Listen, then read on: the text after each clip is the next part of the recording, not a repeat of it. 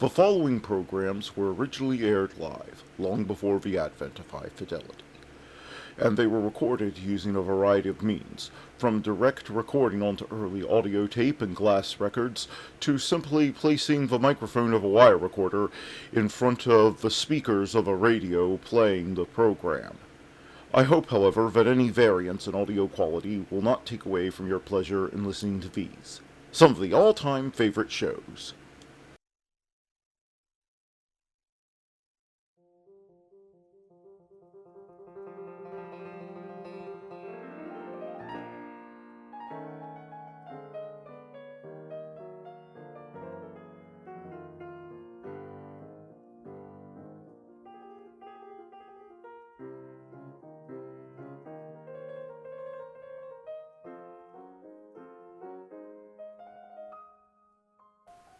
Good evening and welcome to the February 23rd, 2024 edition of Nightly Old Time Radio Shows.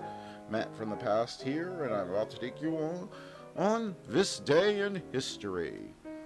In 1455, Johannes Gutenberg prints his first Bible. This is an estimated date.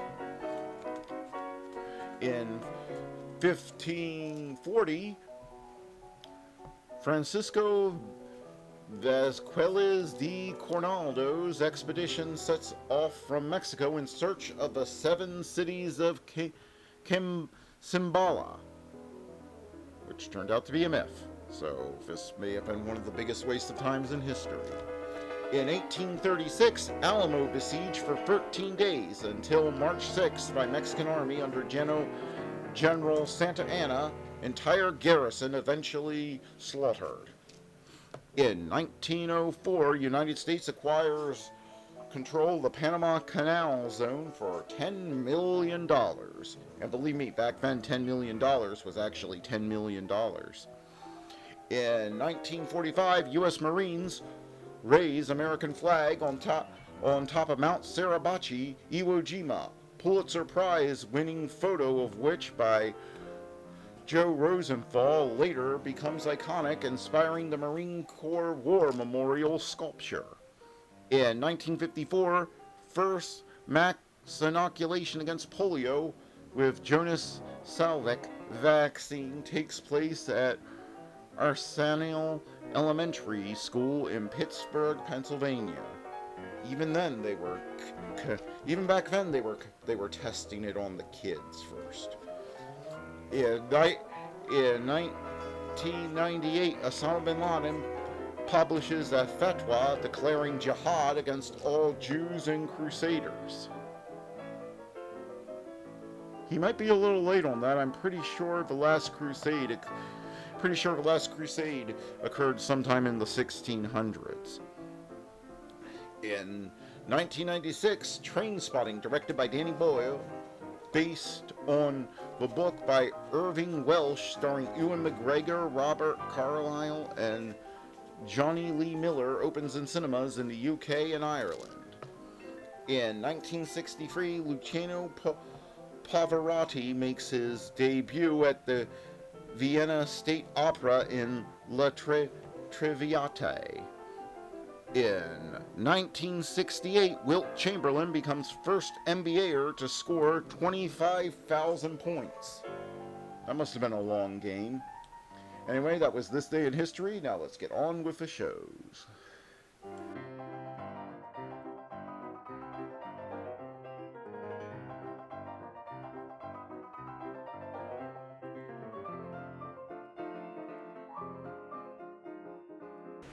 Who's on first? Why, it's Bud Abbott and Lou Costello. Coming up next.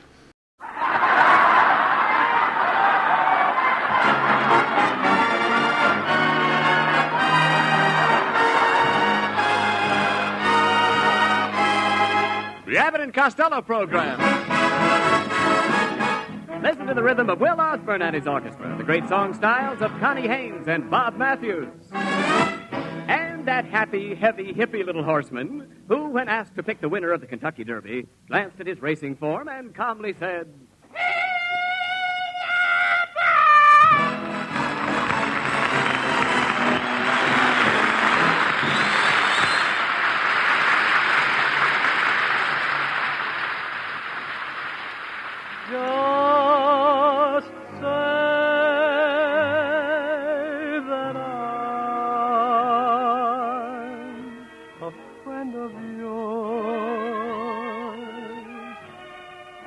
And I'm sure that they won't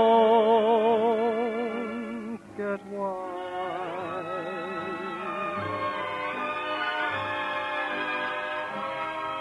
And when they see us together,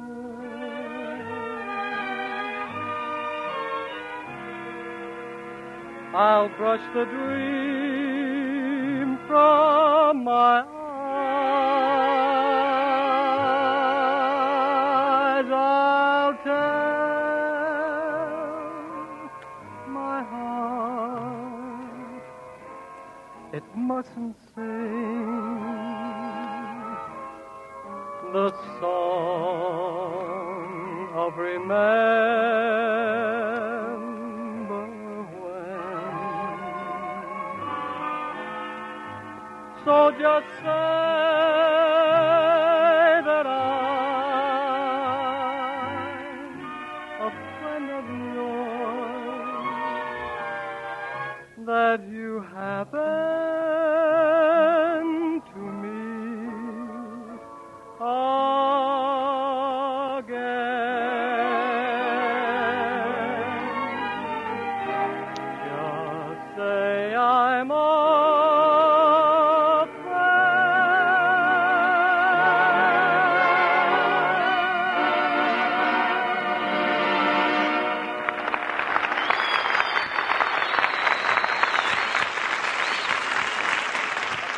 There you are, Costello. I've been looking all over for you all week. I telephoned your house Tuesday night, and somebody answered and said you were taking a bath. You know I'm lost already? Right at the beginning, Greg. You heard it.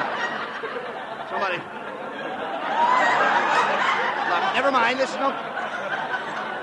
This is no kidding. Somebody deliberately told me that you were taking a bath. Somebody said that I was taking a bath? I called up Tuesday night. Tuesday night? Yes. Brother, did you have the wrong number? Well, look, my wife said she saw you in a tattoo parlor on Main Street this morning. What were you doing in a tattoo parlor? Well, I got lonesome from my girlfriend, Tessie Tinfoil. Yes? You know, the one that's in the Army? Yeah. So I had a picture tattooed on my back. You had Tessie's picture tattooed on your back? Oh, yeah. Sure. And I had me tattooed on my chest. Look. See it? Wait a minute, Costello. I don't see you on your chest. Am I back there with Tessie again? Talk sense, Costello. I understand that Tessie is going to get out of the Army next week. Oh, that's right, Abbott. And she's going back to her old job posing for a designer. He uses Tessie's knees for models. He uses Tessie's knees for models. What does he design? Doorknobs. Doorknobs. Wait a minute. Costello. Costello, just a minute. Turn around. Let me see that picture of Tessie on your back. Go ahead. Turn around. Aha! I thought so. She's knock-kneed. Tessie is not knock-kneed. Well, her knees are touching. She just stands that way because she hasn't got any garters. Look, Costello, if you're so crazy about Tessie, why don't you marry her? Well, I don't believe in marriage, Abbott. Marriage is like soup. Marriage is like soup? Sure. By the time you get through spooning, it cools off.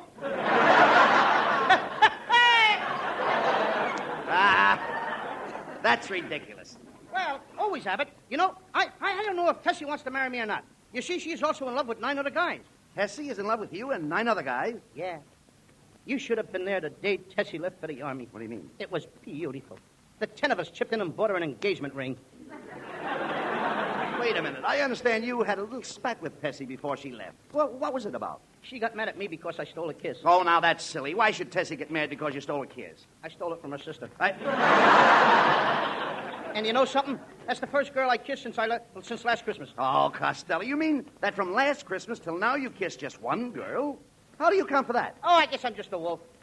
I can't control myself. I can see that. I'm a cat. I'm lower than a cat. I'm an old Studebaker. With no fog lights. All right. Just cut that out, Costello. The trouble with you is that you wear your heart on your sleeve. That's a lie. I might have a little liver and onions on my vest and a smudge of tapioca on my trousers, but I ain't got no heart on my sleeve. No, Costello. I only meant that you are fickle. I'm what? You're fickle. I never touched the stuff. I've never been fickled in my life. Now, look, I'm not referring to drinking. I'm referring to love. Do you know what love is? Oh, sure. Little pigeons make love. Butterflies make love. Yes. Oysters make love. Yeah. Now, wait a minute. Oysters make love. You'd be surprised what goes on inside them shells. Now.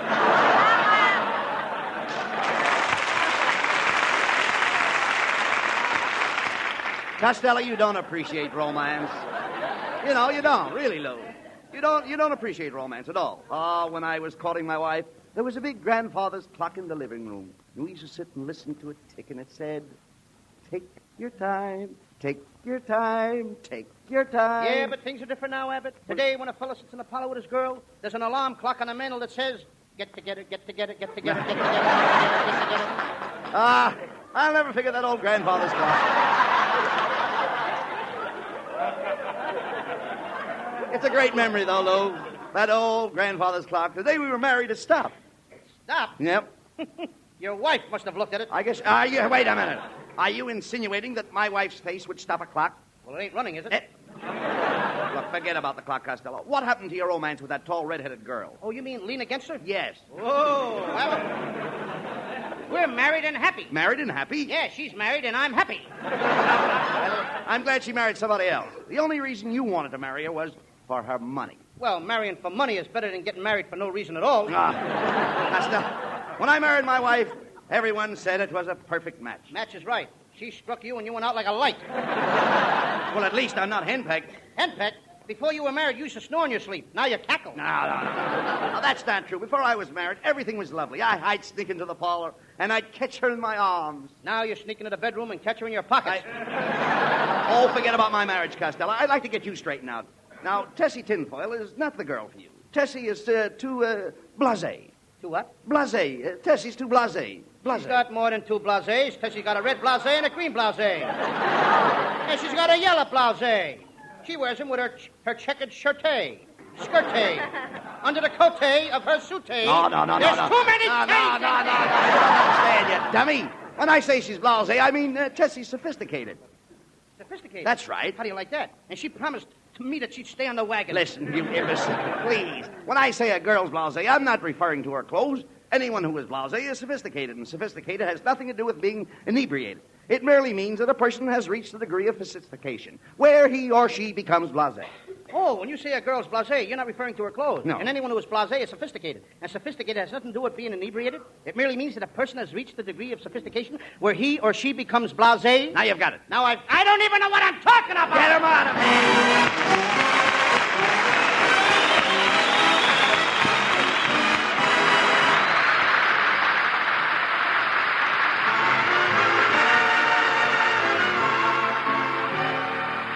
And now here's that romantic Bob Matthews. I don't care who knows it. I'm in love with you. I guess I'll always be this way.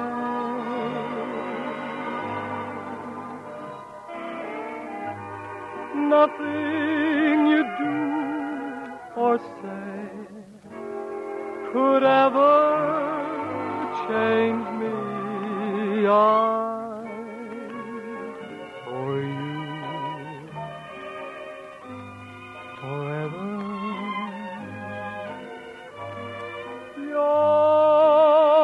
Yours, my whole life through.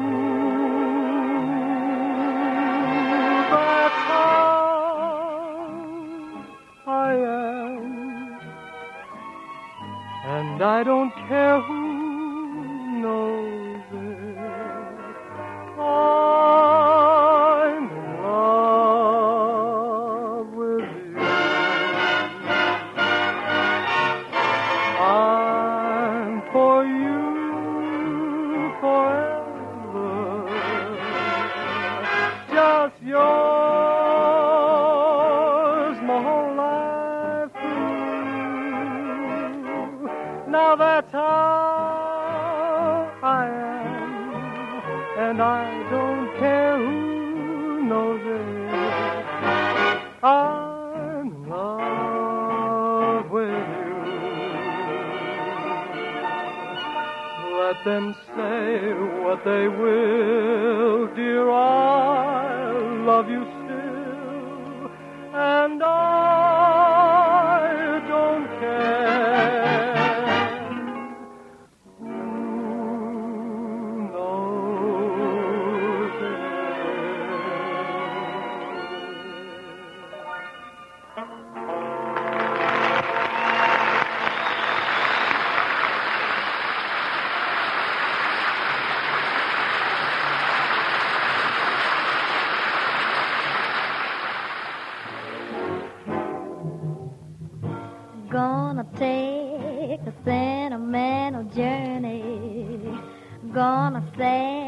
my heart at ease.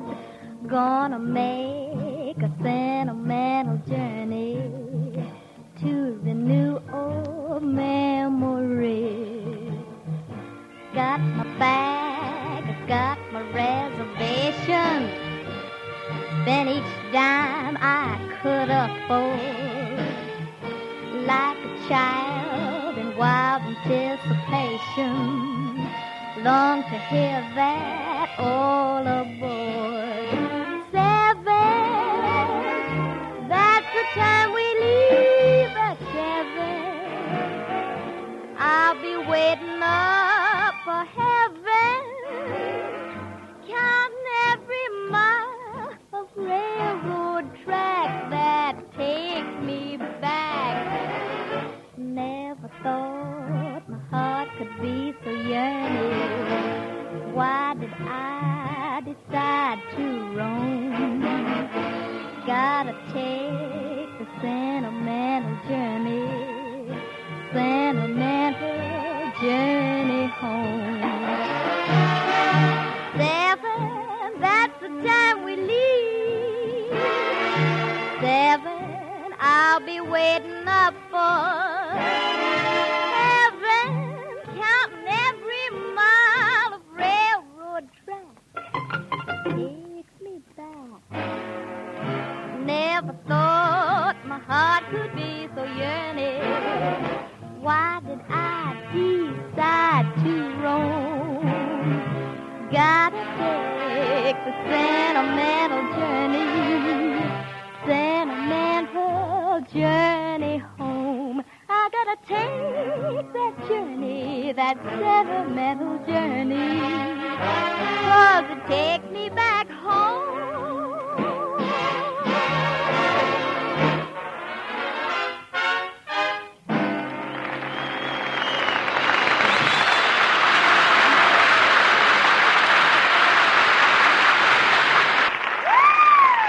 Say, Costello, hey, wouldn't this be a dandy day to go to the beach? Oh, yes.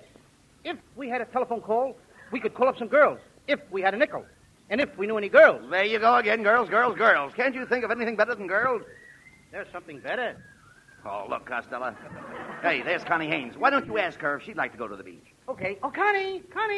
Hey, Connie, how would you like to go to the beach with me, huh? Well, Mr. Costello, honey, I don't know if I should. I suppose you all want to teach me how to swim? Oh, nothing like that. Well, you all won't try to hold my hand? Oh, you know me better than that, Connie. And you won't hug me or kiss me? Oh, gee, Willikers, no. I mean, after all, I promise I won't. Then what are we going for? Then what are we going for? We're going for something. Well, goodbye, Mr. Costello, honey. All right, honey. Well, Costello, That kid murders me. Now, boy. wait a minute. You certainly got turned down fast by Connie. Well, maybe she saw because I broke a date with her Saturday night. I was supposed to meet her at 7 o'clock. What happened? I waited around till 11. She didn't come, so I just stood her up, that's all. I wish Connie would go to the beach with us because she's got the cutest bathing suit. What's it like? It's made of 2 pieces of string held together by a handkerchief. Well, it's too bad Connie's not going. Come on, get your trunks, Costello, and let's go to the beach. My trunks? Yes. Why should I take my trunks? I don't want to move. I just want to go swimming. Well, you swim in trunks, don't you? I do not. I swim in the water just like anybody else. Never mind, I'll rent you a swimming suit. Would you wear a rented suit? That depends where it's rented and the size of the rent. No, come on, Costello. Let's get started. I'll get some lotion to rub on you so you won't sunburn. Oh, you don't have to worry about me, Abbott. I never burn. I just take a nice, healthy, even blister.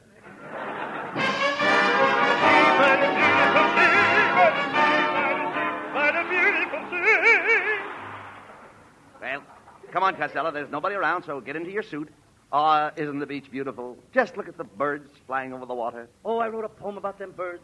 I'll recite it. Go ahead. A wonderful bird is the seagull, which can fly quite as high as an eagle. They sit on the sand, and sometimes they stand, but you can't tell a he from a she-gull. Hey, Costello, here comes a cop. Hey, you guys, this is a private beach. You can't swim here. It's against the law. Well, why didn't you tell me before I got undressed? Well, there's no law against undressing. Look, let's go. Let's go over beyond those ropes, Costello. That's the public beach.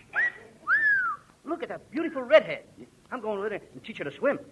Suppose she knows how to swim. Then I'll let her teach me. Hey, Abbott, give me my pail and shovel. Right here is the spot where I covered Ruby Pool Cue up with the sand last Sunday. Well, what do you want your shovel for now? Well, I figure it's about time to dig her up. Look, Costello. Hey, look at that fat lady in that rubber bathing suit. Oh, them rubber bathing suits. They're made for fat ladies. They They are? got a 5-way stretch. 5-way stretch? Yeah, up and down, back and forth, and a shelf to take care of the surplus. Hey, Costello. Look at the man over there feeding donuts to his horse. Can you imagine that? Hey, you mister, what's the idea of giving all them donuts to your horse? I just want to see how many he'll eat before he asks for a cup of coffee. Hey, what are you doing on the beach with that horse? Well, you see, I came down here to go swim. To go swim. To go swim. Swimming? No, fishing. Did you catch anything? No. You see, my wife was with me, and the fish took one look at her. When they saw how badly I was hooked, they wouldn't bite at all. All right. Never mind him, Costello. Why don't you go into the water? You've always bragged to me that you were such a great lifesaver. Now, come on. I am a great lifesaver, Abbott, and I'll prove it to you. I can save anybody. Anybody at all. Anybody want to be saved? Anybody at all would like to be saved? Save me! Are you a man or a woman? Woman! How old? 57! Anybody else want to be saved?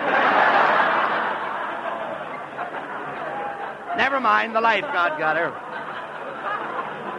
Lucky for you. Now, look, Costello, when you go into the water, stay close to the life boy. Stay closer to what? The boy. Stay close to the boy. That's the safest thing. Stay close to the boy.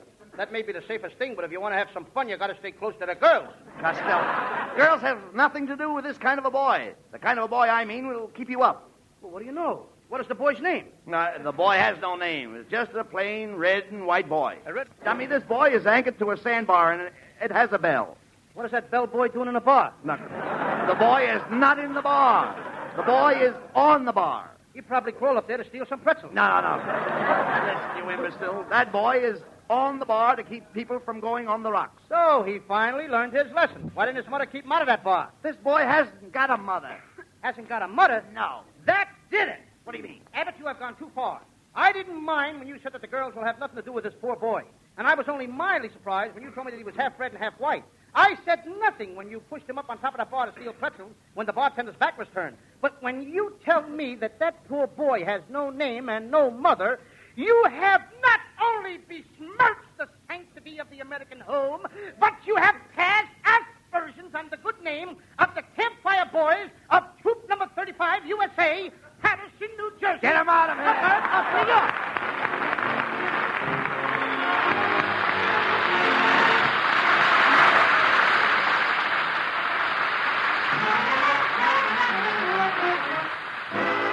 Lovely Connie Haynes on stage now. With Will Osborne and the orchestra, Connie sings... Good, good, good. That's you, that's you.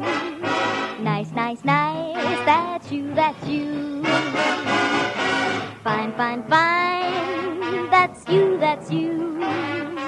Good, good, good. That's you, that's you. Your tasty lips are sweeter than a lollipop.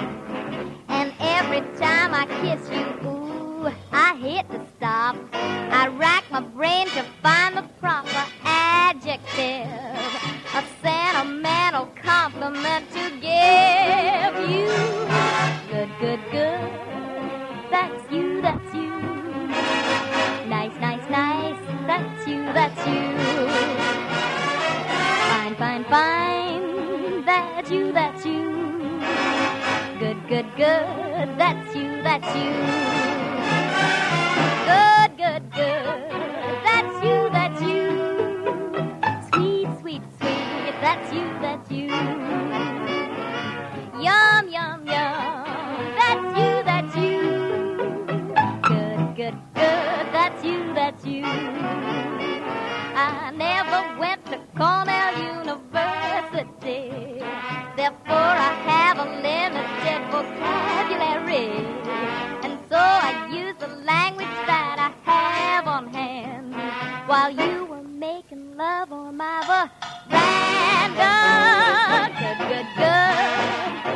you, that's you. Nice, nice, nice, that's you, that's you. Fine, fine, fine, that's you, that's you. Good, good, good, sweet, sweet, sweet. Fine, fine, fine, yum, yum, yum. A good, that's you, that's you.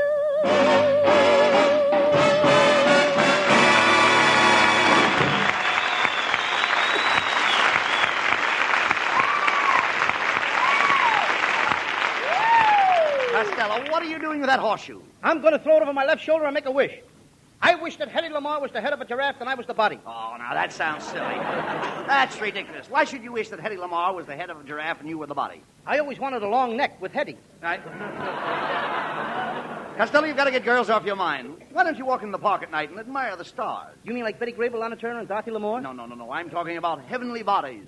Brother, we're both talking about the same thing. Hey, look, someday you're going to get in trouble chasing girls, and you'd better keep away from that young divorcee that lives next door to you.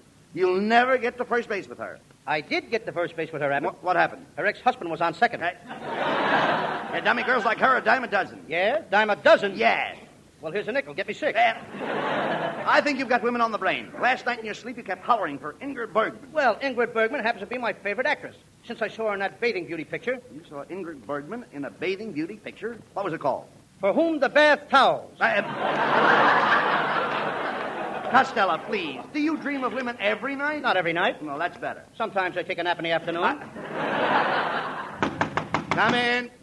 Oh, there you are, you fat, impudent little slob. That's me. Yes, you. Costello, last night I dreamt that I went out with you. You did? Yes, and I've never been so insulted in my life. Take that. Ooh. Now, the next time I dream about you, maybe you'll act like a gentleman. How do you like that? The next time she dreams she's got a date with me, I ain't even going to show up. Well, Costello, I'm convinced that your dreams are the cause of all your girl trouble. And we've got to find out what they mean. Gee, I wish we could. Really, I do. I'm glad you said that, Costello, because we have with us tonight the world's greatest authority on dreams. Good evening, gentlemen. I am the world's greatest dream analyst, Professor Melonhead. known professionally as Dreamboat Melonhead. Dreamboat Melonhead. Dreamboat. Looks like somebody plucked all the feathers out of your crow's nest. Here, young man, are you trying to infer that my head is bald? Infer? If you put your head in fur, it would look like an oversized mothball. Hey, Abbott, get a load of that slippery dome. I've seen ostriches sitting on better-looking things than that. No, Costello, please. And you get results. I know. Please. You shouldn't make cracks about the professor's head. If his head ever cracks, I'll make an omelet out of it. Look, gentlemen, we're wasting time. Professor Melonhead, Yeah? Can you tell us what causes Costello to dream about girls? Of course, Abbott. Tell me, Costello, do you dream about girls all the time? No, only when I'm asleep. Fine, good. Now I'll have to have a little of your case history. Do any other members of your family have peculiar dreams? Yes, my Uncle Artie Stebbins. Mm-hmm. Last night he dreamed he was pulling the weeds out of his garden. He dreamed he was pulling weeds out of his garden. What happened? When he woke up, his wife was as bold as an eagle. All right, now let's get back to you, Costello. What type of girls do you dream of? Beautiful girls. Beautiful. Once I dreamed of beautiful, gorgeous blonde, and when I put my arms around her, something electric passed between us. A shot? No, she slipped her light bill into my pocket. Well, Professor Melonhead, have you found out what causes Costello's dreams? Well, Abbott, my superficial diagnosis tells me that Costello's dreams are caused by contraction of the nerves in his head, making his brain too tense. My brain is 2/10? Yep. 2/10 the size of a normal brain. Melonhead, for 2/10, I'd sock you right in the puss. All right. Now, Costello, I will attempt to remedy your condition by massaging your head. First, I will stuff cotton into your auditory canal. Then I will pack your cranium in cracked ice, tighten your cerebrum, loosen your cerebellum, and then I will rub horse liniment into your medulla oblongata.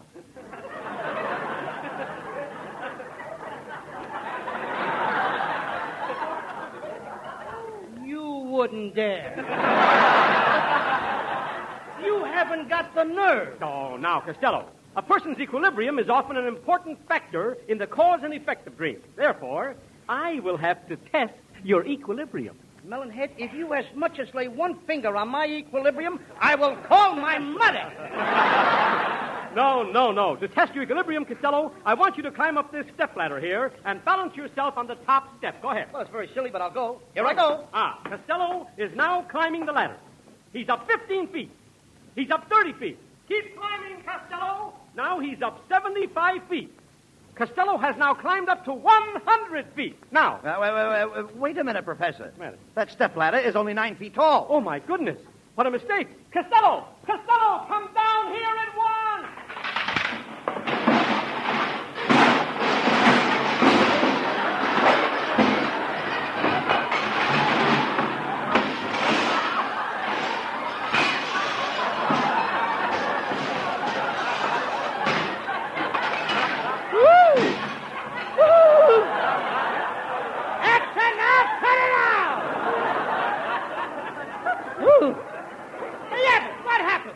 Costello, do you realize you climbed up 100 feet and that ladder is only 9 feet high?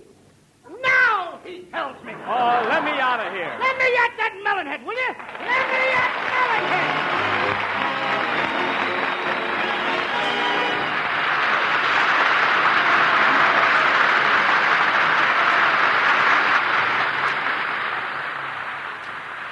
And now here, Bud Abbott, and Costello with the final word.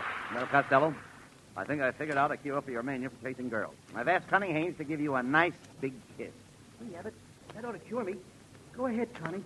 Well, pucker up, Mr. Costello, and I'll kiss you.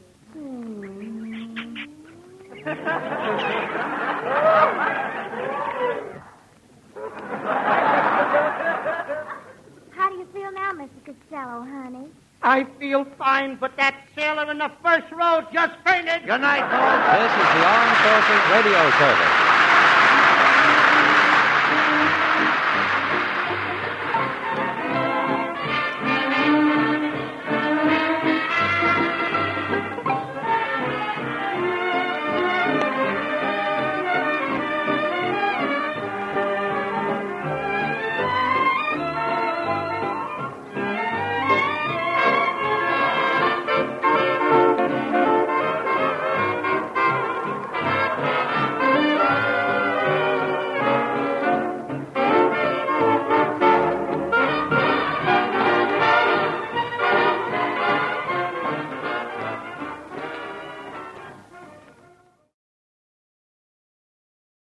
Now let's join a true legend of American comedy who also entertained troops for nearly 60 years, Bob Hope.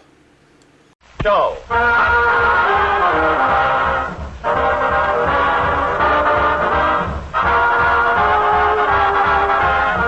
With Francis Langford, Jerry Colonna, Vera Vague, and Skinny Ennis and his orchestra. And now here he is, the star of the show, Bob Hope.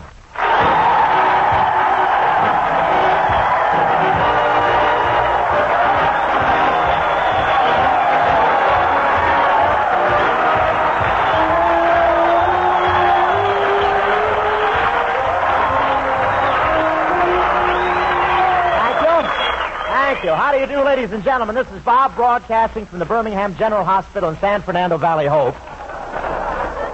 Well, here we are broadcasting from the Birmingham Hospital. Yes, sir, I'm going to lay sterilized eggs tonight. Yes, sir. We're playing to 800 ambulatory patients. Ambulatory, that's an Army medical term meaning nurses pass through this ward at your own risk.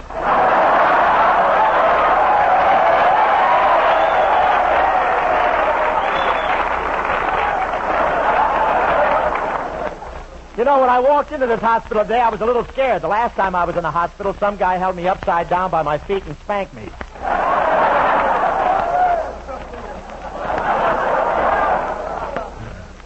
This hospital is surrounded by a lot of orange groves, and it's really wonderful. They don't have to use hot water bottles here. They just let the patients sleep with their feet out the window, and the smudge pots take it from there.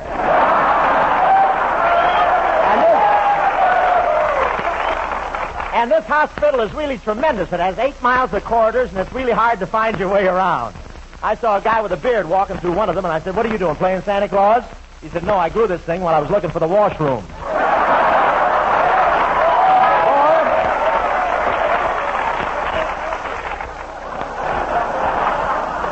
Boy, it's really big. A new detachment arrived here the other day, and they took a wrong turn in the corridors, and they went all the way back to Australia without ever leaving the building.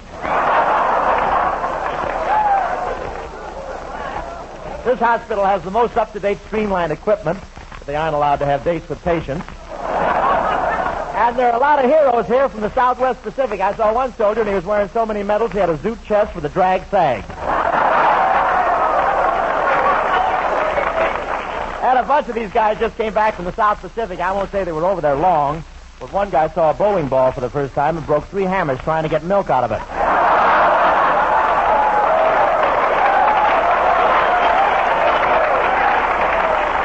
And I want to tell you that the vacs are right on the job here. They give each one of these boys here a 5-minute phone call home, and I think that's fine work, don't you?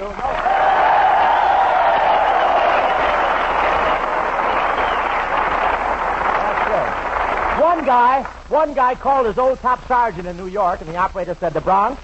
The guy said, "You're not kidding, lady, but let me give it to him."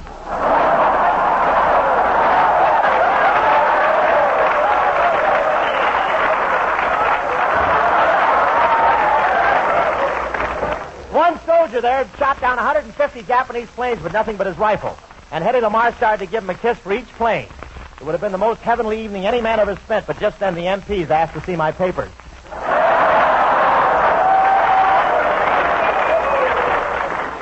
But I enjoyed the little incident. I enjoy a good argument with the MPs. And besides, why go through life with your head shaped the same way all the time? But one of the wonderful things at the canteen is the feeling of brotherly love between the sailors and the soldiers.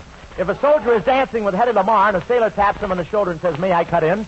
the soldier smiles sweetly and very graciously says, "What's the matter, you crazy or something?"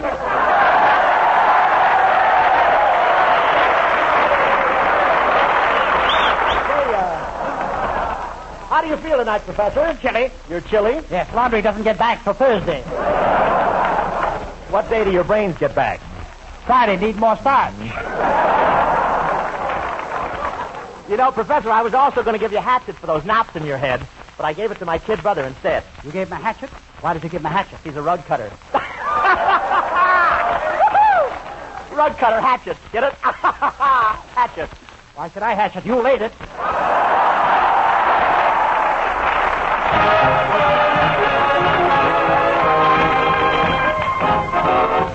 Here comes our man, Skinny Ennis, doing There Goes That Song Again. Do it, Skinny. There goes that song again. We used to call it our serenade. We fell in love when we heard it play. Over and over and over and over again. I still remember when I sang the words and it made you mine. I'd steal a kiss and repeat line. Over and over and over and then we drifted apart. You walked off with my heart.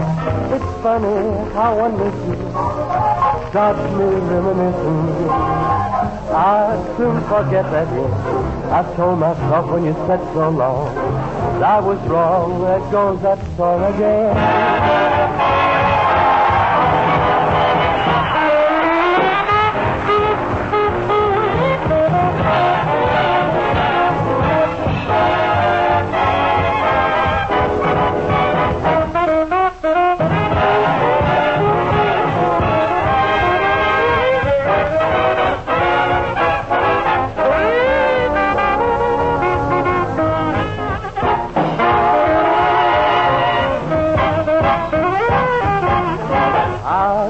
Forget that yet. I told myself when you said so long that I was wrong. When you said so long, there goes that song again.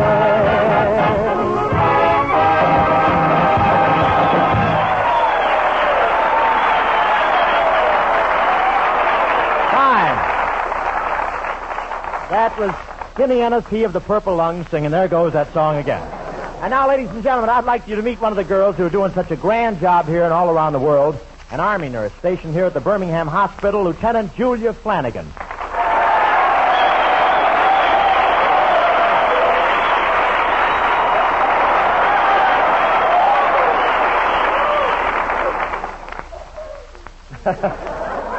Boy, they're putting out the sedatives in a new wrapper this year, aren't they? Lieutenant Flanagan reporting, sir. Now, wait a minute. Don't say sir to me. I'm Bob Hope. My mistake. Lieutenant Flanagan reporting, ma'am.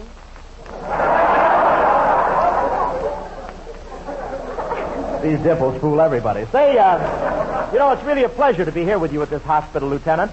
I hear you have a great record for saving lives. Yes, Bob, we never give up anybody. Have you met Skinny Ennis? Hiya, Lieutenant Flanagan.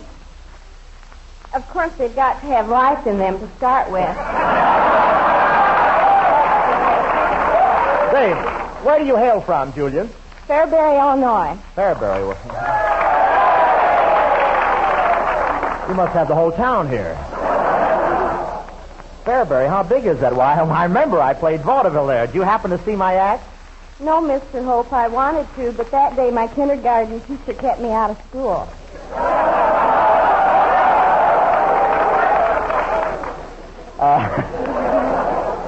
Julia, don't let this white in my hair fool you. I was in a hurry this morning and forgot to comb the fog out. But I really can't get very angry with you, or you nurses have done such wonderful things for the boys, Julia. See, that's the life of an angel of mercy, spreading your protecting wings over the sick and making them well again. See, sometimes I wish I'd been born a girl. And sometimes... What? And sometimes I wish I'd been born a man. Yes, it's nice to be one or the other. But you've had quite a career, haven't you? I developed an interesting hobby while I was in the Southwest Pacific, Bob. I collected butterflies. You're kidding. Butterflies? Yes, you know what butterflies are. Yeah, that's a worm that won its wings. Well, look, Lieutenant Flanagan, why don't we get together later and talk about the birds and the bees, too, huh? Sorry, Bob, but the only men I have time for now are the wounded men. What time shall I meet you? Thank you, Lieutenant Julia Flanagan. Very good, too.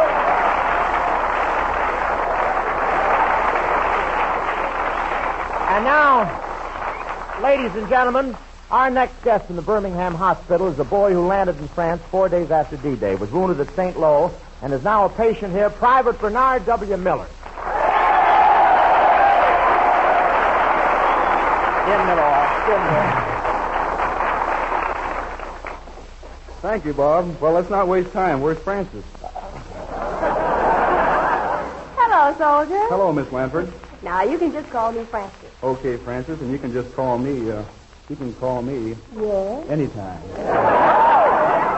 Guy's about ready to get out of here, huh? Well, where do you hail from, Bernard? Claflin, Kansas. Claflin. Oh, yes, been there many times.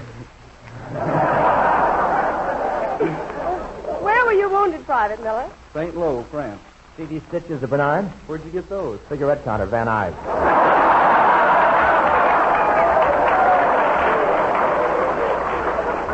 So you were wounded at St. Lo? Yes, Francis, by shrapnel. And my life was saved by an American who gave blood to the Red Cross. If it hadn't been for plasma, I'd have been a goner. You just think maybe it was my blood.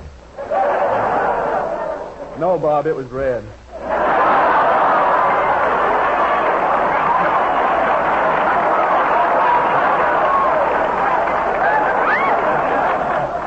Bernard, you're in the infantry, aren't you? Gee, Francis, I never saw anybody so pretty as you. Say, how long were you overseas?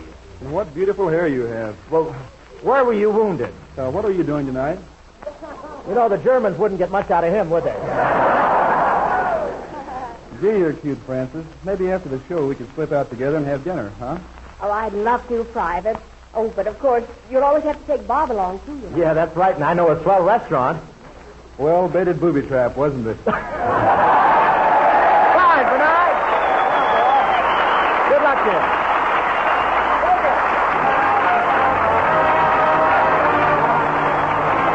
Here comes Francis Langford, making believe. Francis Langford,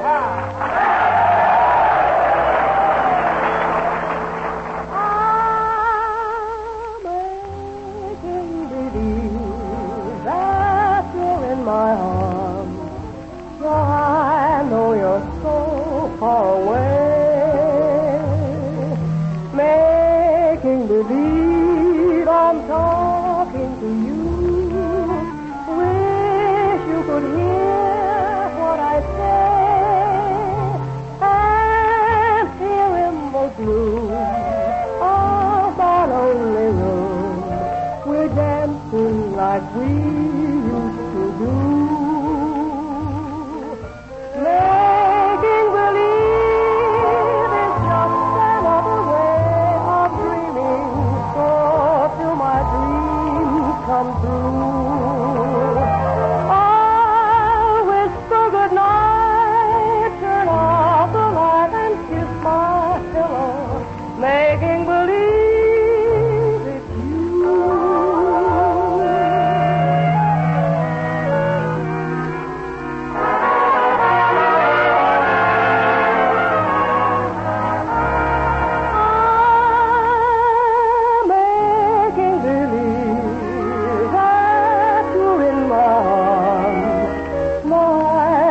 you're so far away, making believe I'm talking to you. Wish you could hear what I say. And here in the gloom of my lonely room, we're dancing like we used to do. Making believe is just another way of dreaming, so till my dreams come true. I'll whisper good night, turn off the light and kiss my pillow. Making believe it's you.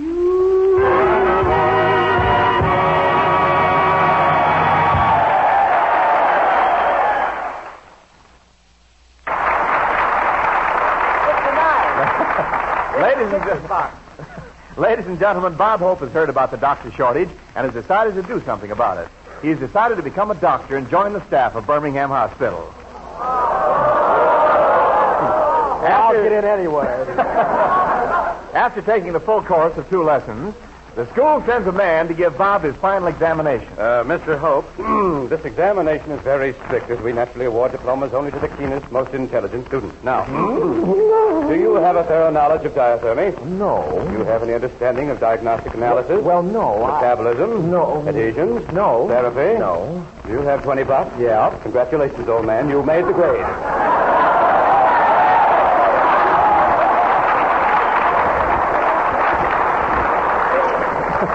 Hope's first and only patient expressed his gratitude by saying... And now we find Dr. Hope taking up his duties at Birmingham Hospital. Gee, I wonder which of these cute nurses they'll assign me. I bet she's gorgeous with a figure like Betty Grable and a face like Hedy Lamarr. And... Well, it was a beautiful dream while it lasted.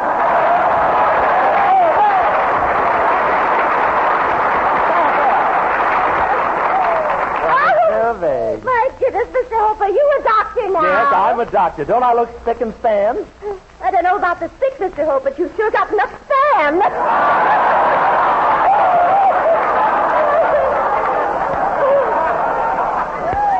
So you're a nurse, Miss Vague, huh? Oh, yes. I just love working in a hospital, Dr. Hope. You know, this morning I kissed all the young doctors in the place. Intern? Yes.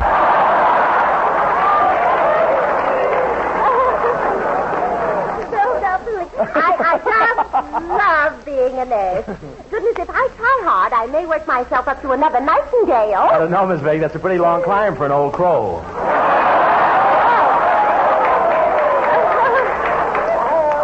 How can you say such things, Doctor? Do you know they had mistletoe in one of the wards yesterday? You should have been there when I stood under it. What did you get, Miss Vague? Fallen arches. How have you been doing, Doctor? Well, I've had a busy morning. Nelson Eddy just called for an appointment. He has an inflamed throat. What makes you think he has an inflamed throat? Well, the other day he sang shortening bread and it came out toasted. But you seem very happy here, Miss Vague. Oh, well, I am. Being a nurse is a wonderful experience, Mr. Hope. A girl can learn so much. Really? Just imagine being able to hold a man's hand and have a little dial to tell you how fast his blood pressure is going up.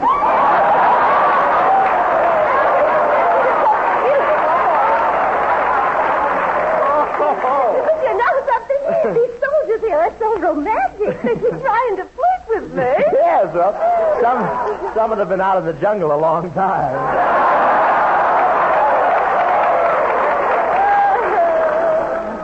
Bless your heart, Mr. Hope. Really, it's amazing how your mouth can be so ambulatory when your brain still hasn't come out from under the anesthetic.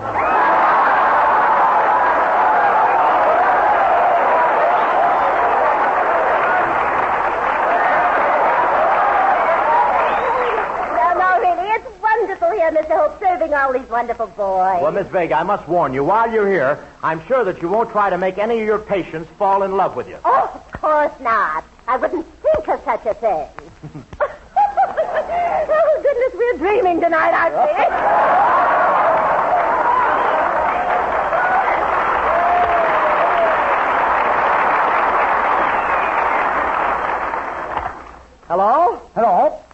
Professor, whenever the phone rings, it's always you. Well? It's monotonous. Oh, hello, monotonous. Put Hope on the wire. Kelowna, you're driving the ambulance, aren't you? Where are you now? I'm driving down Hollywood Boulevard to pick up some patients. But, Kelowna, we don't need any patients. Well, in that case, I'll get off the sidewalk. Well, Kelowna, have you made any calls today? Well, I just found a poor old lady who's been flat on her back for 5 years. But I fixed her up. What'd you do? Rolled her over on her stomach.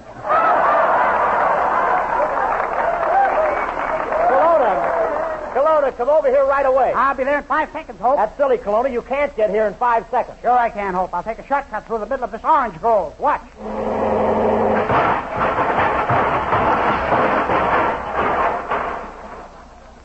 Well, care for some marmalade?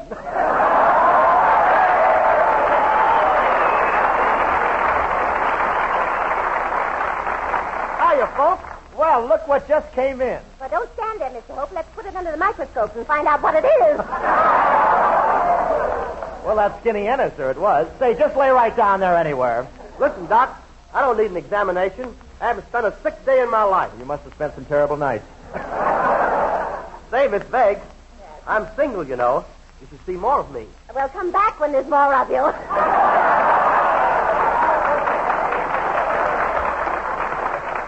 Hello? Dr. Hope, come quick. I swallowed. Now, wait, I don't hear you. You swallowed what? Put your mouth closer to the telephone. I can't. That's what I swallowed. You swallowed your telephone? How'd you do that? I was talking to my girl, and when I kissed her goodbye, I guess I overdid it. There it goes again. Oh, excuse me, Mr. Hope. Oh, what's the matter? What are you laughing about? Oh, I can't help it. The bell's tickling my epigatas.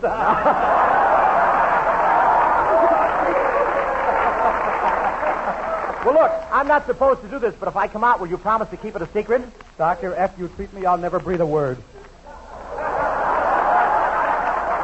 Well, okay. I'll be right out. Kelowna. Yes, Doc? Come on. Look, we got to make a fast emergency call. Do you have a siren in the car? Yes, but you have to be home by 5:30.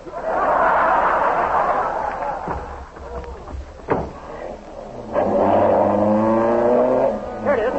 Here's the house where the patient lives, Kelowna. Stop the ambulance.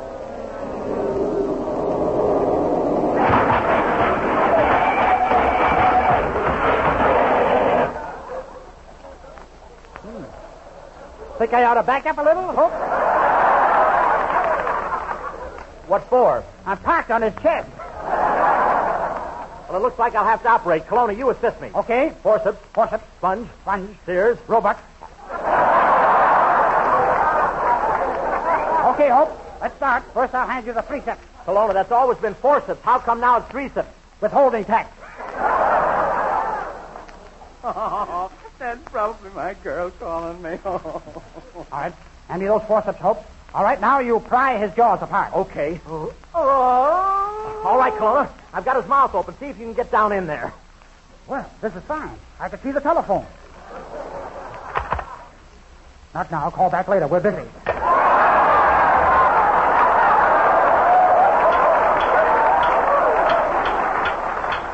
Kelowna, what are you doing? Wait, are you getting the telephone out? Who cares about the telephone, Hope?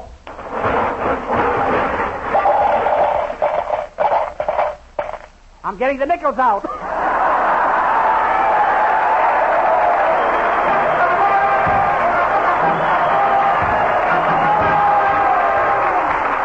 And thanks to the memory of vets of war's campaign who felt the battle's pain. But you can feel as your wounds heal, it hasn't been in vain. And we thank you so much. Our thanks to Colonel Alvin C. Miller, Lieutenant Colonel John O'Donnell, Major W. R. McBrien, and to all of you men here in Birmingham General Hospital, and also to you indispensable nurses.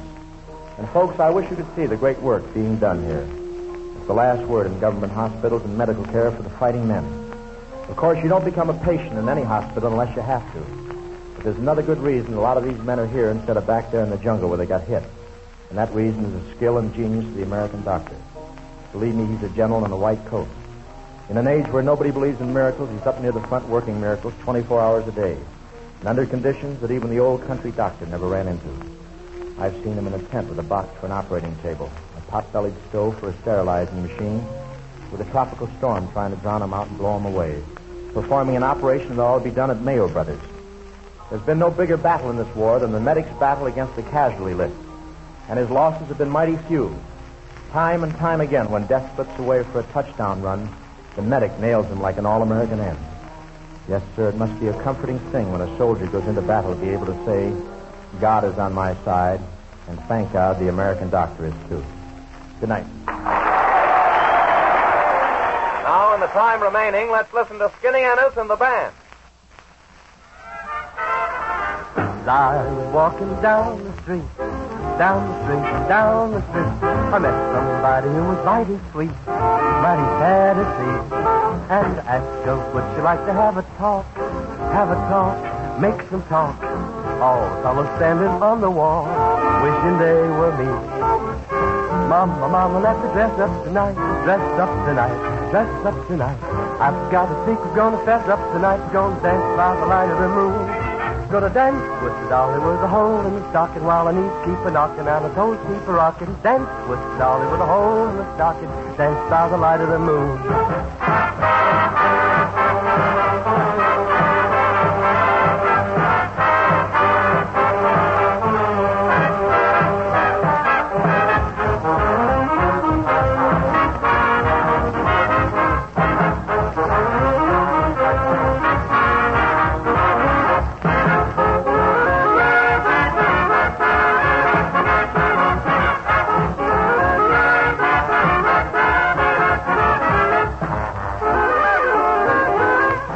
Mama, mama, let's dress up tonight, dress up tonight, dress up tonight.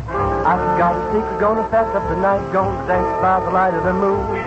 Gonna dance with the dolly with the hole in the stocking while I knees keep a-knocking and the toes keep a-rocking. Dance with the dolly with a hole in the stocking, dance by the light of the moon, dance by the light of the moon.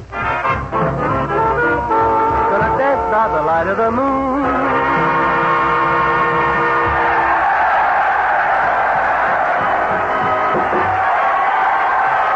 Would you like to swing on a star, carry moonbeams home in a jar, and be better off than you are? Or would you rather be a mule? A mule is an animal with long, funny ears, kicks up at anything he hears. His brain is brawny and his breath is sweet. He's just plain stupid with a stubborn streak, and by the way, if you hate to go to school, you may grow up to be a mule. Or would you like to swing on a star, carry moonbeams home in a jar, and be better off than you are? Or would you rather be a pig? A pig is an animal with dirt on his face. Shoes are a terrible disgrace. He's got no manners when he eats his food. He's fat and lazy and extremely rude, but if you don't care a feather or a thing, you may grow up to be a pig.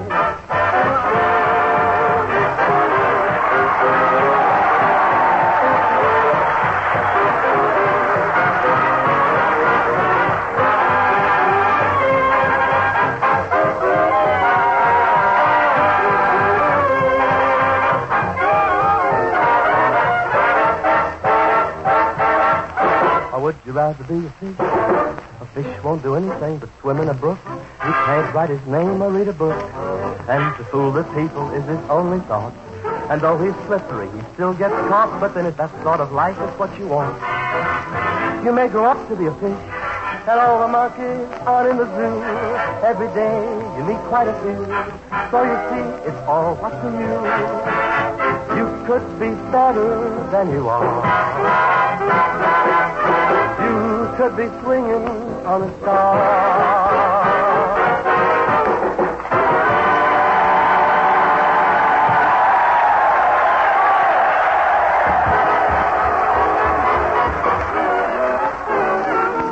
How many hearts have you broken with those great big beautiful lies?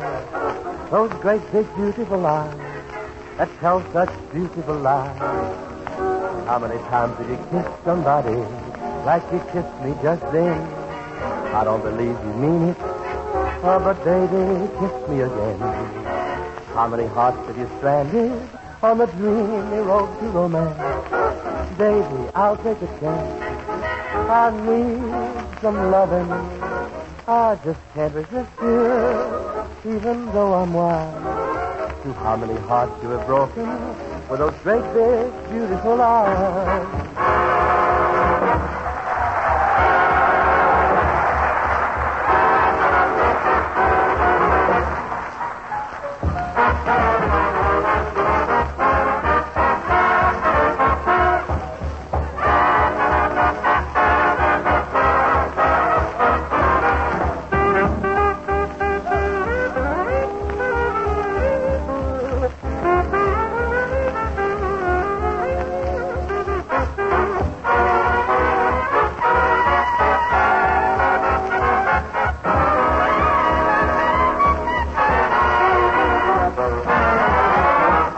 Can't resist you, even though I'm wild. To how many hearts you have broken. This is the Armed Forces Radio Service. Big, beautiful eyes.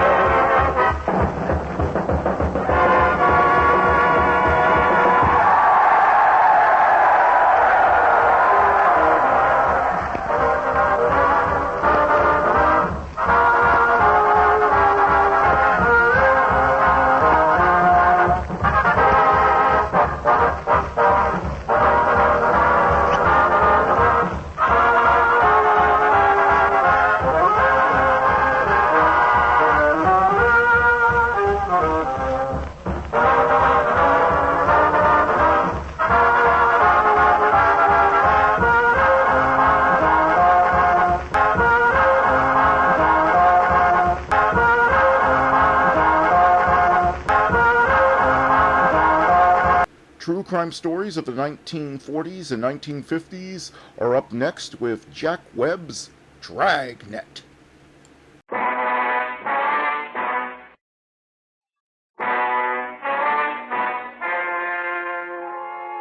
story you're about to hear is true. Only the names have been changed to protect the innocent. Fatima Cigarettes, best of all long cigarettes, brings you Dragnet. You're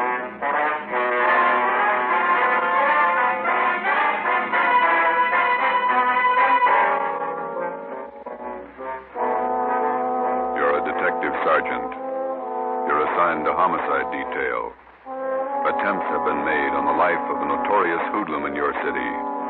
His death could mean an open gang war. Your job, stop it. If you want a long cigarette, smoke the best of all long cigarettes. Smoke king-size Fatima. Fatima is the long cigarette, which contains the finest Turkish and domestic tobaccos, superbly blended to make Fatima extra mild. And that's why Fatima has a much different, much better flavor and aroma than any other long cigarette. That's why Fatima has more than doubled its smokers coast to coast. So, enjoy Fatima, the best of all long cigarettes. It's wise to smoke extra mild Fatima. It's wise to smoke extra mild Fatima.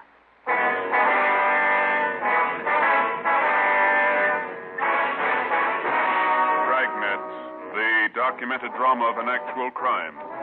For the next 30 minutes, in cooperation with the Los Angeles Police Department, you will travel step by step on the side of the law through an actual case from official police files.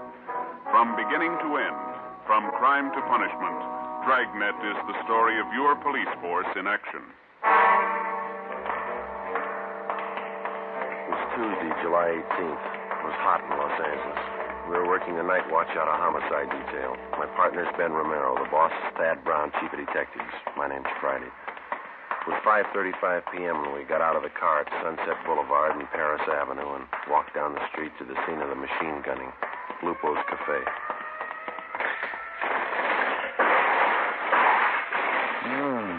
Look at that, Joe. Yeah.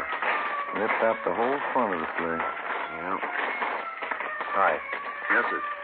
Romero and Friday, homicide. Oh, I'm Sheldon from Hollywood Division. Taylor and I picked up the call in our car. Nobody hurt. What's the story? Just a second. It's Captain Elliott. Hold it a minute, will you, Sheldon? Hi. Hi, Captain. Not much of it left. Sheldon here was in the cruiser car. He'll fill us in. All right. The intended victim was Gus Valentine. He's over there with Taylor, my partner. Yeah. Mm-hmm. According to Valentine, he stopped in the restaurant here for a drink. He was in there about 15 minutes, came out to hail a cab, and this car came around the corner. Down there, Sunset and Clayton. They whipped by close to the curb and opened up. Mm-hmm. I've got the laundry there on one side of the place and a dry cleaning joint on the other side. Yes, sir. Miracle, but nobody was hit. You get anything on the car? Nothing so far. Happened so fast, nobody got a good look at it. How about Valentine? Does he have any idea? I don't know. Taylor's getting the information. Nobody saw anything? Any witnesses? Yes, sir. A couple. Newsboy Tim Benson, the lady in the dry cleaning place, Agnes Rebard. Mm-hmm. Neither of them got a license number. Okay. I'd like to talk to Valentine. Sheldon, keep the area clear, will you? Lab men are on their way out. Yes, sir. Come on.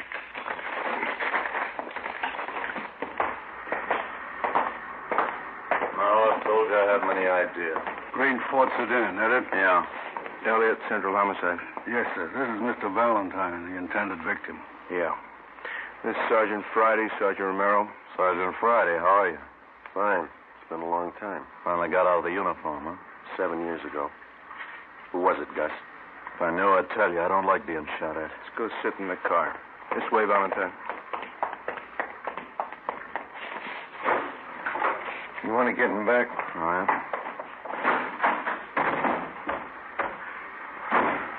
All right.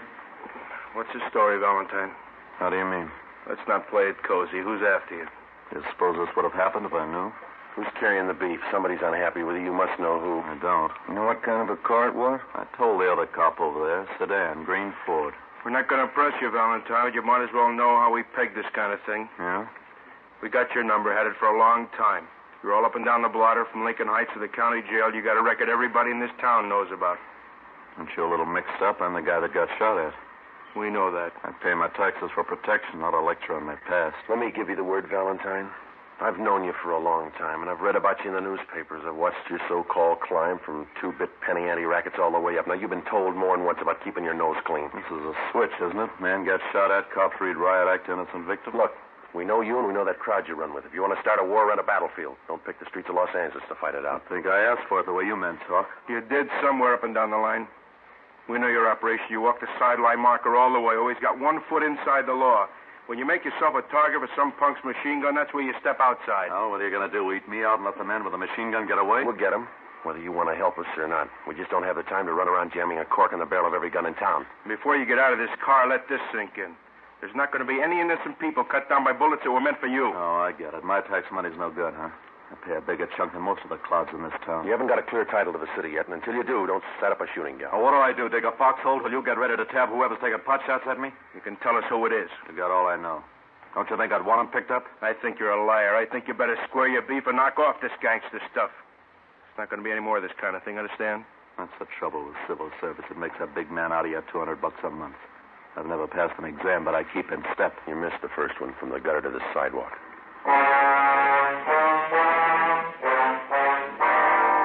Almost without exception, every city in the United States has its Gus Valentine.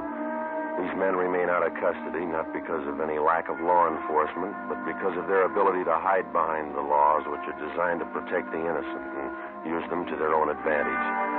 They operate allowing only the thinnest margin possible between themselves and the state penitentiary. We drove back to Central Division. At 6:18 p.m., we were called to the chief of detective's office. He wouldn't give you anything, huh? Not a thing. Usual line of smart talk. Who's ever after him meant business. Those storefronts were a mess. Yeah, they won't quit now. Just a minute. What's that intelligence number? 2821. Oh, yeah.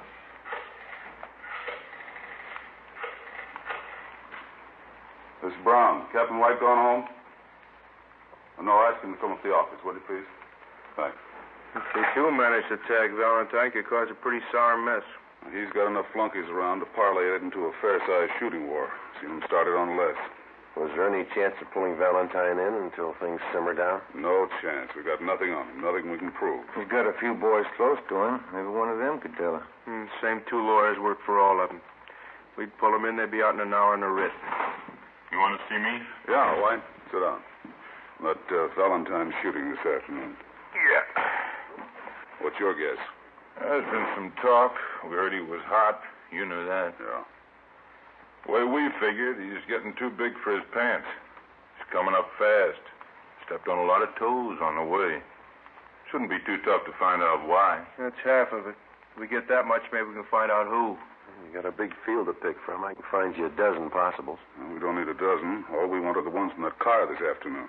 Who do you figure, Captain Moore? Well, I kind of go along with Joe. Like I said, I think maybe we'll be able to peg Y a little faster.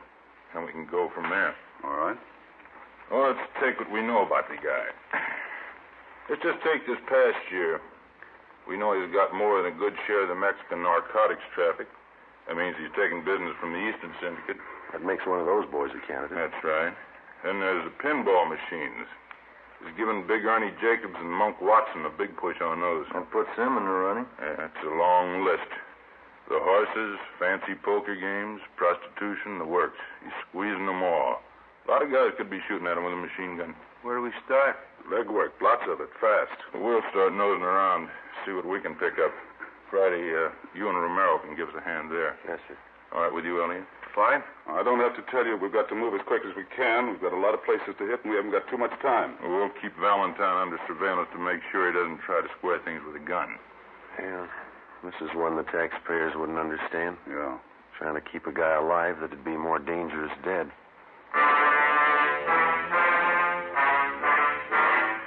Wednesday, July 19th. Ben and I started making the rounds to find out why someone was out to get Gus Valentine. Captain was right. The list of his enemies was long. For 2 days, we talked to gamblers and bartenders at the usual hangouts. The few slim leads we picked up led nowhere. Saturday, July 22nd, we met with one of Ben's informants, a bar boy at a cafe out on Santa Monica Boulevard. That's him over there. At that table. Oh, yeah. Jerry? How are you? Hiya, Ben. Grab a chair. You know my partner, don't you? Sure. Sit down, Joe. Want a beer? No, thanks. We're working. Coke? You okay? One's enough. We'll Here you go. Good and cold.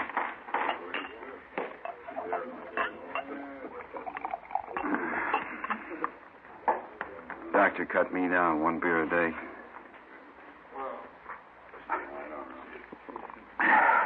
It's a spot on a hot day, don't it? Yeah. What about Valentine? What about him?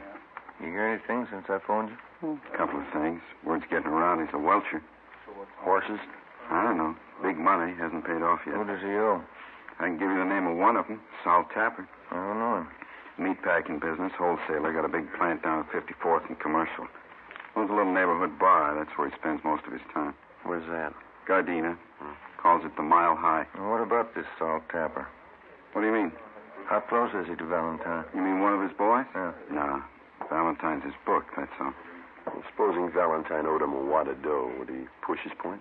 How do you mean? Would he use pressure to collect? Maybe a meat cleaver, not a machine gun. I don't figure him in on that Tuesday caper. Sure you don't want this other Coke? No, thank you. What time you go to work? Plenty of time. One bottle of beer ain't hardly enough. Any rumbles about the shooting?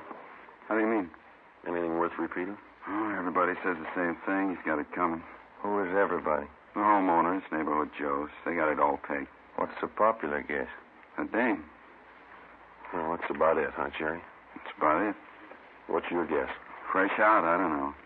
How come you guys are so worried about Gus Valentine? I didn't think you cared whether he lived or died. Either way, we're in trouble. We left the cafe on Santa Monica Boulevard and drove out to Gardena to the Mile High Bar. It was a typical neighborhood tavern with the windows painted in black except for 2 small ovals in the center of each window. They were filled with beer signs and red neon. The cloth sign advertised shuffleboard and life-size television. Inside, the walls were covered with alpine mountain climbers trying to fight their way up a mountain that looked twice as steep as the Matterhorn. You need 10 nickels, will you, Leonard? Can you tell us where we can find Sal Tapper? Yeah, I'm him. Thanks, Lynn. What do you want? Police officers, I'd like to talk to you. Sure, what about him? Gus Valentine. Yeah?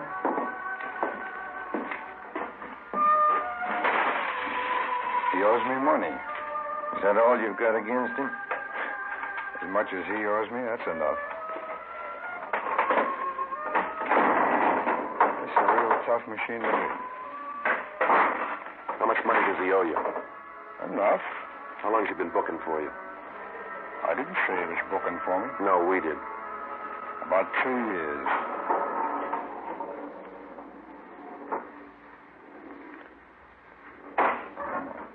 Come on. Get it. 4,000 on the first ball. I got to do better than that. Where were you Tuesday afternoon? At the packing house. Can you prove it? Would I say it if I couldn't prove it?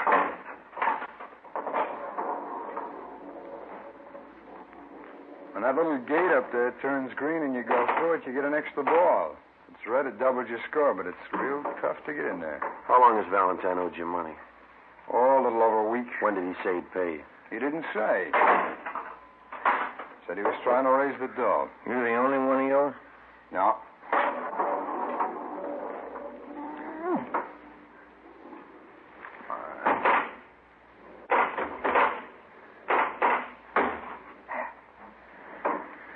There's a couple of more guys in town. You know who they are? No. How do you know he owes somebody besides you? I heard. Did he say why he hasn't paid up?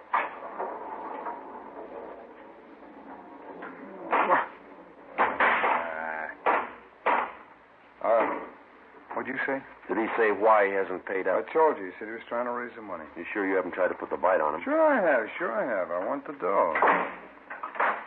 But I didn't gun him. Somebody did. Yeah, I know. No, it wasn't me. You had a reason. It's a lot of people. Yeah. We're looking for the one with the machine gun. Well, I can't help you there. Oh, come on. Oh. Get in there. Hey, look at that. Free ball. 26,000. Now, that's a real tough machine to beat. Where did you say you worked Tuesday? At my packing plant, 54th and Commercial. Okay. How long have you known Gus Valentine? About 4 years. I met him at a party out in Hollywood. It's the first time I've ever known him to welch. Mm-hmm.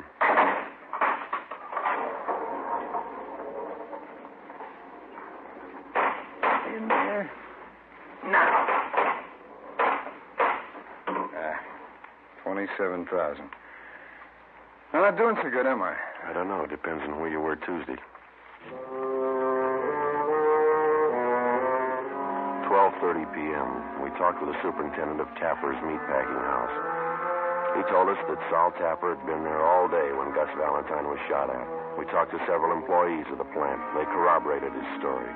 We checked Tapper out and found him to be a fairly respectable businessman who gambled a great deal on the side, but we felt reasonably sure that he had no part in the shooting. We knew that if we could run down the others to whom Valentine owed money, we'd be closer to finding out why he was being shot at and eventually get to the right man. 1:45 p.m. Ben and I went upstairs to the 8th floor of the city hall, the lunchroom. We had a sandwich and coffee. Too close to dinner to have a piece of that pie, isn't it? Yeah, I'd say so. Hand me another napkin, will you? Yeah. Here. Thank you. Think you'd do any good to talk to Valentine again? Maybe. I doubt it. He's not going to tell us anything. I figure we're on the right track. A lot of reasons why he might be a target, but this welching business, that's new to him. Could be. You Sergeant Friday? That's right. Telephone. Wait a minute. I'll go with you. I'm finished. No, you got the check. I'll get the tip. Oh, all right.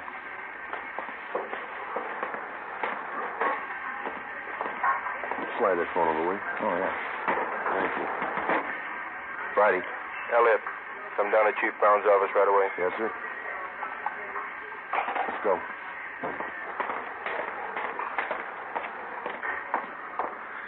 Pie sure did look good. Come on, let's get that elevator.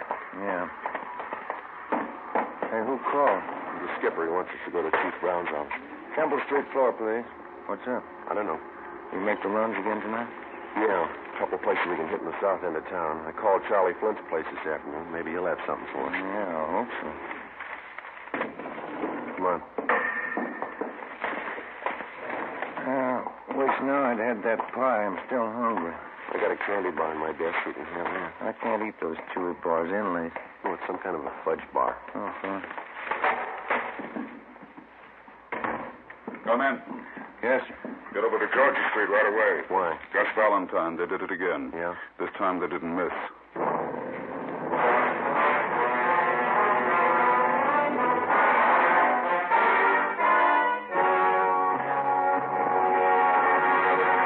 You are listening to Dragnet for the step-by-step solution to an actual police case. Here, step by step, are the reasons why Fatima has more than doubled its smokers from coast to coast. Step 1. The name Fatima has always stood for the best in cigarette quality. Step 2. Long cigarette smokers discover Fatima has a much different, much better flavor and aroma. Step 3. Long cigarette smokers find Fatima extra mild. Fatima is the long cigarette which contains the finest Turkish and domestic tobaccos superbly blended to make Fatima extra mild. And that's why more and more smokers every day agree it's wise to smoke extra mild Fatima. It's wise to smoke extra mild Fatima. Yes, the name Fatima on that golden yellow package is your insurance of an extra mild smoke. So enjoy king-size Fatima, the best of all long cigarettes.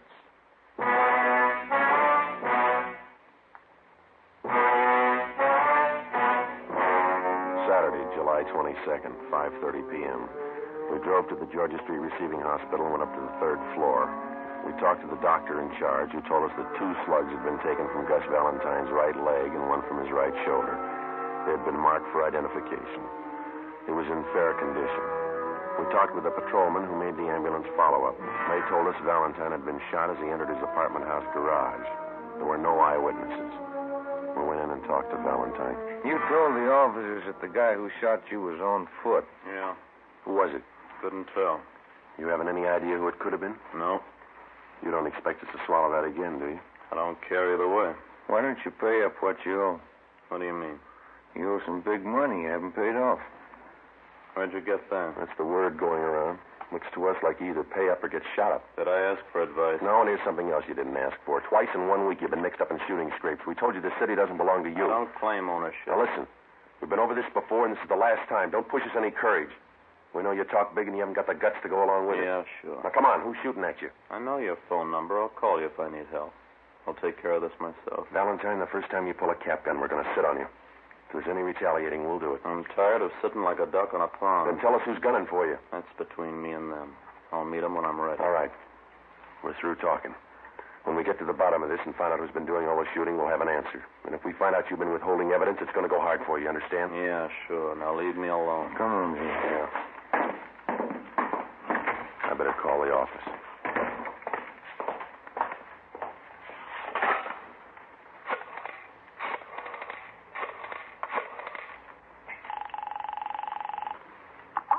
Homicide, Graham. Captain Elliott there? I'll see. Captain, will you take 2? Elliott. This is Friday. Checking in on the Valentine thing. What's the story? Couldn't get anything out of him. He isn't hurt bad. Right leg and shoulder. All right. Here's something you can run down. Yeah?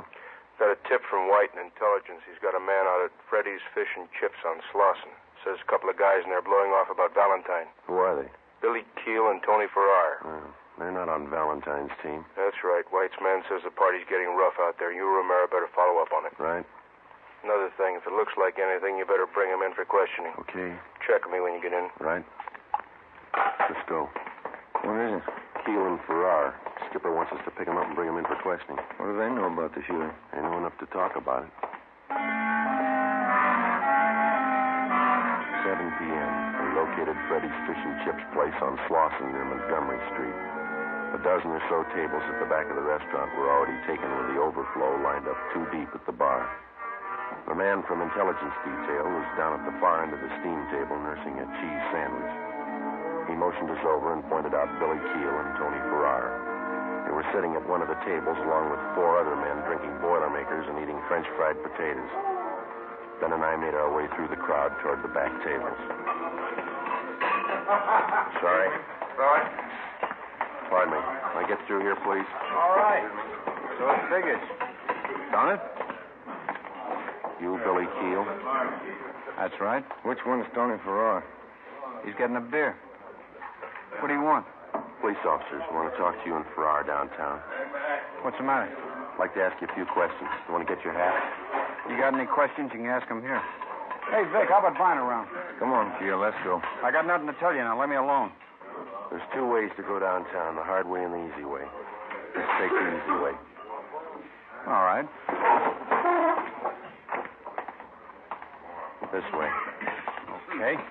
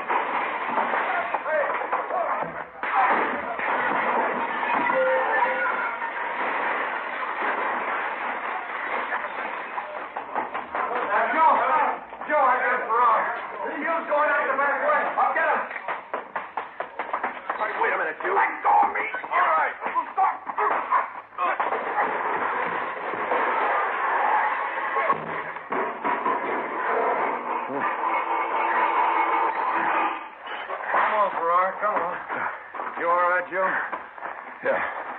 You're bleeding pretty bad. Yeah, I know. Let's get him to the car. Look at your suit. It's ripped to pieces. My wife's gonna kill me.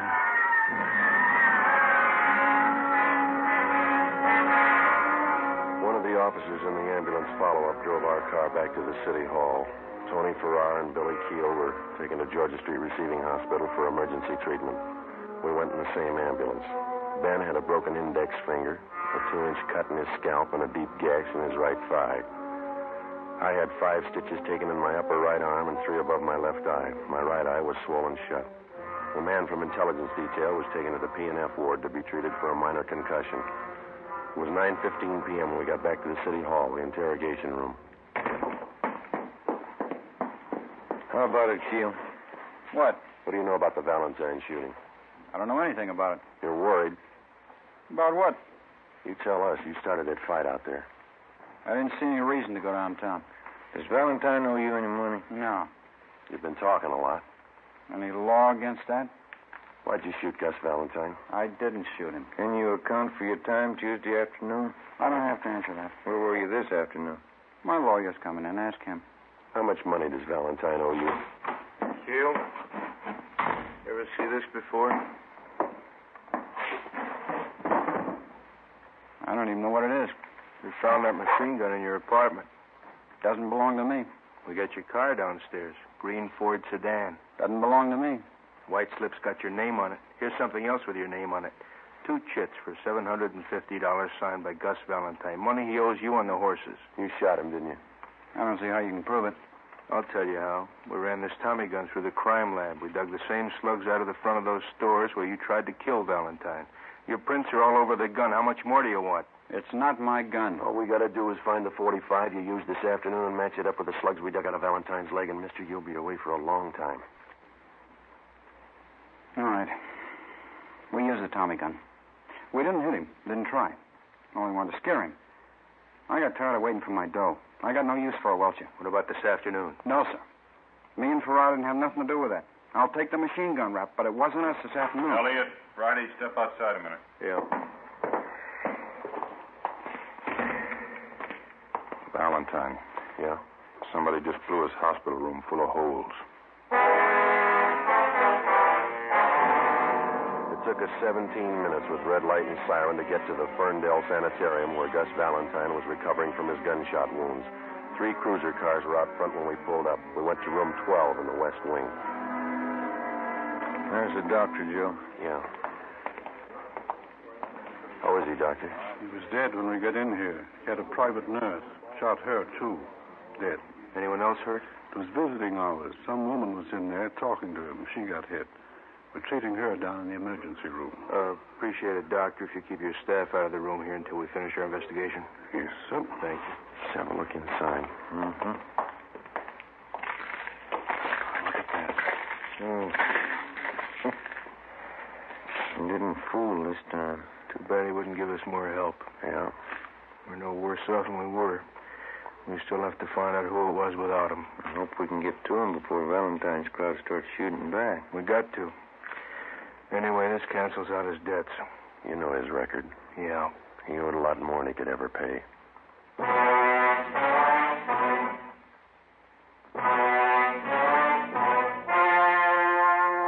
The story you have just heard was true. Only the names were changed to protect the innocent. On October 26th, trial was held in Superior Court, Department 97, City and County of Los Angeles, State of California. In a moment, the results of that trial. It's amazing how many long cigarette smokers are changing to Fatima. Here is the actual report. From coast to coast, king-size Fatima has more than doubled its smokers. Yes, more and more smokers every day are discovering that Fatima is the best of all long cigarettes. Long cigarette smokers find Fatima has a much different, much better flavor and aroma. Long cigarette smokers find that Fatima is extra mild because it's the long cigarette which contains the finest Turkish and domestic tobaccos superbly blended to make it extra mild. So enjoy extra mild Fatima. Best of all long cigarettes. It's wise to smoke extra mild Fatima. It's wise to smoke extra mild Fatima.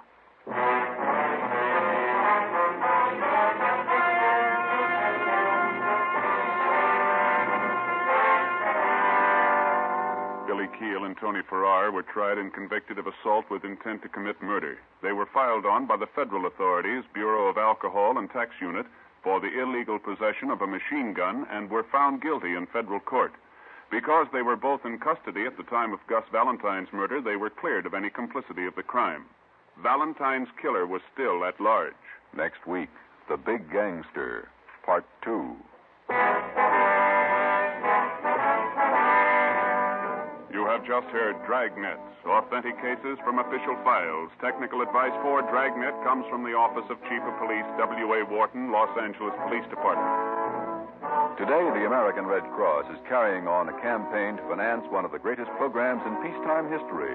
Give now to the Red Cross. Fatima Cigarettes, the best of all long cigarettes, has brought you Dragnet, portions transcribed from Los Angeles. Transcribed from Los Angeles. Transcribed from Los Angeles. Transcribed from Los Angeles. Now it's time to pay a visit to Duffy's Tavern. Duffy, that feud's just on the surface. Sure, down underneath they hate each other. Well, Alan's jealous, you see, because Benny steals all his stuff. Why, sure. Alan was cheap long before Benny. Hey, look, Duffy, I'm just thinking, St. Patrick's Day is coming up. What about a guy like Alan to MC the pig roast? Huh? Not enough contrast, huh?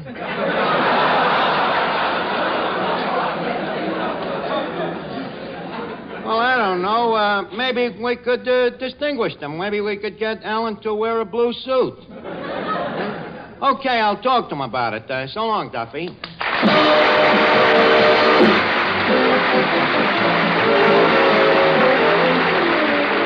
Ladies and gentlemen, welcome to Duffy's. Come in and meet Finnegan, Eddie the waiter, Miss Duffy, Ben Avenuta, Peter Van Steeden and his orchestra, our special guest tonight, Fred Allen, and Archie himself, Ed Gardner.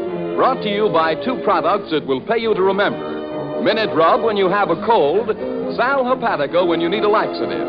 Minute Rub, Sal Hepatica.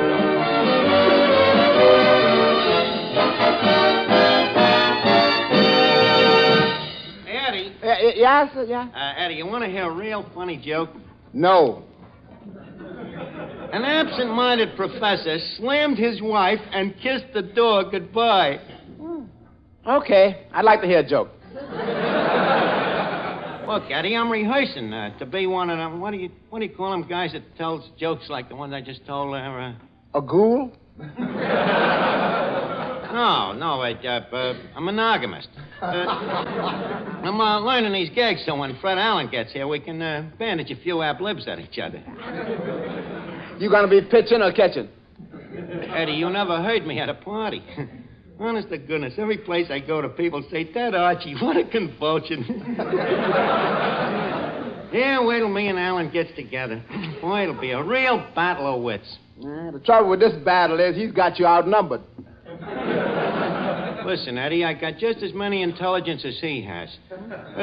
Especially with somebody helping me. Huh?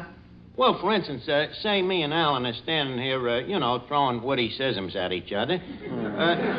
Now, somebody might ask me, why does a chicken cross the street? Who might ask you? You might. Why might I? Because you might want Sunday off. Yeah, I might at that, huh? Now, why does a chicken cross the street? Because there's a rooster on the other side. Eddie, you ask the questions. I give the answers. That is, if you want Sundays off. What happens if I don't ask you the question? Then you get Sunday, Monday, and always. Well, shake hands with a straight man. Okay. Hi, Arch. Oh, hiya, Finnegan. Hey, Arch, it's Fred Allen here. I'm dying to see him. Do you know him, Finnegan? No. No? Well, do you listen to his program? No. Then why are you so anxious to meet him? I always like to make new friends. Well, Finnegan, why don't you listen to him sometime? Maybe I will. When is he on? He's on Sunday nights. Oh, I can't, Dodge. Sunday night, my father listens to the Texaco show. Finnegan, that is the show that Fred Allen is on. It's just that, Dodge. How come me and my father both listen?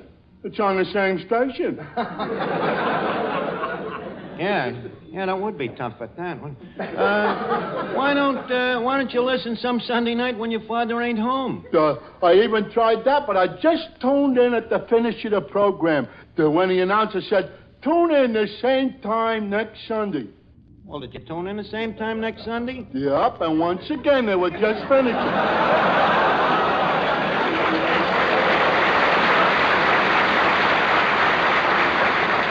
Hey, Arch, what does this Fred Allen do? Oh, he's a comedian. He tells jokes. For instance? Oh, for instance, he says, why is a streetcar like a woman? What else does he do? Finnegan, you're supposed to ask me. To ask you what? Why is a streetcar like a woman? Finnegan, ask me. Why should I ask you? You don't know. You just asked me. Oh, forget it, will you, Finnegan? Miss Duffy, maybe you'll do me a favor, huh? I can't, Archie. I'm too busy. You're too busy? Certainly. Here it is the 4th day of leap year already, and I haven't got my circulars printed yet. Circulars? Miss Duffy, is that in good taste? In very good taste. They're printed in Old English type. Well, in that case, maybe you'll get an Old Englishman. Oh, boy, I'll murder that Allen. Leap year, huh? Have you found any suckers yet? Well, there's just one fella. Goldsworthy Harker Road. Gesundheit. Thank you. Goldsworthy, where did you meet Goldsworthy? In a restaurant. He wrote me a note on the back of the menu. So then what? So then I wrote him a note. You mean you picked up a guy just like that? I did not pick him up. I just told you we corresponded first. Oh, I forgot that. Well, then what happened? Well, he invited me for an automobile ride in the country. And he wanted to borrow Papa's car. Oh, well, did you go with him? Of course not. He was a total stranger. You think I'd trust a total stranger with Papa's car? Well, don't worry, Miss Duffy. There's still 361 days left in leap year. Hey, Danny Seymour, you are very lax. Well, what do you mean? Well, you know what Harry Von Zell would have said when I said leap year. What? Well, he would have said, leap is the time of the year when people get colds. Oh, that's pretty corny, isn't it, Archie? Yeah, but Von Zell's that way. How would you go about it? Well, I'd point out that even though this is a new year, there's certainly nothing new about the colds that brought many of us. Same old stopped-up nose, same old aching feeling in your muscles. Well, why not get after those annoying cold symptoms with something modern? Minute Rub Famous Chest Rub. Just massage it briskly on your back and chest.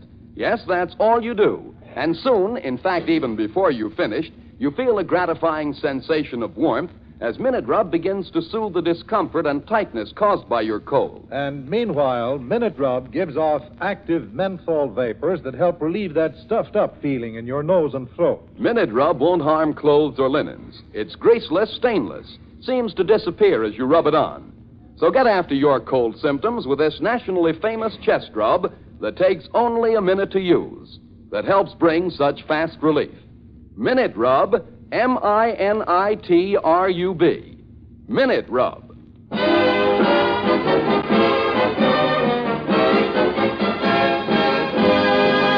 And now, folks, we present the new singing star of Duffy's, Benevenuta, who, before she sings, rubs her throat religiously with Minute Rub. Archie, what goes on here? Oh, I'll do better for you, Benny. Please, Danny. Ladies and gentlemen, we now have the great honor of presenting that distinguished female vocal chanteuse, the singing vocalist of such vocal hits on Broadway as By Jupiter, Kiss the Boys Goodbye, and et cetera, et cetera. Tonight she vocalizes a song she made famous. Everything I Got Belongs to You. Miss Benevenuta.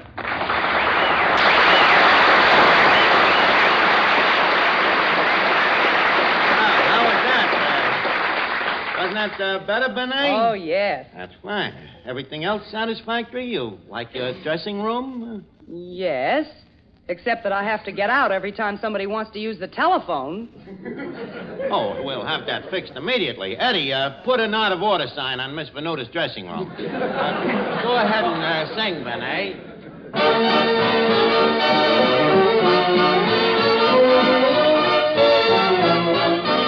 I have eyes for you to give you dirty looks.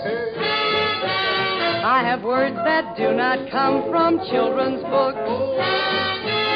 There's a trick with a knife I'm learning to do, and everything I've got belongs to you. I've a powerful anesthesia in my fists, and the perfect wrist to give your neck a twist. They're a hammerlock hold, I've mastered a few, and everything I've got belongs to you. Share for share, share alike. You get struck each time I strike. You for me for me. I'll give you plenty of nothing. I'm not yours for better, but for worse. And I've learned to give the well-known witch's curse. I've a terrible tongue, a temper for two, and everything I've got belongs to you.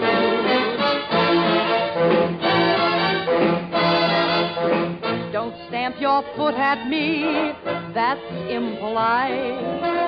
To stamp your foot at me is not quite right. All I discover is you're not so fine. I fear my lover is a swine. You're a living proof that Frank Buck's still alive.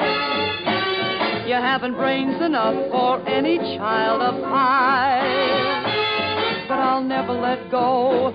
You'll never be free till everything you've got belongs. Everything you've got belongs. Everything you've got belongs to me.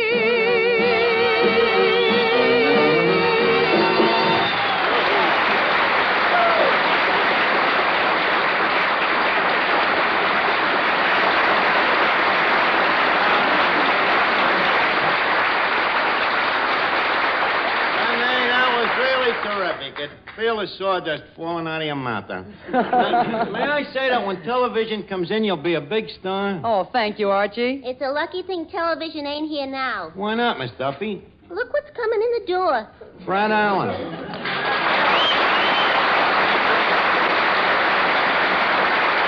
you. Well, Mr. Allen, Duffy's is indeed prideful to have its portholes preempted by such an unmitigated personage as your distinct yourself. Dr. Fadiman, I presume. Yeah, Fred, I'm glad you're surprised to find out I bet you're surprised to find out I ain't no bum, huh? I'm sure I'm going to be, Archie, yes. You're looking ahead a little. So this is the famous Duffy's, eh? Yeah, this is it. What do you think of it?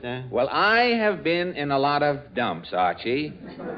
But frankly, this joint is to architecture what Jack Benny is to the human race. Who is responsible for the decor here? The decor. Capital D, decor. Yeah. Oh, I am responsible. South with that little narrow nose, I didn't think you'd smell it.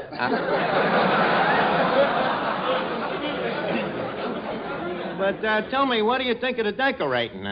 What do you think of that wallpaper job? The wallpaper? It looks as though the one-arm paper hanger still has the hives, Archie. Mr. Allen, I personally hung that wallpaper myself. Well, you couldn't have picked a better paper. Well, thank you very much. Yes, sir. There's nothing like the New York Times. And, Archie, I must say that you showed good judgment in putting the obituary column next to the kitchen there. Thank you. And look at the rest of them antiques. Duncan Fife cuspidors. Barely see those. Look at them Chippy Dale tables. Genuine oil paintings. That one up there, by the way, is a portrait of Duffy, the proprietor himself. Say, he looks like Sitting Bull looked before he sat down, doesn't he? And these cracks in the wall, Archie, what are these? Air conditioning for the termites? Mr. Allen, Duffy's does not cater to termites. You mean even termites refuse to eat in here? Please, no cracks about the food. We may not serve partridge on peasant, but the food is very nourishing. It's nourishing, eh? You know who eats here? Who? Frank Sinatra.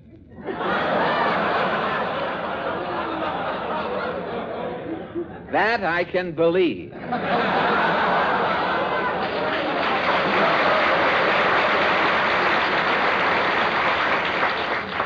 He is a real disciple of malnutrition. Yes, sir, and he's got us to thank for it. Yeah, a lot of big shots eat here. You see that guy over there? That's Crudface Clifford, the safecracker, strictly Park Avenue. Oh, a Ritz cracker, hey? Yeah, great dynamite man. Very delicate artist, too. I have seen Crudface take a pinch of TNT and open a can of sardines.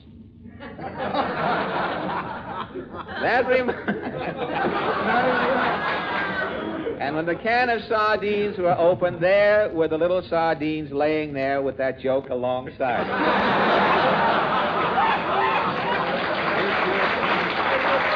Well, that reminds... with eggs.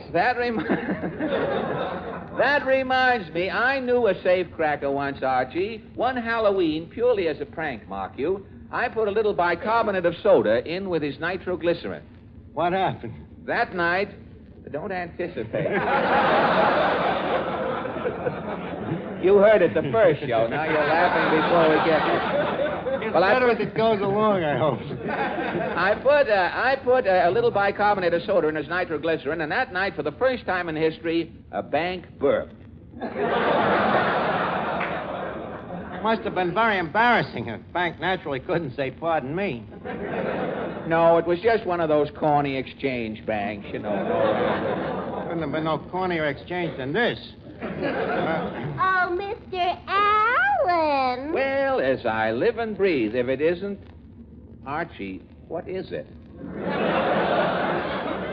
Oh, this is Miss Duffy, Fred. And take a tip. Watch out. What do you mean, Archie? This dame carries around a marriage license made out to her and to whom it may concern.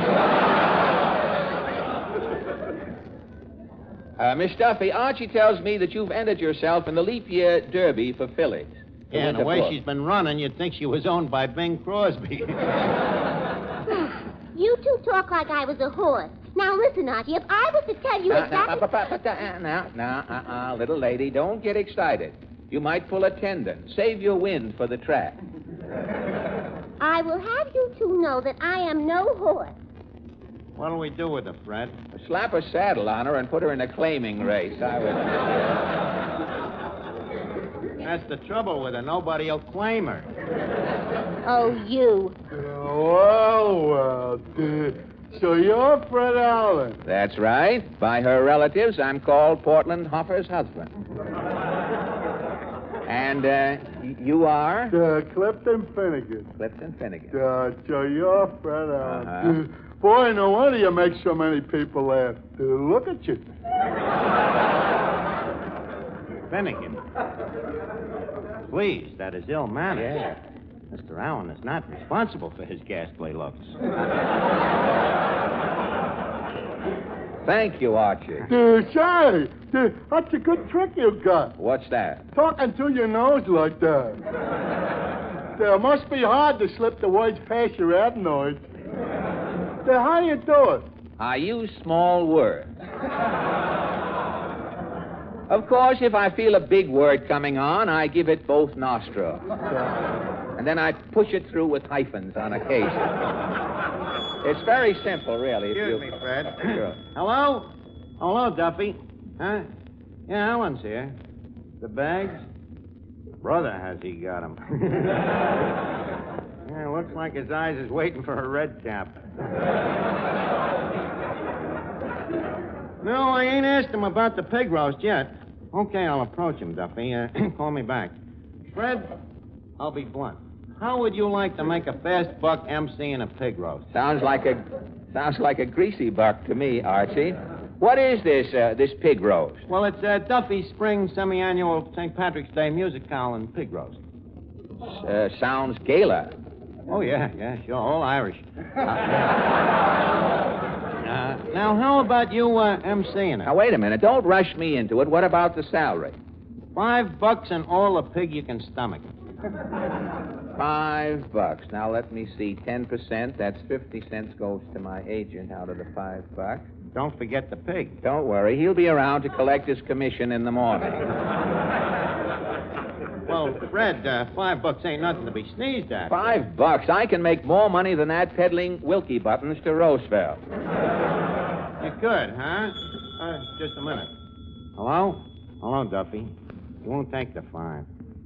Duffy, I don't blame that guy. He's a big radio star, a picture star, a famous stage actor. Well, how kind can we go? Well, it's a little more like it. So long. What's the offer? $6.50. Well, look, is that European plan or with pig? This American plan. You eat before you get there. Oh, I see. Now, Fred, when would you like to audition for this pig roast? You mean I have to audition for this swine soiree? Well, not for me. It's for Duffy, you know. He always chooses his own pigs and masters the ceremonies.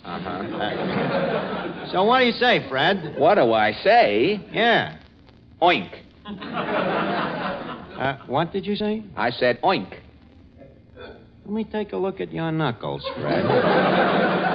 $6.50. Oh, say, Mr. Allen, didn't you once work for Sal Hepatica? Yes, Mr. Seymour, and it looks as though I'm going to work for even less here in a minute. Oh, Mr. Allen, weren't they wonderful people to work for? Well, now as I know you loved it. Well, tell me, what do you do for the Sal Hepatica people? Go ahead, Danny. Show them. Ladies and gentlemen, it's certainly true that sometimes the best-laid plans can go astray when something unexpected happens. And yet, if on a day when you've made special plans, you wake up feeling headachy because you need a laxative, don't think your plans need be upset or that it's necessary to put off taking that laxative till bedtime. Simply take Sal Hepatica Famous Saline at once. For then, speedy Sal Hepatica brings quick, gentle relief, usually within an hour. So you can see you don't have to wait till night to take the laxative needed in the morning, and consequently don't have to continue feeling miserable all day. And Sal Hepatica, don't forget, has this additional advantage. Sparkling Sal Hepatica also helps sweeten an upset stomach by helping to reduce excess gastric acidity. So before another day goes by, stop at your drugstore for a bottle of Sal Hepatica. Remembering this, caution, use only as directed. Then, whenever you need a laxative, morning, noon, or night, see if you don't feel better faster when you take gentle, speedy Sal Hepatica.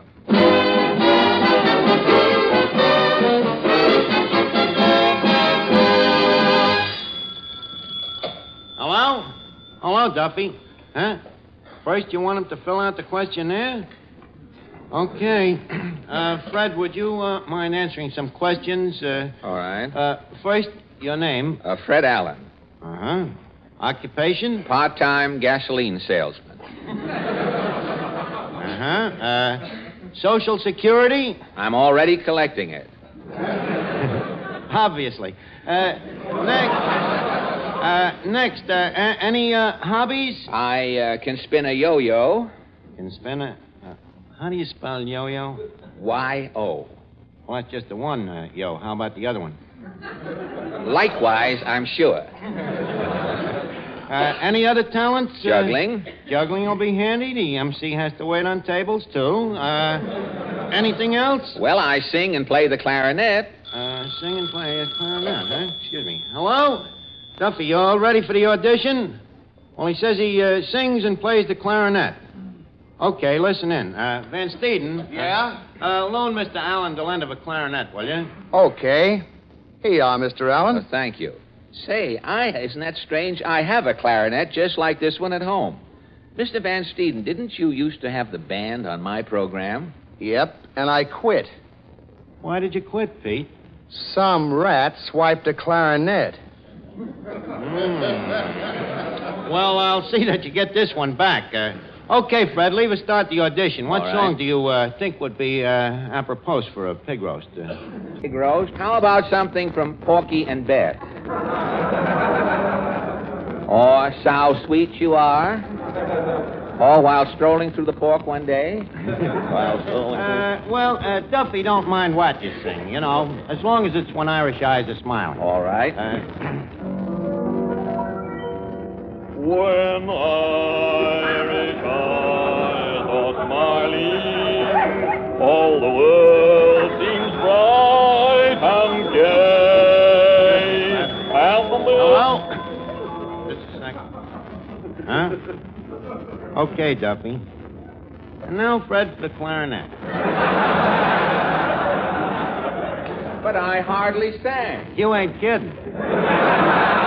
But maybe you should rest your nose a bit, huh? Leave us have the clarinet. Well, what'll I play, Archie?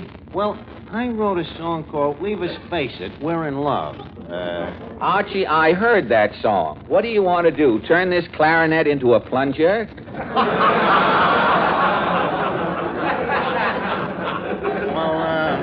Look, what do you want to play? Well, something from Oklahoma. And frankly, I wish I was there at the moment.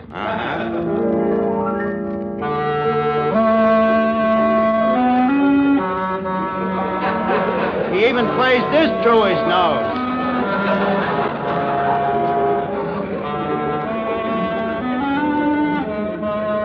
If Beethoven was alive, he'd wish he was dead. Oh. You better hold it, Alan. Hold it a second. Hello? Stinks, huh? Look, don't worry. It'll be over soon. Go ahead, friend. Was that Duffy again? No, this time it was Portland. Oh, I see. Go ahead.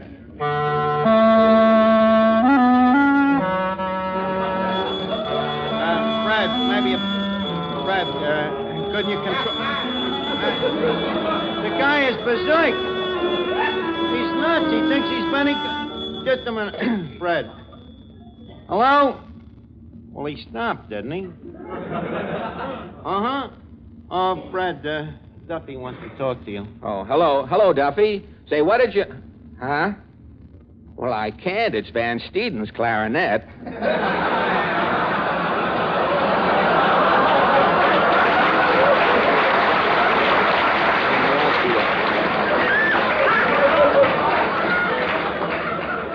Give me that phone a minute.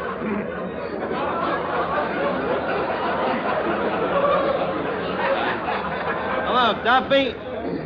Well, what'd you think? Duffy, such language. Okay, I'll thank Fred for you. Hold the wire just a minute, Duffy.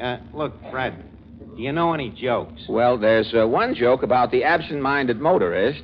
Maybe it's better tell it to me first. Clear it through you, Yeah. eh? But this is an audition within an audition. Well, there was once an absent-minded motorist who sat in a bar for 3 hours in front of a stuffed olive waiting for the red light to change.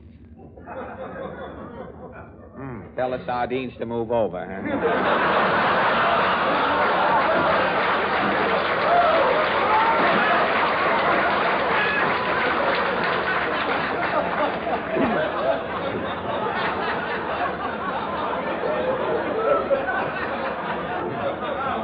Look, Duffy, what do we need a writer for? I mean an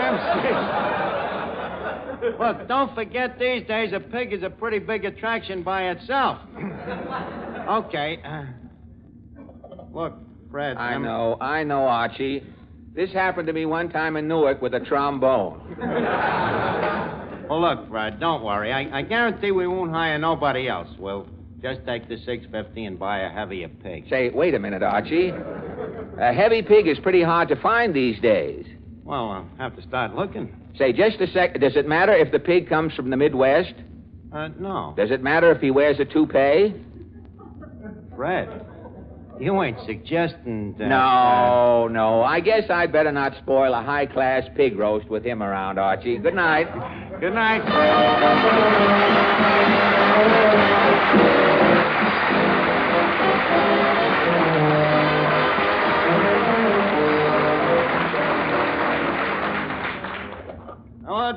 Hello, Duffy. Guess what? I'm going to be on the radio. Yeah, next Sunday night, Fred Allen's invited me to be on his program. Yeah, that's right. And next Tuesday, we're having Jimmy Cagney. Yeah, Duffy, and Cagney's got that same Irish wit that Fred Allen has. Hello? Hello? He hung up.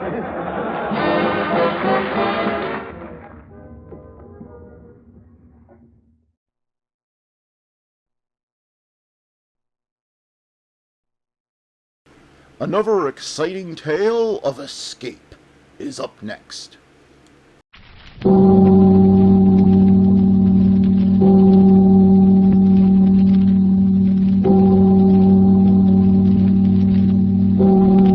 Escape.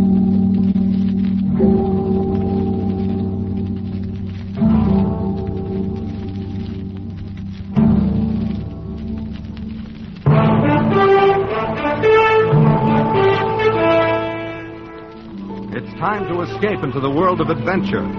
Time to forget for the next half hour the four walls of today and escape beyond the horizons of the mind to yesterday and tomorrow. CBS and its affiliated stations present Escape.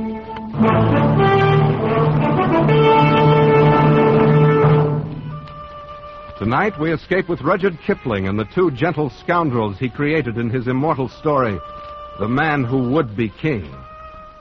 The time, sometime before yesterday. The place, the north of India. The man who tells the story, Rudyard Kipling. One Saturday night, it was my unpleasant duty to put the paper to bed alone. It was a pitchy black night, as stifling as night can be in India in June. It was very still, save for the ticking of the clock above my desk, which seemed to shatter the black heat of the night as the hands crept toward 3 a.m. And then from the passage outside my door, Hey, Peachy. I heard voices. Your light burns. And it must be here. Open the door. Who's there? Only us. Who are you? He don't remember us, Dan. That he don't. How could he forget having us turned back at the Jodhpur border? Told the authorities we was impersonating newspaper reporters, he did. Wait. That flaming red beard and that bald head. Why, you're Daniel Dravett and Peachy Carnahan. The same. Well, what do you want? If it's money, I haven't any. If it's a fight, it's simply too beastly hot. You can rest yourself easy, sir, because we've come asking for naught except some information. We've been all over this country, and we've concluded that India isn't big enough for such as Daniel and me. So we're going away to be kings. Kings in our own divine right. What? Aye, we shall be kings. We've signed a solemn contract. Each to help the other, and neither of us to take a look at liquor or women until we become kings. Why, I've never heard of such a fantastic idea. But what is it you want of me? Naught but to look at such maps of Kafiristan as you might have about. Maps of Kafiristan? That's where we've decided to go. But don't you realize that not one single Englishman has ever gone into the Kafiristan mountains and lived to come out again? If you're really mad enough to go there, you're a good deal more likely to become dead men than kings. We shall see. Anyway, I don't believe you have the slightest intention of traveling a mile outside of Delhi. Then you should come down to the Serai marketplace in the morning, down where the caravans leave for the north. Yes, come down to the Serai in the morning and see then if we be liars.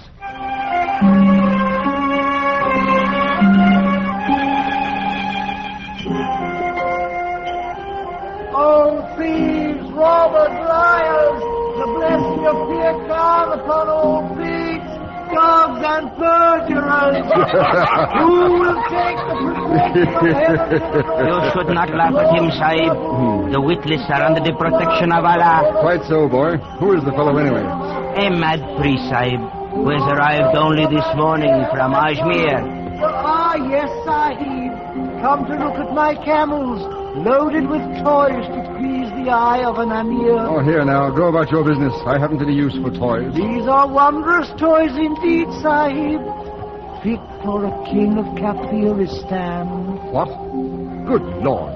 Daniel Dravett. Sahib, come along. I've 2 camels just beyond the wall here. The blessings of Pir Khan on the gracious Sahib, who consents to look at the poor toys of a priest from Ajmer. Over this way. Where's Carnahan? Here we are. Permit me to present my servant, Hazir Mir Khan. At your service, goodman. Well, I'll be... Do you like our disguises? Do they pass? If they fool this crowd in the Serai, they're probably good enough to get you across the border and good enough to get you killed. Getting killed is no part of the contract Peachy and me drawed up. Although perhaps killing fits in with our plans in a different sense. Feel around underneath the toys there in the camel bags. What? Go ahead. Good Lord. Rifles. 20 brand new martinis with ammunition to match. And 20 good reasons to make your death certain. Any Pathan of the hill tribes would kill his own mother to get a rifle. Now who would harm a poor mad priest, Sahib? Allah protects me. Mad is right. Then so was Lord Clive and Rhodes and Bonaparte. Drive out the camels, Peachy. We've a long way to go before we become kings. Hey! As I stood and listened to the camel bells fade away in the distance, I wondered if it might not be a glorious thing to go to Kafiristan and be a king.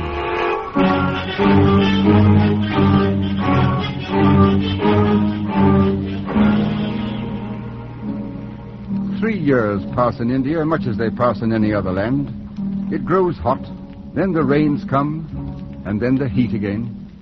Some colonel at a hill station puts down an uprising.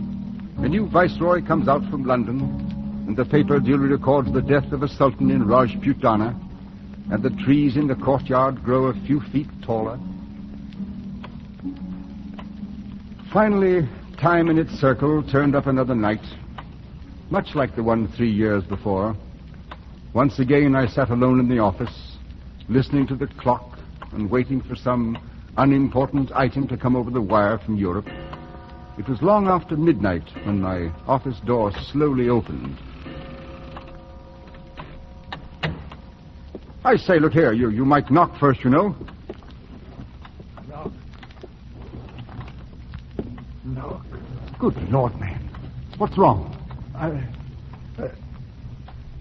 You don't know who I am, do you? No, I haven't the faintest idea. But here, you'd better sit down, old fellow. You're in a bad way. Yes, sir. Thank you. It's a whole year I've been walking.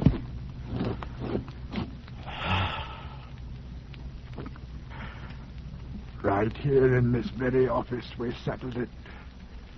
You sitting right there and giving us the maps. You've been sitting there ever since. 3 years. No. Oh, no. Why, a man couldn't change that much in 3 years. You're not Peachy Carnahan. Yes. I was king of Kafiristan. Me and Daniel Dravitt. Real crown kings we was. Just as true as gospel. What in the name of heaven have they done to you, Peachy? Peachy? I knew Peachy Carnahan once. He's a king. Wears a real golden crown on his head. So help me, he does. He's dead now, though. No. You're Peachy Carnahan. You must pull yourself together, lad. Yes. Pull myself. You've got to keep looking into my eyes. Then maybe everything will go to pieces. All right. Now, tell me what happened, Peachy. We left the caravan at Jagdala. We struck off into the hills alone. Go on. Weeks it was we travelled, Daniel and me. First there wasn't no roads, and after a while, no food. But there was always the drums. Sometimes they was close, and sometimes farther off. But most of the time we could hear them somewhere. Well, up! Move along, up! Here now. It's no place to be stopping. Up with you. I'm fearing it's no use, Daniel. What's got into them? The poor beasts are done in and starved, same as ourselves. They'll go no further. Then we'll go on without them. I've not come this far to die on the side of a mountain. Wait. Look, Daniel. Over the edge of the rocks. What? Oh, men they are. There'll be a score or more of them. One goes ahead of the rest. And naught but bows and arrows. Break out a pair of the rifles, Peachy. Right you are, Daniel. It's now that we start to become kings. Here, some cartridges too. Easy now, Peachy. I'll drop the straggler at the rear first, and then we'll lay a few at their feet. Now arm to the one in front. We may need him. Now. Got him by the old neck. Lay on, Peachy. Hold them, Daniel. Look at them. Aye, flat on their blooming faces. The leader is come out alone. Well and good, and we'll go part way to meet him, Peachy. But keep your rifle by. Look at him, Daniel. He be as fair as us, with yellow hair. So he does. Part of the lost tribes, these people are. He stopped. I await your command, O ye who speak in the voice of thunder. Oh, the Lord, Harry. Peachy, we're in luck. It's the old Afghan tongue he speaks. Speak up! Who are you, and whence do you come? I am High Priest, and the chief of the village of Bashkai. A journey of only a few heartbeats. This Bashkai, how many people? They are numbered in the thousands. There are more villages in the hills? More than a man has fingers and toes. Hear that, Peachy? Here's our kingdom made to order. And you're going to take us to Bashkai. Do you understand? I understand the voice of thunder that you speak. Oh, he's a smooth one, Peachy. He knows a thing or two. What's your name? Mazur Khan Jagdalur. That's too long. What should we call him, Peachy? He has a look about him of an old soldiering friend of ours. Billy Fish. So he does. We bestow a new name on you. From now on, you will be Billy Fish. As you command, I obey. All right. Put this on your drums. Tell them 2 kings have come out from the mountaintops. 2 kings that speak in words of thunder so the earth trembles. Tell them 2 kings have come to Kafiristan.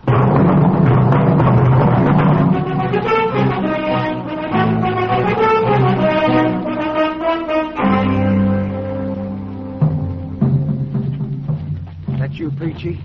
Daniel, why be you sitting here in the dark? I've been thinking. A man has to stop and think sometimes. About anything special, Daniel? Look at 'em, Peachy. Look at their blinking campfires a-gleaming in the dark like the jewels in a crown. Aye, Daniel. You've done a fine job for sure. All 23 villages you joined together as one. 'Tis the army you trained to be thanked for it. 2,000 men with a fair knowledge of bearing arms. Some's a bit green at it yet. They're ours now, every man, jack, woman, and child. We own 'em, body and soul. Aye, we're kings now, Daniel. Not proper kings yet, but we will be. Sooner than you think, Peachy. How's that? Billy Fish told me something today that fair amazed me. These people know the craft. You mean they're Freemasons, Daniel? It ain't no wise possible. So help me, it's gospel true. He give me the grip and everything. It's old, the craft is, older than the memory of man. And up here in the hills, they've been preserving it all these years. Why, some of the high priests know up through the fellow craft, but they don't know the 3rd degree. See it, Peachy? They don't know the 3rd degree, but we do. Daniel, what is it you're fixing to do? We're going to be proper kings. We're going to get 'em going and coming now. I'm going to turn the whole country into one grand lodge, raise some of the priests to 3rd degree, and for me, I'll be the Grand Master of Kafiristan. Oh, but you ain't got the right to. We never been officers in no lodge. Right? What's a king got to do with asking for a right? Oh, I'm against it, Daniel. It's no good to go fooling around with the craft. Ah, you talk like an old woman. The thing'll work, I know it will. We'll make it a blooming ceremony. Regular aprons with the symbol and the marks. All of us, Peachy. The kings of Kafiristan.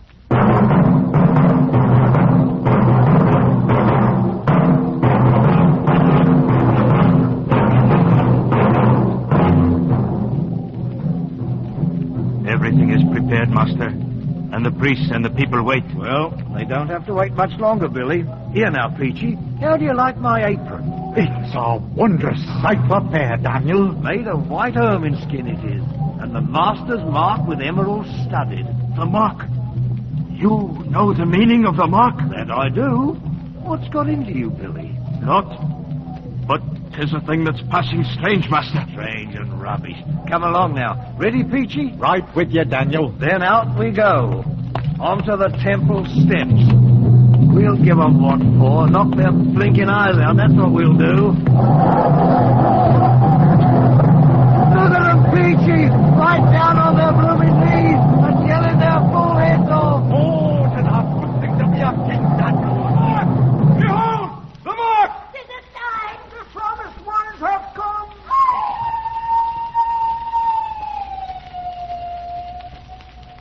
Here now. What's wrong with the priest, Billy? It looks like trouble, Daniel. No. Stand where you are, Master. They recognize the mark. That great stone in the floor. Why do they turn it over? Wait.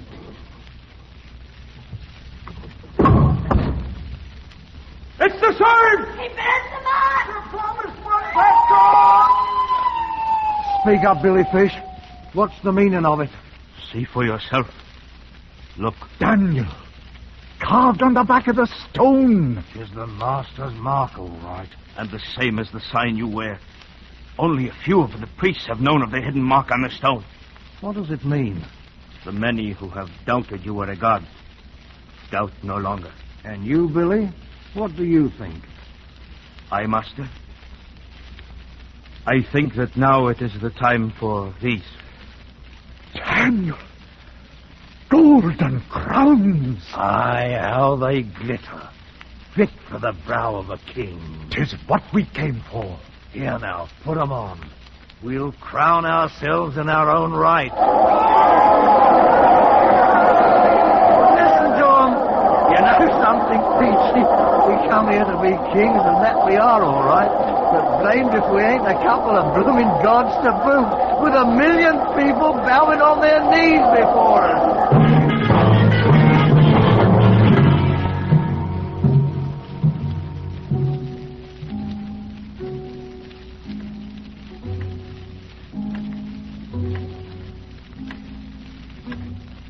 Well enough, Peachy. So it was gods you became as well as kings. But then, what happened? What became of Daniel Dravett? Dravett? I knew Daniel Dravett once. He's a king now, Daniel is. Wears a golden crown. Canaan was with him. Peachy, try to pull yourself together. I'll try. Now, You became kings, you and Daniel. Kings of all Kafiristan. He was a fine figure, Daniel was, with his red head wearing that golden crown. Kept himself aloof from the people, so to speak. And when he walked up all the temple, the fair crawled on their stomachs to worship him. But what happened, man? Happened? Well, I figure mostly it was winter coming on. The winds were starting up, and the clouds was blowing down from the north. Oh, it could blow beastly cold, that winter wind.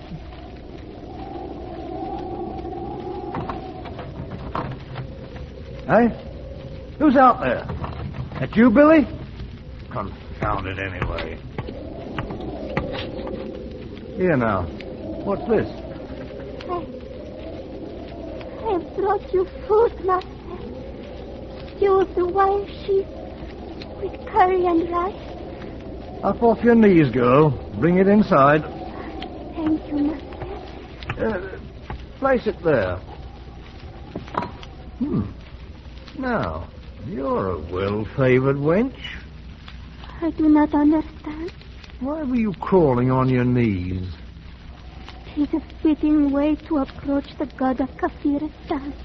What's your name, girl? Naruma Penja. Naruma, eh? You married?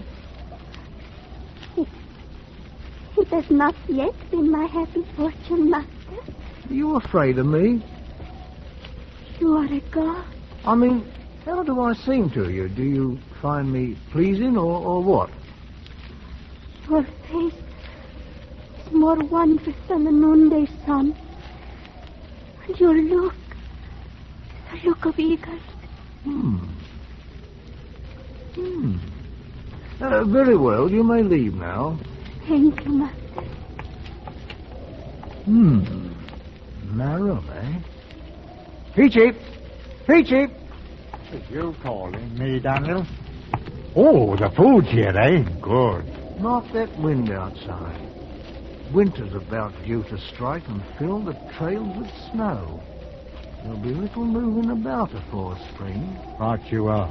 Peachy, I've decided to take a wife. But you can't do it, Daniel. We made a contract. That was till we was kings. Well, kings we've been many months now. Oh, but it's no good. I tell you now, I'm against it. Against it? You was against using the craft, too. But look what it done for us. Oh, but this is different. Billy Fish will tell you no, too, the same as I do. Billy Fish, huh?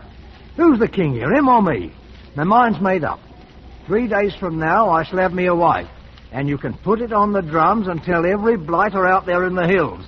The kingdom of Kafiristan is going to have a queen.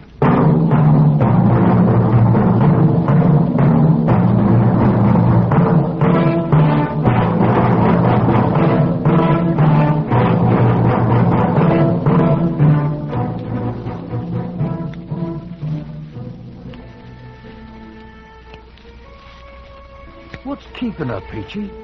They should have brought her in here half an hour ago. I don't know, Daniel. How about you, Billy Fish? You put 'em up to stalling off deliberate like?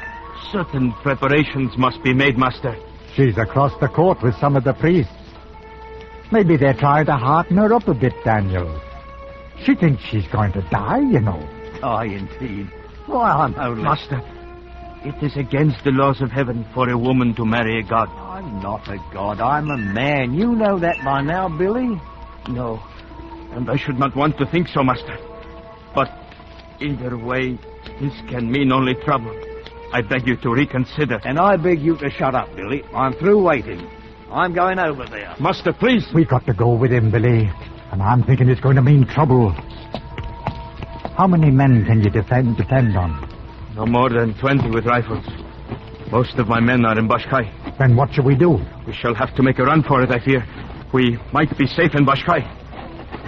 Come on now, you ugly fools. Bring out the girl. Well, now, that's better. Here, girl, this is no way for a bride to behave. A smile now, and give us a kiss. Oh! The wench has bitten me. Bloodmaster, don't let them see the blood. Look! See the blood! It's not a daughter of devil, but only a man! Here, Sergeant, what is it? Rocks. It's too late. Mark Daniel, they're coming with knives. They can't do this.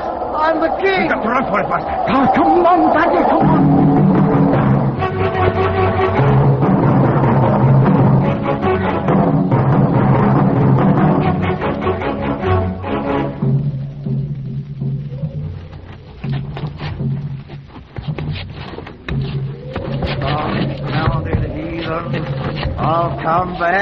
I'll come back and beat their blasted heads in. That's what I'll do. Oh, Daniel, we'll be back all right.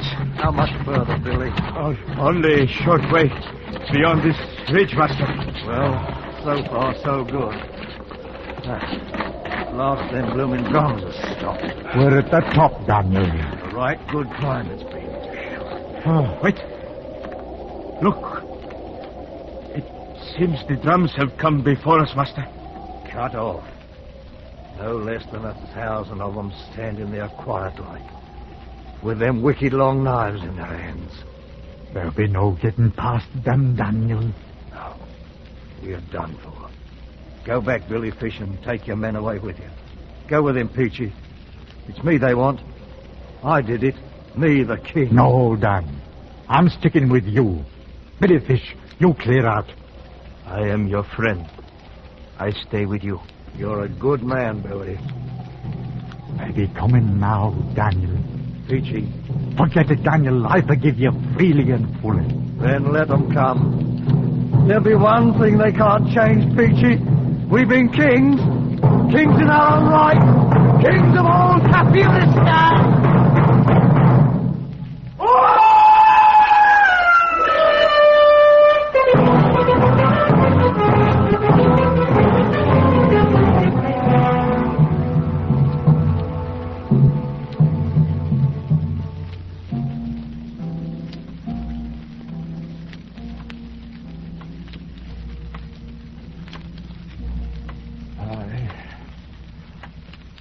Sliced open poor Billy Fish like a blooming alien they did.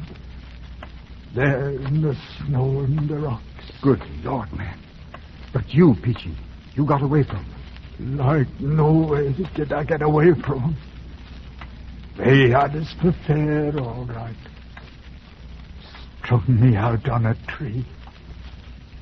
Drove nails right through my hands, they did.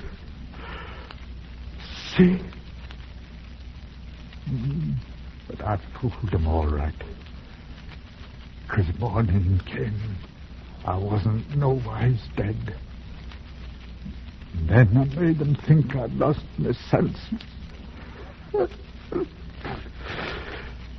was afraid to harm me because I was protected by Allah.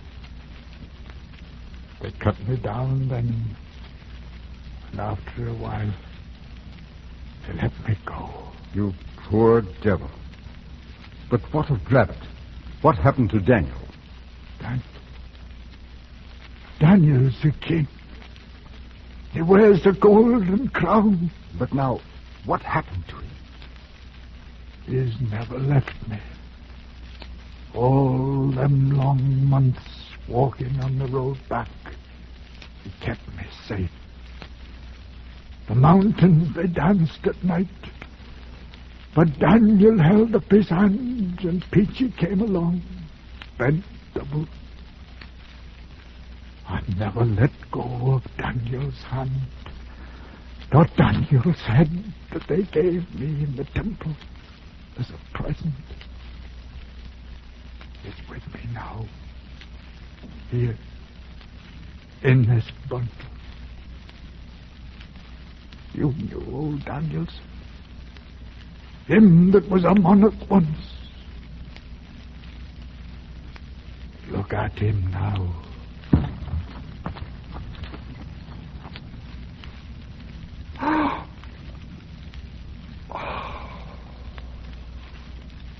Well, and now you've seen that we was really kings.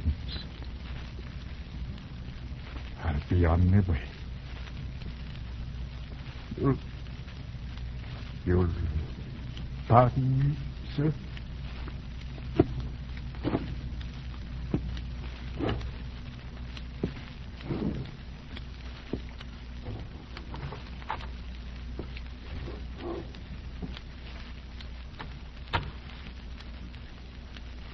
I let him go. There was little else to do. He was only hours away from his death. I sat there and stared at the bundle he had left lying on my desk. Stared as the pale shafts of dawn struck fire in the red beard. Stared at the golden crown, sitting too large and heavy upon the wrinkled, mummified head of Daniel Dravot, the man who would be king.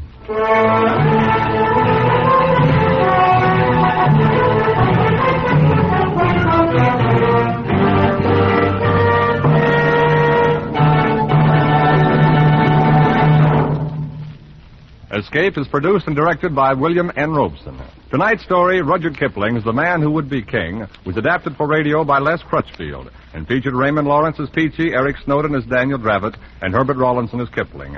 Musical effects were created and conducted by Cy Fewer.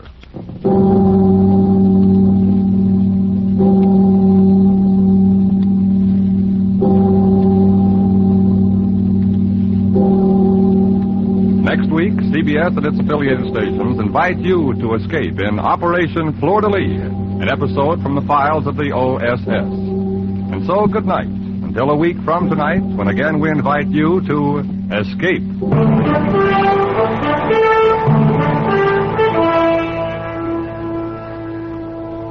This is CBS, the Columbia Broadcasting System.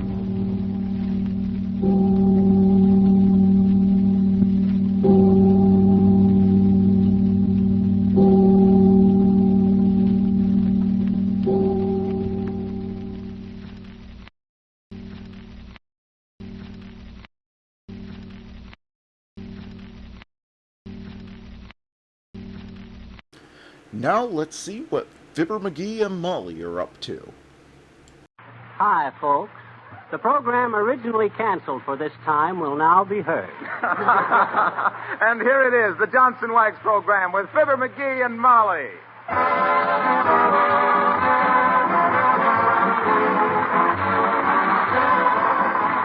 The makers of Johnson's Wax and Johnson's Self-Polishing Glow Coat present Marion and Jim Jordan as Fibber McGee and Molly with Jimmy Shields and Billy Mills Orchestra. The show opens with Love is Sweeping the Country.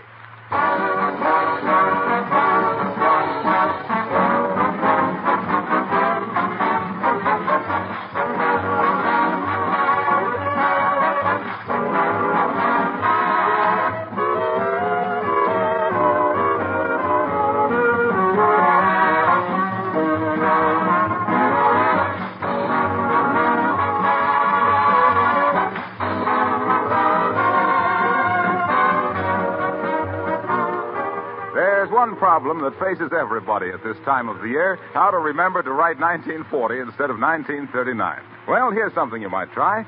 Get a pencil and paper and write this sentence 20 times. During 1940, I will not scrub my linoleum. When you've finished with that one, write this sentence just once. During 1940, I will keep my linoleum bright and spotless with Johnson's Self-Polishing Glow Coat. Then, if you haven't any Glow Coat in your house, order some from your dealer right away. And start the year with a cheerful, colorful kitchen floor. Glow Coat will save you many hours of work during 1940. It does away with tiresome floor scrubbing, and it's so easy to use. There's no rubbing or buffing with Glow Coat. You simply apply it to your clean floor, and in 20 minutes it dries all by itself, leaving a beautiful, gleaming surface. A glow-coated floor is easy to keep clean, too, because spots and stains quickly wipe up with a damp cloth. What's more, Glow Coat will make your linoleum last longer and will keep your kitchen a pleasanter place to work in. All these benefits are yours when you use Johnson's Self-Polishing Glow Coat.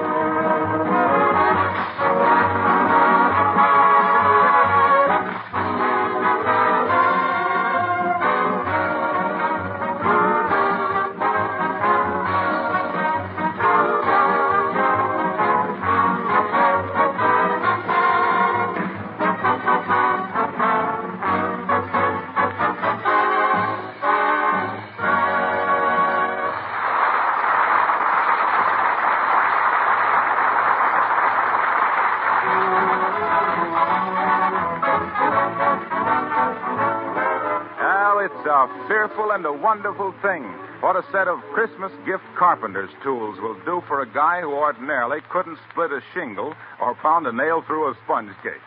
For instance, here at 79 Wistful Vista, one with a saw in his hand and the other with apprehension in her eye, we find Fibber McGee and Molly.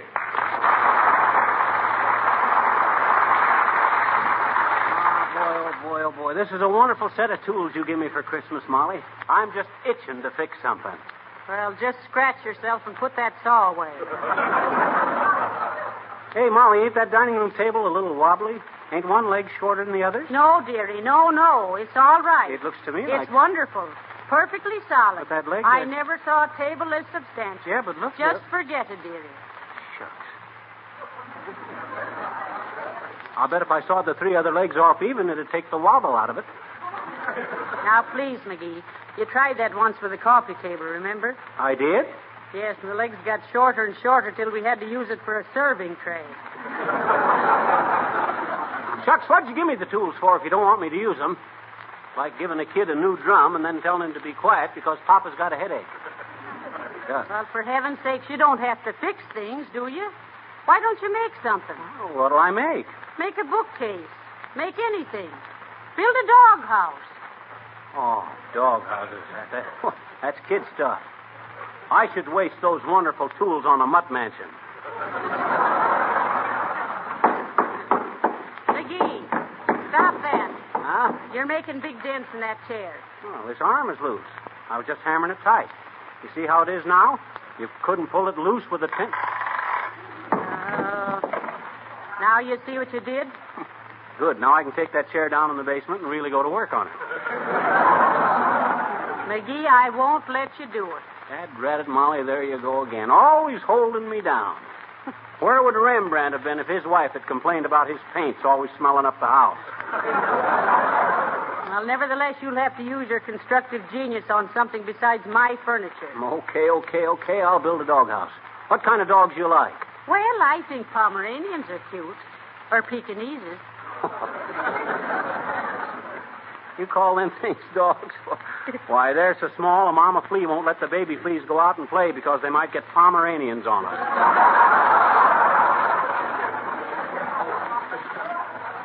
I like a man's dog. Maybe an Irish setter, or a wolfhound, or a bugle. Beagle. Well... McGee, I don't care if you get a Saint roll-out-the-barrel Bernard. It's your doghouse and your dog. Okay, Mrs. McGee. I'll start right away on the project. Now, let's see. First, I got to call the lumber company and order some lumber. Hand me the phone. All right. Hello, operator. Give me the Wistful Vista lumber Oh, is that you, Mert? Fibber McGee. How's things, Mert? What'd you do on New Year's Eve, Mert?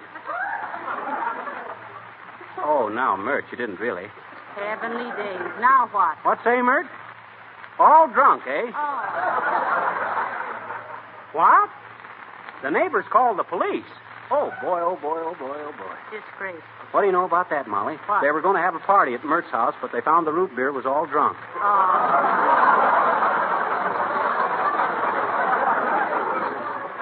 Everything was so quiet, the neighbors got worried and called the police. Oh, hello, lumber company? This is Fibber McGee, 79 Wistful Vista. Say, I'm building a doghouse, and I want you to send me some lumber. Huh? No, a doghouse for a dog.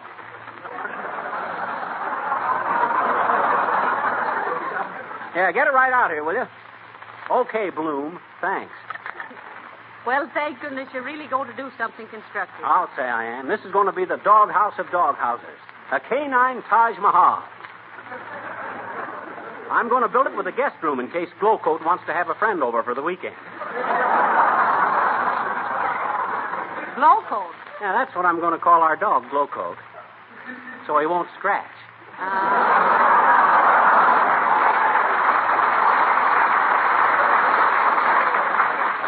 I hate a mutt that has to keep rubbing and buffing himself all the time. Now, let's see. Where'd I put that? Come in. Oh, hello there, little girl. Hi, mister. What you doing? Who, me? Well, who'd you think, Pinocchio? Don't be so impertinent. Well, gee, I says, don't be so fresh. You said impertinent first. Well, so what? What's the difference? Well, you sound awful silly, I bet you, if you asked the grocery man for a dozen impertinent eggs. Dear, dear. That's kind of far-fetched, sis. Not from our grocery. It's right around the corner. Hey, where'd you get the tools, mister? Where'd you get them, Santa Claus brung them. Oh, yeah?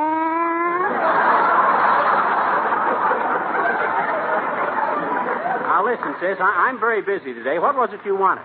You want to buy a poem? A poem? Who wrote it? I did, I bet you. I write dandy poetry. You mean poetry, not poultry. What's the difference? Well, you'd know if you ever tried to fricassee a sonnet.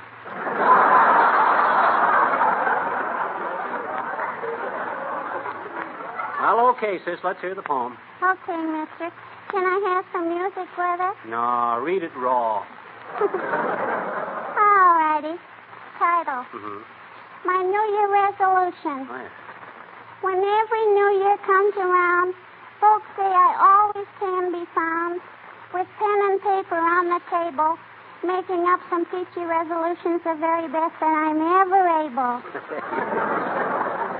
Hey, you got a kind of a poetic Charlie horse in that last line. It sort of limps. Don't be impertinent.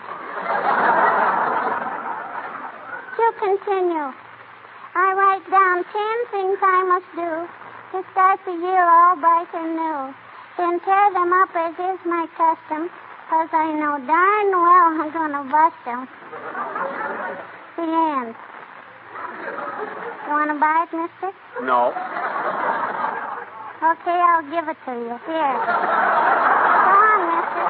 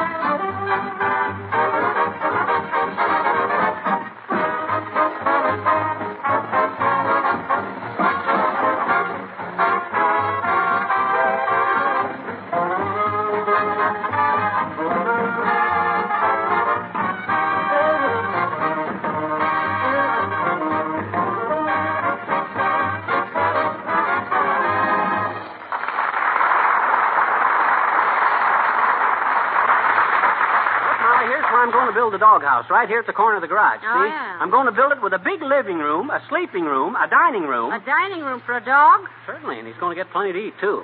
You know the old saying, it takes a heap of liver to make a dog a home.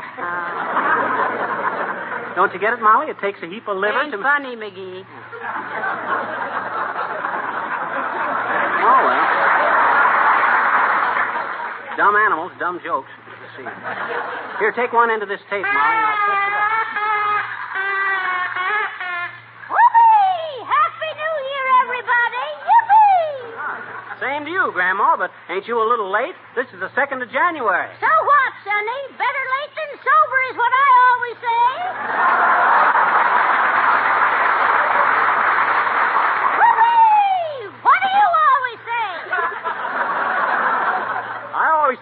before beauty, but you're the first one I ever seen that got it that way. That was a snappy one, Skippy. Yeah, I'm thumping them in there tonight. Oh, boy. Here's a toast to New Year. Friends, may all... Hey, look out, Grandma. Look, your cigarette. It's burning. What's that? Oh, ouch. Doggone it, I burnt the toast. Oh, well. Happy New Year, everybody. Woo-hoo!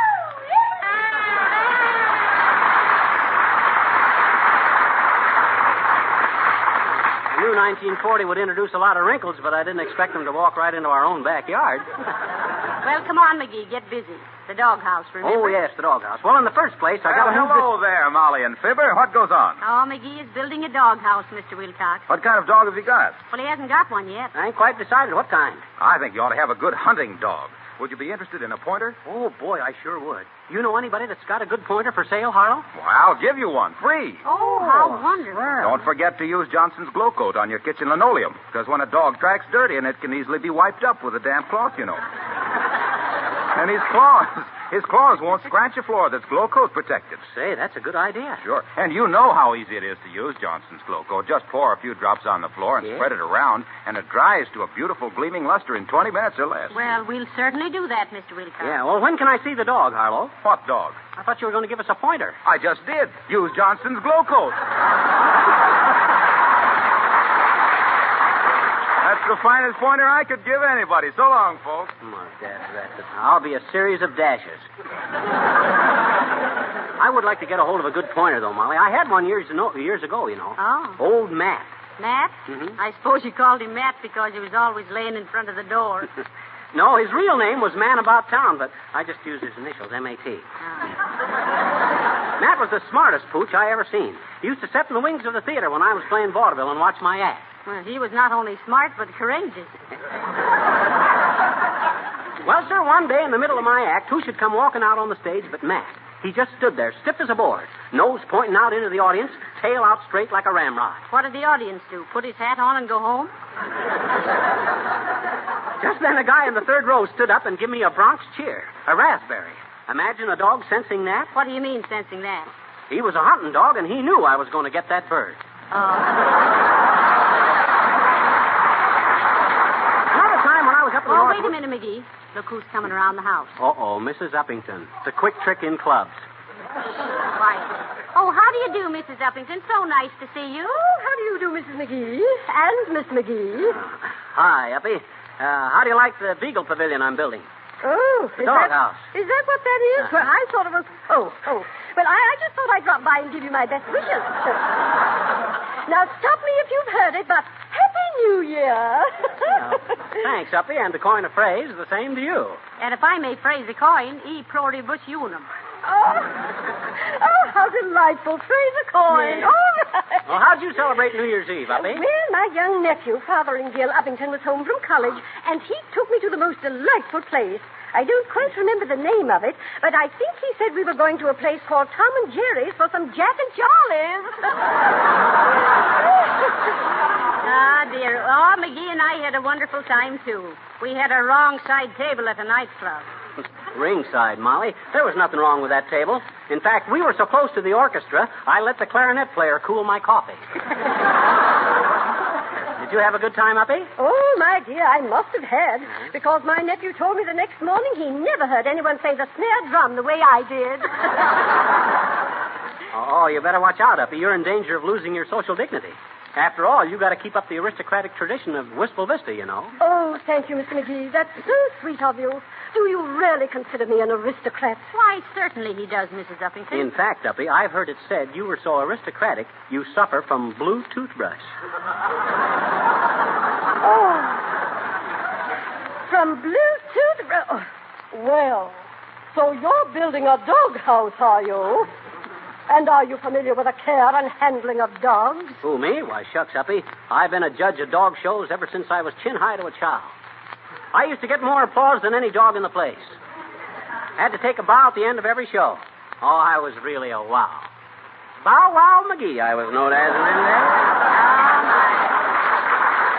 Bow Wow McGee, the biggest breeder of barking brutes that ever busted a biscuit for a Boston bull, badly bitten by big bunches of bad bloodhounds, but bravely breaking them to beg for bones and be benevolent bodyguards to bouncing babies, bandying bird dogs, boarhounds, and beagles with bits of beefsteak and brilliant brain work, and bagging the build up as the brightest boy of the beast bossers from the bounding billows of Bimini Bay to the Let's Have a Song, folks. What do you say?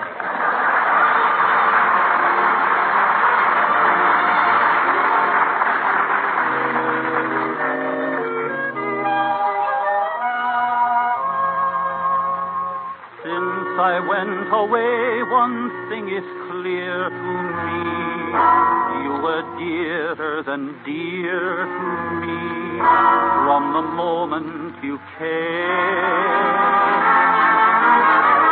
Evenings by your side, I learned to love the night, but the loveliness of the night is no longer the same. When day is done and shadows fall, I dream of you. When day is done, I think of all the joys we knew, that yearning, returning to hold you in my arms. Won't go, love, I know, love, without you night has lost its charm. When day is done and grass is wet with twilight dew, my lonely heart is sinking with a sigh. I miss your tender kiss the whole day through. I miss you.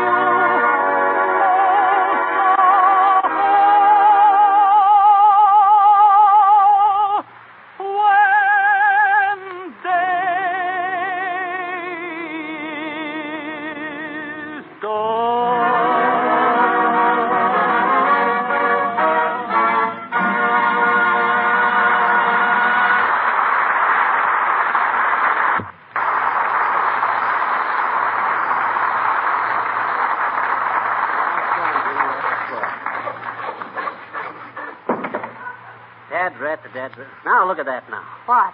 I've sawed this 2x4 off 3 times, and it's still too short. Well, keep trying, dearie. What's all this metal grill work for? Oh, that. I'm going to build a fire escape on one side of the doghouse. A fire escape? Yeah. What do you expect your Airedale to do, smoke in bed? No, but you can't... Hello there, friends. Happy New Year to you. Oh, thank you, Mr. Gildersleeve, and the same to you. And many of them, Gildy, old pal, old pal. Well, thank you, McGee. I'm glad to see the new year start so auspiciously. What you mean? What's so suspicious about building a doghouse? I didn't say suspicious, I said auspicious. That means under good omen. Oh, yes. Oh, good. Oh, sure. I catch on to it. Ah, my. It's nice to start into 1940 with you two boys friends again. It certainly is, Mrs. McGee, definitely. I guess McGee and I just got off on the wrong foot, didn't we, McGee? Wrong foot is right, Gildersleeve. We was playing double hopscotch on our own bunions. Hand me that hammer, will you, Bud? Aye, certainly, McGee. Here. Thanks. You say you're building a doghouse, McGee? Yes, he is, Mr. Gildersleeve. Well, as I always say, Mrs. McGee... What'd you say, Mr. Gildersleeve? I said it seems to me that the only way... McGee, stop that hammering a minute. Mr. Gildersleeve's trying to talk. What'd you say, Molly? I say stop that hammering. I can't hear what Mr. Gildersleeve is saying. You'll have to talk louder. I can't hear you on account of all that stabbing right and hammering. Well, you're doing the hammering. Huh? Oh, yeah, I guess it was that. What was you saying, Gildy? What? Oh, well, I don't remember now. Say, how about letting me help you with this doghouse, McGee? Huh? Oh, I just love to do this sort of thing. You know, I come from a long line of cabinet workers myself. Is that so? Politicians or carpenters? My great-grandfather made the first wooden leg in this state. Is that so? Oh, you should have seen the hand-carved muscles in the calf. Here, let me go to work, McGee. Wait till I take off my coat. Oh, isn't it nice to have Mr. Gildersleeve helping you, dearie? Yeah, it's great. We ought to get it done in twice the time now. Yes, I think so myself. Now, look here, McGee. Excuse me, please, but is this the resident? Is this the resident? Is this the... Does somebody live here? Is this... What is the name of the occupant? Who lives here?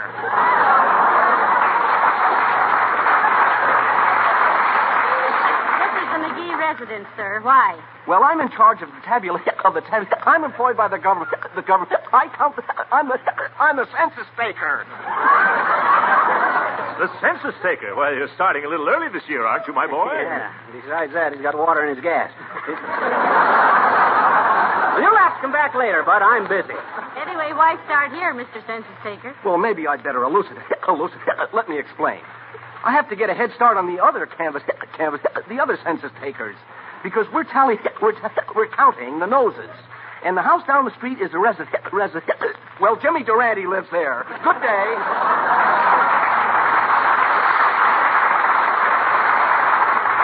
Well, I better go in and start dinner, McGee. You go on ahead with your work. Okay, Molly. And I can't tell you how pleased I am to see you and Mr. Gildersleeve so congenial once more. Well, Mrs. McGee, it's a new year, you know. I like to start off with a clean slate. Well, McGee, what do I do first? Just trim off them timbers there, Gildy. You know how to use a cross-cut saw? Why, certainly I do. Just give me that saw. Hey, now, wait a minute. Are you right-handed? What? Yes, I am. Why? Oh, I just wondered. That's a left-handed saw. Oh, it is? Yeah. Careful. Well, I may be a little clumsy at first, but I'll catch on to it. Well, let's go, McGee. Okay. Hi-ho, hi-ho, it's off to work we go. Da-da-da-da-da-da-da-da. Hi-ho, hi-ho, hi-ho, hi-ho. Oh! Did I hit your finger, McGee? No, you hit your own finger. I did? Oh, Well, we're doing pretty good, Gildy, old man, at that. Well, we Beautiful certainly job, are, McGee. Beautiful job. Yes, sir. Maybe we better go into business together, huh? You got the tools, and I've got the brain. Well, what do we do now? Put the roof on? Yes, we better put the roof on. You hold it while I pound the nail. Oh, no. You hold it while I pound the nails, McGee. You haven't let me pound one nail yet. I love to pound nails, McGee. Well, it's my set of tools, ain't it? You're just selfish, that's what you are. Well, what of it? I know more about this business than you do. Is that so? I guess I took manual training in high school, didn't I? And so what? Shucks, they tell me I built my own bassinet when I was 8 months old. Well, I don't care. I want to pound a nail. Oh, stop whining. I'm not whining. You were, too. Shucks, if you want to build something, why don't you go over in your own backyard and build Now, something? look here, McGee. I came over here to help you, and this is all the thanks I get. Yeah. If you want to start fighting again... Oh, yeah. Look at here, you big bully. Here, knock that chip off my shoulder. What? Go ahead. Knock it off. I dare you. I double dare you. Knock it off.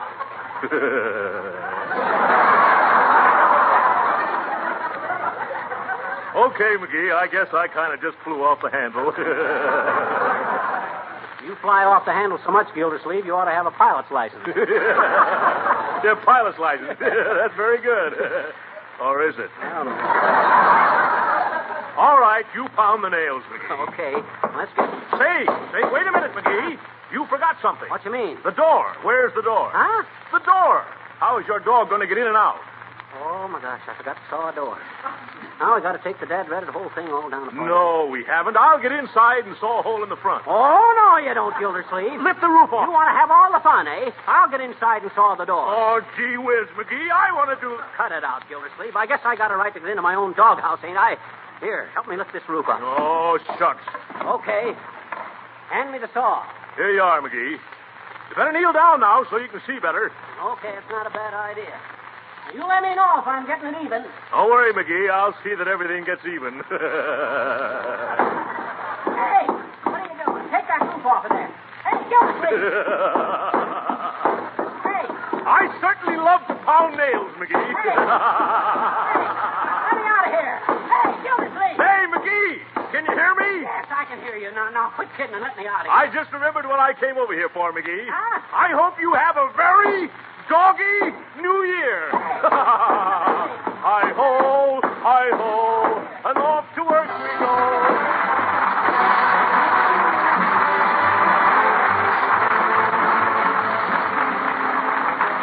Fibber and Molly will be back in just a moment. But now, answer this.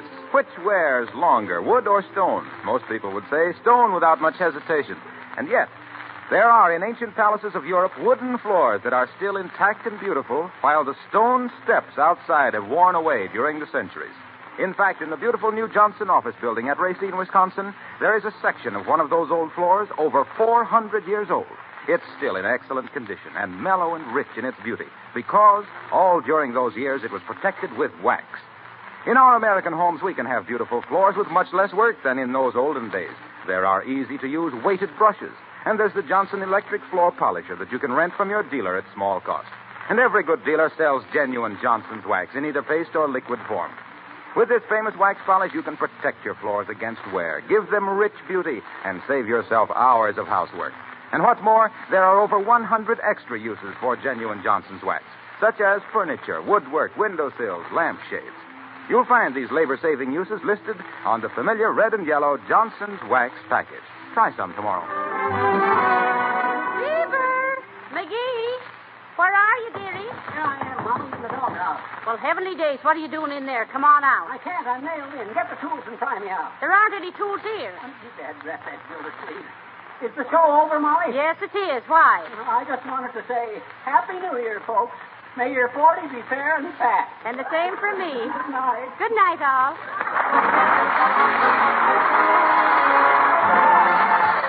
Harlow Wilcox inviting you all to join us next Tuesday night at the same time. Good night. This is the National Broadcasting Company.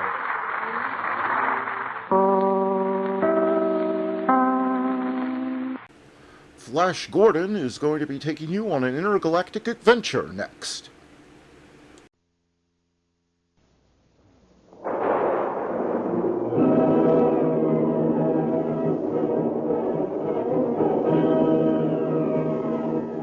Presenting for the first time in radio the amazing interplanetary adventures of Flash Gordon and Dale Arden.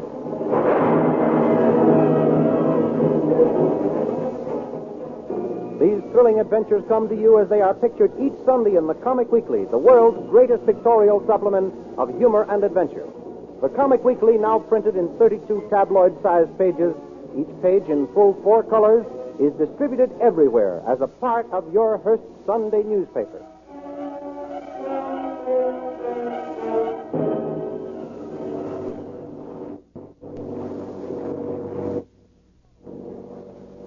Racing high above the earth, comfortably seated in a giant airliner, Flash Gordon, internationally famous athlete, looks admiringly across the aisle at Dale Arden. Minds of both are intent on the terrible destruction which for many months has been approaching the earth with terrific speed. The new planet hurtling through space directly in the path of the earth. Suddenly there's a violent jar. The plane lurches into a spinning nosedive.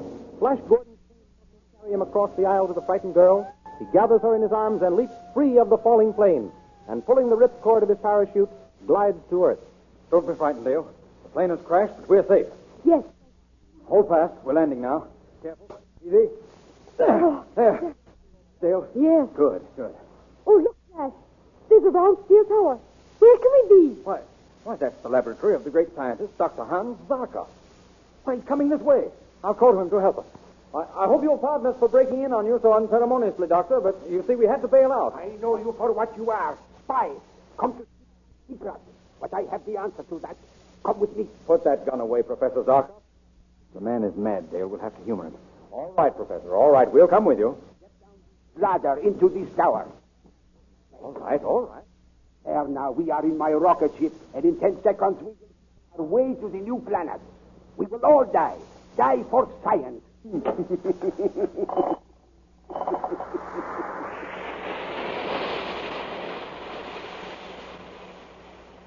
Oh, Flash, the doctor is mad. His rocket ship is rushing away from the Earth with the speed of light, right into the path of the new planet. Hold tight, Dale. We'll escape some way. To the new planet. The new planet. We three will save the Earth. Dr. Zarkov, there's still time to swing your rocket out of the path of the new planet. No. What will you gain for science if we're all killed in the crash? I know who you are, Flash Gordon. But your trained strength will not save you. Only my mind, the mind of Zarkov, the scientist, can save you. Can save any human soul upon the earth. Be careful, Flash. He's reaching for the controls. Stand aside, Dr. Zarkov. Feel it. The gravitation pull of the new planet. We crash in 5 seconds.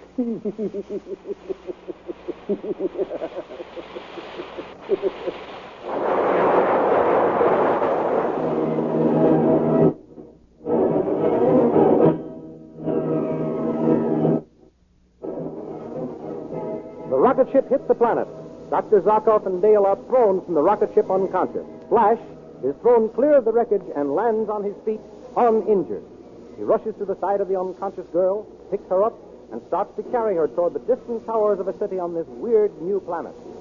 Suddenly, strange soldiers armed with ray guns appear, and capturing Dale and Flash, force them to come with them to the throne room of Ming the Merciless, Emperor of Mongo and Supreme Ruler of the Universe.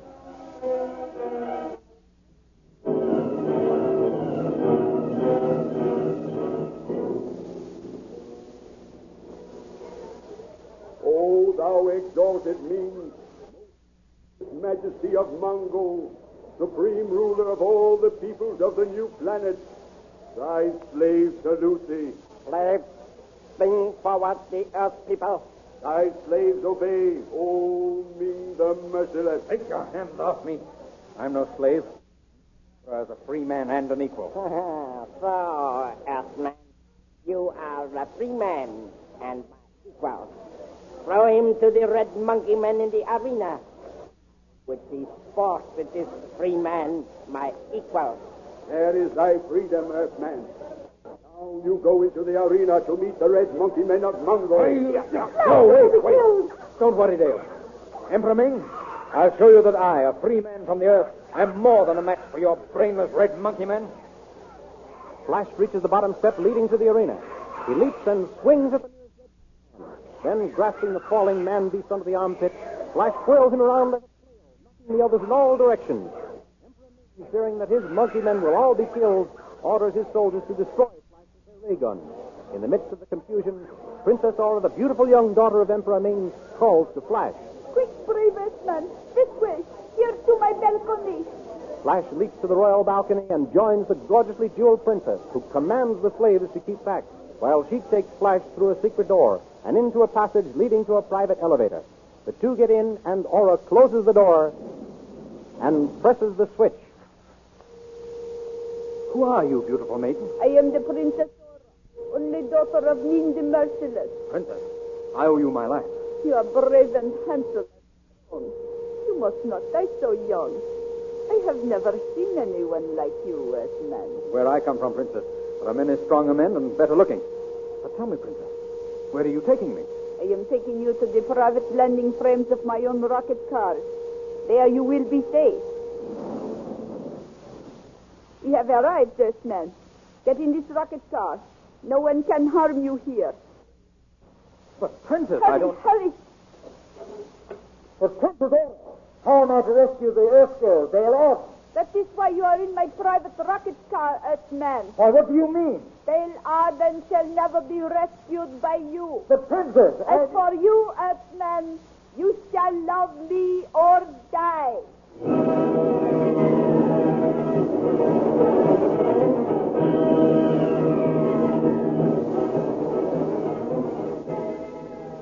Meanwhile, back in the palace, Emperor Ming is talking with Dale Arden. Your companion, Flash Gordon, has escaped, but not for long. My men will soon capture him. What are you going to do with me, Emperor Ming? Pleasing to me, Earthwoman, you will become my wife. Never! I don't love you. We men of Mongo have no human traits, no love, no mercy, no kindness. Whether you love me or not makes no difference. You shall become my wife as soon as the ceremony can be arranged. Your Majesty, look into the spacergraph. Our city is being bombarded by the space gyros of the Lion Men. The Lion Men! Order the entire space fleet to the attack!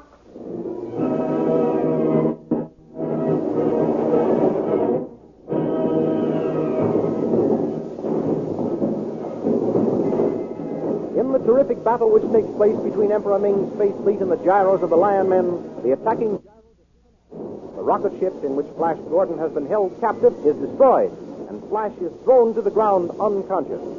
He opens his eyes to find himself staring up into the great bearded face of Soon, Prince of the Lion Men. Soon lets his great sword fall as he sees Flash Gordon's white skin. Who art thou, white-skinned youth? Speak, answer me before I cleave thy white body in pieces.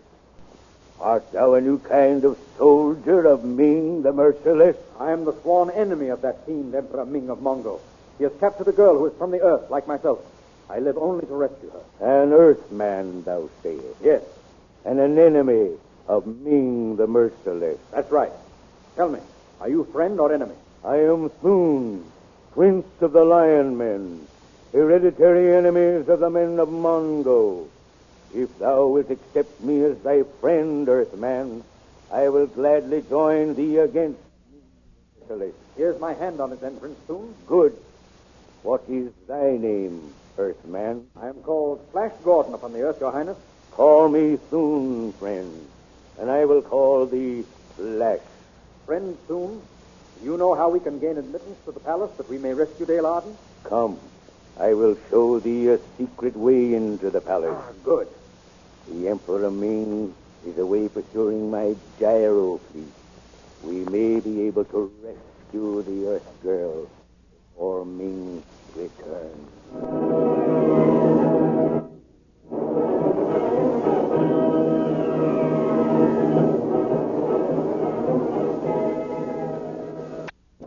Flash Gordon and his powerful newfound friend go first to the space gyro of Prince Thun, and there they gaze intently into the thought projector, in which they not only see Dale Arden a captive, but they also have revealed to them a secret way leading to the throne room of the palace. The secret passage is known as the Tunnel of Terror because of the deadly beasts which lie within its gloomy walls. Fighting Flash and his new friend, Prince Thun, finally find themselves within the palace. A door with great steel bolts stands before them. Quick, Thun. This door must lead directly into the center of the palace. From my memory of the palace, I should say that beyond this door is the great throne room of the Emperor Ming. All right, then. Here we go. There. You're right, Thun. It is the throne room. Yes. This great statue before us is the god of death, which stands at the top of the altar steps, directly behind the throne of the emperor. Listen. Thun, what's that? By the great god Tao. It is a royal wedding procession. Ming the Merciless taking another bride.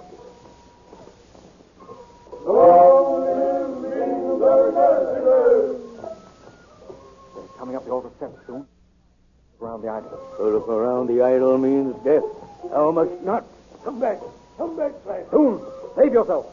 I'm going to the rescue of my Earth friend, Dale Arden. She's being forced into a marriage with Ming the Merciless. Prince Thun of the Lion Men does not save himself at the expense of his friend. If thou must die, I will die fighting with thee. Dale! This way, Dale!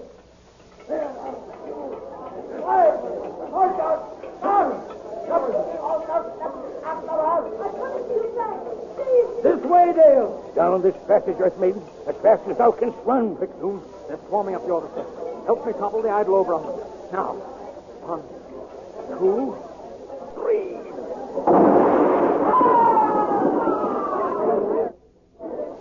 With a grinding crash, the giant idol topples over on the onrushing soldiers of Ming the Merciless, killing those in front and throwing into confusion the whole company. Flash Gordon and Prince Thun, with Dale between them, dash into the secret passage beneath the idol. The way becomes steeper. They slip and fall. Down, 100 feet or more into a whirling underground river. They're swept along down a raging current and over a falls into a lake. With the powerful strokes of the champion swimmer, Flash sets out for the shore, towing Dale by the hair.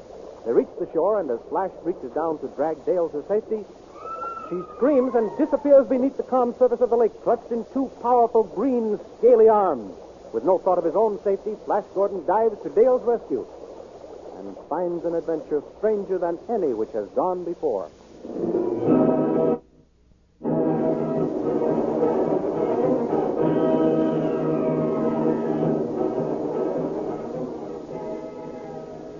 Follow the thrilling adventures of Flash Gordon and Dale Arden each Sunday in your Hearst Sunday newspaper. You will find them graphically portrayed in full-colored pictures in the Comic Weekly. Only in the Comic Weekly can you follow the escapades of the Katzenjammer Kid, those perennial rascals, or thrill to the adventures of King of the Royal Mountain. Only in the Comic Weekly can you enjoy the good, clean fun of Bringing Up Father, Tilly the Toiler, Way Out West, The Little King, or in the language of his hillbilly friend, go clean catawampus over the bodacious goings-on of Barney Google. Your old friend Skippy and all his little pals are waiting for you in the Comic Weekly, along with Pinky, Molly, and Pat in their great adventure story, Radio Patrol. Then there is Ace Drummond, the Demon Aviator, Johnny Round the World, and many, many others. Be sure you get this big 32-page all-color Comic Weekly supplement with your copy of next Sunday's Hearst newspaper. And don't fail to listen again next week to the continuation of the amazing interplanetary adventures of Flash Gordon and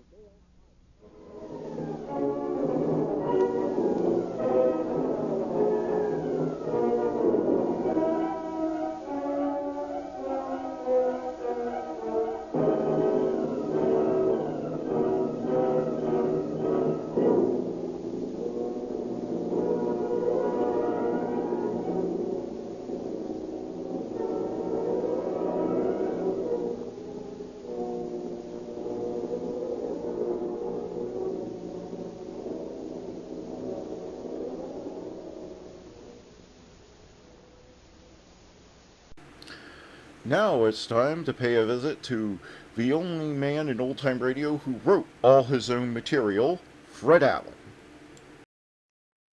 I'm just trying to find out how I can improve the program. I can tear off read a some commercial jive. for you. Now, wait a minute, everybody. This may be trouble. Come in.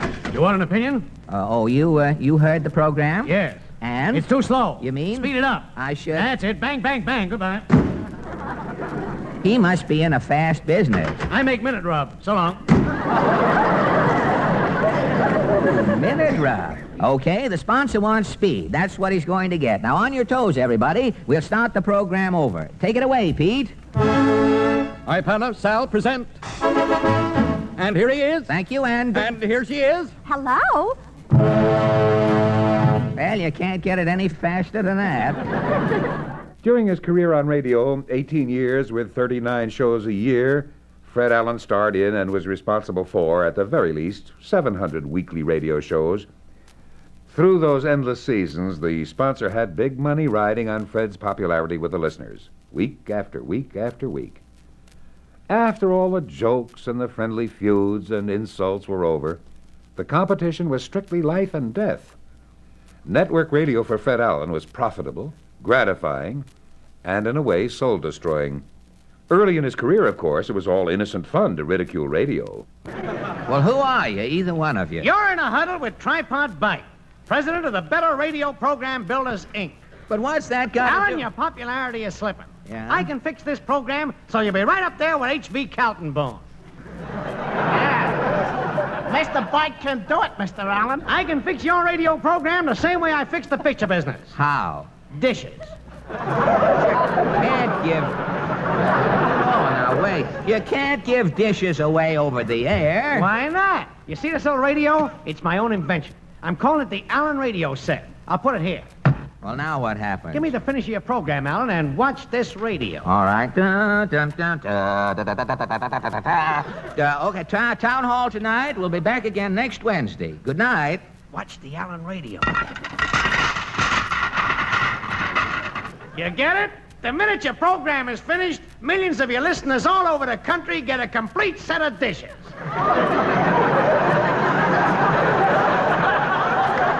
Why, you'll be bigger than Ma Perkins. Not that. No, I'm not going to turn out to be a prologue to a crockery jackpot. Okay, so I'm falling back on my picture technique. That's me, eh, Mr. Bite? Right, Happy. Where do I come in? What did I do when dishes quit bringing people into movie theaters? What? I put in double features. You're the one. Listen, double feature with B pictures jammed in movie joints, and a double feature will make your radio program, Alan. I should put a B picture in there. No, you put in Happy. Yeah. What's Happy? Hey, I'm a B comedian, Alan. Oh. They finally showed up. One admitted it, huh? You were a B comedian, and you come on the program with me? Right. Yeah. You're the A comedian, Alan. You step up to the mic with a buffola, and Happy steps right up with a wheeze. You're a double feature. I'm going places. You get it, Alan? I get it. What do you say? Just one word, boys. Yeah? No.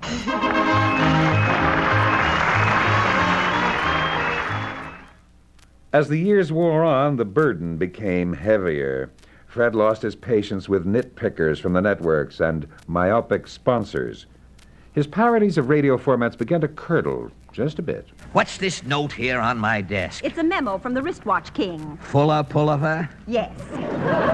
He wants to know the results of your survey on dunking. Oh, yes. Pulliver is designing a coffee-proof wristwatch for habitual dunkers. He wants a nationwide check on dunkers' habits.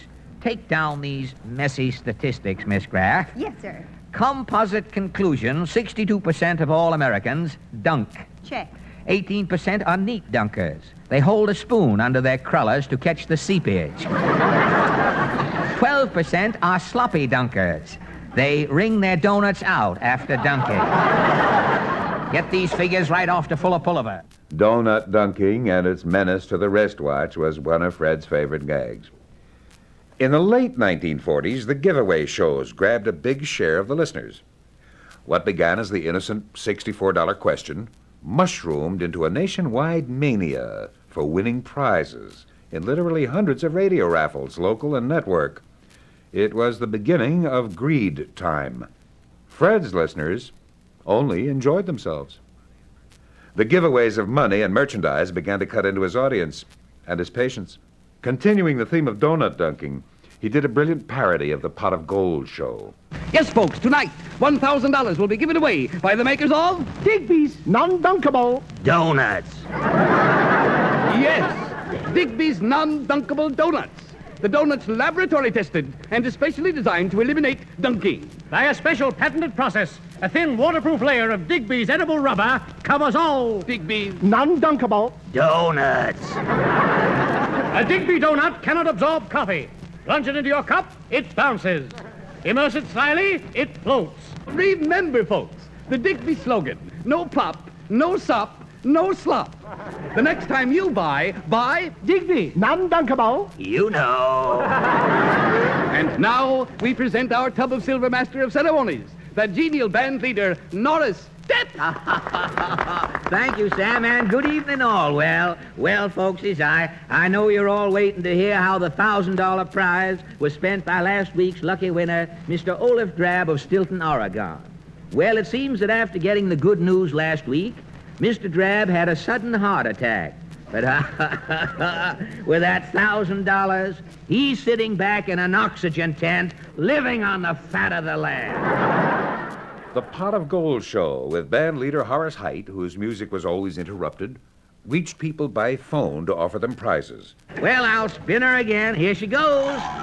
And she's up. She's down. She's stopping. No, she's starting again. No, she's stopping. And the lucky number is 266. Take it, Sam. Right, Norris. Tonight's winner is in phone book 266. Take it, Norris. Okay, Sam. And now, folks, how about a little music? Let's go, boys. That's all. That's all, brother. Now let's find that lucky page in phone book 266. Take it, Sam. Right, Norris. And now let's find that lucky page in phone book 266. Take it, Norris. Okay, Sam. And now let's find that lucky page in... Oh, say, what is this? We're not getting anywhere. Well, I'll spin the giant selector again. Let her go, Norris. Whee! And she whirls around. She's up. She's down. She's stopping. She's starting again. No, she's stopping again. Norris. She's starting again. She's up. Norris. She's down. Up, down. Norris. She's sideways. Hey, Norris, for crying out loud, the thing stopped long ago. Oh. Sorry, folks. I was looking at a dame in the front row. Take it, Sam. Right, Norris. And the winner is the 35th name down on page 172 of phone book 266. Norris is putting through the call now. Hello. Norris Operator. putting through the Hello, call. hello. And in just a minute, Hello. we'll hear the lucky winner's voice as he Hello. gets the $1,000 tub of silver prize. Here's Norris with the winner now. Hello. Here's Norris Hello. with the winner now. Hello. Come on, Norris, step on. Well, I'm doing all I can. I'm calling the thing up. I can't if they don't have... Hello. Any minute now, Norris will be along with the lucky winner. Colonel Jason Oglethorpe, at your service, sir. Well, congratulations, Colonel. This is the Tub of Silver calling. We want to give you $1,000. $1,000, sir? Yes, Colonel. Real United States currency. You mean northern money? Yes, sir. I never touched the stuff, sir. You what? I'm from the old suit, sir. I ain't even looked north for 50 years. Good day, sir. Operator. Colonel Oglethorpe won't take the dough, Sam. Well, he must be nuts. And speaking of dough and nuts, folks, don't forget, Digby's non-dunkable donuts have won the coveted Digby seal of approval. Digby's come in 5 luscious flavors: soggy, pretty soggy, extra soggy, too soggy, and wow, get a stomach pump. And now we go merrily back to Norris Step. Well, what are we going to do, Sam? Well, we've got to do something, Norris. Imagine not being able to get rid of $1,000. Gad, this never happens on the Pot of Gold program. This is a fiduciary dilemma. What's going on here? Oh, here comes the sponsor, Mr. Digby. Here, Dep. What's the idea of mentioning that certain program on my program? Well, I only said Pot of Gold. Don't say that. The Pot of Gold is my biggest rival. It's an out-and-out imitation of my program. If they hadn't originated it, I'd sue. What are we going to do with this $1,000, Mr. Digby? I can't give it away. Well, you've got to. If you don't give that $1,000 away in 5 minutes, Dep, you're fired. I knew I should have renewed Orson Welles.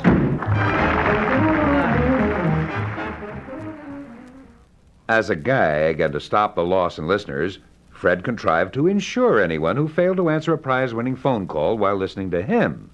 It was a funny idea, but short-lived. After 8 weeks of insuring our listeners, we haven't had one legitimate claim. Oh, we've had hundreds of letters. One man named Frank Gould lost his pocketbook in Europe last summer and wanted us to send him the money he lost. A shop owner out in California lost 2 rug customers while he was listening to the program.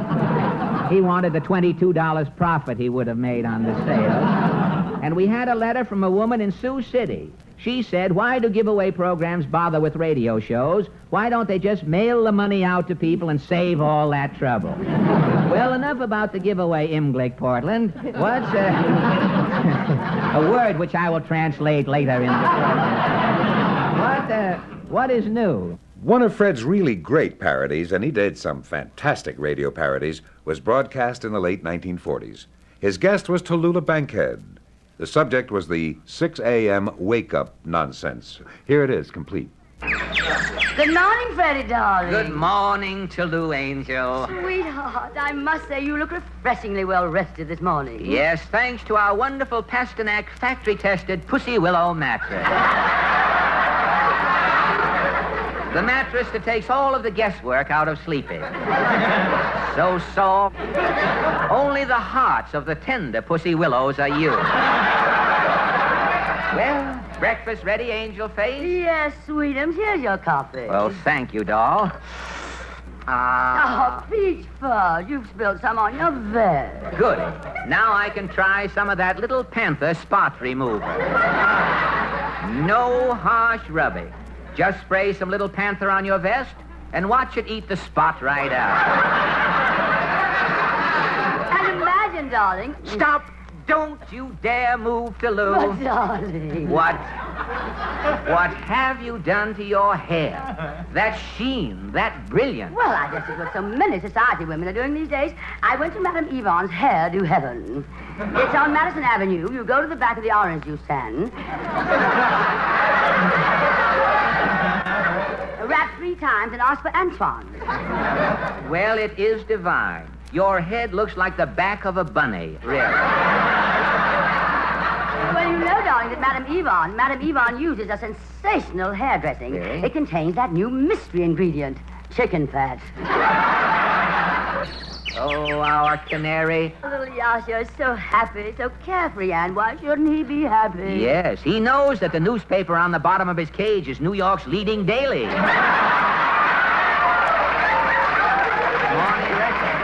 Oh, good morning, Mums and Daddy. Oh. Isn't she cute? I just love the way your tooth is shining this morning. Yes, Mummy. I brushed it with Dr. Pratt's homogenized toothpaste. So sweet. I love you, Mummy and Daddy. I love you too, darling. Now you run along to school, baby. Well, that's little Yasha telling us our time is up. We'll be back tomorrow morning at 6, folks. Until then, this is Freddie. And to Lou. Saying goodbye. Now, wasn't that simple, Tallulah, with a radio program like this? But it's ridiculous, Fred. Nobody can possibly be that cheerful every morning. Well, that's true. If one of those happy couples woke up grouchy one morning, the listener would probably hear something like this. Hey, knucklehead, get out of that bed. You got a program to do. Will you quit yapping? 6 o'clock in the morning. Who's up to listen to us? A couple of burglars and Arthur Godfrey, maybe. My mouth tastes like a sandhog just pulled his foot out of it. Dad, I'm sleepy. Well, why don't you stay home some night and try sleeping? Sleeping on that Pasternak Pussy Willow mattress? Pussy Willow. It's stuffed with cat hair. Every time I lie down on that cat hair, my back arches. Oh, stop beefing. Here's your coffee. Well, it's about time. I spilled some on my nightshirt. Oh, you're such a slob. I'll get that bottle. That little bottle of Panther Spot Remover. You're not putting any of that Adam juice on me. The last time it ate away my nightshirt and I still had the spot left. Where do you find these sponsors? In the police lineup? Your hair. It looks as though you just took your head out of a mixmaster. I know that hag, Madame Yvonne, with her chicken fat. My hair keeps sliding off my head. That bird again. Shut up, you molting pest. Now, look here, Clam face. Oh, shut up. And Yasha, you shut up, too. Good morning, Mommy and Daddy. That'll teach you sneaking up on your parents with that one tooth like an old elf. Can the kid help it if she looks like you? I want my back first. Go gum a donut. Pipe down some. And I've had enough of this grind with you and that kid and the canary yapping around. I've got a gun here. You're right, you killed Yasha. Yes, and you're next. Ah! Daddy, you killed Mommy. Now it's your turn.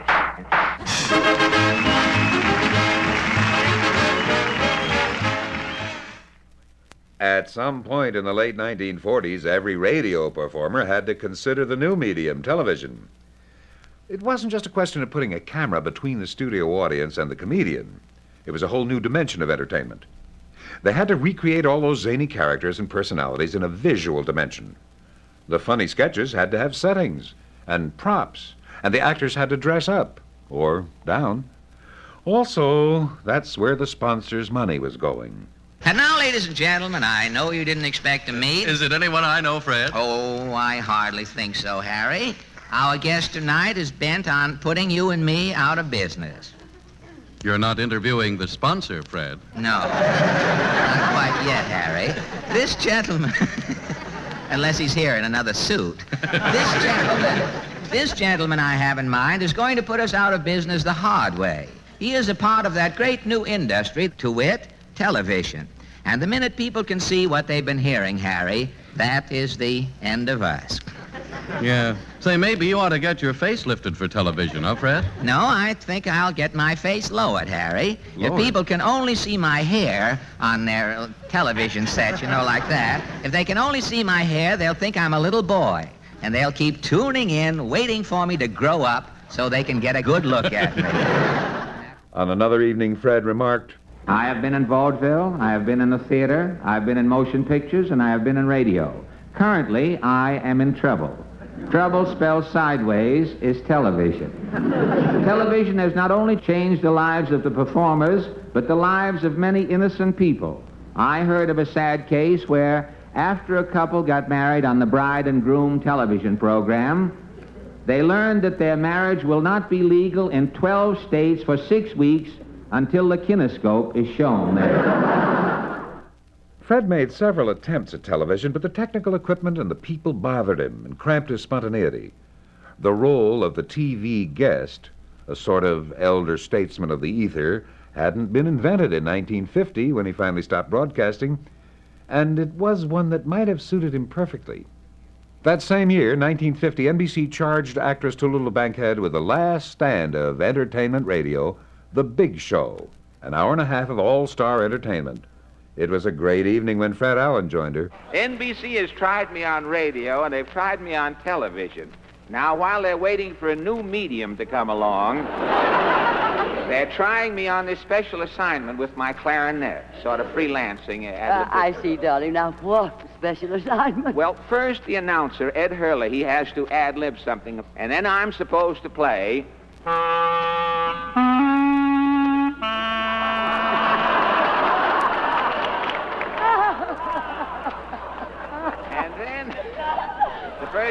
the first time you ever had a half-a-tone chimes in the history.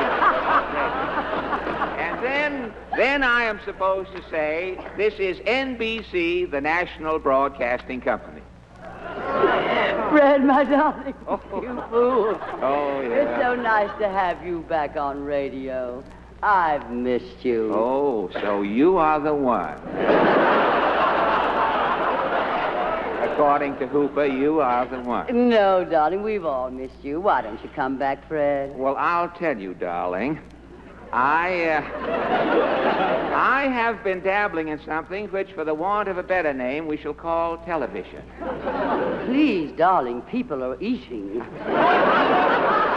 Oh, I'm sorry. Say, you didn't by any chance happen to see me on my first television show, did you? No, I didn't, Fred. You weren't home? Oh, yes, I was home, darling. Oh, no set, darling? No guts, darling. Well, you know television's a new medium, and I have discovered why they call it a medium. Because nothing is well done, or very little.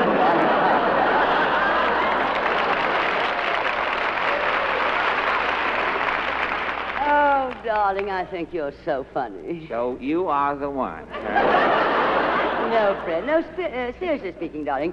Well, as if we haven't been. What else? Well, no. Why did you leave radio? Well, I'll tell you, Tallulah. They wanted me to do one of those programs where you call up people on the telephone and ask them questions and give them prizes, you see. And that's why I quit and went into television. Do you mean? Yes, it was a choice between the medium and the telephone.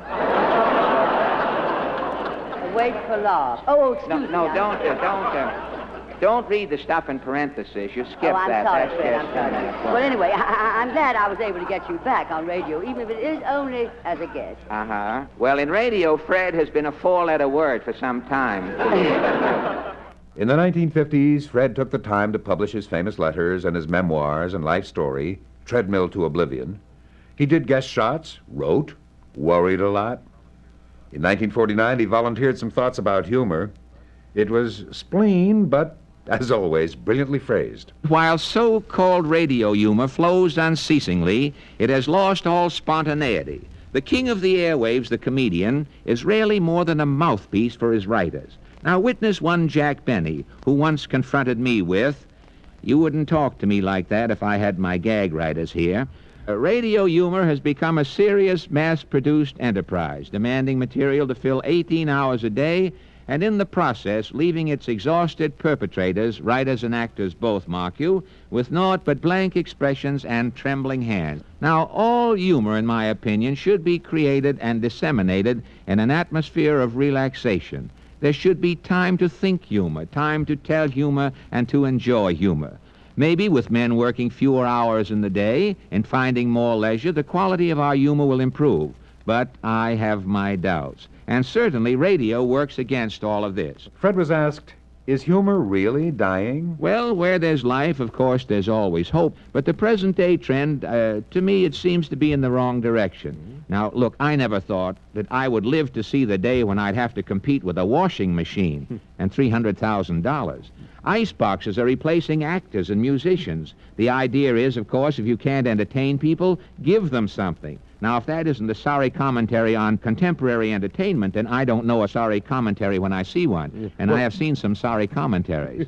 I'm an authority on sorry commentaries, as a matter of fact. Well, television, I'm afraid, is going to make it worse. In the beginning, television drove people out of the saloons into their homes. But now people have sets in their homes. Television is driving them out of their homes back into the saloons. But who can tell? We can take hope from the fact that regardless of what radio and television are doing to it, humor will never die. Laughter is the privilege of the free, the solace of the oppressed. Maybe if we can find a common bond in humor to stop the fussing, fighting, and feuding in the world, we might actually laugh our way into peace. In the final analysis, laughter is the universal language of mankind, And a little nonsense now and then is relished by the wisest men.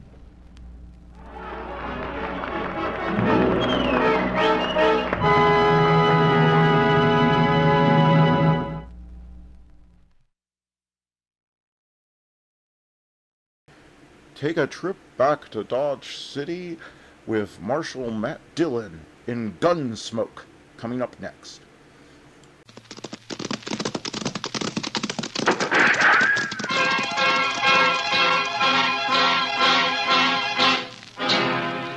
Around Dodge City and in the territory on West, there's just one way to handle the killers and the spoilers, and that's with a U.S. Marshal and the smell of gun smoke.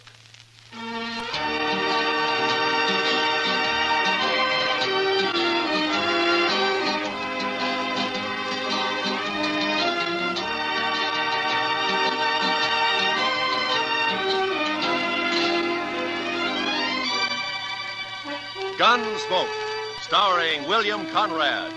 The story of the violence that moved west with young America. The story of a man who moved with it.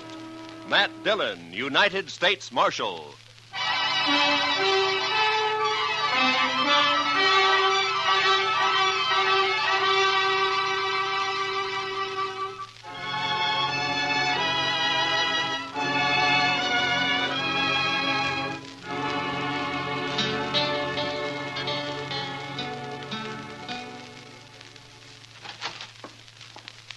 Not up there, Mr. Dillon. He's just plain vanished. There's no note anywhere? You sure of that, Chester? Nothing, sir. I looked again, all over. Well, it's 2 days now. This isn't like Doc. Well, I still think he's just gone off on an emergency. Out in the country somewhere. Maybe, but he's always left word before. Well, what'll we do, Mr. Dillon? I don't know. Might start asking people, Chester. Try the saloons and the store and maybe the depot, huh? All right, Mr. Dillon, I'll go right now. All right. Well, I do declare. What? Riding right up Front Street as big as life.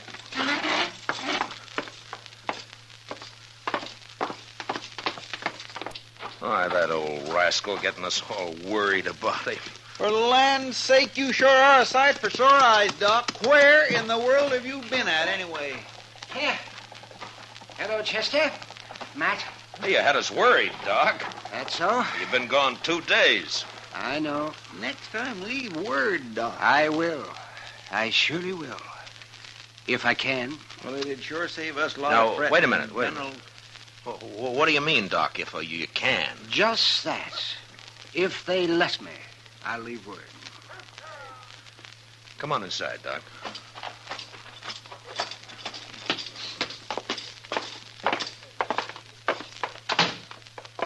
Well, all right. I'm curious, Doc. You want to tell me about it? I can tell you part of it. Least important part. I made a promise about the rest. You know how it is, Matt. No, but you tell me. Well, the other night, Wednesday it was, I was peacefully asleep on my couch when a couple of riders tromped right into my office. They said a man was hurt somewhere out past Fort Dodge. So naturally, I got up and I went along with them. Well, then why didn't you leave a note and say so? They didn't tell me exactly where we was going, Chester. But they sure told me not to leave any note. They told you what? Let him talk, Chester. Now, of course, I figured then it must have been a shooting, but my job's to take care of everybody, sinner and saved alike. And so, when finally we got to this place the next day... What place? That's part of what I promised not to tell, Chester. But like I was saying, there was a young man there who'd got himself shot in the back. The bullet lodged right in his spine. And I dug it out, and I did all I could for him. And then I just sat there for quite a spell. And then I put my things away.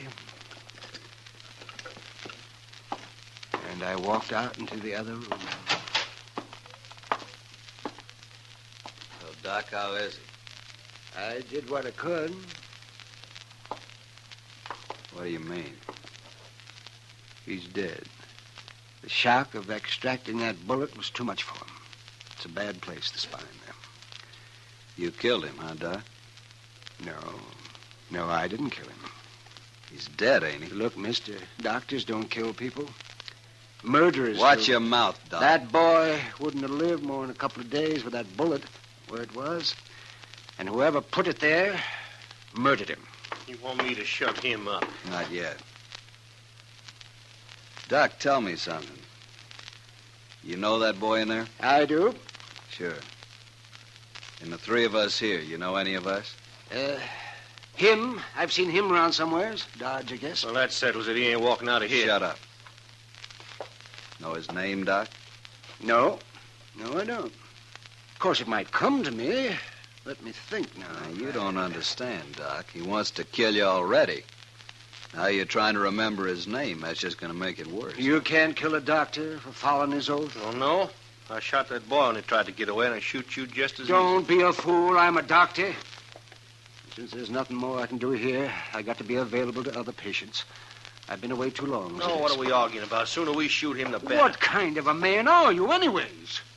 Don't you know I'm the only doctor within 100 miles of Dodge? Right now, it's one too many. Now, wait a minute. I'm kind of thinking the doc's right. He ain't like an ordinary man. But doctor, well, it's almost like he ain't quite human somehow. He's human enough to tell what he knows that hard-headed marshal they got in Dodge. Then we'll have him on our tail. We'll never get our 20,000. Well, I figure it's us or the doc. I'm not interested in what you figure, mister. Right this minute, there may be some woman having a baby and needing me real bad. There may be several folk needing me for help. He's right. We can't kill him. I can't. You'll do what I say and nothing else, here? Oh. Doc, listen to me.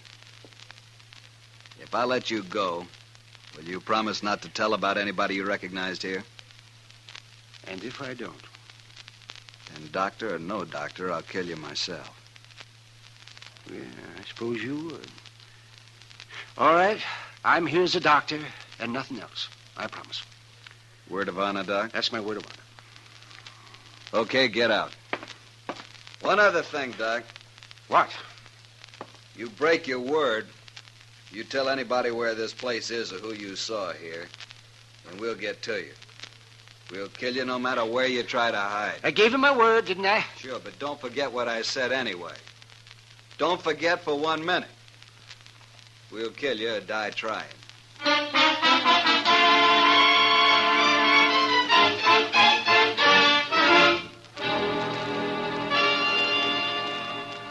That's quite a story, Doc. And you played it right smart, if you ask me. Who were they, Doc? Well, tell us. Well, I only recognized one of them, Chester, besides the man they'd shot. So you said. Have you thought of his name yet? No, Chester, you don't understand. I gave him a word I wouldn't tell. Yes, but that was just so as you could get away. Well, they'd have shot me for sure otherwise, but still I gave my word. It don't matter how or why. But, Doc, they're just a bunch of killers. I know. Leave him alone, Chester. But, Mr. Dillon... Yes, sir. Matt. Yeah, Doc. Wouldn't you do the same if you were in my boots? That'd be a hard choice, Doc, but... Yeah, I suppose I would. Why, any man would. Leastwise, any man of honor would.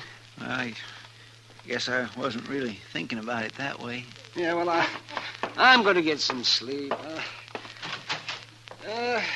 Matt, that was a good boy they murdered. I hope they hang for it. Oh, Dad blasted him. How are we ever going to find him, Mr. Dillon? I don't know, Chester. We don't even know who they killed. Funny, we haven't heard about it. Maybe nobody's missed him yet. Just think. Doc could lead us straight to him right now. Well, it isn't making the Doc happy, Chester. No, sir, it sure isn't. I'm going over the Texas Trail, Chester. I'll be back later. Yes, sir.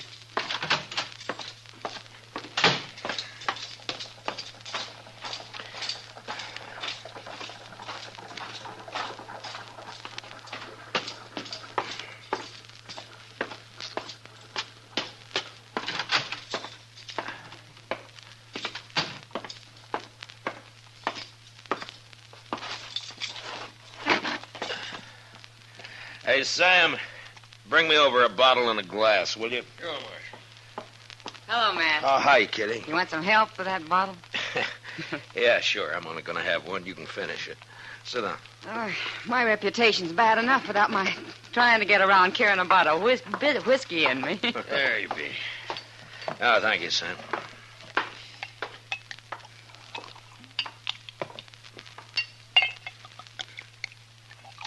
There you are, Kitty. Well, here's to luck. Yeah, I could use some. Well, you didn't come here to drink a bottle of rye, Matt. What's on your mind? Well, Kitty, I was sort of wondering if maybe you'd heard any talk about anybody being missing lately. Missing? Who?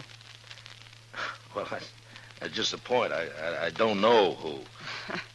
Well, you're sure not on much of a trail, are you, Matt? Well, a man was shot and he's dead. And I don't know who he was or who did it or where. All I know is that it happened. Well, I'll be darned.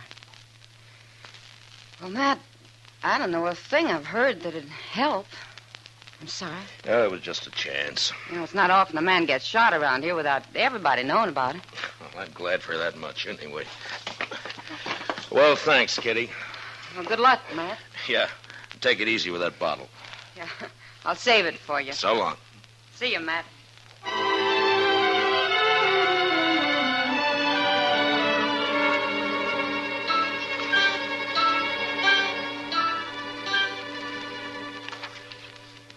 Doc's been asleep for 6 straight hours, Mr. Dillon. He sure must have been tired. Yeah. Here, Chester, take these letters down to the depot for me, will you? They got to be in Washington next week. Santa Fe pulls out in an hour, sir. I'll put 'em right in the mail car.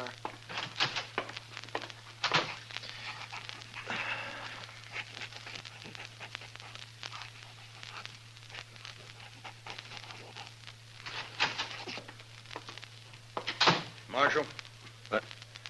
Why, Jake Worth, why, you haven't come into Dodge in the last 6 months that I know of. I'm here now, Marshal. Oh? Trouble, Jake? I'd call it that. Well? You know that cottonwood, the big one down at Brandy Bend? Yeah? There's a hole cut down by the roots at the north side of it. I put a sack in that hole this morning. It's got $20,000 in it.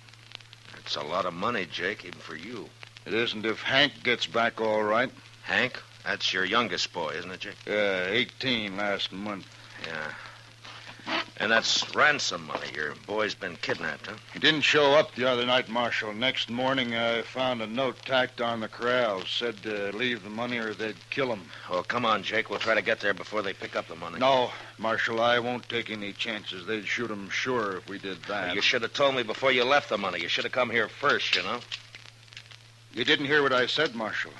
I won't take the chance. All I want now is for you to watch for anybody who turns up rich around here. Jake, I want you to listen to me. Now, you listen to me, Marshal. Nobody is going to do a thing till Hank's back safe on the ranch. Not one dang thing. Jake, if they killed Hank, you'd want him hung, wouldn't you? I'll hang him myself if it comes to that. I'll hunt him down like wolves. All right, then let's go. Let's get on to Brandy Bend and wait for him. No. I already told you no. Hank's dead, Jake. Huh? They already shot him. And he's dead. What are you talking about? Where is he? I don't know. And how come you know he's dead? I can't tell you. Marshal, I've had about enough of this. We're wasting time here. Come on, Jake. I'll tell you what I can on the way to the river. You better, by heaven, or one of us ain't never going to get to the river.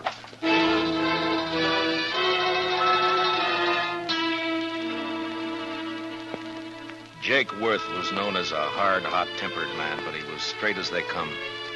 He'd made one fortune in Texas cattle and another in buffalo hides, and now all he wanted was his ranch and his 3 sons to work it with him. The Worths were good men. They didn't cause any trouble, and they worked hard. It was hard to tell Jake, but without mentioning Doc, I said what I could. And when we reached the Arkansas, we hid our horses in a clump of bush and worked our way on foot up to the big cottonwood. And I stood up and walked out into the open. What are you doing, Marshal? You gone crazy? Come on, Jake. No use to hide now. Oh. That's him there, isn't it? That's Hank. I'm afraid so, Jake.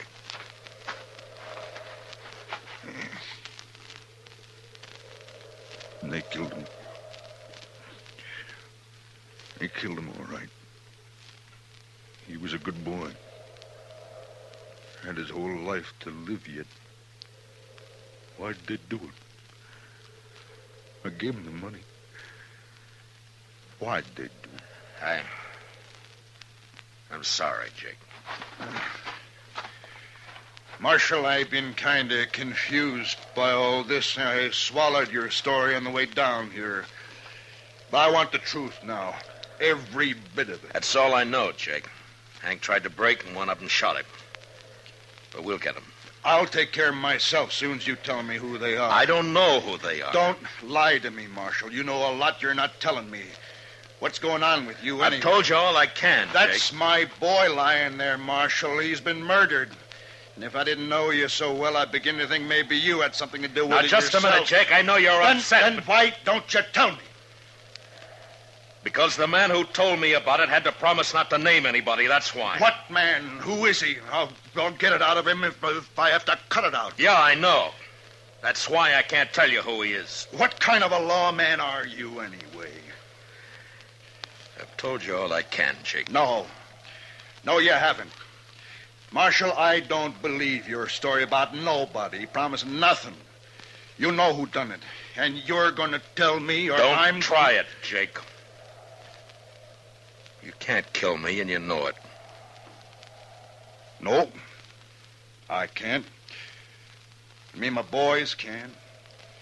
And I'm giving you 24 hours to name those men, and then we're coming to Dodge. There'll be blood spilt, Marshal. Jake, I give you my word, I don't know who did it. I don't believe you. I'll help you take your boy home now. Oh, no. You go on back to Dodge. I'll manage here. You're making a bad mistake, Jake. 24 hours, Marshal. I'll be there. We'll find you wherever you'll be. Jake, I want... So long, Jake.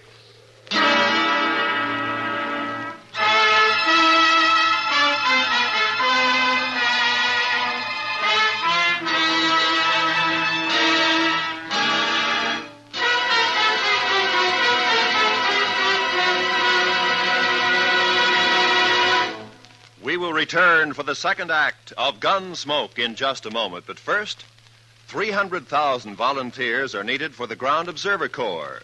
This spare time activity serves as a vital supplement of the Air Defense Command radar network, which has certain unavoidable blind spots due to the curvature of the Earth. Men and women from teenage up are urged to become ground observers. Get in touch with your nearest Civil Defense Center. Now for the second act of Gunsmoke.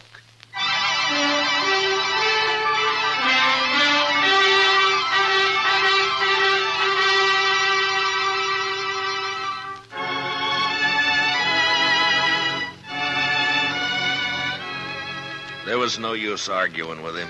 The man's grief had destroyed his reason. And the worst of it was, I knew his sons would do whatever Jake told them to do. Unless I could stop it somehow, I'd have to shoot it out with 3 good and perfectly innocent men. For no reason at all. I thought about it all the way back to Dodge, and by the time I got there, I had an idea. I went up to Doc's and talked it over with him. Well, all right, Matt. I'll do whatever I can. It might not work, Doc, and you'll be exposing yourself to a lot of danger. Have you thought about that? I have. I've also been thinking about the men who killed Hank Worth. Well, we could wait till they start spending their money, or till one of them gets drunk and maybe talks too much somewhere. We could. But meantime, you and the Worths will have a gunfight. Oh, man, it'd be a terrible thing to let happen. All right, then, Doc, let's go. I want to get to the ranch before dark. Yeah, maybe Jake's cooled off by now. Enough not to start shooting on sight anyway. We'll soon find out. Come on.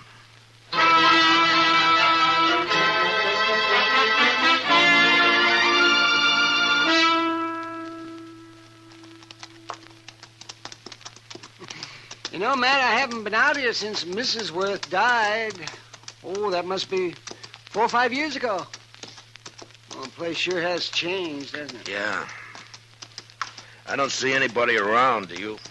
Maybe they saw us first. Maybe they're hid out. I hope not. See, Matt, I got an idea. Why don't you take your gun off and hang it around your saddle horn? Then they'll know you come peaceable. I can't take a chance like that, Doc. Not with Jake in his state. But I won't shoot unless I have to. He who lives by the sword. Look, Doc, I'm doing everything I can to avoid this thing. But I'll kill all 3 of them if I have to. All right, Matt. I understand.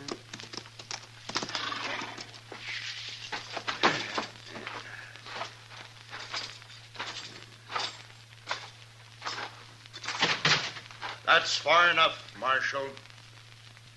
Watch him, boys. If he makes a move, shoot. Yes, sir.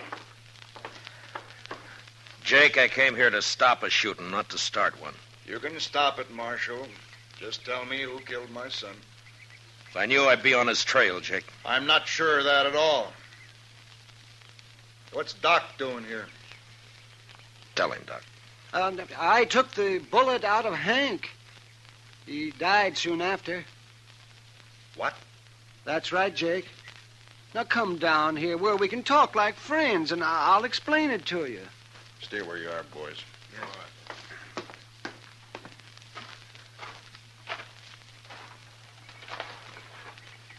All right, Doc, let's hear it. Well, they got me out of bed, Jake, and they led me out into the country. Hank had been shot in the back, and I extracted the bullet, but it was no use. He'd have died anyway. There were 3 men there, and I recognized one of them. Who was he? Well, I had to promise I wouldn't tell, Jake, or they'd have killed me. That don't matter Now, think about it a minute, Jake. Doc gave him his word. And you're asking him to break it. Now, think about it for a minute. I'm thinking. Thinking about my boy, too. Hank's dead. You can't help him now. Shot in the back, and the coward who did it's running free. You want to help get him, Jake? Don't ask fool questions, Marshal. Of course I want to get him. Now, then listen to me. Those men told Doc if he talked, they'd kill him. Yeah, and they meant it, too. All right, so I got an idea now, Jake. We'll spread it around that Doc has identified the killer. The news will reach him soon enough, and meantime, I'm going to lay low. And I'll have Chester tell everybody that I've ridden out after them. Go on. Then we'll just wait. 1 or 2 or maybe all 3 of them will come into Dodge to kill Doc some night soon. They still might get away. And I'll deputize you and your boys right now, and you can wait for them with us. You'll have to stay hidden like me, of course. We won't mind that. Not if we get a chance at them, we won't. All right, good. Yeah. Funny thing, though. What? A man like Doc here, rather than break his word, he'll make himself a target for those killers. Yeah. Look, Jake, Doc and I are going to go back to Dodge now. I'll see that the story gets started, and in a day or 2, you and your boys can ride in, but separately, though. Otherwise, it might cause talk. I understand. And come straight to Doc's. We'll get there.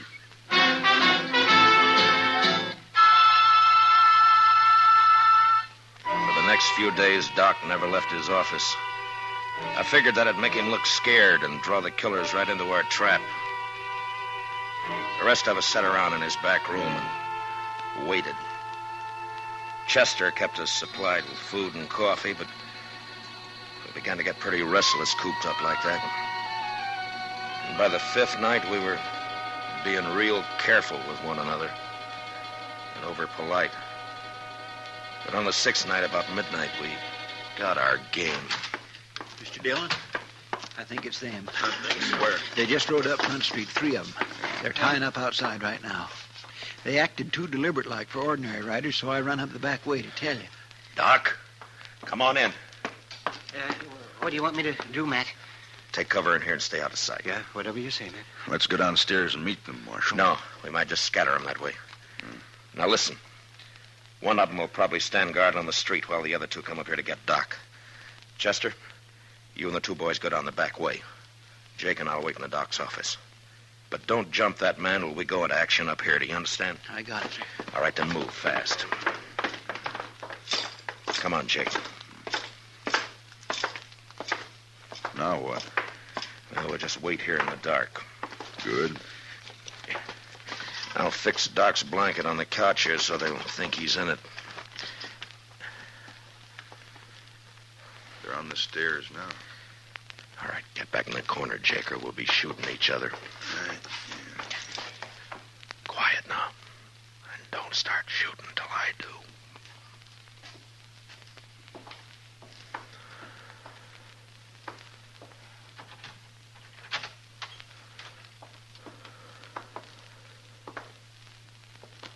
Doc, wake up, you lying dog. Let's just shoot him and get out of here. What?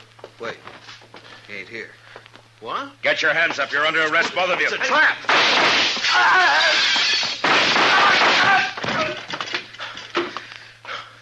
You all right, Jake? Got one of them. I'm all right. Doc? Doc, you can come on out now. Yeah, all right, Matt. They're dead.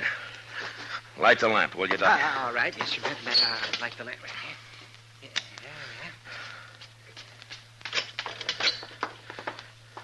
Okay, Mr. Dillon? Yeah, come in, Chester. Well, we got him, Mr. Dillon. He tried to get away when he heard you up here, but he ran smack into one of the Worth boys. He's dead. Yeah. Well, I don't know either one of these men.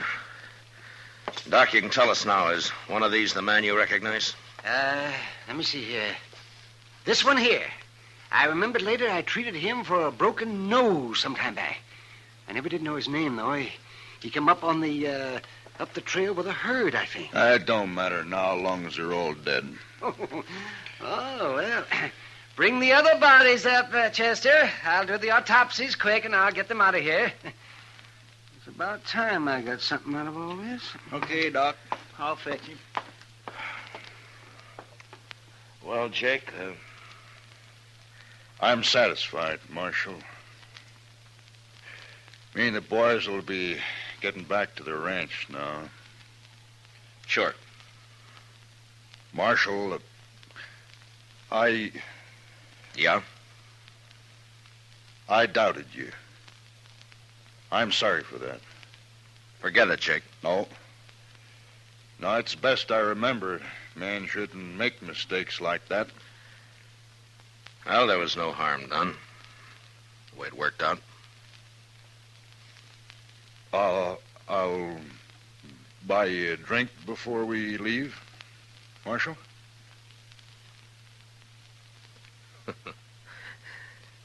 I think I'd like that, Jake. Come on, let's go.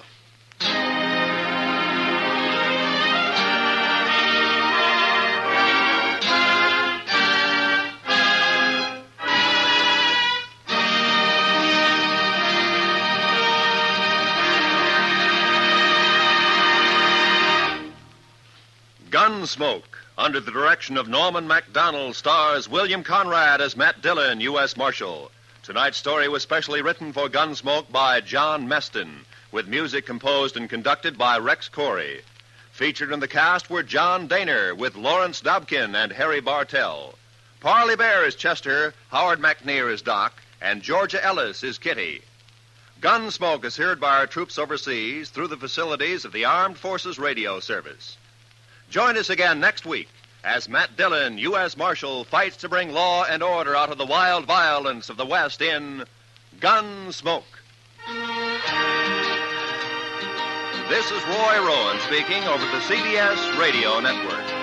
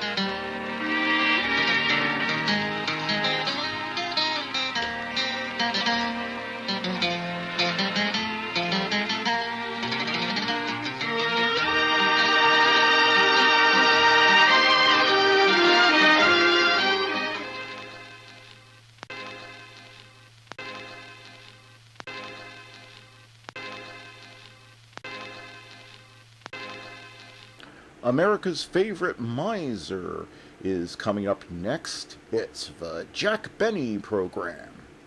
J-E-L-L-O.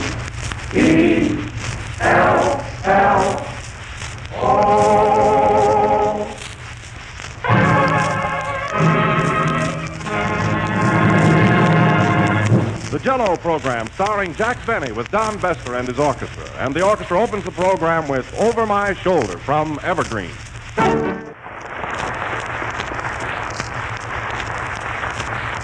And now I present to you Mr. Jack Charles Lawton Benny of Wimpole Street. Thank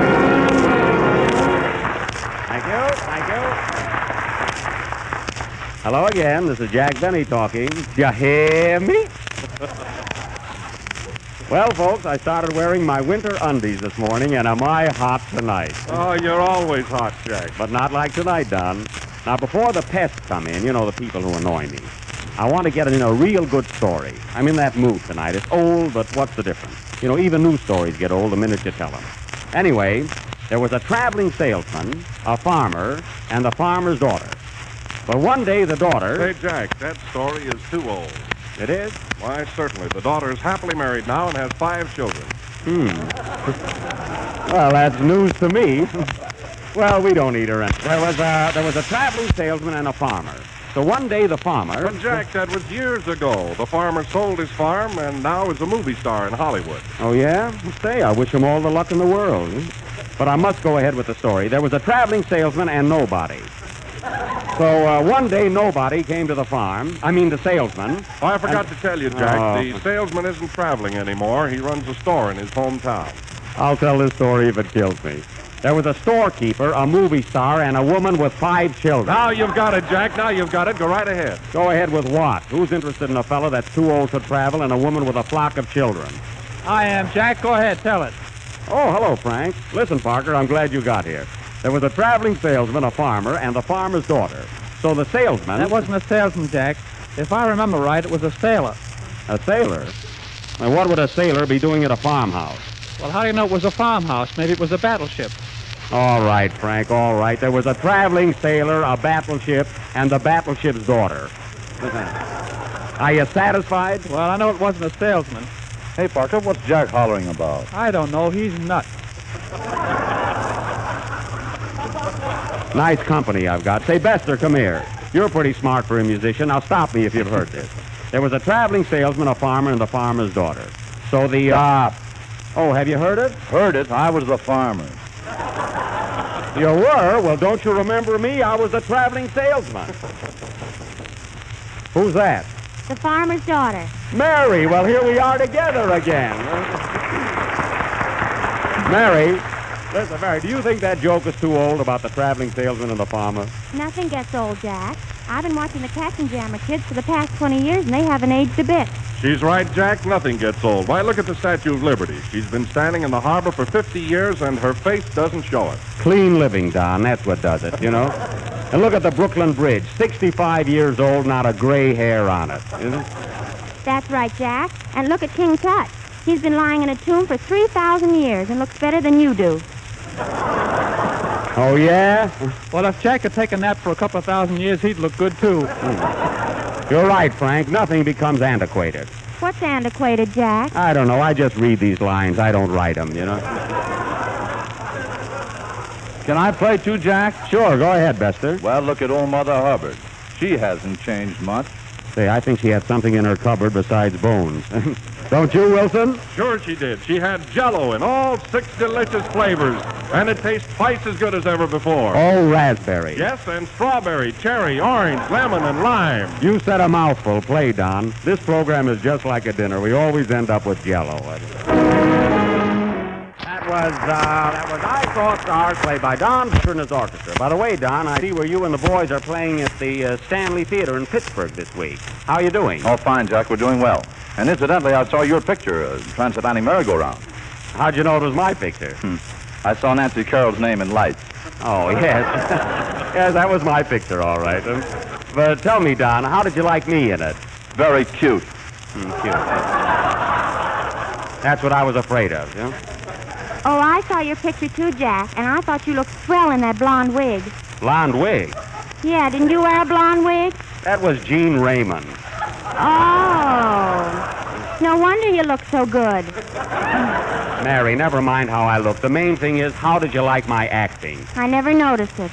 Look at Mary, that scene where I'm in love with a girl and I have to give her up because she loves somebody else. Why, it was heartrending. You said it. I saw it, Jack. I saw it and I thought it was great, but of course you couldn't expect to win the girl against a fellow like Gene Raymond. Is that so? Jack's lost better girls than Gene Raymond will ever get. Thanks, Mary, thanks. Well, anyway, folks, going back from the screen to the air, this evening we are bringing you another great artist in our series of guest stars. Tonight we have a real surprise for you, a real thrill for you lovers of the opera. And who doesn't love opera? Ah, when we think back to the days when we had stars like Nellie Melba, Lucia di Lammermoor, and Lil Trovatore. Ah, what singers they were. It just makes us wish we were young again. Well, tonight we have secured for this program, Eddie Cantor turned her down, Phil Baker didn't want her, will they be sorry? We have secured that great Colorado soprano, Miss Gallie Kirchu. Gesundheit. Thank you. Madame Kirchu in person.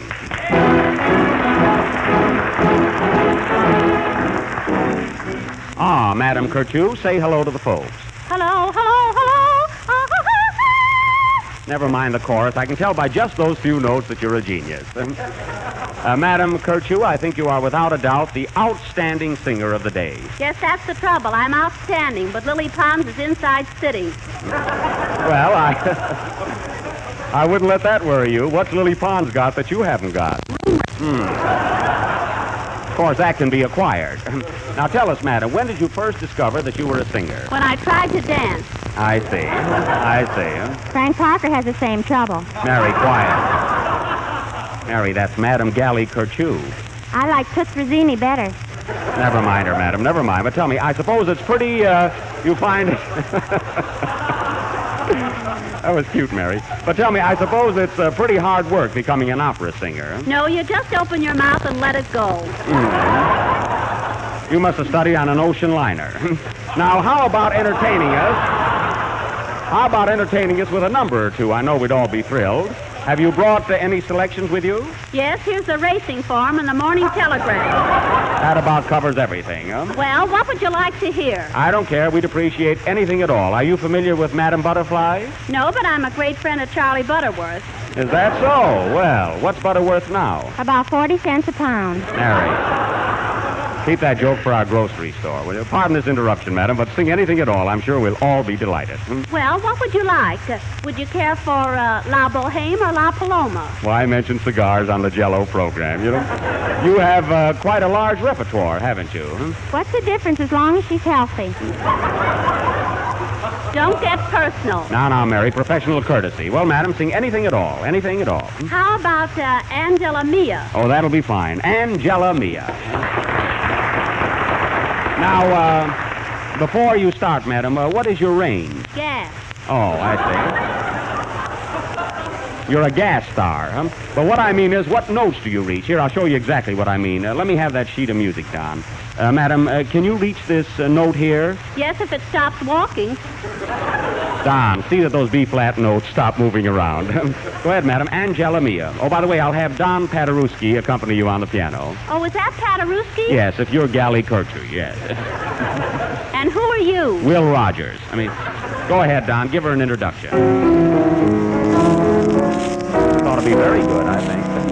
Angela Mia, you are my angel dear. The heavens sent you down to me from up above. And Jell-O for me, and some for you, too. That puts the punch in Jell-O. Play, Don, play.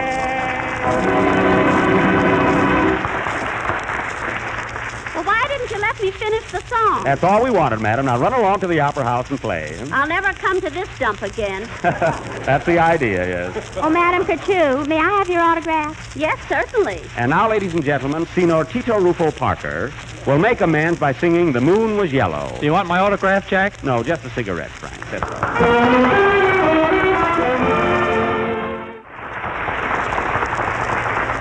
That was Frank Parker singing The Moon Was Yellow.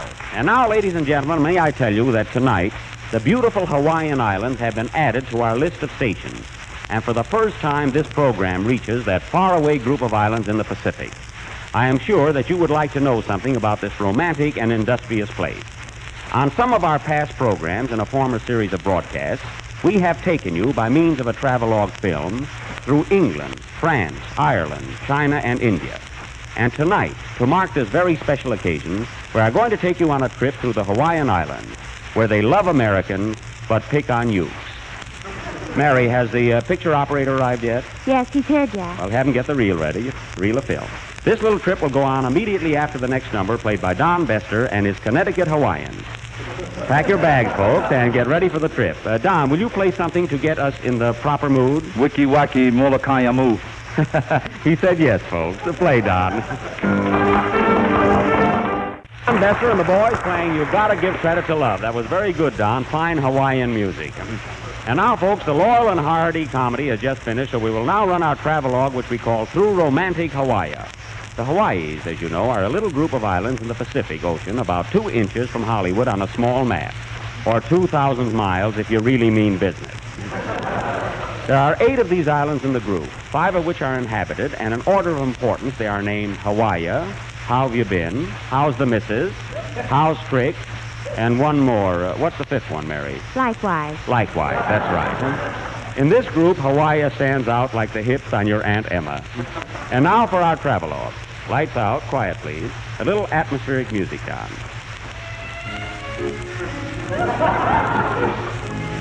Don, that was our grocery store music. This is for Hawaii. Jack, there are grocery stores in Hawaii, too. I don't care. I want Hawaiian music. All right, Jack, don't cry. All right. That's it. Start the film, Charlie. And here is the picture. As our boat steams into the beautiful harbor, we already sense the magic of these enchanting isles under a glamorous tropical moon. And what a brilliant moon it is, turning night into day. Parker can have his yellow moon. Morton Downey can have his Carolina moon. But give me the Hawaiian moon. How about you, Wilson? I'll have scotch and soda. We follow the white line and find ourselves entering the picturesque harbor of Honolulu, where we discover the natives already assembled to greet us. Fine. All right, don't overdo it, natives. In a jiffy, we are down the gangplank, and here we are in Honolulu. It is Lulu's birthday, so we arrive just in time to Honolulu. Yeah. We're sorry we told this joke and duck merrily down the main street of this romantic city to see the sights. And at this moment, from where we are standing, we can see several mountain peaks. What kind of dogs are those, Jack? We are told that the chief industries of Honolulu are romance and pineapples. But as there are very few pineapples being thrown these days, romance predominates. Ah, sweet romance. Love is in the air.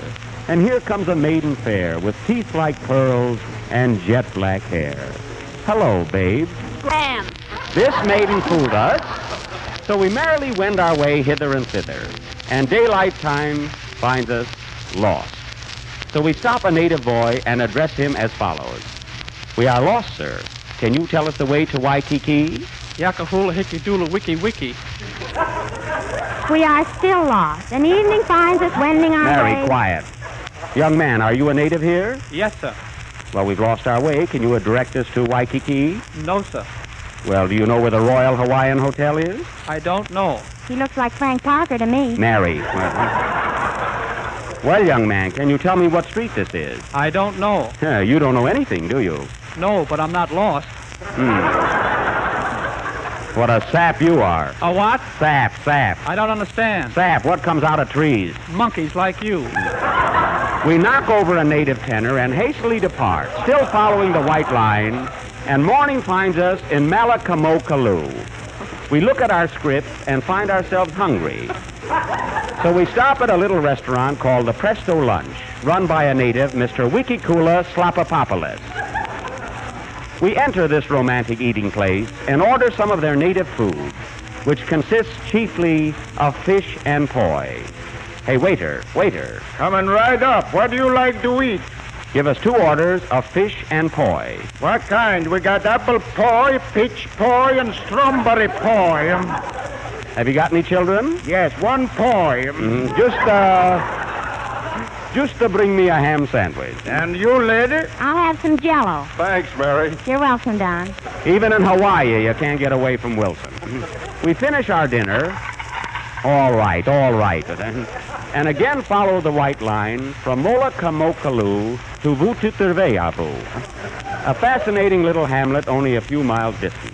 We are told that the chief industry here is hula dancing, and we arrive in time to see some of the natives at work. These little girls are doing their dance in a costume made of hay. There's a hungry horse approaching one of the girls, and she will soon be doing a fan dance. Shall we stop and talk to one of these fair maidens? Yes, we shall, just as we rehearsed it. Quiet, Mary. Oh, miss, come here. Do you hear me? What do you want? Oh, boy, are we short of Hawaiians. Tell me, young lady, is that your native dance, the hula? Yes, sir. Why do you vibrate so while dancing? It's time for my medicine, and the doctor told me to shake well before using.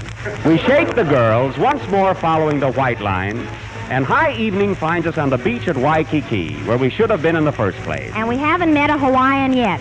Waikiki is the very famous resort that you hear so much about, and it is truly one of the beauty spots of the world. What are you laughing at? Oh, boy, are you a Burton Holmes?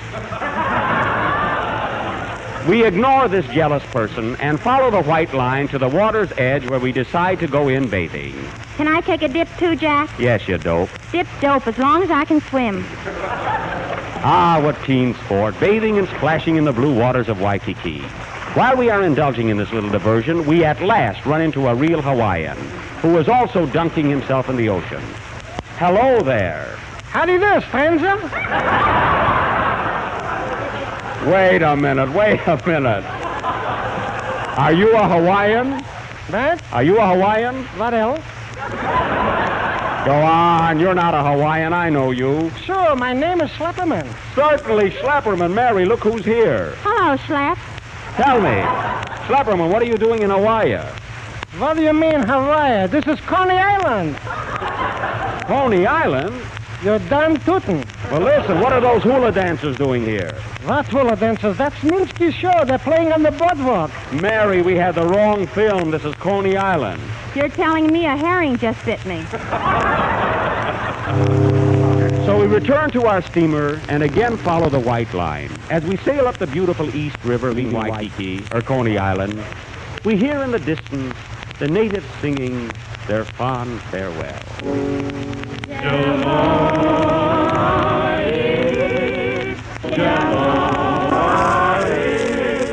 It's made in 6 delicious flavors.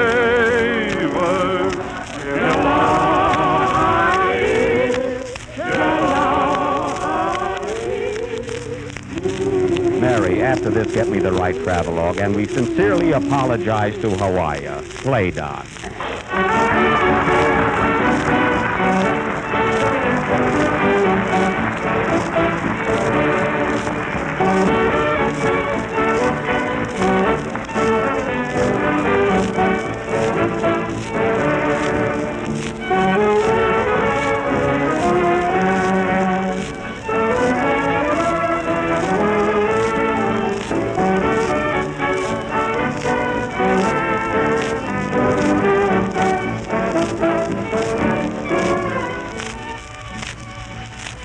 The moment you open a package of Jell-O and smell that delectable fresh fruit fragrance, you know the Jell-O's flavor is extra rich.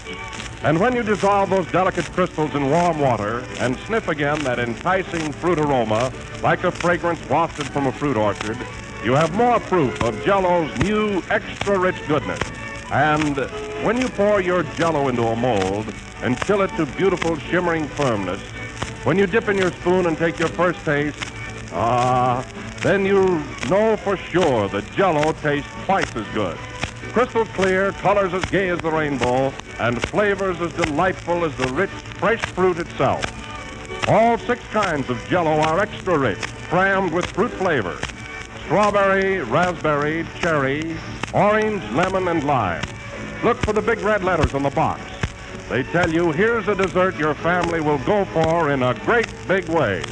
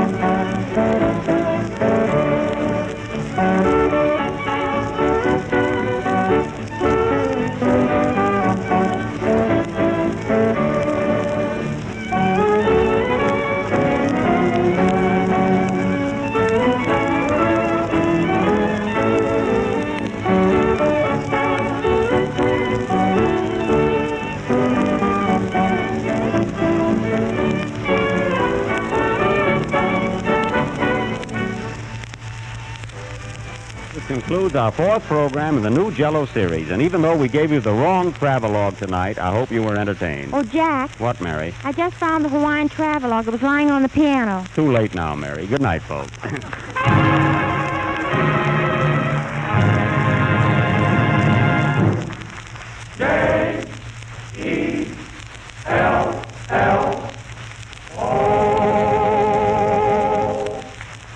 The selection you're devastating is from the production Roberta. This is the National Broadcasting Company.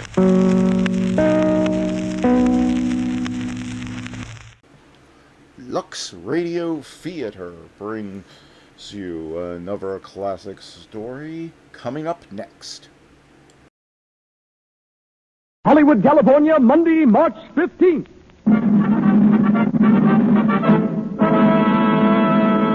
The Lux Radio Theater, starring Marlene Dietrich with Herbert Marshall in Desire, featuring Otto Kruger and Zeffie Tilbury.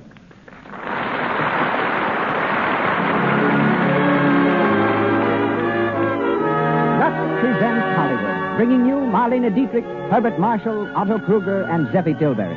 Our producer, Cecil B. DeMille. Our guests, Mr. Ernst Lubitsch, distinguished motion picture director, and Miss Kay Roberta Williamson, hostess of Hollywood's famous specialty shop, I. Magnin and Company. Our conductor, Louis Silvers.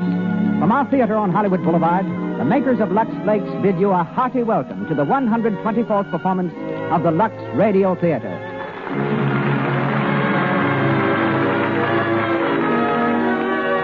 Before we hear Marlene Dietrich and Herbert Marshall in Desire, a few words about our product, Lux Flakes. We've been interested lately in hearing how many women use Lux in the dishpan because they consider it a beauty treatment for their hands. Lux Flakes are so gentle, and they make dishwashing easier, too. One woman, Mrs. Travis Johnson of New York, writes, "Nice hands mean a lot to me. I'm a pianist, so I can't afford to let my hands get rough and red. Using Lux for the dishes is the most inexpensive beauty care I know. My husband agrees with me, too. Says my hands look as nice as when we were married. And a husband's compliments mean something." As Mrs. Johnson points out, Lux Flakes for dishes are inexpensive. It costs less than 1 cent a day to keep your hands nice this way. And now, ladies and gentlemen, Mr. Cecil.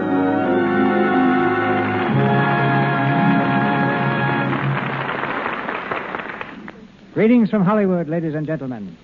Marlene Dietrich is a Hollywood rarity. Her success story is the only one of its kind I know. You've heard of our screen Cinderellas, the girls who had to go on the stage to make a living or to support a destitute family. But it was love of acting alone that brought Marlene first to the theaters of Berlin and Vienna and inevitably to Hollywood. It was Max Reinhardt who gave Miss Dietrich her first chance on the stage and thereby launched one of the most glittering careers of our time. Recently, in Vienna and London, thousands jammed the squares in front of her hotels, cheering her wildly. To protect her from the crowd's enthusiasm, London's heroic bobbies worked overtime. When Miss Dietrich left, it was remarked by a great London newspaper that, although we, her devoted slaves, regret her departure, it is said that Scotland Yard detectives are toasting it in nightclubs and looking forward to a long holiday. Police, the paper went on to say, are anticipating the threat of the coronation crowds as child's play. In our adaptation of the Paramount film Desire, she comes to us in the role she filled with such distinction on the screen, Madeleine de Beaupré. Making his fourth appearance on our stage, Herbert Marshall is heard as the English automobile engineer, Tom Bradley. Since his last appearance here, Mr. Marshall has been busy preparing with Miss Dietrich for the new Paramount film Angel. They had planned to shoot the first scenes of Angel today, but to make this broadcast possible, graciously postponed starting until tomorrow. Otto Kruger faces our microphone in the part of Carlos, one of the most polished actors of the stage and screen. Mr. Kruger has just starred with Mary Ellis abroad in Glamorous Night, produced by British International Pictures. Zeffie Tilbury, who played the role of Aunt Olga in the film version, resumes it tonight. High in the flies of our stage, Columbia's engineer reaches for the dials of the control board, ready to release to the ends of the earth the Lux Radio Theater's presentation of Desire. And here come our players, Marlene Dietrich and Herbert Marshall, with Otto Kruger and Zeffie Tilbury.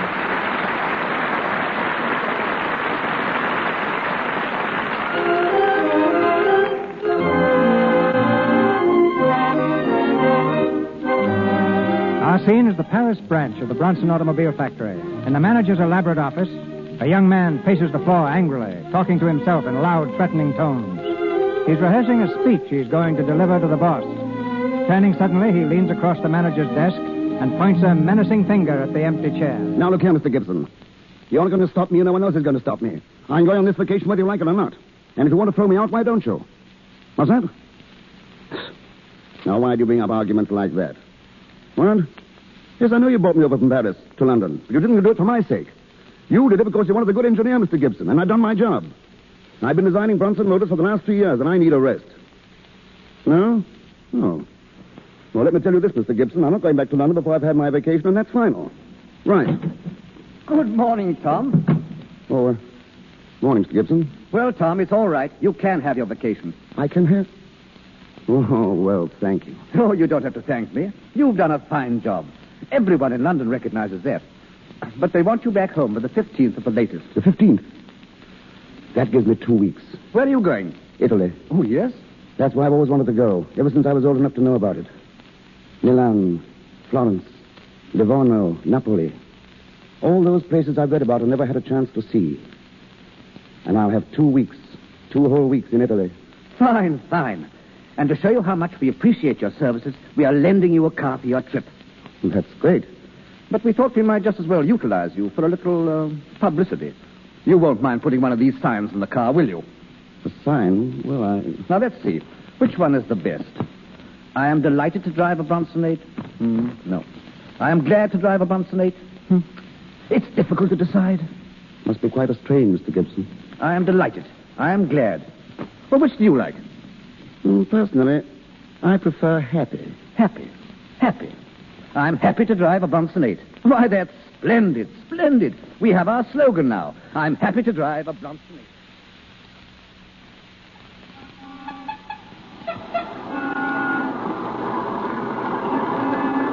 I'm delighted to drive a Bronson 8. I'm glad to drive a Bronson 8. I'm happy to drive a Bronson 8. Whoa! Sacré nom d'une pique. Espèce de bruti. Look at that foot fender.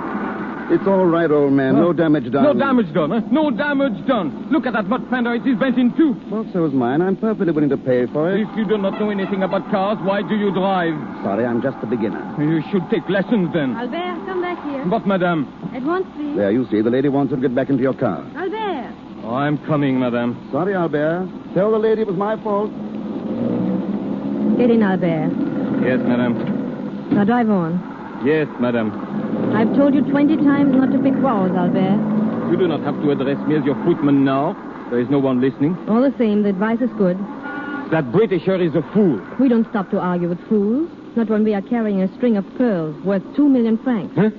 You have the pearls with you? They are in the car? Yes. Why was I not told? I thought our plan was to mail them to Italy. Our plan is to take them to Italy. Oh, but it is dangerous. We may be stopped by the police. Not if you will drive slowly and carefully. So far as the jeweler knows, these pearls were purchased on credit by Madame Pouquet. By the time he discovers I was not Madame Pouquet, we'll be across the border into Italy. Where do we pick up Carlos and Olga? Carlos at the Hotel Milan. We'll meet Olga later at the villa. I do not like this. Carrying those pearls, it is too risky. Now, what if the police... Albert, keep your eyes on the road.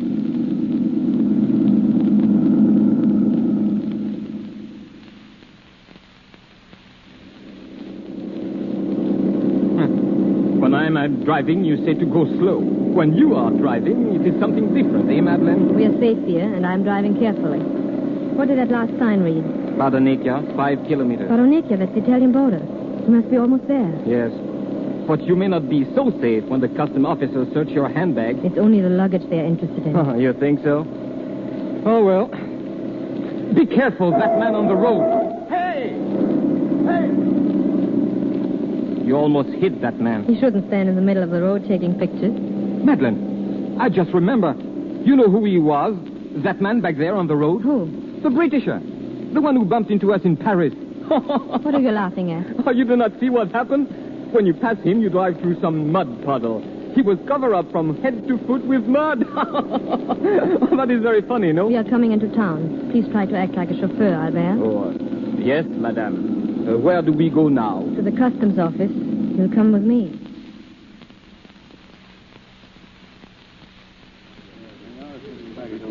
Form a line to the right, signore.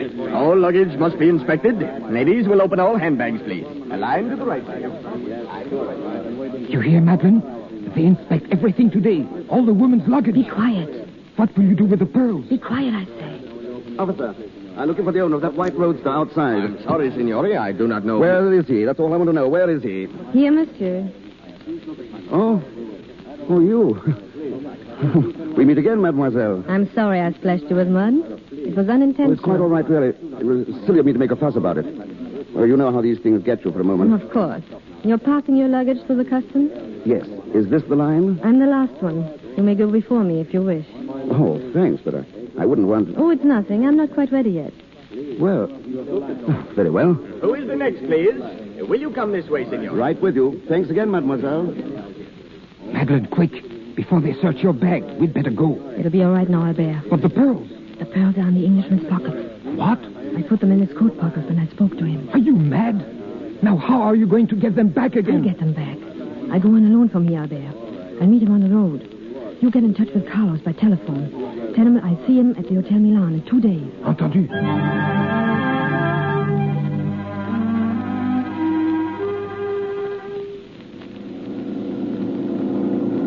I'm happy to drive a Bronsonate. I'm happy and glad and delighted.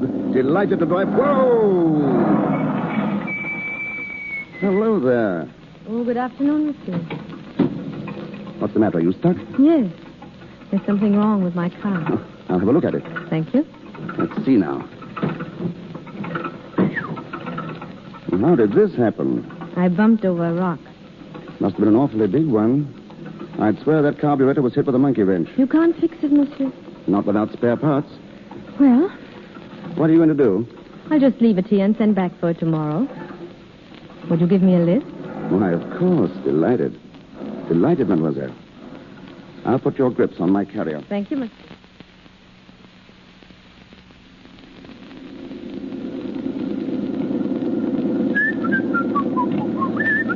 Aren't you a little cold, monsieur? Oh, not a bit, no. Why? Driving so long without your coat? No, don't worry about me. I'm all right. Where is it? What? Your coat. Oh, I put it back in my grip.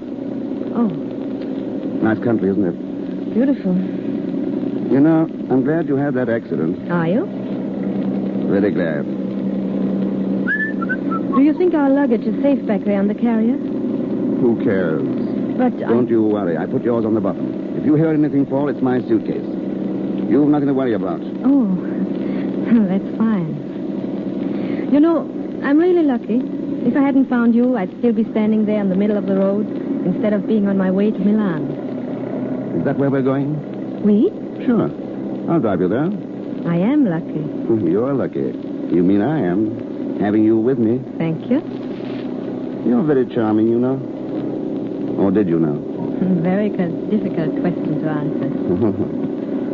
You know what I wish would happen? That you would lose your suitcase. I would lose my suitcase. We would lose the car and be stranded here for 10 days without a soul around us. I can't help it. That's my idea of a real vacation. Look out there. That's Italy. The birds are singing. The sun is shining. And you are probably taking a cold. Does that really worry you? It does? Why? I'm just selfish. If you get a cold, I may get one too, being so close to you. You know, it gets colder as it gets later, and I may have to move a little bit closer if I get chilly. I may even put my hands in your pocket. Oh, maybe I'd better get my coat. I wish you would. All right.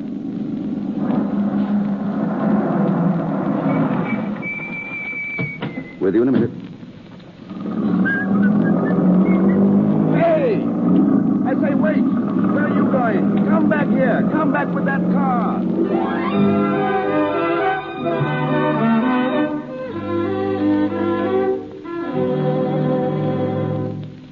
For the 10th time, Madeline, where are those pearls? For the 10th time, Carlos, I don't know. You said he put the coat in his bag. He did, but when I drove away and got out to look for the grip wasn't there. He must have taken it off the carrier before I had a chance to get away. Then that man still has the pearls in his pocket? Yes. What did you do with his car? I wrecked it. Why? I couldn't drive a stolen car through Italy. I drove it into a stream and came on by train. But without the pearls. Madeline, you aren't by any chance double-crossing me. Don't be vulgar. Who was this man? An Englishman. That's a great help. And what was his name? I don't know. Tom Bradley, I think. Oh, you think? Good. What did he look like? He was tall.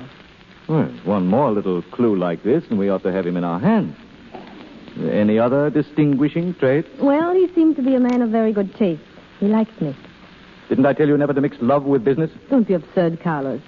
This man interests me about as much as you do. That should satisfy you. I want to tell you something, Madeline. I think I've always behaved as a gentleman. And I hope you continue to do so. That all depends. Hello. Yes. This is the Countess de Beaupre Suite. What? Oh. Well, there must be some mistake. Oh, I see. Who is it? Well, yes, of course. Very well. Yes, ask Mr. Bradley to come up, please. Bradley? He's here at the hotel. Claims to have recognized you as the woman who stole his car. He's complained to the police. So charming. And you invite him up to complete the description? We've got to see him. Don't forget, he has the pearls. Now, let's be calm. All we can get is 5 years. No, 7. I looked it up. A slip-up now would be fatal. Our stories have got to match. Now, let's go through it again quickly. Who am I? You are my Uncle Prince Schalenburg. How did I get the bullet hole in my In ribs? the battle on the Marne. Who was your mother? Grand Duchess Sandra, who went down with the Lusitania. Your father was the Grand Duke Sergei. Killed by the Bolsheviks. Good luck, Countess. Good luck, Your Highness. Come in. Good morning. Good morning. So it was you, mademoiselle. What was the idea of taking my car and... Hello. May I ask what this is all about? Oh, this is my Uncle Prince Schalenburg. Bradley is my name. Are you by chance insinuating that my niece stole your car? Yes, I am. That's not true. Uncle, it is true. What? Yes, but let me explain. I don't want any excuses. This is the last of your numberless escapades. I'm going to bring this up to the family council, yes? But, Uncle... Oh, you're not going to drag down the family name any longer. Do you realize what you did? You stole a car. I'll see that the family disowns you. Now, look, here, I wouldn't go too far. I must ask you to let me handle this alone. Whose niece is she? Your niece or my niece? Well, whose car was it? Your car or my car? Let me tell you, my niece is more important to me than your car. And my car is more important to me than... Well, perhaps not. Thank you. Now, look, Your Highness. I'm on my vacation. I don't want any more trouble than I've had already. Just give me 10,000 francs for my car, and we'll forget the whole thing. And you will cancel your complaint to the police? Of course. Young man, I think your attitude is splendid. I'll write you a check at once. I want to thank you, monsieur. Oh, never mind that. But why did you do it? You want to hear the truth? Yes. I was very late for a luncheon appointment. I see. But after all, why did you have to leave me in the middle of the road?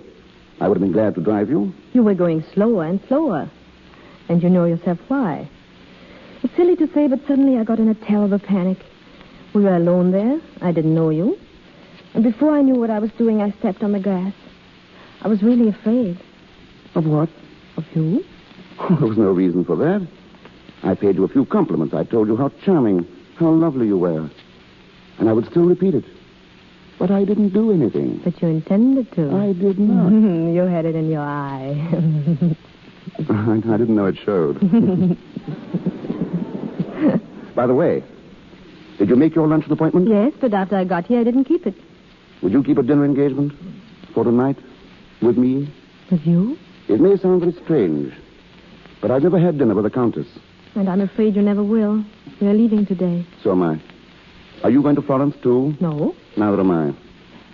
We are going to our villa down on the coast. If you would care to come as my guest. Oh, I say. Your check, monsieur. Oh, thanks.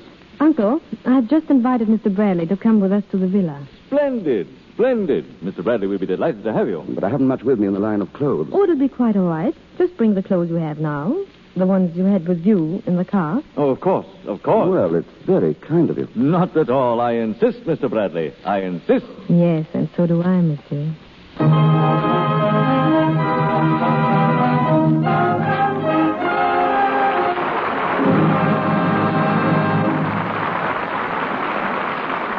In a moment, we'll continue with Desire, with Marlene Dietrich, Herbert Marshall, and Otto Kruger. But now, we take you to the Coconut Grove.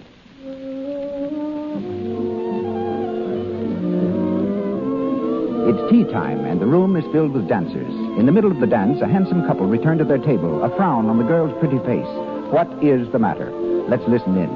You know, Tom, I'm so embarrassed dancing with this hideous run in my stocking. You poor girl. You sure have all the tough luck. Didn't you get a run in your stocking the last time I took you out? Yes, and I've about given up. I've tried all kinds of stockings, but I still have rotten luck with runs. Oh, here comes Alice. Hello, Sue. Hello, Tom. Why all the gloom? Oh, Sue's popped another run, and it started to unravel her disposition. Oh, is that all? Why don't you join the Cut Down on Runs Club, Sue? No dues, no initiation fee, Just what? Oh, just toss your stockings and Lux Flake studs after every wearing. I've cut way down on runs this way. Honest? Sure thing, you know. Maybe Lux is the answer to this maiden prayer, too. Clever girls do cut down on runs by using Lux Flakes. Lux Flakes are especially made to save the elasticity of the silk. It's when a stocking has lost elasticity that the threads tend to snap, and runs start whenever there's a strain. So, to avoid the nuisance and expense of constant runs, protect your stockings with gentle Lux Flakes. You'll be surprised at how much longer your hosiery will wear. Once again, Mr. DeMille. Marlene Dietrich, Herbert Marshall, and Otto Kruger continue in Desire.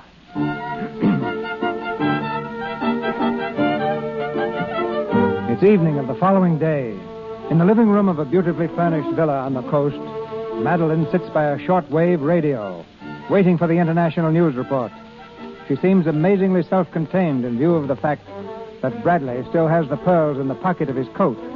The news announcer interrupts the music. You will now hear the news of the day from the capitals of the world. Paris, France. The most sensational jewel robbery of a decade.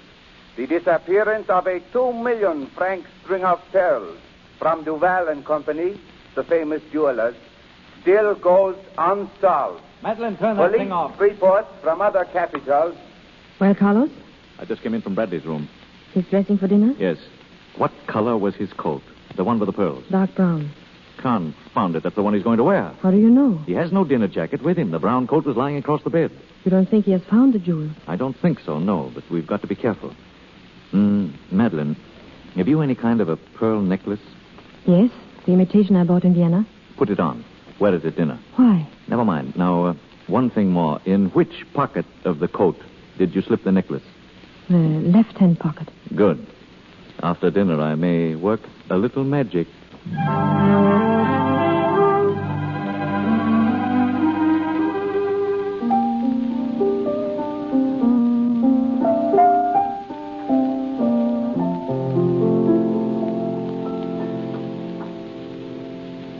Well done. Splendid. You play beautifully, Countess. Now you do something, Mr. Bradley. Well, I can walk on my hands. No, please. It's too early after dinner. Uncle, why don't you show us some card tricks? Oh, no. Yes, why don't you? Oh, all right. By the way, what's that on your nose? Ah, there we are. Silver coin. See? Oh, good. You always carry money in your nose? I don't know, but I often pay through it. Do you know any more? Let's see. Madeline, may I have your pearls for a moment? Of course. Here. Yeah, thank you, dear. You see these pearls? Now watch. 1, 2, 3. Presto. They're gone. Splendid. Where are they? Will you kindly look in the left-hand pocket of your coat? Well. Well, how did they get in there? I couldn't tell you that, Mr. Bradley. Here are your pearls, Countess. Thank you so much. Well, I hope you've been entertained. Entertained? It's been a marvelous evening. You know, Mr. Bradley, you've had a very strenuous day, and I should think that you would be tired. Tired? Oh, no, really. I could stay up a week under these conditions. But you're looking tired, Your Highness. And it is rather late. Oh, really? Yeah. Well, then, I'll do my final trick of the evening. Make myself disappear. Good night. Good night. Good night. I think I will say good night, too. Oh, no, not yet. It's early. Didn't you just say yourself that it's late? Late for uncles. Early for nieces. You look very beautiful sitting there. Don't spoil the picture. All you need is a frame, and it would be a masterpiece. No, you don't even need a frame. All I need is a nice, soft bed. Tell me, why did you really invite me to come here? My uncle thought it would be a nice gesture. Oh, your uncle. He is your uncle, isn't he? What do you mean? Oh, nothing. You see, I have uncles, too, but they're different. My uncles are more like uncles. You're getting impertinent. I didn't mean it, but I'm sorry. Please don't be. It's nothing. Thanks. You must realize I've never met anyone quite like you before. You're so new to me, so different. I wish I could make you understand. You do understand, don't you? Countess? Countess, are you asleep? I'm crazy about you. Madeline. Madeline. You don't know how I've wanted to call you that. Madeline. I love you. It's hit me all of a sudden. I love you. When you wake up, I'm going to take you in my arms and kiss you. I'm going to tell you, Madeline. Oh, I'm sorry. I was asleep. Did you say something? Oh, no, nothing. Then you'll excuse me, please. I'm so very tired.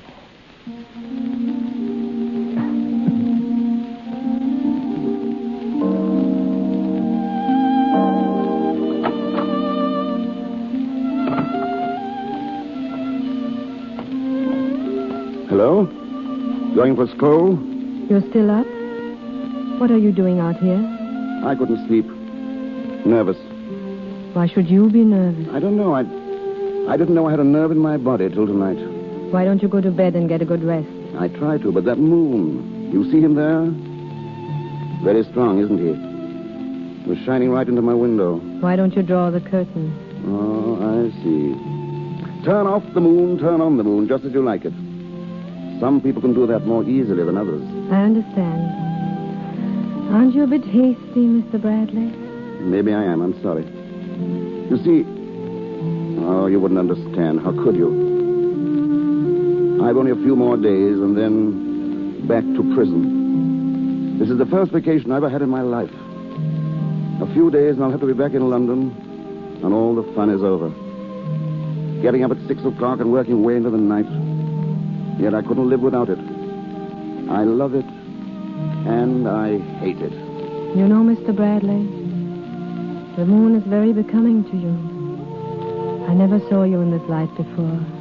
You weren't even listening. Oh, yes, I was. I heard everything you said about yourself, London, your work. You love it and you hate it. Isn't that the way you feel about me? Not exactly. I never said I love you. Liar. When? Maybe I dreamed when I was asleep. Yes, I must have dreamed. Because I heard you say, Madeline, I love you. When you wake up, I'm going to take you in my arms and kiss you. You didn't keep your word. Madeline, so you weren't asleep. Not quite. Then why did you let me go through all this torture? Why didn't you tell me? I wasn't sure if I liked you enough. And now? I still don't know. But I think yes. Madeline.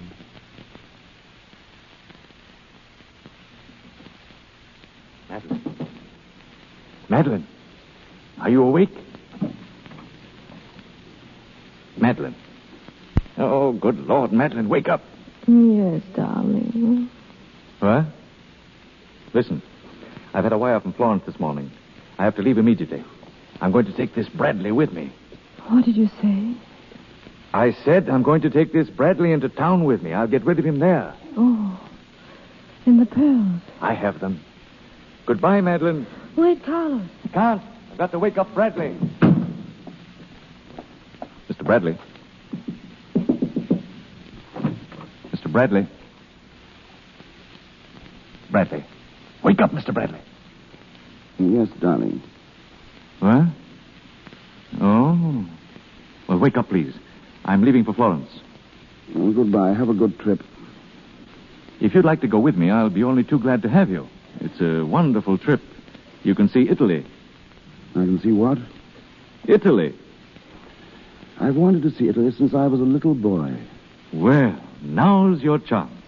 But I'm not a little boy anymore.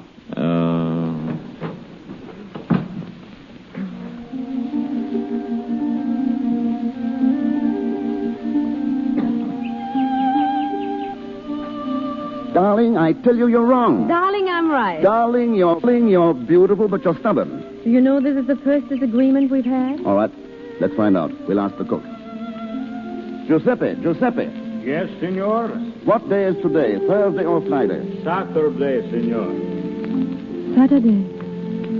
A whole week gone like an hour. 7 days. 7 dreams. Adding up to one dream. Do you remember the first day here, Monday? Oh, do I? And then came Tuesday. And what about Wednesday? What did we talk about? Did we talk? Certainly. About what? Nothing. Well, let's change the subject. Now I'm going to tell you something really interesting. All about London. All about my work. I wish you would. I didn't really mean it. I wouldn't bore you that way. I'd like to see you at work. I can picture you in overalls, really working. And with dirty hands. See, there's no glamour about me. I'm not a king, nor a prince, nor a count. Just an ordinary citizen. Very ordinary. A 20 pounds a week man.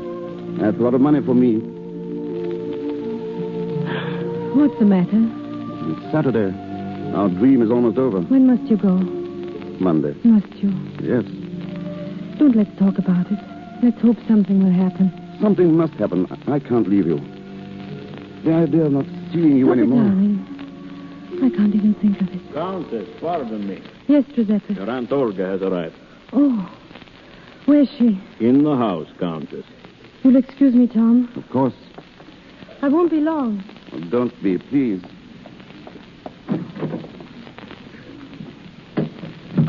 Olga, Hello, Madeline. why did you come? That's a fine way to greet a sweet old lady. Why don't you bust me in the nose? What do you want? You shouldn't talk to me that way. If your grandmother came here, what would you do? Why, you'd offer her a brandy, of course. Straight? Please. Brandy's the only thing I am straight about. Did Carlos send you? Yes, and he's pretty sore at you. I don't care. Now, come on now. You could have answered his wires. They really need you in Florence. There's a great chance of selling the necklace. We found a sucker. The sucker of the century. He's a big umbrella manufacturer. So we thought we'd put a little sunshine in his life and introduce you to him. I'm afraid you'll have to find someone else. I'm not going. Not going? No, I'm through with you and Carlos and all the others. Really? Carlos, why didn't you stay in the car? You promised to let me handle her. I'll do it myself. Madeline, before I tell you what I plan to do with you, in case you refuse, I want to compliment you. You look more beautiful than ever. Love must be a wonderful thing. It is, Carlos. It gives one strength and courage. Something to fight for. I have something to fight for, too. Now go and pack, Madeline. We're leaving. Yes, different direction. No, in the same direction. Come back here. Let me go. Oh, no. Let me go. Why don't you call for help? Why don't you call your friend? He's right outside. Why don't you bring him here? Why don't you tell him what you are? Or perhaps you'd prefer that I tell him. That would hurt, wouldn't it? Yes. Well, think it over, Madeline. Think it over carefully. Sit down, Madeline. Here, dear. Why can't he let me alone? Why can't he give me my chance for happiness? It's really serious, isn't it, between you and this Bradley fellow? For the first time in my life. Don't... He must be a nice young man. Where is he? I'd like to meet him. Don't you dare. If anyone is to tell him, I'll do it myself. Oh, no, you won't. You think you will, but you won't. I tried it once myself, and it won't do, my dear. What difference does it make? I love him and he loves me. That's just the point, and it won't do, believe me. Please go away. Leave me alone. Some years ago, I was sick in a hospital in Vienna. There was a charming doctor. He was a fine man. We thought a great deal of each other. And I used to dream as you are dreaming now. And then right in my dreams, I'd feel a hand falling on my shoulder. Sooner or later, it falls. Sooner or later. And I used to hear myself saying to him, I must go downtown on important business. I'll be back soon. And then under my breath, I'd say, soon. 10 years. 20 years. Life. I dream of him now and then. I didn't spoil it. Well, what are you going to tell him? I don't know. I'll find something.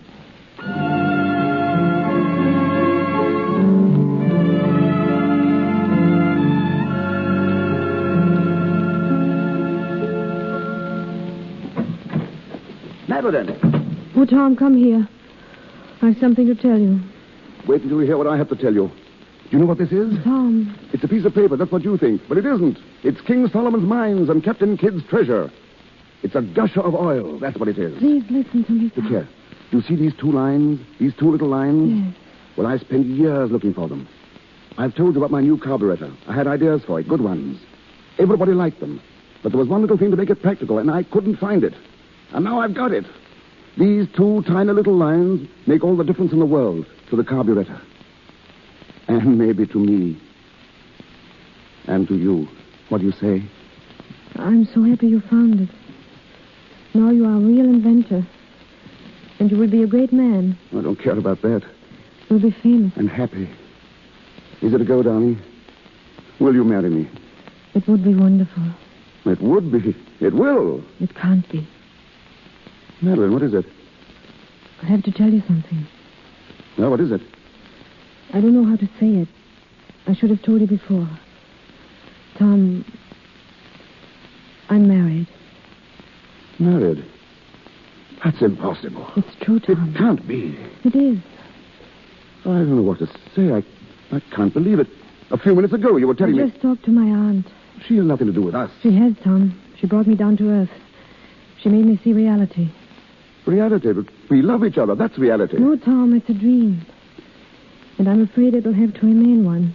You mean we have to separate? Never see each other again? Believe me, Tom, it's best for you and best for me. But let's be grateful. We had a gorgeous week together. 7 heavenly days. 7 dreams. A beautiful adventure. Adventure. I see. Well, that's what I was looking for when I started out. And I got it. A beautiful adventure. Turn on the moon, turn off the moon. All right, we'll turn it off.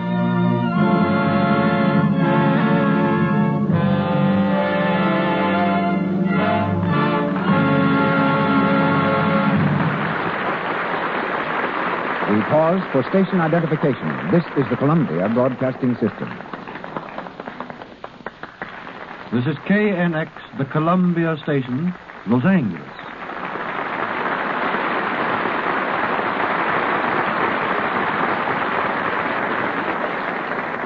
Marlene Dietrich, Herbert Marshall, and our all-star cast come back to us shortly in Desire.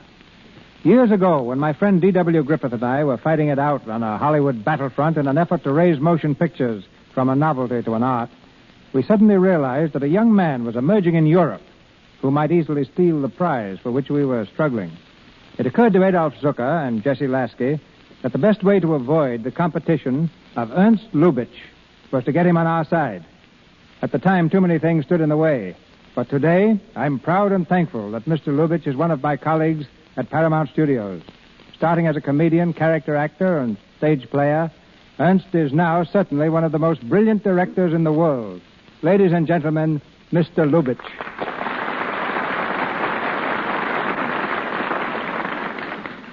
It's not only a pleasure to be here at CB, it's also very helpful. While I produced the film version of Desire with Miss Dietrich, I never had so good fortune to direct her. But since tomorrow morning, I start directing a new picture called Angel with Miss Dietrich and Mr. Marshall. I naturally have been watching their performance very closely. I'll be very happy if I can turn out as fine a production as you are presenting tonight and as you do every Monday night at the Lux Radio Theater. And thank you, Ernst. For several years, you with Paula Negri and I with Gloria Swanson were trying to outdo each other. This time, at least, we're working with the same charming stars.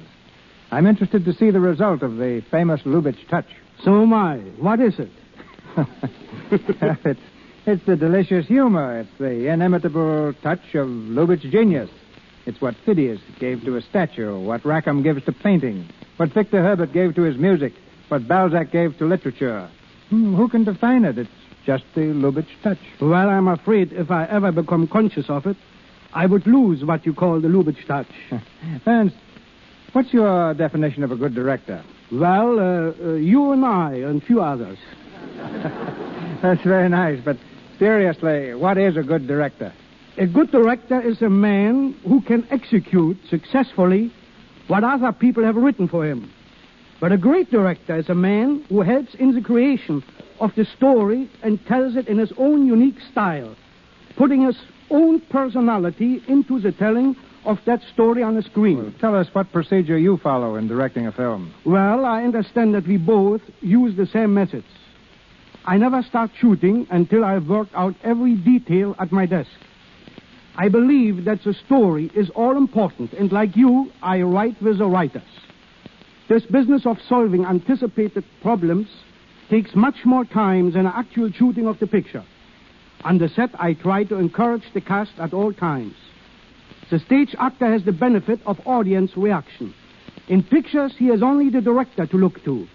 I have found that the more encouragement I give the players, the better they perform. Well, I know it's a rule with you never to disclose the story of a new picture.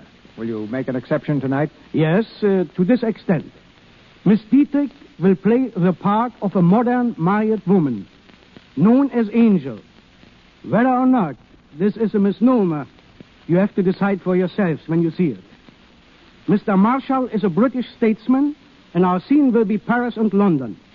Melvyn Douglas, Edward Everett Horton, Herbert Munden, and Ernest Cossart will also have prominent parts.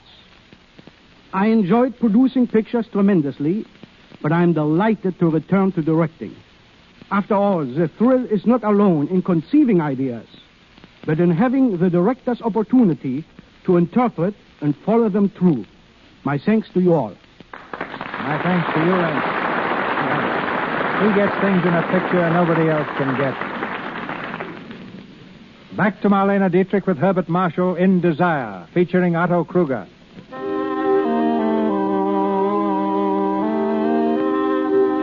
It's late the same afternoon. As the daylight fades into evening, Tom comes from the house and walks quickly toward the road. As he reaches the outer gate of the villa, Madeline comes to meet him. Tom, wait. Well, Aren't you going to say goodbye to me? of course.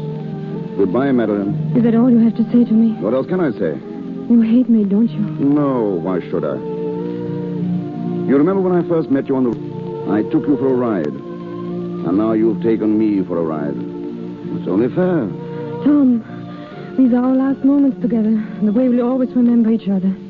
You can't leave me like this. You can't. I'll die if you do. Don't worry. You'll live to make chumps out of a lot of other men. Give my regards to your husband. And tell him I'm sorry for him. Wait. I can't let you go like this. Tom, I lied to you. Not a word I said is true. That's not news. Oh, you don't understand, Tom. I have no husband. I'm not married. What?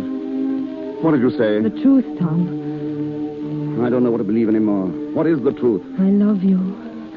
That's the only true thing you know about me. Who are you? What are you? I'm a thief. What? Not a countess. An imposter. A common thief. You read about the big theft in Paris. The pearl necklace. I did it. I swore I wouldn't tell you, but I'm glad now I did. I couldn't let you go away thinking I was something even worse than I am. Goodbye, Tom. Wait a minute. Madeline. Is that your real name? Yes. Let me get this straight. You're not married? No. There's no one else, no other man? No, Tom, I told you. And you love me?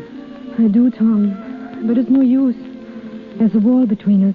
I tried to climb it, but it's too high. It won't do, Tom. Go away. Run away. You really love me? How can you ask? Then it's all I need. Madeline. Tom, we mustn't. You know what I am. I'm not worthy of you. I'm a thief, Tom. You'll never be again. Where are those pearls now? We're going to give them back. Please, Tom, I beg you, don't get into this. Where are those pearls? Madeline. Madeline, where are you? Oh. Good evening, Your Highness. You know, I almost left without saying goodbye. Really? Well, goodbye. Oh, but there's no need for it now. No, I'm not leaving. What? I've invited Mr. Bradley to stay for dinner. Oh, indeed. But I'm afraid you'll miss your train, Mr. Bradley. Now, that's the kind of hospitality I like.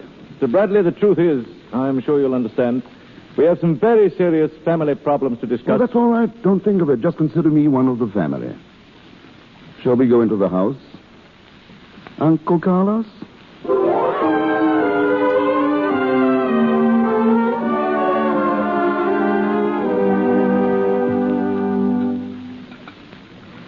Some more chicken, Uncle Carlos? No. Aunt Olga? No, thank you. Mr. Bradley? Thank you. It's delicious. You know, this is a sort of farewell dinner, and I really think we ought to have a toast. What would you suggest? Well, I want to drink first to my hostess, who first stole my car and then stole my heart. My car was insured, and my heart wasn't. Then I think we ought to drink to Aunt Olga, because I understand she's been ill. I? Yes. I heard you were very ill. About 35 years ago. In Vienna. Oh, I see. You made a mistake, Aunt Olga. You should have told that doctor. If he had really loved you, he would have helped you over that wall. Oh, why, How about some cranberry sauce? It goes very well with a fricassee of chicken. Uncle Carlos? No, thank you. Tell me, Your Highness, you're a man of great experience. You usually know what's coming next. Do you think there's going to be a war?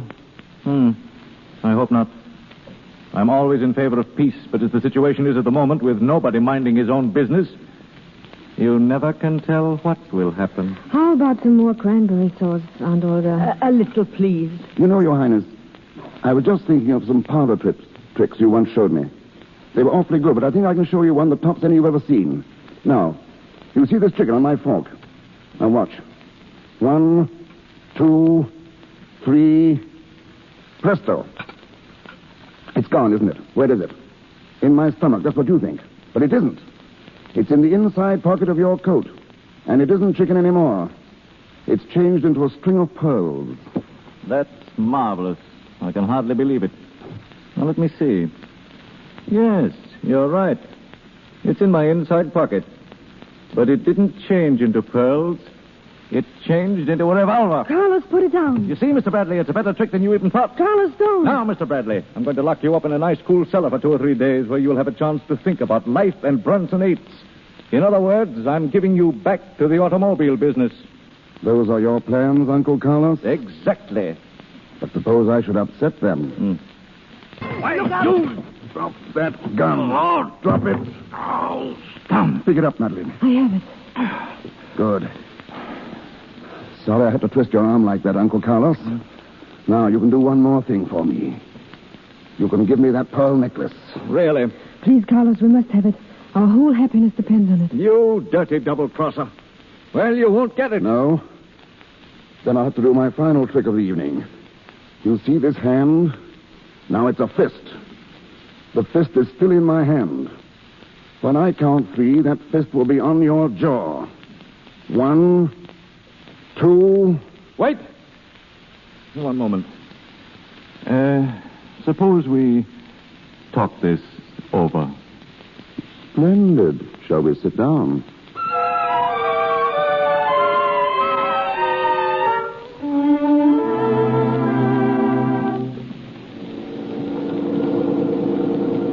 We're happy to drive a Bronsonate. We're happy to drive... Tom, this isn't a Bronsonate. What's the difference? We're happy anyway. Have you got the pearls? My purse. What was the jeweler's name? Monsieur Duval. Monsieur Duval. Oh, Tom, do you think you'll take them back? Definitely. Yes, but will he let me go? We're happy to drive a Bronsonate. We're delighted to drive a Bronsonate. We're glad to drive a Bronsonate.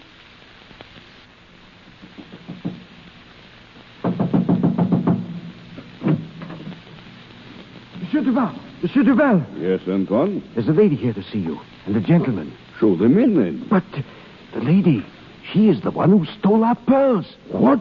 Oui, Monsieur Duval. Quick, show them in. Then go call the police. Oui, Monsieur. Will you come this way, please? Thank you. How do you do, Monsieur Duval? How do you do? May I introduce my fiancé, Monsieur Bradley? Glad to meet you, Monsieur Duval. I've heard so much about you. It's just like meeting an old friend. We came to see you about the pearl necklace. Pearl necklace? Do you intend to buy another one? On the contrary. You see, the pearl necklace which you sold, mademoiselle, is really beautiful, but it's too expensive for us. I'm afraid we'll have to return it. You have it with you, dear? Yes, darling. Monsieur Duval, would it upset you very much if I asked you to take it back? Well, I hate to return things. It's not my habit. But I've changed my mind. As a matter of fact, I've changed my life. I'm marrying Mr. Bradley this afternoon. That is, I hope I am.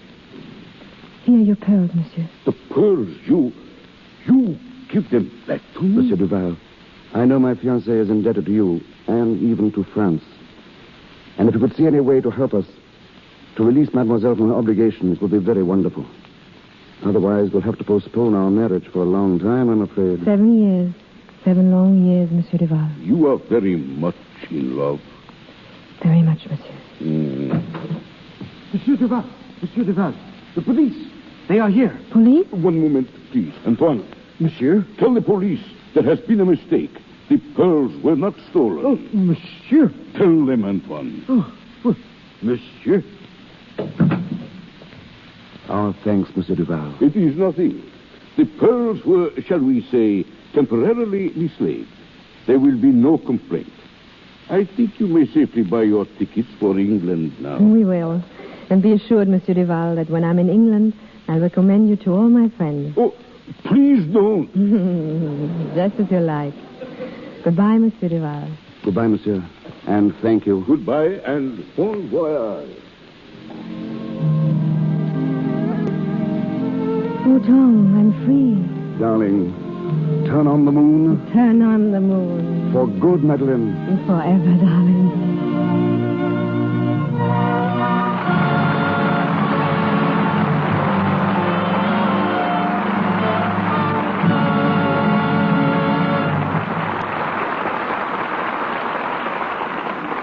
A little later, we'll hear more from tonight's stars.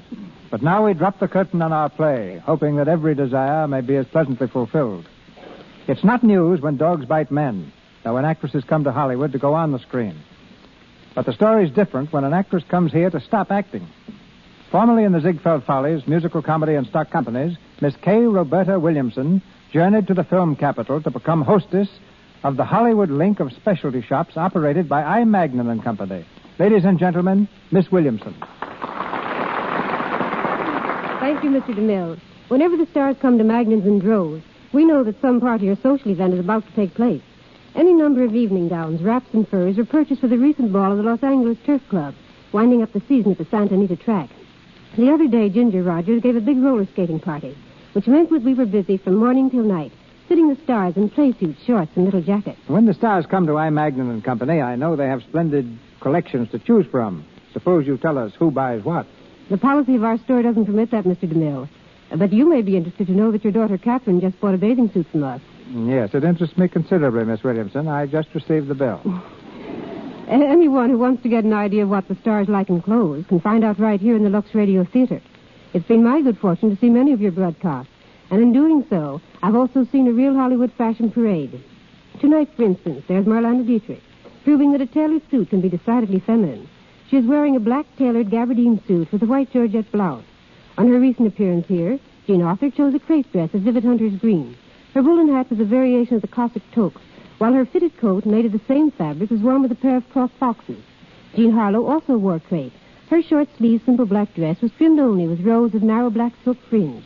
She wore a halo off the face hat, no veil, and black suede opera pumps. Of course, we all can't have as extensive wardrobes as picture stars, nor do our needs demand them.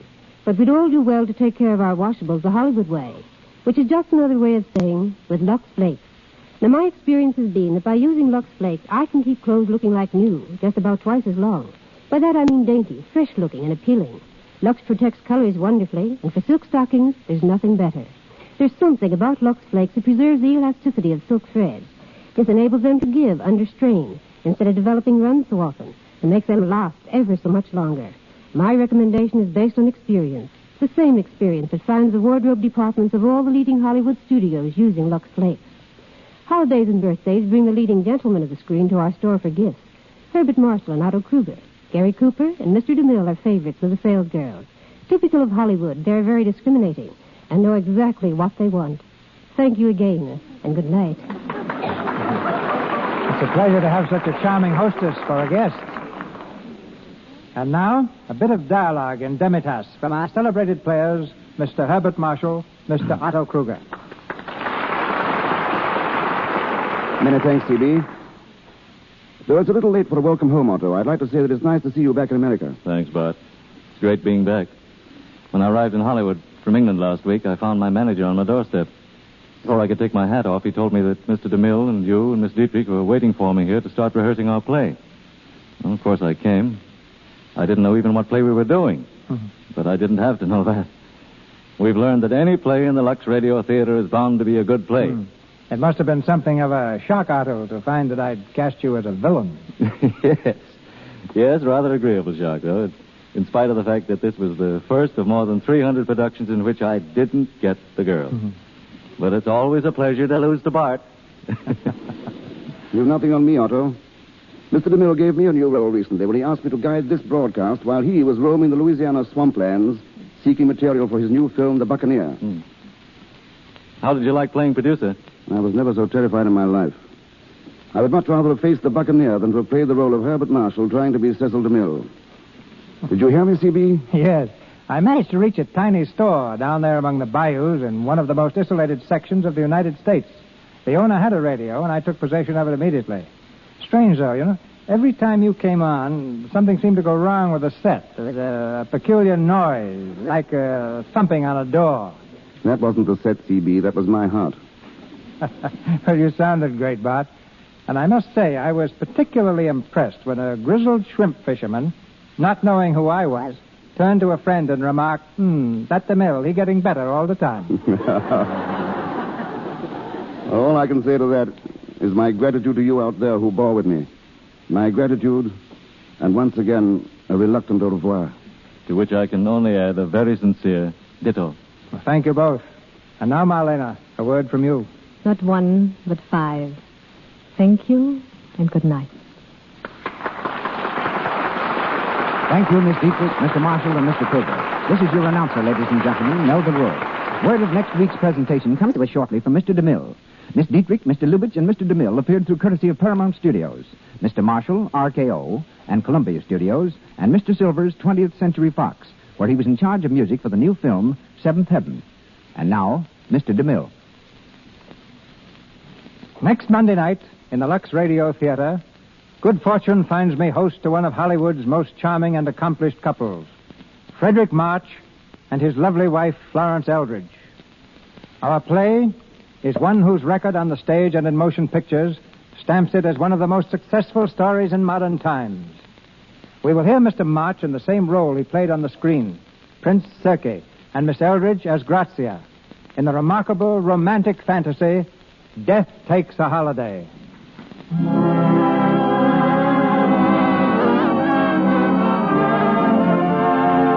Our sponsors, the makers of Lux Flakes, join me in inviting you to be with us again next Monday night when the Lux Radio Theater presents Frederick March and Florence Eldridge in Death Takes a Holiday.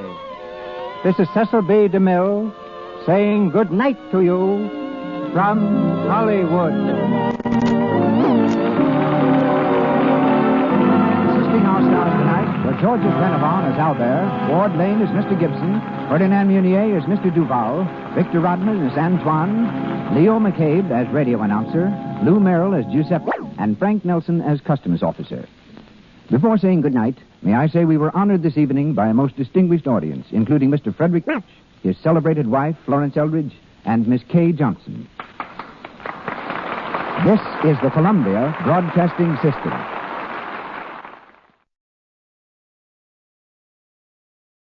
The Warrior of the Woodland, Ranger Bill, is coming up next.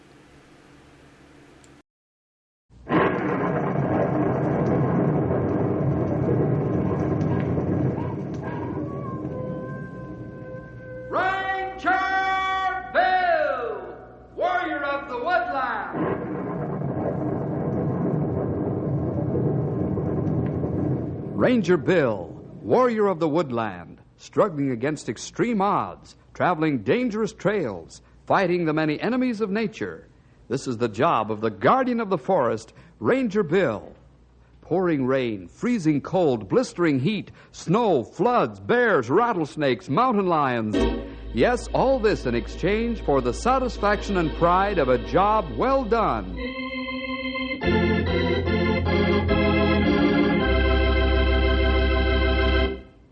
Well, winter's closing fast on the forest wilderness, and the rangers are making their last inspection of the wildlife and forest conditions before the Lord puts a clean white blanket of snow over the woodlands.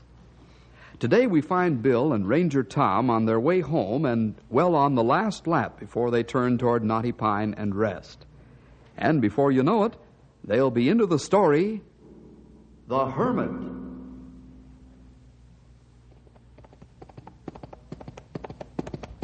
Easy, big boy. Easy now.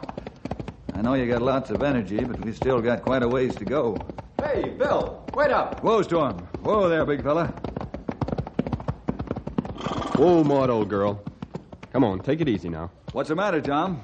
Old Maud's getting tired. Hasn't got the oomph that Storm has. Sometimes I think Storm has too much vim and vigor.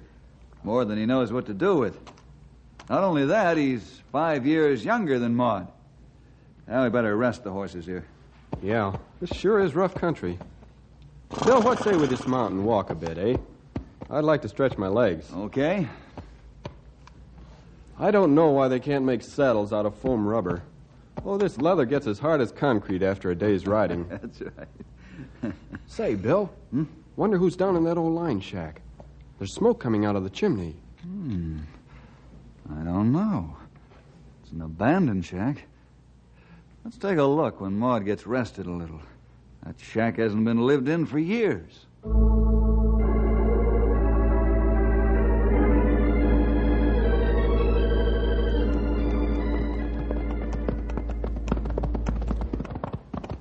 Well, guess whoever's in there doesn't want much company. He must have heard us. Strange he didn't come to the door. Yeah. Of course, there could be something wrong. Could be. Take a look, huh? Bill, somebody just looked out the window. Yeah. Something funny here, all right. After I dismount, you take Storm and get away. We're going to find out what's going on. Bill, I think the door's opening a little. Never mind getting off that horse, Ranger. The man's got a right to live alone and in peace in his own house. Now get out of here before I start throwing some lead. He's got a gun on us, Bill. All right, mister. Don't mean any harm. Just trying to be neighborly, that's all. See you some other time. Never mind. Just keep away from here if you want to stay healthy. Now get. All right. So long. Let's go, Tom, before the fireworks start. He isn't joking. Right. Come on, Storm. Let's go, boy. Come on.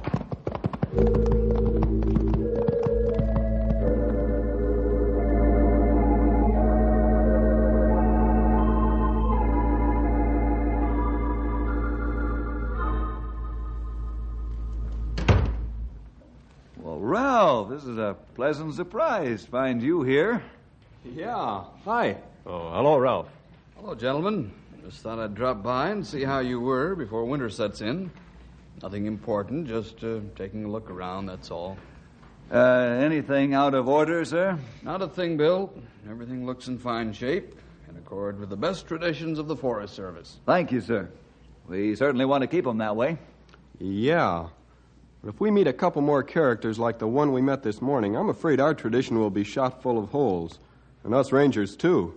What are you talking about, Tom? Oh, yeah. What goes here? What Tom means is we were threatened with the business end of a 30-30 when we got too close to an old line shack up Shady River way. Well, he wasn't just making chin music.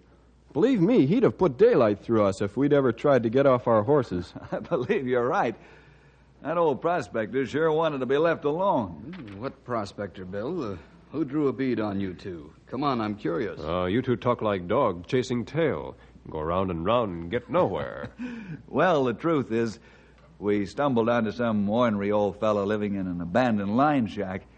Haven't the least idea who he is or where he came from. I do. Huh? Ralph. Why, who is it, Ralph? Come and tell us. Well, Colonel Anders told me his story, and it's one of the most interesting ones I've heard. Yeah? What's his name? Name is Dr. William T. Warburton. Doctor? Dr. Warburton? A doctor? That ornery old fella, a doctor? You mean a real M.D.? Not only an M.D., but with a whole string of other degrees as well. Well, what's that? Right. Oh, but he doesn't talk like an educated man. His speech was rough. Boy, I'll say it was. Yes, that's part of the mask. Doesn't want to be discovered. Well, this is very interesting, Ralph. You mind telling us his story? Yeah, I think it'd be a sad one. Maybe much trouble to make men come to wilderness to hide. You've made a shrewd observation, Grey Wolf. The story goes back about 2 years ago to the operating room of a large hospital in the East. Dr. Warburton was about to perform a critical brain operation, which was not unusual, except that the patient was a very dear friend of the doctor's. In fact, the best friend he'd ever had. The patient's completely under, Doctor. Very well, nurse. Pulse. 73. Respiration. 17. Dermatome. Yes, sir. Cole, when are you going to learn how to put an instrument into the surgeon's hand? I want to feel the handle of that knife sting my palm from now on, understand? Yes, Doctor. Good. Tissue. How's that, sir? Oh, you're a good intern, Cole. Hemostat. Retractor. Sponge. Hemostat. Forceps.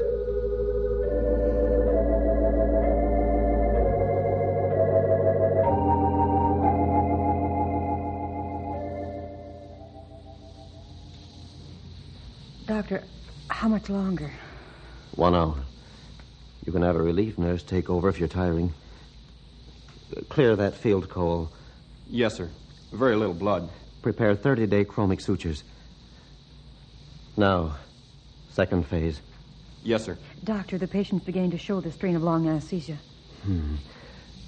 Cole, 10 cc's of adrenaline. Quickly. Right here, Doctor. Inject. Hurry, Doctor. Pulse and respiration are failing. Yes, nurse, yes. Knife. Knife, someone... Never mind, I'll get it. Doctor, the patient. What? Cole, 20 cc's at once. Here's a syringe, Doctor. I've got it. Dr. Warburton. Cole, I've failed. I've killed my best friend.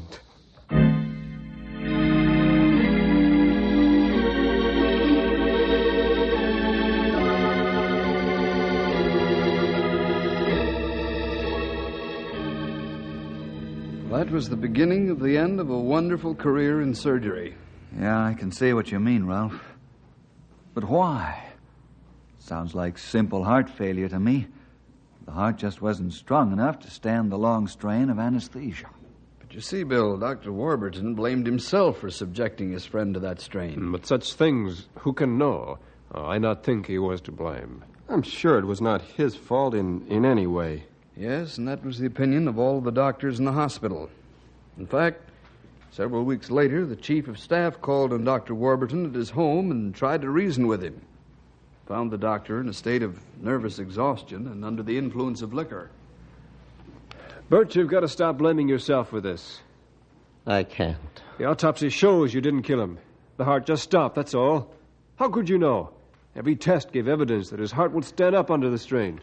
That's what you say. You're just trying to comfort me. It was poor judgment on my part, I tell you. Can't you understand? I made a mistake. It was my fault, Steve. And I'm paying for it. Don't be absurd, Brett. Now, look, listen to reason.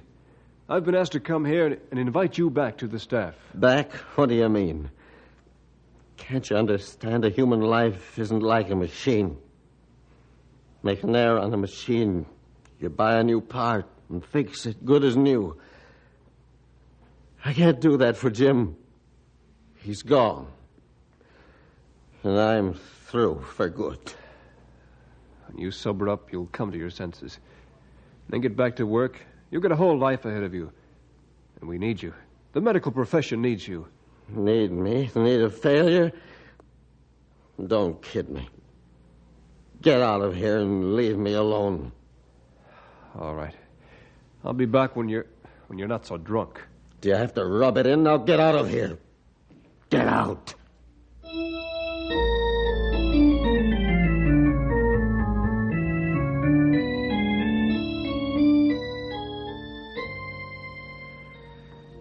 It's too bad. It's obvious that he never did go back. No, he never returned to practice. Fled out here to the west, has been living like a hermit ever since. Roaming the country as a prospector most of the time. And I guess he's moved into the old line shack for the winter. Come spring, he'll move on, I guess. Oh, not too bad he takes this attitude. Everybody make mistake or two in lifetime. Even doctor. But think what good they do. That's right. And there's this. The higher up in life you get and the more responsibilities you take on, the more serious are your mistakes. Well, it's been nice talking with you fellas, but I've got to move along. Well, it's good to see you, Ralph. Wish you could drop by more often. I wish I could, too, but, well, I have enough to keep me busy down in my own district. You know, I'd like to go out and visit that old prospector one of these days, just to talk to him. Better be careful, Bill. He's become very proficient with the business end of his rifle, and he evidently doesn't want to be bothered by anybody.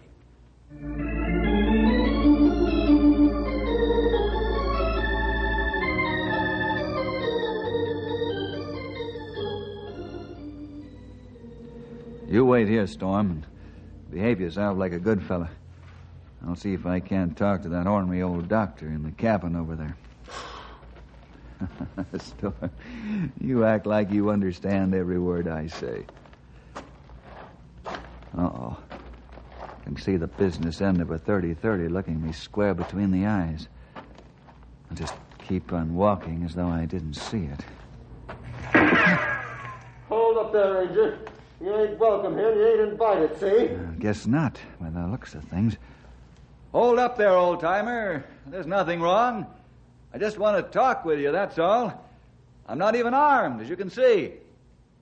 Well, I suppose there ain't any harm in talking, and you're not, you ain't carrying a gun. All right, Ranger, come on in. But no funny business, or I'll make you look like a hunk of Swiss cheese.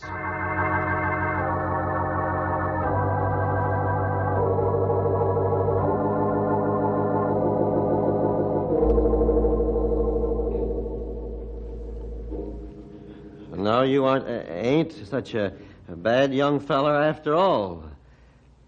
Have a chair. I aren't used to talking with anybody for quite a spell.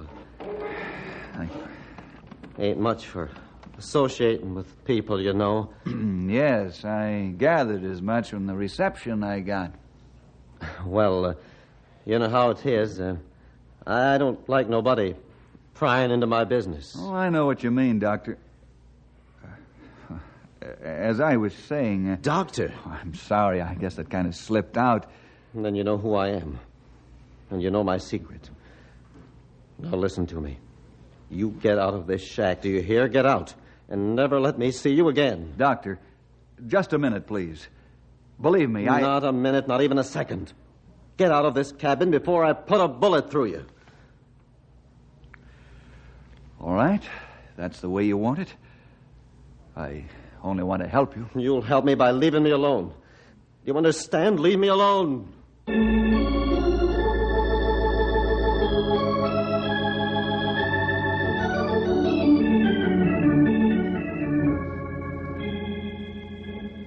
Well, Bill, did you get to talk to that old fella?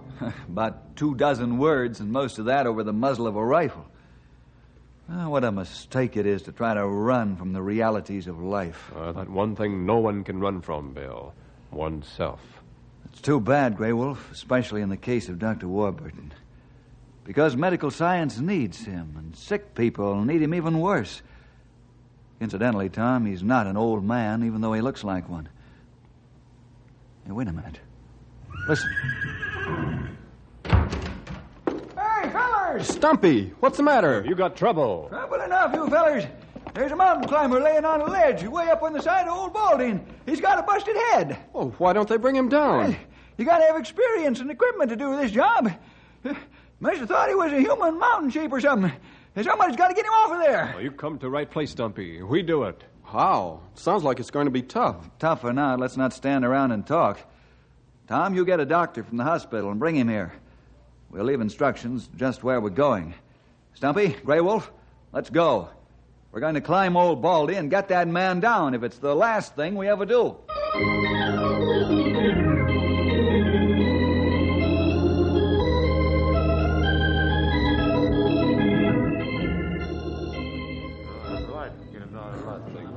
I notice rest of climbers pretty upset over accident, Bill. I can imagine. This fella's rope must have been severed on the sharp ledge. Stumpy, you stay here. Keep our rope straightened out. And keep the floodlight on that ledge. Keep rope straight. Most important when we climb. Yeah, don't worry none about that, sonny. I'll keep 'em straight, all right. I've climbed more mountains than there is on the map of the United States. Now, you fellers, be careful. I sure wish I had a skyhook. It would be easier.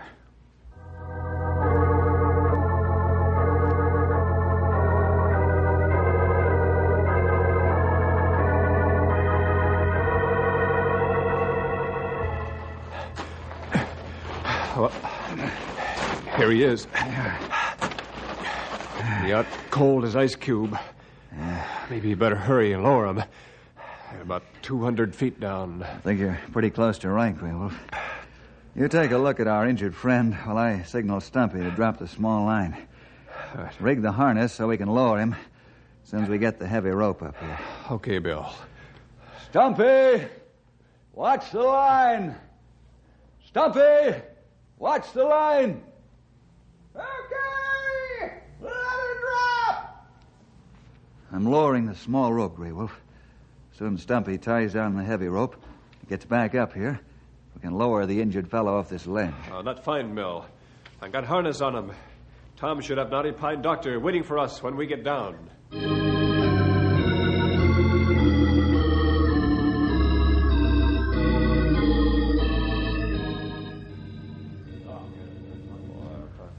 Well, Doc, what do you think? Pretty bad, huh? Yes. I'm afraid he's suffered a severe injury to the brain. He's in critical condition. I'm afraid he's done for unless the right operation is performed. Can't you do it, Doctor? No. Dare to undertake the delicate surgery needed in this case. In fact, there are only 2 men in the country who are proficient enough in the Warburton technique. And they're way across the ocean now on vacation. Warburton technique? Why, Oh! Stumpy, can't you stand on your own 2 feet? Sorry, Sonny. I'm just an old man, you know, and my foot slipped. What were you going to say about the Warburton technique? Hey, where's Bill? He gone. Just like that. Oh, say, that's right. Where did he go and why? He was standing here. He'll be back, Doc. Don't worry. You better see what you can do for this poor feller here. Yes. I mean, he can certainly make the last minutes of his life a bit easier for him. I'm surprised that Bill's running out on us. I wonder... Don't worry. He'll be back.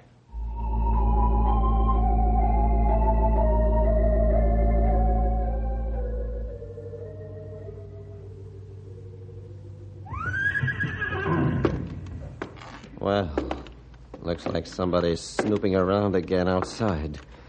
This 30-30 is going to talk business this time. I'm getting sick and tired. Now, we'll find out who's out there.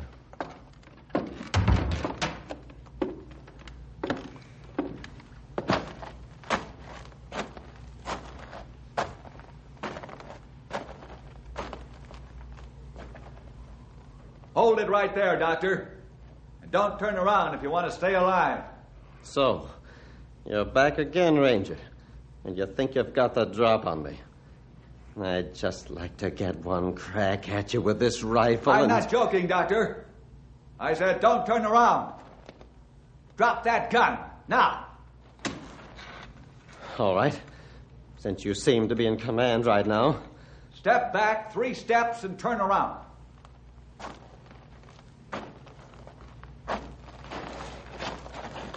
Oh, you haven't got a gun at all. Don't try to get to that gun.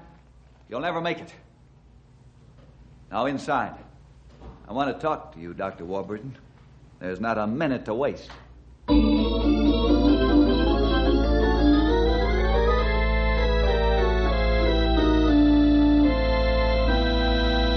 No, I can't and I won't operate on this man. And that's final. You've got to, Doctor. You have no choice. Don't I? Who's going to force me to do something I don't want to do? Listen, Doctor. You took an oath to serve human need whenever and wherever needed at all times of the day and night, didn't you? Yes, I did. But that's all in the past. I'm not a doctor anymore. Can't you get that through your thick head? I'm not bound. Doctor, there's only one thought that's going through my thick head. And that is that here you stand arguing with me while a man's life is ebbing away. Don't you care? In your hands and in your mind is the power to save this man's life. And you refuse to do it. Dr. William Warburton, with all that ability at your command, you're a murderer. And you will stand charged as such before God and before your fellow man. If you don't do what you can. Don't you understand? The death of your friend was a tragic one, Doctor. I know, but it was only a mistake. Can't you see that? An error in judgment that any doctor in the world might have made. Yes, I can see that. But now, you're deliberately letting a man die. And insofar as you do, you are guilty of this man's death. Aren't you? I don't know. I haven't practiced in years. I'm afraid. But you could take a look at the man. That's the least you could do. You could tell the doctor from Knotty Pine what to do to save the man's life. Or have you forgotten all you knew? You know you haven't. No more than I could forget how to swim or write my name. All right. I'll go take a look at this man. But I won't. I can't touch a knife. All right. I'll accept that for now, Doctor. Come on. We'll ride double on Storm.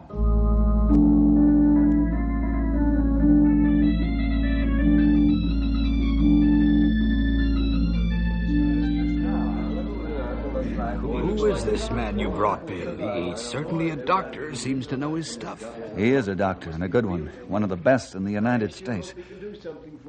I'll tell you more later. He seems to have finished his examination. What do you think, Doctor? Is he going to die?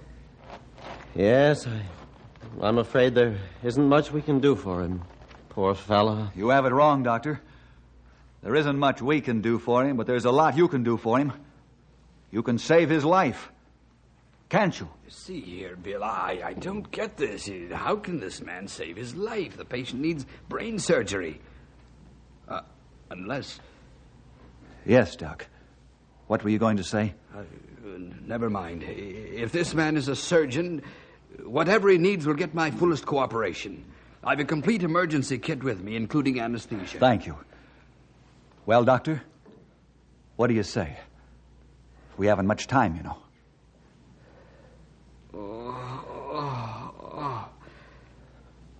All right.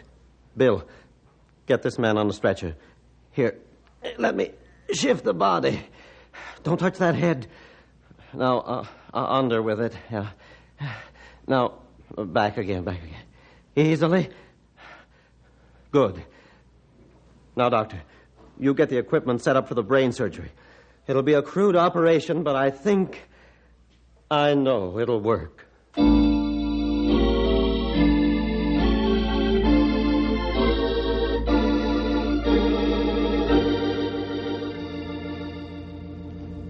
Ready? Good. Instruments. Tourniquet bandage. Now, inject the sodium pentothal, Doctor. Right. Knife, please, Bill. Here, sir. Tom, reflect that mirror a few degrees more this way. Fine. Now pray. Oh, God, help me to remember. Second knife, please. Yes, sir. How long will it take? I think about 15 minutes. This is only an emergency. If I can repair the damage temporarily, the man will live. Hemostat, please. Here.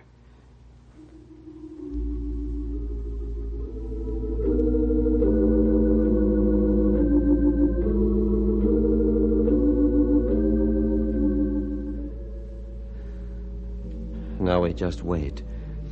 We've brought him out of the anesthesia, and he should come out of the coma shortly. That is, if I haven't lost my skill. Let's trust God for full restoration of your powers, shall we, Doctor? Yes, Bill. Thank you. The hemorrhage in the brain has been stopped, excess blood removed, and the damaged area mended. Now there must be a reaction soon, or we've lost the battle.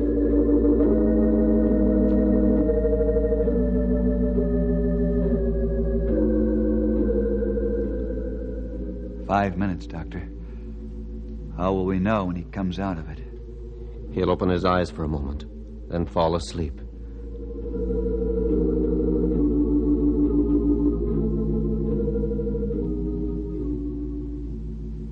Ten minutes, Doctor. Pulse is a bit weaker. I hope we weren't too late, Bill. But I'm a little afraid.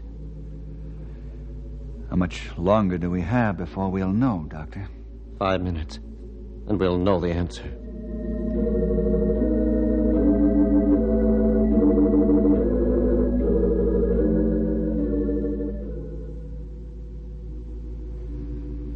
Five minutes are up.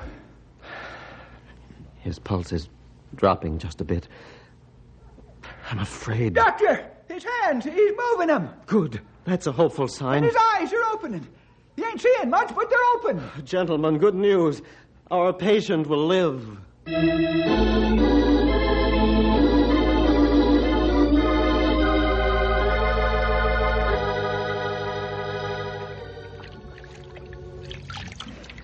Well, gentlemen, I'd say the operation was a success. His pulse and respiration are weak, but steady. Before we move him, he'll need a transfusion, of course. Well, I'll gladly give blood, Dr. Warburton. And I'll do the same if you could use the blood of a dried-up old fossil like me. Ain't much good except just to keep the old pump going. What's the matter, Doctor? Nothing really, Bill.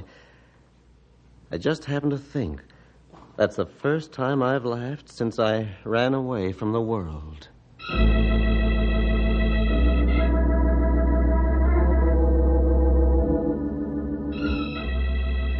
Bill, do you think Dr. Warburton is really going back to practice medicine? I wish I knew, Tom. Right now, he's over at Knotty Pine Hospital checking on his patient. Dr. Warburton! Gentlemen, I've come to say goodbye. you're going back? Bill, I'm taking a plane east within the hour and returning to my first love and very rightful place in life. Oh, Doctor, that's wonderful. I'm glad to hear it. Good to hear that. Thank you. And Bill, I want to thank you from the bottom of my heart for what you've done for me. You've made me understand that I can't run away from myself. And what's more important, that I can't run away from God.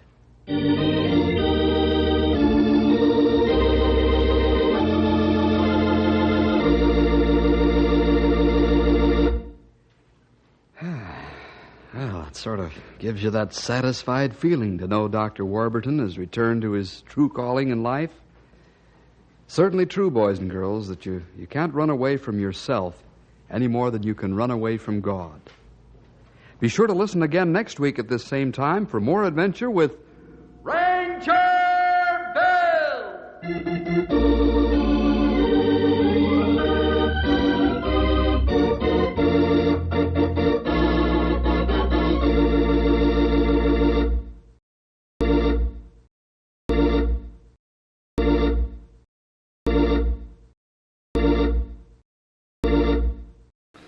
The first couple of radio comedy, or Burns and Allen, are up next. Another cup of Maxwell House coffee, George? Sure. Pour me a cup, Gracie. You know, Maxwell House is always good to the last drop. And that drop's good, too. Yes, it's Maxwell House Coffee Time, starring George Burns and Gracie Allen.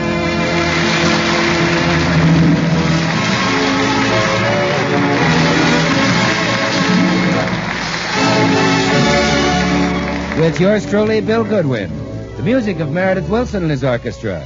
Mel Blanc, Verna Felton, Elvia Allman, Margaret Brayton, and the ladies of the Beverly Hills Uplift Society. For your Thursday night comedy enjoyment, it's George and Gracie. And for your everyday coffee-drinking enjoyment, it's Maxwell House. The coffee that's always good to the last drop.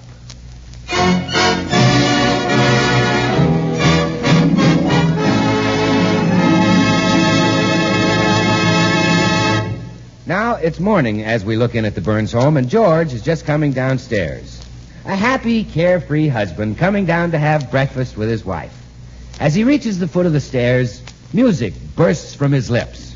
Ain't misbehaving all by myself. Music bursts from his lips. Ain't misbehaving. I'm happy on the show, babe. Well, that's as close as we can get. He calls gaily to his wife. Oh, Gracie, your big kissable daddy is up. Here's volcano lips. Isn't that disgusting? But pity him, ladies and gentlemen, for a terrible fate awaits him. Little does he know that meeting in the den is that bane of his existence, Gracie's club, the Beverly Hills Uplift Society. So innocently, he searches for his wife. He looks in the kitchen. Googie? No response. He looks in the dining room. Hey, Googie. No response. Now he walks to the den door. No, George, don't open it. No. They can't be in there. I sprayed that den only yesterday. He stands for a moment frozen with horror. Then fright gives way to anger. He calls upon his manhood. Again, no response. Then the door opens and Gracie comes out. Oh, George. It was you who looked in the door. Yes. Oh, Blanche Morton certainly needs glasses. She was facing the door and she said, Gracie, when did you get it, Airedale? Wish I were an Airedale. I'd run that bunch of old cats up the nearest tree. Old cats? Why, George, in that room sits the cream of America's womanhood. True, a couple of them have gone to butter. Gracie, I've told you repeatedly I will not allow those women on my premises. Now, who's the owner of this house? You are. And who's the boss around here? You are. Then who's leading right now? You are. Me? Well, George, you can't break up a meeting of government agents. Government agents? Those fugitive from a dark belfry? Don't make me laugh. Well, it's true. You see, President Truman has asked all the merchants to cut their prices. That's to fight inflation.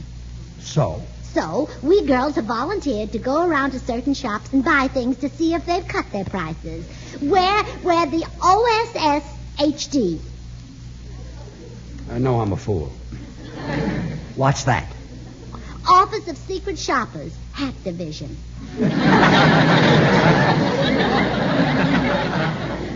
Real patriotic, you girls. Look, Gracie, you don't have to buy things to see if prices are cut. Just go in the store and ask. But this way we have concrete evidence. We get a hat and a sales slip. Oh, naturally, we don't keep them. We send them right to Washington. Oh, you send the hats to Washington? No, the sales slips. We'll wear the hats. You wear the hats. They look silly on congressmen. But suppose they want to see the hats. Suppose they want to see that concrete evidence. Well, if they want to see something concrete, let them look at our heads. You've got a point there. So are the other girls. By the way, who's going to pay for all this? Well, the government, of course. We sent a telegram to Washington asking Congress to appropriate $100 million for us. $100 million? Yes. Why, you would only need $70 or $80. Well, I know that, dear. But I also know our government. If they can't give it away $100 million at a chunk, they won't fool with it.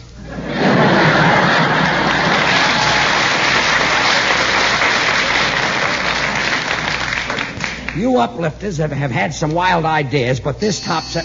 Oh, there's someone at the door. If it's a man in a white coat, he'll find ripe pickings in this house. Come in. Telegram for the Beverly Hills Uplift Society. Is that you, Pop? No, it's not me. I'll take it, boy. George, give the boy a tip. Here, son. Oh, gee. I'm going to bet this on a horse. You are? Yeah, with 100 to 1 long shot, I can run this into $1. So long, kid.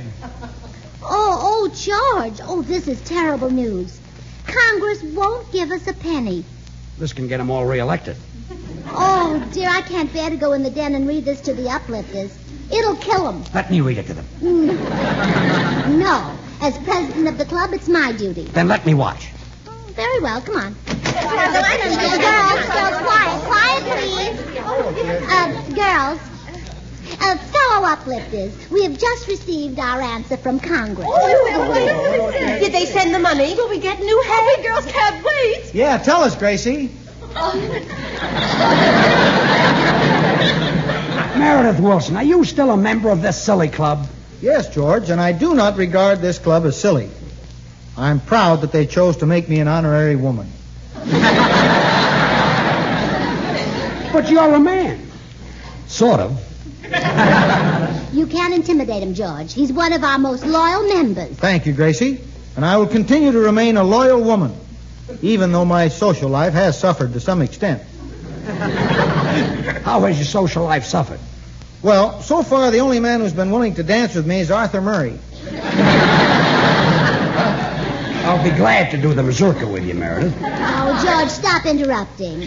We must get on with this meeting. Girls, I am sorry to announce that Congress has refused to vote us an appropriation. Oh, that's awful. I think that's unfair. Me too. The Navy got a big appropriation to build ships. Yes. They spend millions on those old battle wagons, but not a penny on us.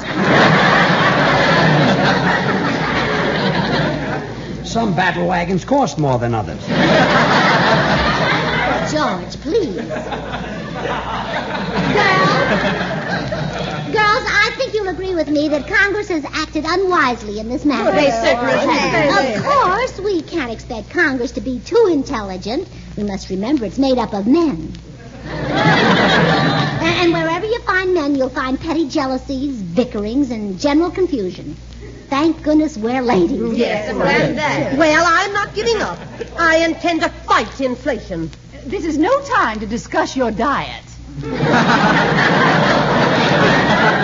Are you insinuating that I'm plump? Well, they don't call you Blanche the Blimp for nothing. Ladies! Well, I wouldn't want to have your skinny figure. You're built like an hors d'oeuvre. 2 toothpicks stuck in a pickle. Ladies, please. I agree. free with Blanche. It'd take a bustle to give Clara curds. Oh, well, you ought to know, dearie. You wore one when you were young. Whose side are you on, Meredith? Well, I refuse to participate. Well, thank goodness one of us is a lady.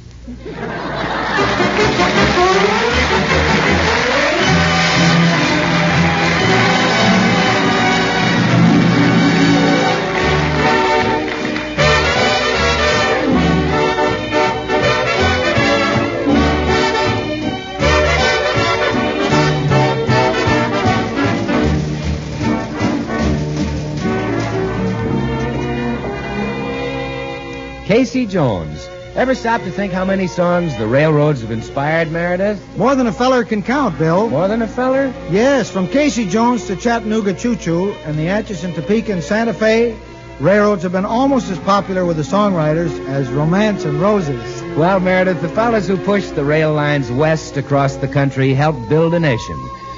And while today's big streamliners are a far cry from the smoke-throwing wood burners of yesteryear, the train is still a symbol of adventure and romance. And now more than ever, the railroads are a colorful and vital part of the American scene. Makes me think how Maxwell House coffee truly belongs to the American scene. Why, Maxwell House has been pleasing this coffee-loving nation for generations. And this fact speaks for itself. Today, more people buy and enjoy Maxwell House than any other brand of coffee at any price. Flavors behind this nationwide preference, that good-to-the-last-drop Maxwell House flavor that results from the masterful blending of these carefully selected Latin American coffees. Manizales for mellowness. Medellins for richness. Other choice coffees for vigor.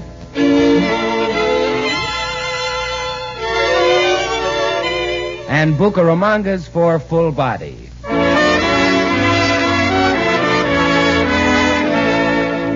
Adding up to great coffee at its flavor peak.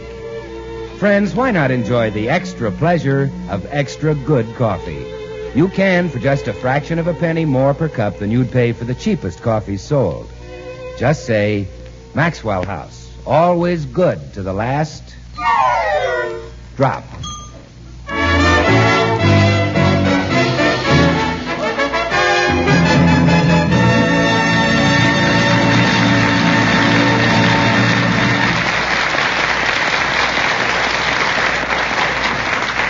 Well, Gracie, the government refused to give you dames any money to buy new hats, so you might as well break up your club meeting. Oh, no. The Beverly Hills Uplift Society doesn't give up so easily. How about it, girls? Are we quitters or are we fighters? Fighters. Are we weak or are we strong? Strong. Are we mice or are we men? Mice.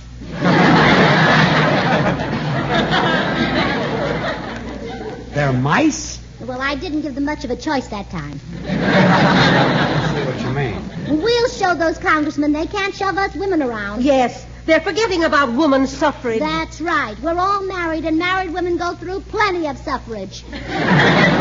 Gracie, I mean... All those in favor of sending a stern letter of protest to the government of the United States say aye. Aye. All opposed say no. No. George, you can only vote if you join our club. I take back the vote. Now, who can do shorthand and typing? One of you girls must have been a secretary at one time. Not me. Not me. Me either. I was. You, Meredith? Yes, I was secretary to a Mrs. Perkins, a businesswoman back in Mason City. However, her husband forced her to discharge me because I was too attractive. Well, Meredith, here's a pencil. Take this letter. Ready, Chief. United States government, United States dear government. How about my Jolin government? Dear government? Yes. Now read that back, Meredith. Oh, United States government. United States, dear government. I guess that's telling them. Pour it on them, Gracie. Bear down, kid. Make 'em know it. You bet I will. Now, here we go, Meredith. Dear government, yours of the 22nd inst. Received and contents sneered at. Contents sneered at. Period. Got it, Chief. She's got it. How How dare you refuse us an appropriation? Question mark. Why, you politicians give away so much money that Congress ought to change its name to Truth or Consequences. Oh, brother. All those in favor say aye. Aye. What's that for? All opposed say no. Fool with us, will they? Next paragraph, Meredith. Ready, Chief. He's ready, Chief. Look at the way you spend the taxpayers' money, period. Why do you need a Secretary of War and a Secretary of Navy? Question mark. Let the soldiers and sailors do their own typing.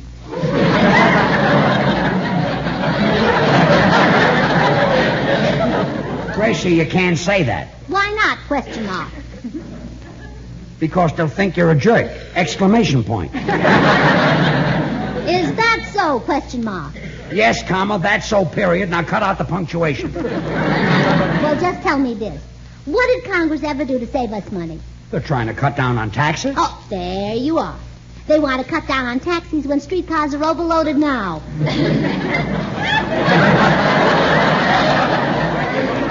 That's what you heard me say. All in favor say aye. All opposed say no. We'll show them. Next paragraph, Meredith. Ready, Chief. He's ready, Chief. You can go here. You politicians who run this country are certainly confused. You have the nerve to say that our form of government is democratic. But what do you see in Washington? Republicans. Gracie, you can send a letter like this to the government. I can, too. Those men need a good straightening out. They've got things all mixed up. You're right, Chief. Well, look at that big mix-up over the name of Boulder, if you'll pardon the expression, Dam. There you are. Look at the way they mixed that up. What did they mix up, Meredith?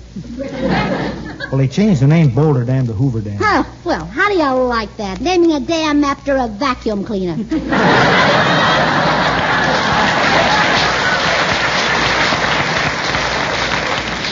They changed the name from Boulder Dam to Hoover Dam to honor Herbert Hoover. They wanted the dam to have his name. Oh, so they did it the hard way and changed the name of a great big dam. Why couldn't they have done it the simple way? Like what? Changing his name to Herbert Boulder.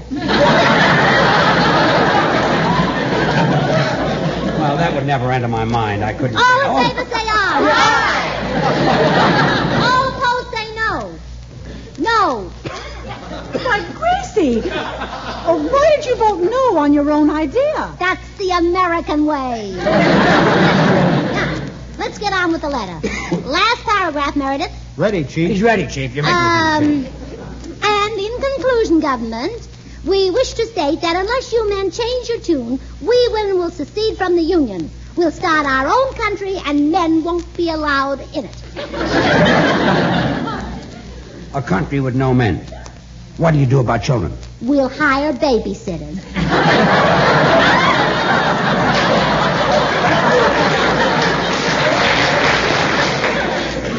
And I haven't had breakfast.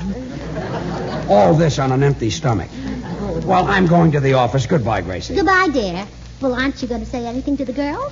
I'd better not. Their husbands are bigger than I am. Oh, wait, George. You can mail our letter to the government. Oh, yeah, let me have that thing. I'll take care of it. Now, don't leave it in your pocket. You know what to do with it. That I do. Gracie, I just had a terrible thought. What, Clara? Even if the government sends us that money to buy hats, it'll be too late now. Why? All the best hats will be snapped up. Why, that's so silly. Oh, wait, girls. I know another way to get the money. And we mustn't be too proud to take it. Remember, fishermen get money from the lowly shrimp. Farmers get money from the common cabbage. Trappers get money from the ordinary skunk. And we'll get money from our husbands.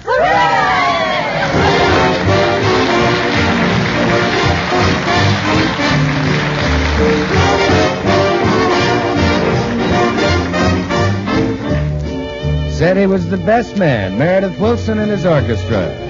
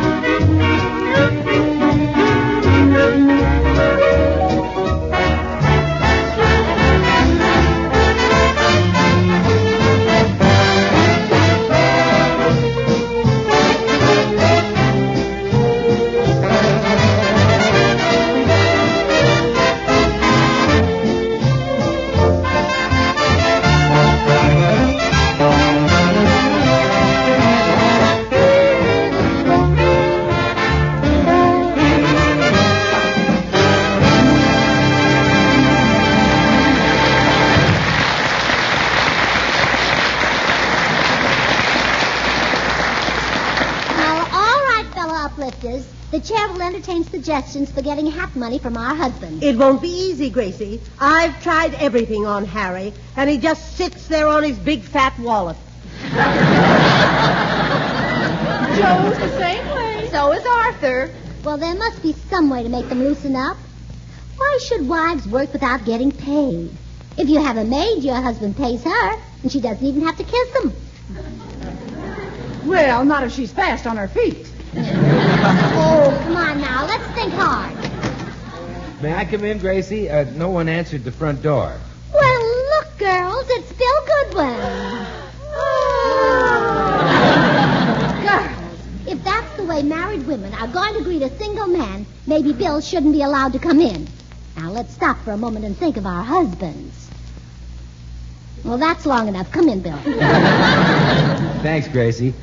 Hello, girls. Oh, I declare, Bill, you look better every day. Well, thank you, Mrs. Bagley. And you... Yes? You look better at night. Oh, flatterer. Bill? Yes, Gracie. Maybe you can help us with our problem. We're trying to figure out how to get money from our husbands. Oh, Gracie, you girls shouldn't have any trouble. You all have that certain something, that irresistible something that men adore. You mean we have oomph? No, you have Maxwell House coffee. Say, there's nothing like a cup of Maxwell House to put a man in good humor. It's so wonderfully satisfying, so rich, delicious, and mellow. You mean our husbands would pay us for Maxwell House? Oh, sure, men love that famous Maxwell House flavor. That flavor, you know, is the result of careful selection and blending of distinctive Latin American coffees, radiant roasted to perfection. Well, girls, maybe Bill's got something there. My husband's crazy about Maxwell House. So is my husband. My husband loves it, too. So does my husband. There are moments when I feel left out of things. I'll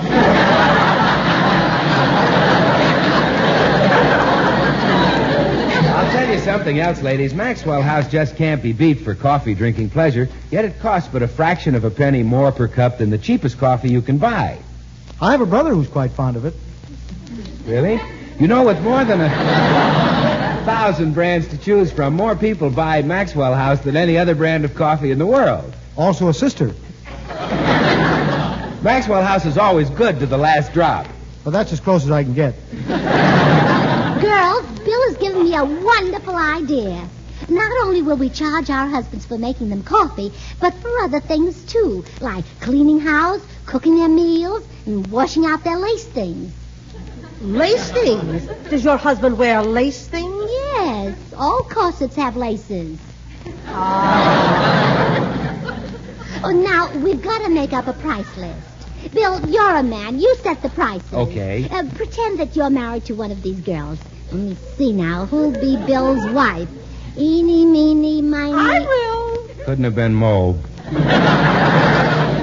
right now, Bill. You're coming home from work, and at this point, you don't owe your wife anything. We're even. Yes. Okay, Clara. Well, first I take your coat and hang it up. I owe you a dime, Clara. Then I bring you your pipe and slippers. I owe you 35 cents. And then I sew buttons on your shirt and mend your socks. I owe you $1. And then I kiss you. We're even again. So long, ladies. Oh, girls, don't mind Bill. This idea is a gold mine. Disperse to your homes and get busy. But, Gracie, what will we charge? Ooh, whatever the traffic will bear. Now get going.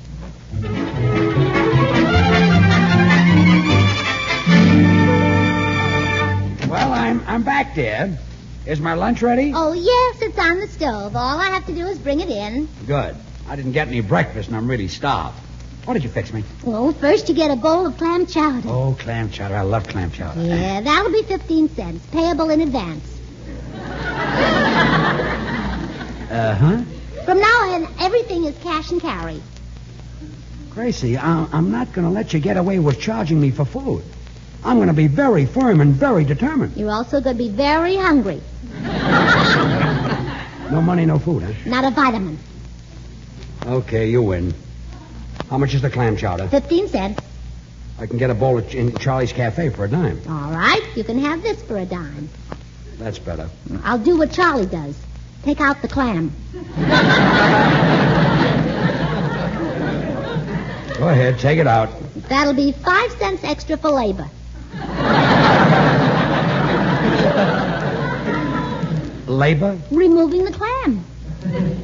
Leave it in. Here's the 15 cents. Thanks.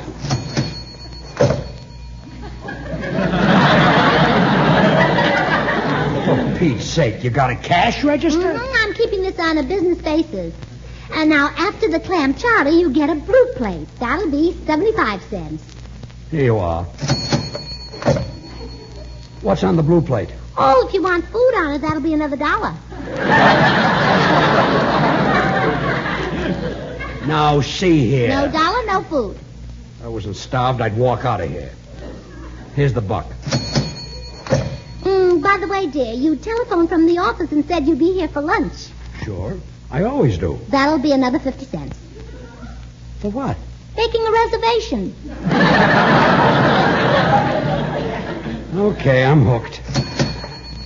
Now bring me my lunch. I haven't eaten all day. Yes, dear. Sit right down at the table. You do want to sit down, don't you? Of course. That'll be a quarter. A quarter? Parking fee. Take it. Now bring me some food. I'm hungry. Before I bring the food, have you heard the joke about the 3 holes in the ground? No. Well.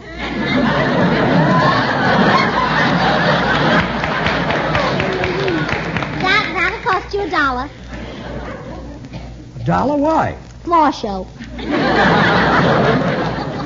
Look, Gracie. Of course, if you'd rather not eat. Oh, what's the use? Here. Now bring the food. Yes, dear. May I take my apron off? Sure, take it off. 50 cents, please. Huh? Well, that's what you pay when they take it off at the burlesque. Then leave it on. That's 50 cents, too. For what? Cover charge. Here, now let me eat.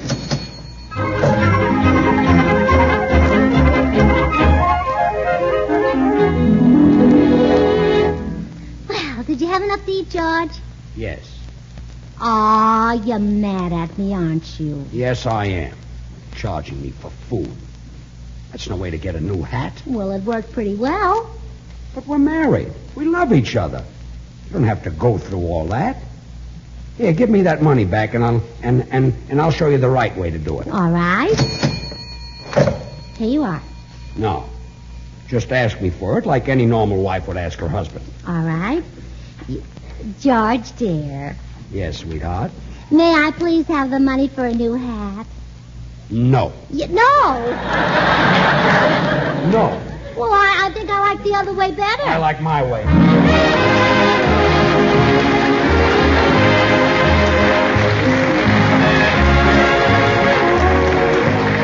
Join us again Thursday when we'll all be back. George Burns, Gracie Allen, Meredith Wilson and his orchestra, yours truly, Bill Goodwin. The George Burns and Gracie Allen show is written by Paul Henning and Keith Fowler. Till next Thursday, good night and good luck from the makers of Maxwell House, America's #1 preferred brand of coffee. Always good to the last drop. We're a little late, folks. Good night. Sudden guests make you quail, don't get pale. Get instant Maxwell House. It's instant, it's new, it's good to the last drop, too. Yes, trust Maxwell House to make a better instant coffee. True coffee flavor, true coffee aroma, because it's all coffee made from America's favorite, the famous Maxwell House blend. Thrifty, too. A jar of instant Maxwell House makes fully as much as a pound of regular coffee. Get instant Maxwell House. Enjoy coffee that's instantly good to the last drop.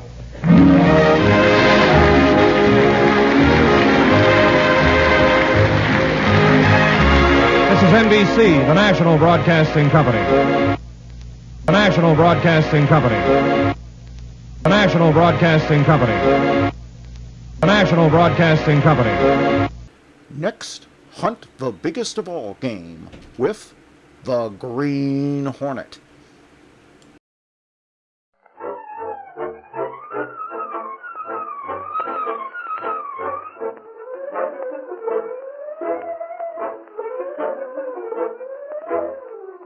With his faithful valet Cato, Britt Reed, daring young publisher, matches wit with the underworld.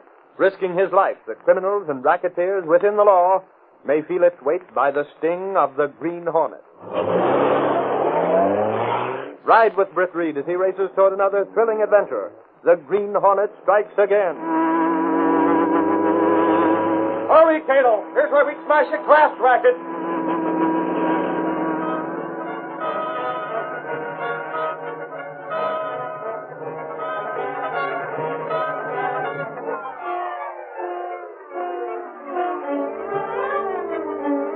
The Daily Sentinel intends to continue this campaign against conditions in our state institutions for the insane until something is done to change them.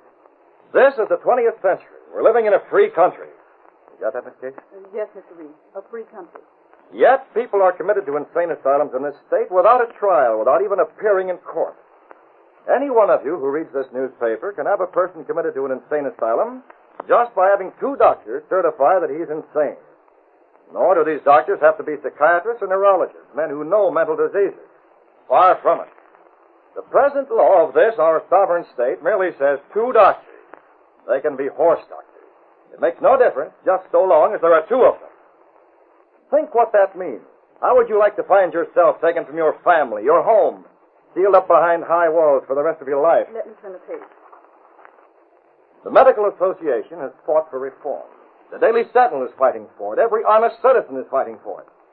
Yet, because of the power of one state politician, nothing is done. One man controls the treatment and the commitment of those unfortunates who are labeled insane. A label that means nothing and everything. Not many people have known what goes on behind the stone walls of Rockridge, the state's largest insane asylum. But now the Sentinel is telling it, giving you the... Hey, Reed, something's gone haywire. What is it, Axford, about Rockridge? Your idea of hiring a guy to get committed to the insane asylum ain't working out so good. We've done all right so far. Wait a minute. Sherman hasn't been found out.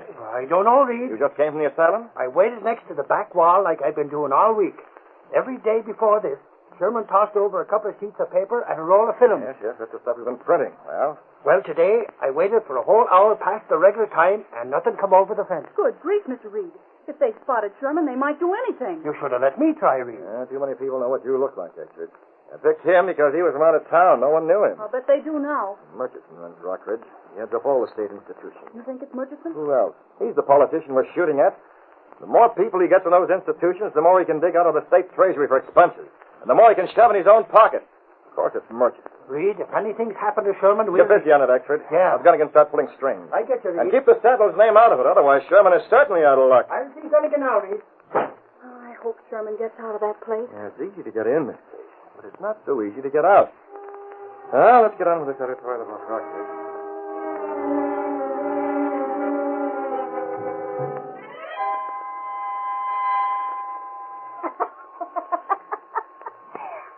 Over that wall someday. Who's that? I frightened you. Oh, it's you. You be a good girl and have to put you behind those bars again. No. Well, don't creep around like that. If you want to have the run of the place, you act sensible. I frightened you. Oh, now go on. Get out of here. What are you roaming around the grounds for anyway? It's late. There's a moon. I like the moon. Go on now. I'm reading my paper. Baker, are you the watchman or aren't you? Oh, Mr. Murchison. Who's this? Oh, she's harmless. We let her wander around. Get out, Sally.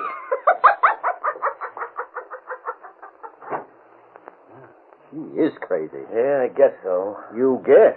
Well, with all the people we got here in Rockridge, Mr. Murchison, sometimes it's hard to tell which of them is bats and which is just crazy about getting shut up here, if you know what I mean. I don't like that kind of talk. Well, there's an awful lot of them don't belong in no insane asylum. That's enough of that talk, Baker.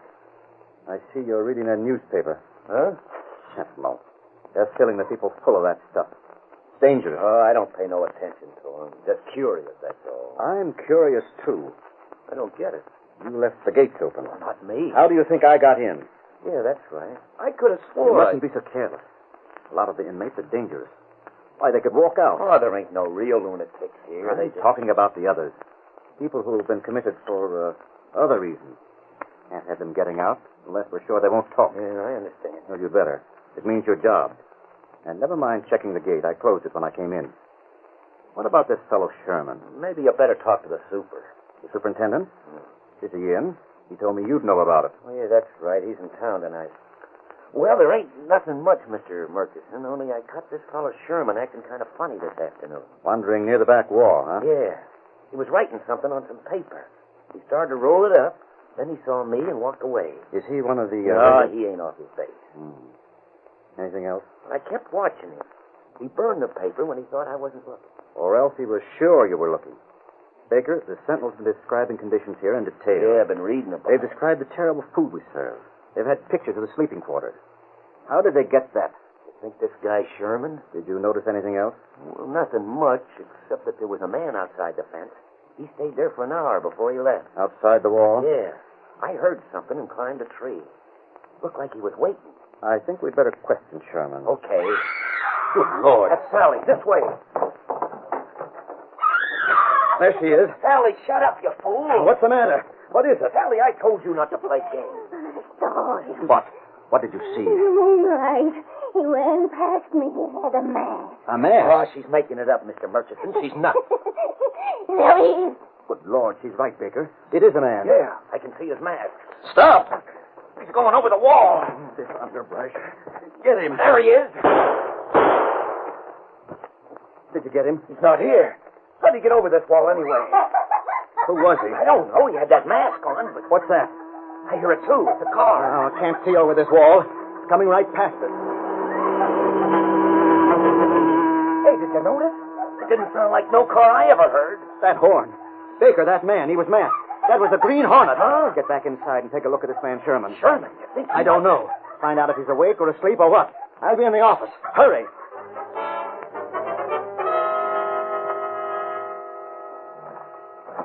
What kind of case is this office in? Everything's scattered around and... Mr. Murchison. Save it, Baker.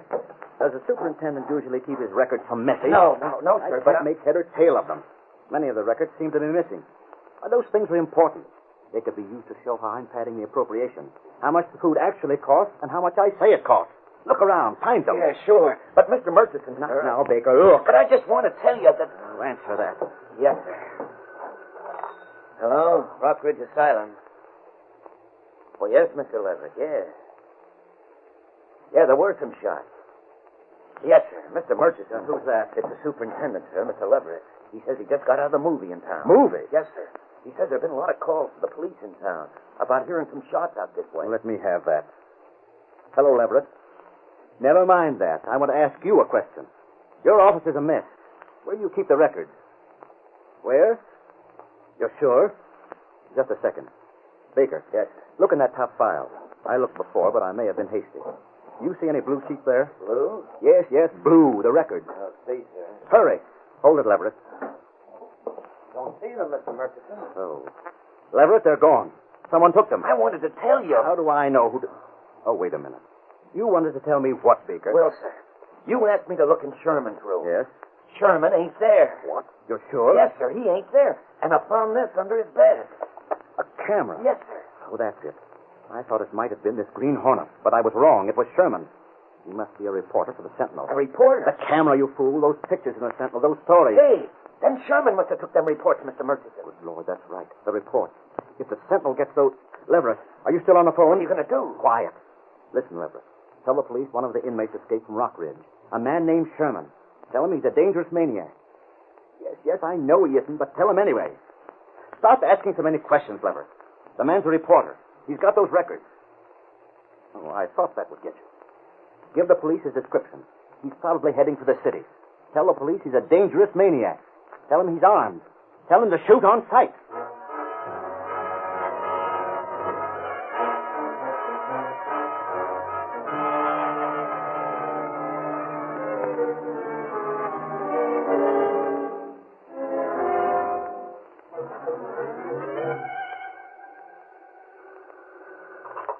Hello? Yes, Senator Burke, this is Reed talking. That's right, I did want to get in touch with you. Well, about introducing a bill to change the method of committing people to the state asylums. You've read the Sentinel stories. Well, someone's got to do it, and you're the man. Well, why not drop around to the Sentinel? We can discuss it. Well, frankly, Senator, we have a man inside Rockridge. That's where we got our information. All right, that'll be fine. Yes, Mr. Reed? Miss Kay, Senator Burke will call in a day or two to arrange an appointment. Yes, sir. About the insane asylum setup. Make a note of it. Very well, Mr. Reed. Hey, just a minute. What is it? It's Ashford. He's heading to your office. It's all right. Let him come in, Miss Kay. Try and stop him. Hey, Reed. Something thinks the cops are after Sherman. What? I just seen a police bulletin. You know, that story about a dangerous maniac escaping from Rockridge? No, I didn't know. It happened last night. The state cops are looking, and the city cops are starting out, too. Reed, the description fits Sherman. Great Scott, you mean he's being sought as a dangerous maniac? It must have been Murchison give out that kind of a lying story. Suppose Sherman gets shot. You get back in the newsroom. Have Gunnigan contact the state and local police. Okay. Tell them who Sherman is. Have the search called off. Phone call for you. Phone call? Yes, from Sherman. He's at a cigar store on the corner of Carville and Hopper. Carver? Get out there, Ashford. Carville and Hopper. Tell the police. Holy crow, I gotta hurry. This phone here, Mr. Reed. Hello, Sherman. Yeah, Mr. Reed. I ducked out of Rockridge last night. I've got the records of the money news there right with me. It's a big story. Never mind that now, But Sherman. get this, it's important. I was locked in last night.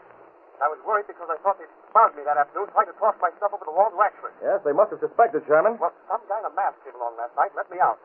I slipped away from him and grabbed the records. And you know who that guy was? It was a Green Hornet. All right, Sherman, we'll go into that later. But get this, there's an alarm out for you. Yeah, sure, I know. Murchison's notified the police that you're a dangerous lunatic. What? We know where you are. Hang on to those records and keep out of sight. Gunnigan's giving the police the straight story now. If we don't get to you before... Sherman, what is it? There's a guy trying to get in the phone booth, Mr. Reed. Get out of here. Get... Oh! Sherman! Hello? Miss Hayes, something's happened. Come on, we're going over there.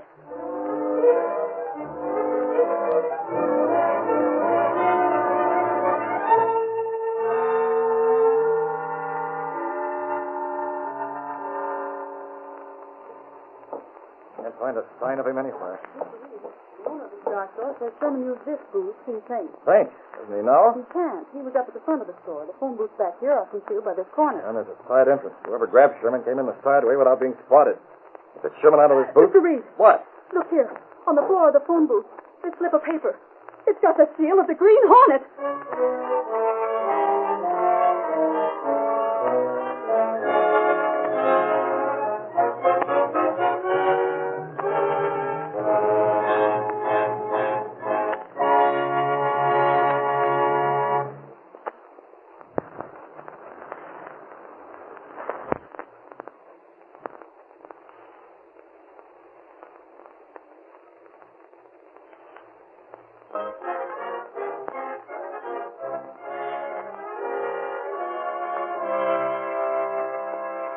Yes, Commissioner, that's what the Sentinel printed, and that's what we believe. I tell you, that man who's missing is no more crazy than you are. His name is Sherman. He was doing a special assignment for the Sentinel. You let me know? Thanks. Did the police have anything, Mr. Reed? Not a thing. Sherman can't be I found. have a state police on the other phone. Oh, fine. Hello, State Police. Well, this is Reed, publisher of the Sentinel. Have you got an alarm out for a Sherman? Yeah, that's right. The man who escaped from Rockridge Asylum and disappeared later. Well, that man is not a dangerous lunatic. I don't care what Murchison gave out. That man is a special reporter for the Sentinel. What? Oh, the Green Hornet, eh? Well, whoever's got him, tell your men he's not dangerous. Thanks. Mr. Reed, I don't think it was the Green Hornet who got Sherman in that cigar store. You found his seal, Miss Kay? Well, it was broad daylight. Well, Well, gosh, the Hornet never went around in broad daylight, Mr. Reed. perhaps. You won't find many people who agree with you. You ask me, I think Murchison knows a lot more than he admits. Picture it, Miss Kay. 5 minutes more and the police would have gotten there. Sherman would be standing here, and now we'd have the old inside story of the graft that goes on behind the walls at Rockridge. And now he's gone. We don't know where. Take that phone. Daily Sentinel, publisher's office. Oh, yes, just a moment. Me, Miss Kay? It's Senator Burke. He spoke to him several days ago about sponsoring the bill. Oh, yes. To change the procedure for commitment to state institutions. Hello, Burke. What did you decide? You sponsor the bill, the Sentinel will... What? What's that? Oh, Murchison is, huh? I see. Well, if you change your mind, let me know. He's not sponsoring a bill, Miss Case. He's changed his mind? Now, Murchison changed it for him. But how? I didn't learn that part, Miss Case. He must have seen last night's Sentinel. Gosh, everyone knows by now that Sherman was working for the paper. Hey, Reed, I just come from headquarters. You know what that rat Murchison is saying? Well, I have an idea, Extra. He's saying that's all a lot of malarkey about Sherman working for the Sentinel. What? Cross me hard, Casey. Murchison keeps insisting the guy who escaped was a dangerous maniac. But the story... Murchison says the story was fixed. He says the Sentinel is making it up out of whole cloth, that there ain't a word of truth in it. And they believe him? There's your answer, Miss Case. Apparently Senator Burke believed him. So what are we going to do, Reed? Murchison says the Sentinel is just slinging mud. And without Sherman around to say he's lying, he can keep on saying it. Well, Sherman isn't around, Axford. What can we do?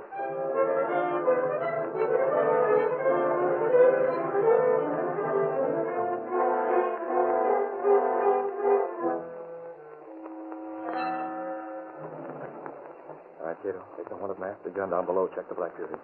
Hey, Reed, where are you? Axford, step on it. Give me room. Here I am, Axford. In the bedroom. Oh, there you are, Reed. I thought you were covering police headquarters, Axford. Yeah, Reed. I come up from my raincoat. The cops got a tip on the Green Hornet. Oh, they did, eh? Yeah. Some guy calls up and says the Hornet was busy at Rockridge Asylum a couple of nights ago. What do you think of that? Yeah, sounds like a crackpot. Oh, maybe, Reed. But the state police are going over to check up. And I'm going to be with them. The Rockridge? I hope you find Sherman there. Huh? Well, if it is the Hornet... Sorry, it's got to be. Well, if it is, this tip may mean that Sherman is back inside there. If it's just a frame-up by Murchison to throw suspicion on the Hornet... You mean if maybe Murchison was the one who grabbed Sherman in that cigar store, like we was wondering? Exactly. If that's the case, what better place would there be for Murchison to hide Sherman than back... The asylum! Rockridge! Right. Holy cow, I better get traveling. Golly, Reed, we sure hit on a theory, didn't we? Wait. Yes. Where's me raincoat? Where's It's outside in the hall closet. Oh, yeah. So long, Reed. Be seeing you. Goodbye, Axford. Hey, Reed, why don't you come along with us? Come along? Well, I have an engagement. Okay, then. Go night clubbing if you want to. But this is one job I ain't going to miss. If I get home first, should I tell Cato to wait up for you? Oh, well, Cato's out right now, but I'll tell him. I'll see him before you do. Better step on it, Axford. You can't keep the state police waiting. Over his neck, you're right. What am I standing around for? Come on. If you hurry, I almost spotted Cato leading by the secret passageway. Well, it's time for me to move out, too. Cato's waiting below for the Green Hornet. The Black Beauty has to get to Rock Ridge ahead of the police.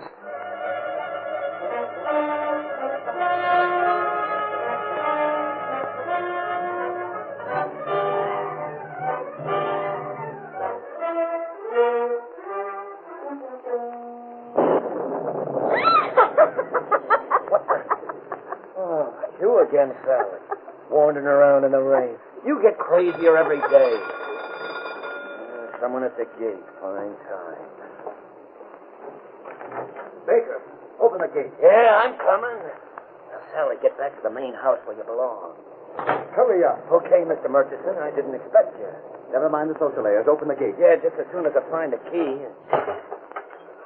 Hey, it was open all the time. What? It was open. I could have swore a lot. There's something going on here. Come along, Baker. Yeah, just as soon as I close the gate. This time I'll make sure it stays closed. Hurry. Yes. Are you here for anything special? Baker, the state police learned the Green Hornet was here the other night. What? Yes. They asked me about it when they were checking. That's why I'm here. Did you tell them? Me? No, sir. You know a lot, Baker. Don't try to use what you know to boost yourself too high. No, not me, Mr. Murchison. Being a watchman is all I want. The police are coming here. Tonight? Of course, tonight. Did you think I'd come out in this weather for fun? Hey, if they find we got Sherman in the old They building... won't find him. Where's Leverett? The super? He's in the office. We've got to get those records out of the way. And Sherman, too. The police may have a search warrant so they can get in. Who's that? Oh, that's nuts, Sally. She's crazy as a loon. Don't pay no attention. Oh, come on. Let's find Leverett. I wish this rain would let up.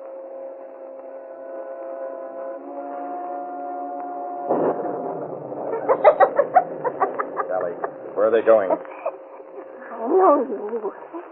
You are the man with a mask. Where's Sherman? In the old building. The old building. Which way do they go? I've got to get there ahead of them. That way. That way. That way.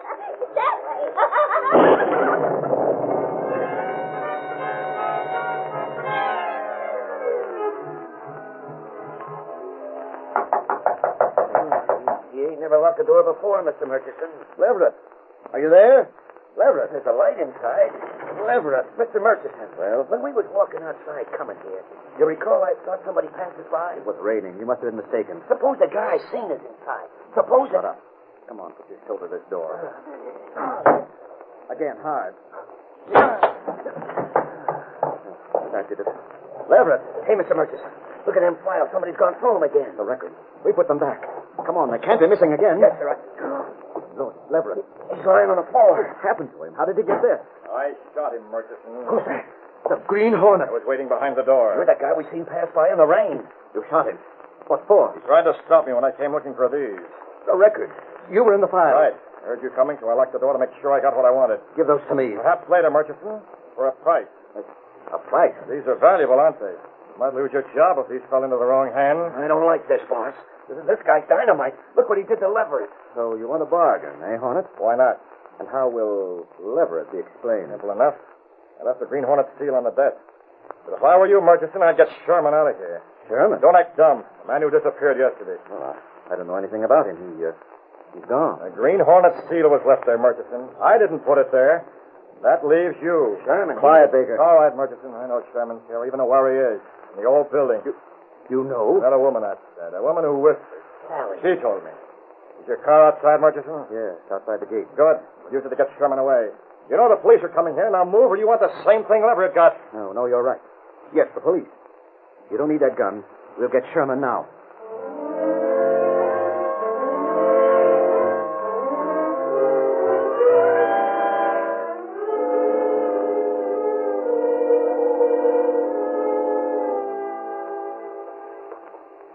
Who's there?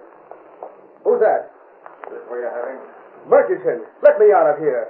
Putting me behind bars. When I get this yarn in the paper... You may not get it, Sherman. You? The Hornet? You're the one who was here the other night.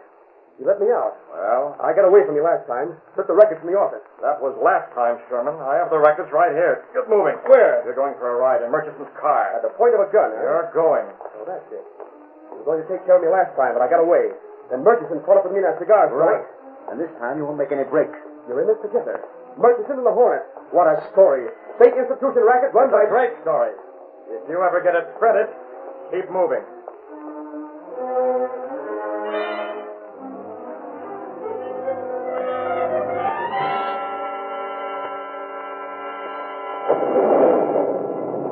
Here we are. Here's my car. Let's get Sherman away from here. Then we can talk terms on it. Yeah, you better hurry. The cops Wait. might... Huh? I think we better take care of Sherman right now. I don't care when or how, so long as he's taken care of. You can't shoot me. You heard him, Sherman. This is for you. You shot me. I can't breathe. That gun, it didn't make no sound. Shut up, Baker. This is no time for nerves. Get him in the car. What's that? Huh? Don't you hear it? Horner, do you hear it? What the... It's the police. Police sirens. Let's get Sherman out of here. Coming. Get him in the car. Yeah. Put him down. Huh? Horner, what are you pointing that gun for? Well, they'll be here. So will you. Well, what do you mean? Police car is fast. They might catch your car. But they can't catch my car. It's too fast. And there's no room for you in it. You got it. I'll discuss these records with you later, Murchison. And just to make sure you remember. Grab him, Baker. Don't shoot. Take it, you sizzling rat. I can't breathe. Only gas. You'll be all right. And tell the cops anything you like.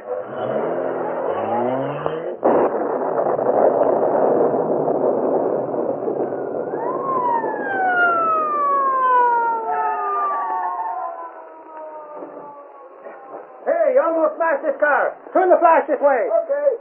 Holy crow, it's Murchison and that watchman. Sulphur and Snake, this guy. I had me doubts about seeing him again. It's Sherman and he ain't dead. None of them's dead. Wait till I bring him into Britt Reed's office.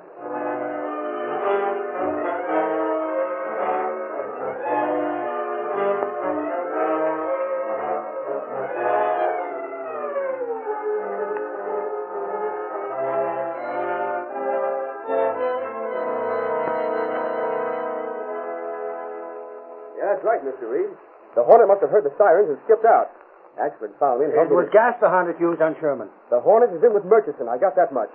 Boy, when I looked into that gun, all I could think of was 6 feet under. Golly, ain't that some story, Reed? It'll be a better one when we print those records, Ashford. And what's more, I was just talking to Senator Burke. He's putting through that bill. Murchison and his crooked racket are cleaned off the slate. Yeah. But say, Reed, Well? there's one thing worries me, Reed. If the Hornet was trying to get a cutout of the racket, how come he left them records right where the cops could find them? Ashford, you should know better than that. If there's one man whose motives can't be figured out, it's the Green Hornet.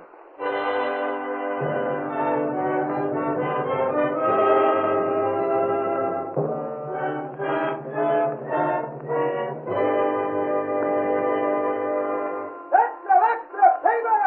State Insane Asylum investigated! Paper proves that! Read all about it! Police keep Hornet as Senate passes reform bill! Green Hornet still alive! Extra, extra, paper!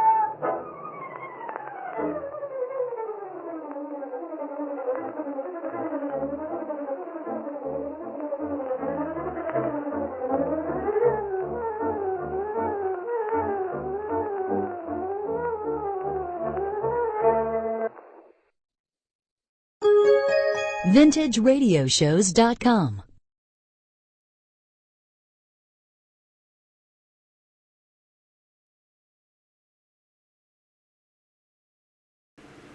Hi-ho, Silver! Away to those thrilling days of yesteryear with the Lone Ranger.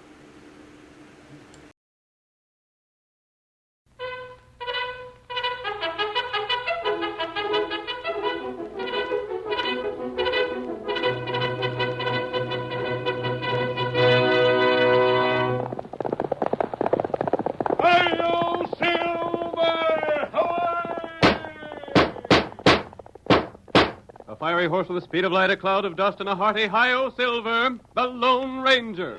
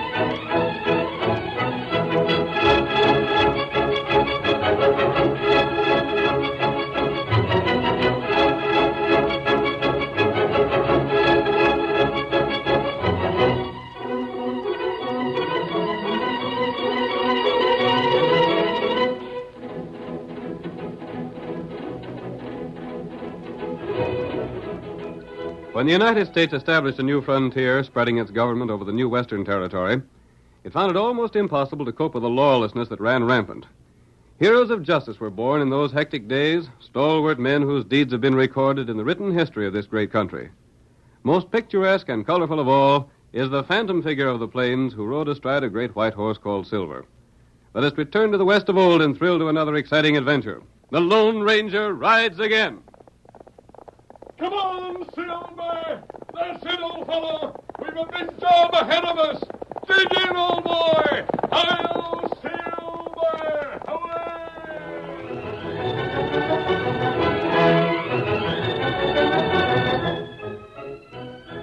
United States Marshal Dan Calloway had been appointed to temper the reckless methods of the Western law agencies and do away with the unfair trials existing in those days. In the first scene of our Lone Ranger drama, we find Steve Tucker, the sheriff of Grant County, in a heated argument with Calloway. I tell you, Calloway, you're all wrong.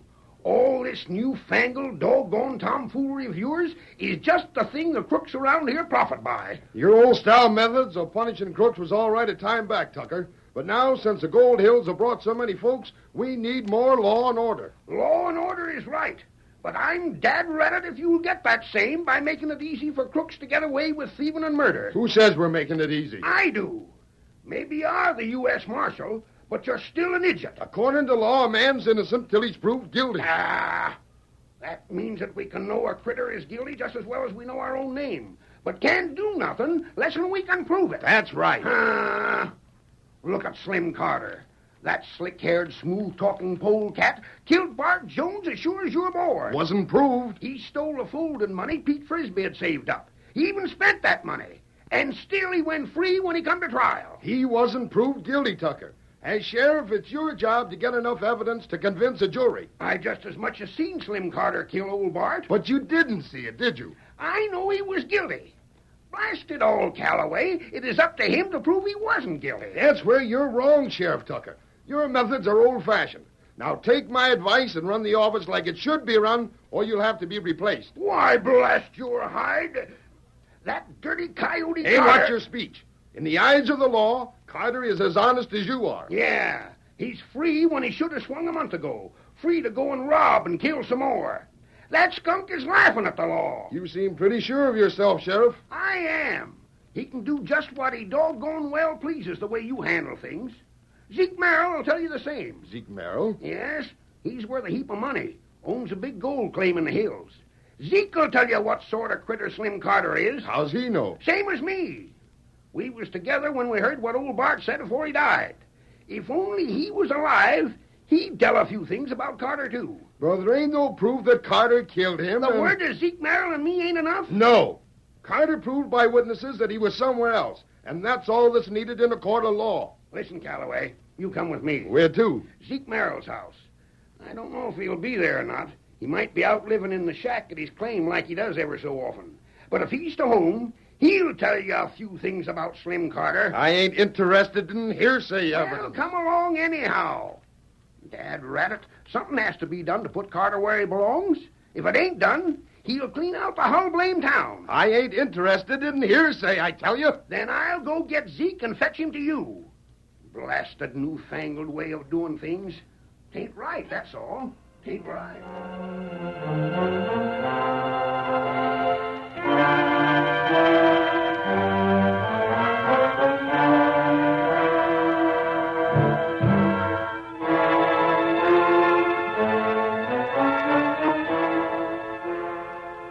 Zeke Merrill was respected throughout the community for his honesty and fair dealing. We go to his home now and meet his daughter Nancy, busily engaged packing things into a trunk, while Slim Carter, the man discussed in the last scene, helps her. I don't understand Pa not coming here to bid us goodbye, Slim. He said he'd try hard to get down from his claim, Nancy, but he thinks he struck a new lode and he's anxious to follow it. But he did say he was willing for us to get married. Oh, sure. Didn't I tell you he was? Yes. Wouldn't doubt my word, would you, Nancy? Well, if I doubted you, Slim, do you think I'd be fixing to marry you and take the next stage for the East? Sure not. You're a great girl, honey. There's only one thing worries me, Slim. What's that, honey? Would you care as much for me if Paul wasn't so rich? Of course I would.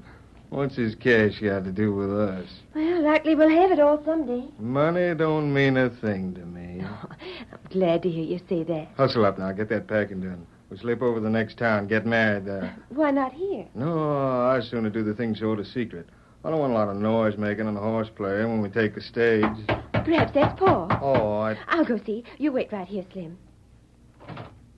Howdy, Miss Nancy. Is your porter home? Oh, Sheriff Tucker. I'm glad to see you. Come on in. Where's he? He's at his claim. Shucks, I figured on seeing him. I'm sorry, but step in the other room. I'm just packing my things. Packing your things? Mm-hmm.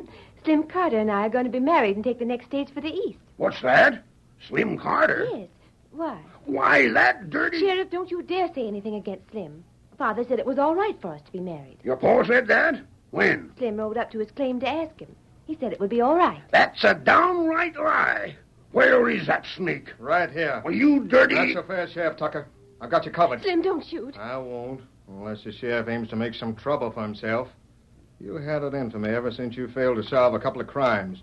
You tried to frame me for him, Tucker. Well, you... But thanks to the U.S. Marshal, you didn't get away with it. You're a murderer and a crook. He isn't. He told me how he's been treated here. That's why he's leaving for the East. Nancy, do some straight thinking. That smooth-talking horn toad has you believing anything he wants to tell you. He's been misjudged. Just because he's from the East, you tried to frame him so you'd get credit for solving some crimes. Oh, of all the blasted... Now, watch your language, Sheriff. Well, you... Nancy and I are getting married and leaving on the next stage for the East. Well, by darn, you ain't doing no such thing. You can't stop it. The heck I can't. You ain't leaving here till I see your father. I'll bring him here and then see what he's got to say. He won't come. He told Slim so. He'll come soon enough if he hears you're fixing to marry that crook. Why don't you go and see him, Tucker? That's a smart idea. There, you see? Slim is on the level. There ain't nothing with less sense than a woman in love. By thunderation, Nancy, this polecat sure enough got you believing black's white. You'd better leave here, Sheriff Tucker.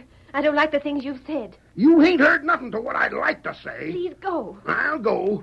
But by thunder, you just try leaving town till I get your old man here. You just try.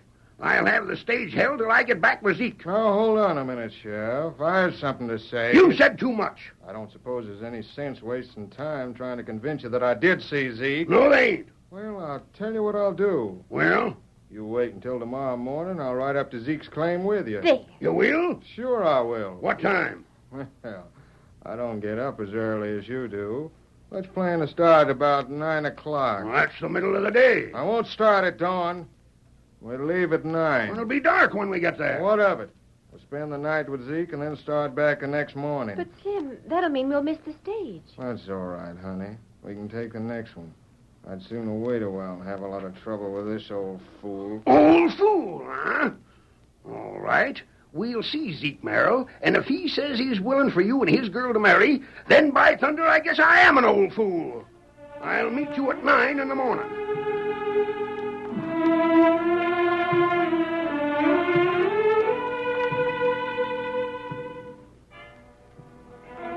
The Lone Ranger and Tonto enter our story at this point. The famous masked man and his Indian companion were camped in the shelter of huge rocks high up in the Gold Hills. Their fire was too small to be noticed by a man who rode past them.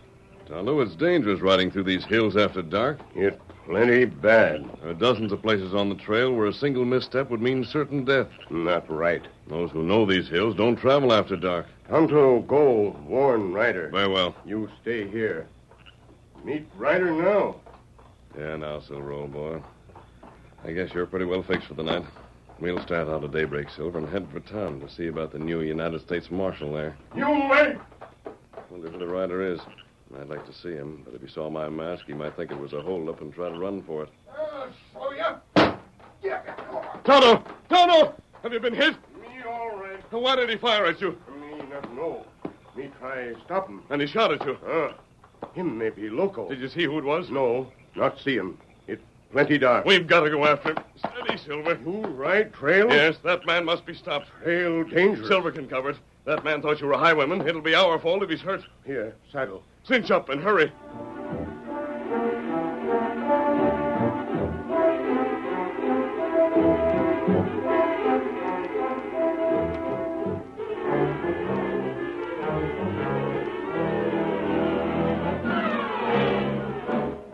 The following morning, Sheriff Tucker stopped at the home of Carter according to the arrangements made the night before. It had been agreed that Carter would accompany the sheriff to Zeke Merrill's mine. You there, Carter? Open the door. Sounds like he's sick or something. You ready to go? Oh, Sheriff, I'm a sick man. What ails you? I don't know what it is. I've been awake all night.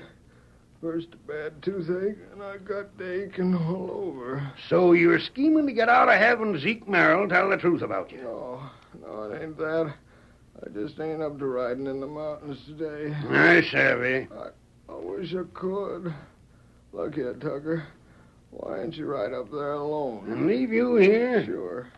You can ask Merrill if he didn't say it'd be all right for me to marry Nancy. I can guess his answer without riding up there. But you can't. You won't believe what I say. Darn right I won't. Well, go ask him. And leave you here? Yeah. Then you hightail it while I'm gone. I'll wait here till you get back. I'll give you my word on it. Your word ain't worth a hoot to me. I wouldn't trust you as far as I can throw a mountain. I tell you that if I... want water. Huh? Where'd you come from? Me travel long way. Me want water. Well, help yourself to water, Redskin. There's a spring east of the house. What matter, feller? Huh? You plenty sick. Well, that's what he tells me, but I got my doubts. Him sick, feller. Me fix him. Oh, hold on. What ails him, Injun? Me look. Find out. Get away from me. I don't want no redskin around me. Oh, you got fever. I ain't. Hold on, Carter. Some of these Redskins know more about doctoring than regular sawbones. This feller plenty sick. Me stay here. Make him well. Look, See what you can do for him, Injun. I'll go get a couple of men to stand guard here. I'll do what you say, Carter, and head for Merrill's shack. But I'll make blame sure you stay here and don't run off with Nancy when I ain't around. I'll be back pronto with some guards. Confounded Indian. I ain't no more sick than you are. Now clear out of here. You not know, Tonto. I don't want to know yet. It plenty dark last night. You not see engine good. What do you mean? You not shoot straight. You miss. Get away from me. I didn't mean no harm last night. I didn't want to hurt you. You not hurt any feller again. Don't use that knife. Don't. Tonto fix 'em you for all time. Listen, please, Injun, go away. Don't look at me like that. Now Tonto fix 'em you good. No, the Injun's gonna kill me. Help me. Help!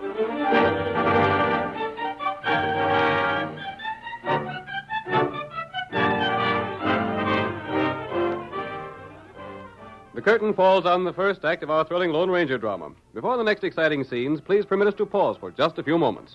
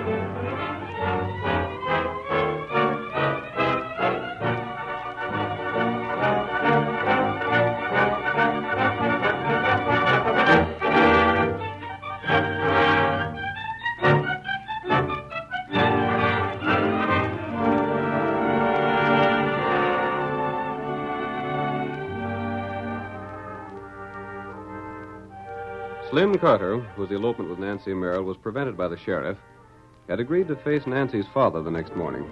But that same night he made a secret trip to Merrill's mine, meeting Tonto on the way and firing at him.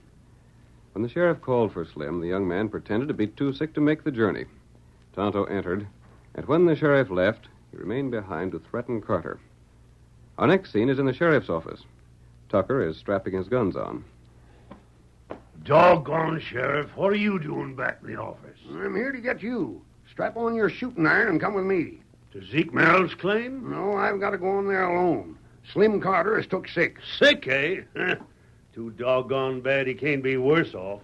Reckon that's the only way that polecat's crooked work will ever be stopped. I thought he was bluffing at first, just wanting to get out on a trip to Merrill's claim.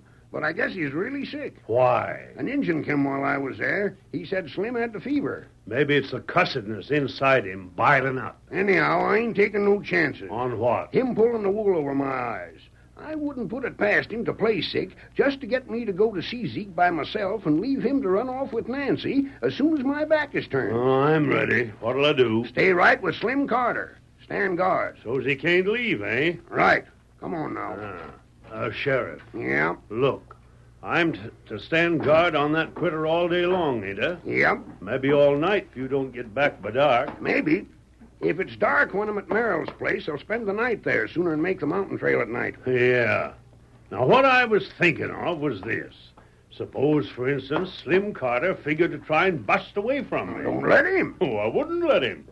I was just a-thinking, suppose he did try and bust away. Maybe I'd have to use my fist or a gun butt to sort of keep him quiet. That'd be all right, wouldn't it? Hold on. If he tries to bust away, keep him quiet. I sure will. But don't get handy with your fists if he behaves himself. I can't tolerate that sort of roughhouse. Oh, now, Sheriff, Get up there. I wonder where the marshal is. The less I see of him, the better I like it. Dang fool notions he has about enforcing the law give me the willies. Well, maybe someday he'll learn better. Hey, Sheriff, look yonder. Sheriff, help me. What the Sam Hill? That's Slim Carter. And he don't run like a man that's down sick with a fever. Sheriff, call that Injun. Don't let him get me. What's the matter with you? Save me. Don't let that Injun get me. He's like to kill me. What Injun? He's got me mixed with someone else. He thinks I tried to kill him or something. He's got the wrong man. Seems like you got a way of always being mistook for someone else. He'll kill me if he has a chance. Gosh, wouldn't that be too bad? Make him go away. Look at the way he stands there glaring at me. He ain't the only one that looks at you with that sort of expression. Don't go away. You got to stay in town. It's your duty to protect the citizens. Oh? Well, I'm not staying here. I'm going to Zeke's claim. And make that redskin leave. Make him clear out. He's got as much right to be here as anyone. What's he done? Well, he ain't done nothing yet. It's what he's going to do. You're loco. I ain't loco. See for yourself. There he is standing staring, waiting for his chance. Sam, you better ride along with me. I reckon there ain't no use you staying around town. You can't leave me. I'll go with you. Now you're showing sense. I'd sooner go and stay here with that redskin. All right, then. Get your horse and come along. That Injun don't use the ways of white doctors, but he seems to have cured whatever ailed you mighty sudden. Get your horse. We'll wait for you. I'll get cinched up. I'll I'll be with you pronto. Somehow, Sam, I like that redskin. Me, too. He's coming this way. Hi, Injun. How? What'd you do to that hombre? Me talk to you? Sure. What do you want to talk about? Feller go to claim. Who went where? Feller named Slim go Merrill place last night. He did? What'd he go there for? Murder. Murder? Leaping cactus. Mean to say he's killed Zeke Merrill? You come, we find out. We're heading there pronto. First, Huh? you hear Tonto talk. Your name, Tonto? That's right. You hear plan. Plan? Me scare bad feller. You scared him all right enough, but what's the reason? And what's this about a murder? Tonto tell you.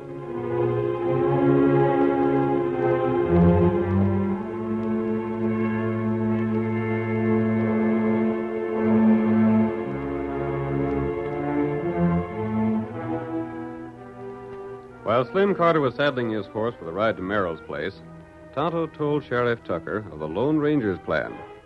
Then the sheriff, his deputy Sam, and Slim proceeded to the Gold Hills. Slim was quiet for most of the trip, but toward sundown he grew more and more uneasy with each passing moment.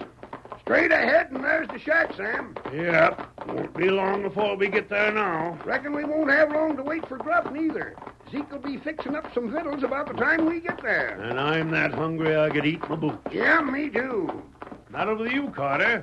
You don't seem comfortable in that saddle. I'm all right. For your sake, Carter, I hope you told the truth about what Zeke said. Sure I did. Well, we get the truth firsthand pretty quick now. I told it to you. Zeke Merrill agreed you could marry Nancy, huh? Sure, that's it. That don't sound like Zeke, by darn. Well, you're going to ask him, ain't you?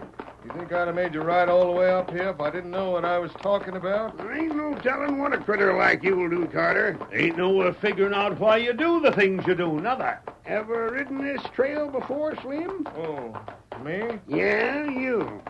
Oh. What made you think I had? Just asked him, that's all. That Indian said you took a shot at him last night. You don't believe in Indian, do you? Getting so I don't believe much of what anyone says. Reckon there ain't no use anymore. A man has got to have cold facts to work on. If he looks at things like the new marshal does, it don't matter a bit what a man believes. Sheriff, I reckon it'd be better if you and the deputy went on alone. Went on alone? What do you mean? Just that. Oh, hold steady. I'll wait here for you. You go on and talk to Zeke and see just what he says. You're coming along with us. Oh, but hold on, Sheriff. You're a suspicious man. Got reasons to be. Well, if I was there, you might have a notion I was making Zeke agree to the marriage. If I ain't there won't be no interference. You can ask him anything you want to ask him. And where'd you be while I'm talking to him? I'll be right around. I ain't gonna run out on you. Maybe he's right, Sam. What do you think? Well, ain't no harm in us going on alone. He can't get far. Even if he does try to get back to town, he won't make it in time to do him no good. I'll wait right here, Sheriff. When you finish talking to Zeke and found I'm on the level, you can just come to the door and wave to me. All right, you stay right here and see that you wait. Come on, Sam. Get up. Get up. I'll be right here waiting. You better be. I'll be here, I'm sure. You can't go back with me. I reckon the next half hour I'll see the end of all my troubles. Don't move. That mask. Go ahead to the cabin, but go slowly. Oh, listen, mister, if it's cash you want... I don't want cash. Get going. Into Zeke Merrill's cabin, Slim. Here, Silver. Who are you? Why should I go to Merrill's cabin? You'll find out when you get there. Now on your way. I won't do it. I ain't moving a step near the cabin. Hurry. No. Well, let's talk it over. Put them guns down, stranger. Hurry. You made a mistake. You got the wrong man. I ain't who you think I am. You're Slim Carter. I won't go to that house. We'll see about that. Let me go. Let me go. Now, come along. Come on, Silver. Stop. Let me go. Don't pull me like this. It dragged me off my horse. Let loose that rope. It won't do you any good to yell like that. You would come along peaceably. I wouldn't have had to rope you. Here we are. Oh, boy. Just to make sure you stay where you're put, I'll toss more coils of rope on you. Please, listen to me. Wait a minute, mister. What's going on out here? Here's someone to see you, Merrill. Carter.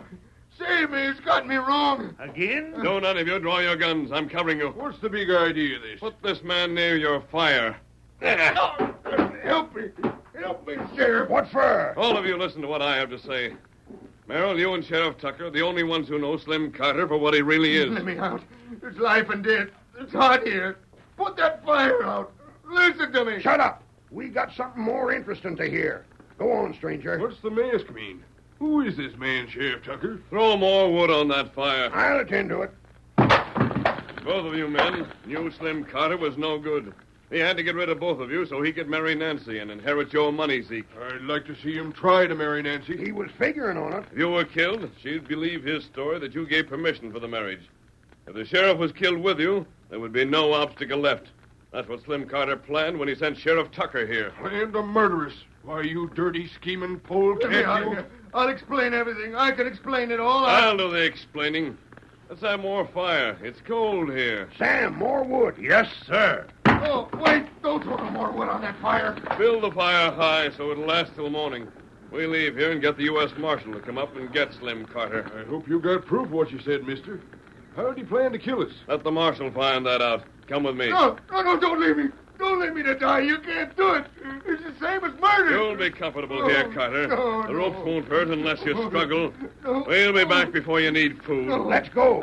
Zeke, you come along. If you say so, Tucker. That's all the wood there is on hand. It'll do. No, not that wood. Don't leave me. Get out of here. Save me. What do you mean? I done it. I filled a log with blasting powder. It's in the fire now. It'll blow up most any minute.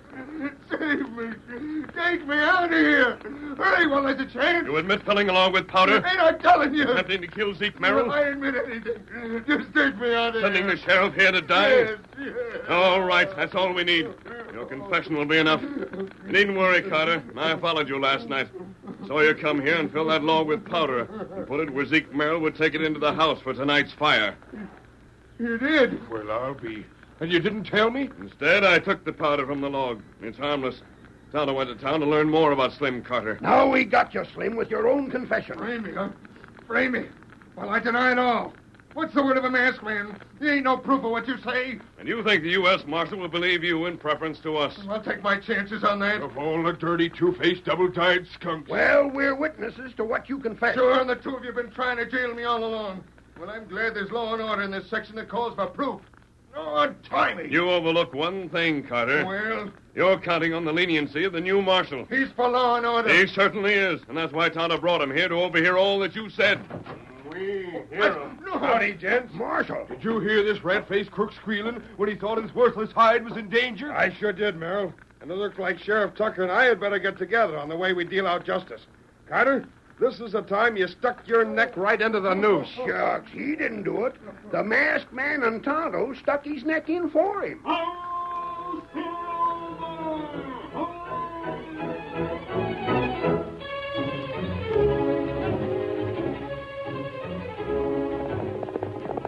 Come on there, Silver, old boy. There's trouble ahead, and Tonto is waiting.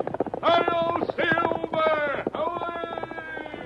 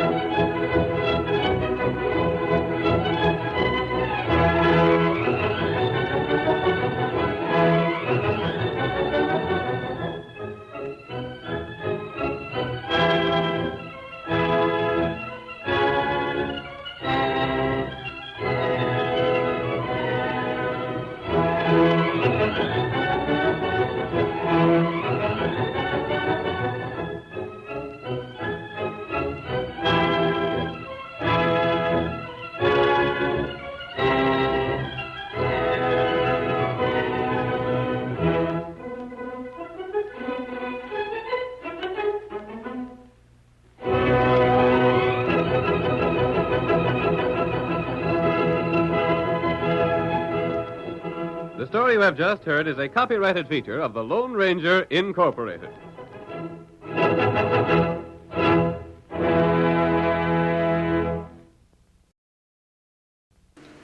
Groucho Marx meets some of the most interesting people you could ever hope to hear on radio in You Bet Your Life, coming up next.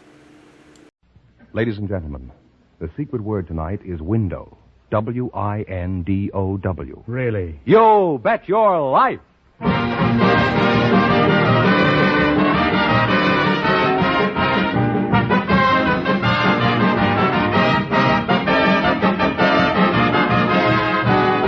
Elgin American, creator of America's most beautiful compact, smartest cigarette cases, magic action lighters, finest dresser sets, presents Groucho Marx in the Elgin American show, You Bet Your Life, the comedy quiz series produced and transcribed from Hollywood.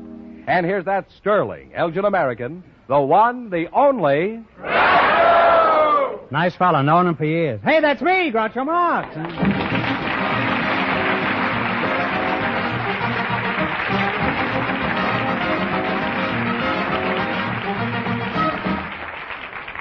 Thank you. Well, here I am again with $1,000 for one of our couples. George Fanaman, who gets first whack at it? Just before we went on the air, our studio audience selected a bachelor and a spinster, and here they are. Mr. Stuart Bowles and Miss Henrietta Adair meet Groucho Marx. Welcome for Elgin American Compacts. And if one of you says the secret word, he wins a 16-millimeter Apollo Sound movie projector that retails for $129.50. Mr. Stuart Bowles. What sort of work do you do, Stu? I'm in the investment department of E.F. Hutton and Company. Mr. Marx's year is the 50th anniversary of the L.A. Exchange. Is that so? Yes, sir. That's your job, huh? You're an investment broker, huh? That's right, sir. Mm-hmm. Is that what you wanted to be when you were a boy? Oh, no, I never thought I'd be that. Well, no, you're grieving about it. Miss Henrietta Adair, huh? You're the spinster? Well, if you mean, am I married? Yes, I am. Don't you like being called a spinster? Well, I prefer unmarried. Okay, unmarried. Where are you from? Houston, Texas. You're from Houston? How long have you been a spinster? I mean, unmarried. That's sort of a difficult question to answer, Mr. Marx. Well, it wasn't an easy question to ask, either.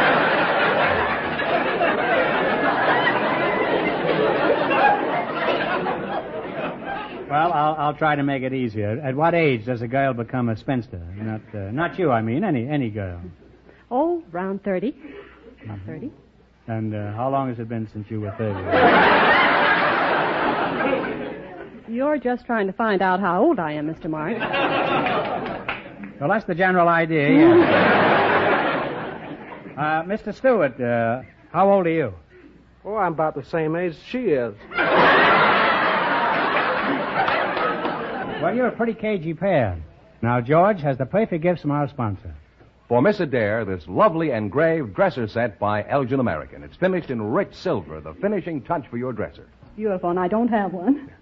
For Mr. Bowles, Elgin American's popular cigarette case with today's smart leather-like look. Now, Stu, why haven't you married, huh? A young, jovial-looking fellow like you? Well, I guess it's the old saying, he travels fastest who travels alone. I see. Well, what's your hurry, huh? Do you know, Henrietta, do you know any little proverbs that would put Speedy here in his place? Well, a stitch in time saves 9. You mean he's coming apart at the seams?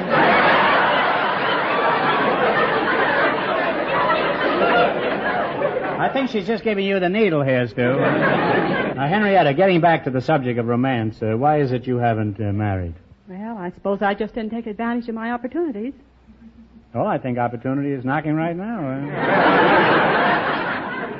On the other hand, it might be his knees knocking down. Well, tell me, Lightning, what qualifications are you looking for in a wife?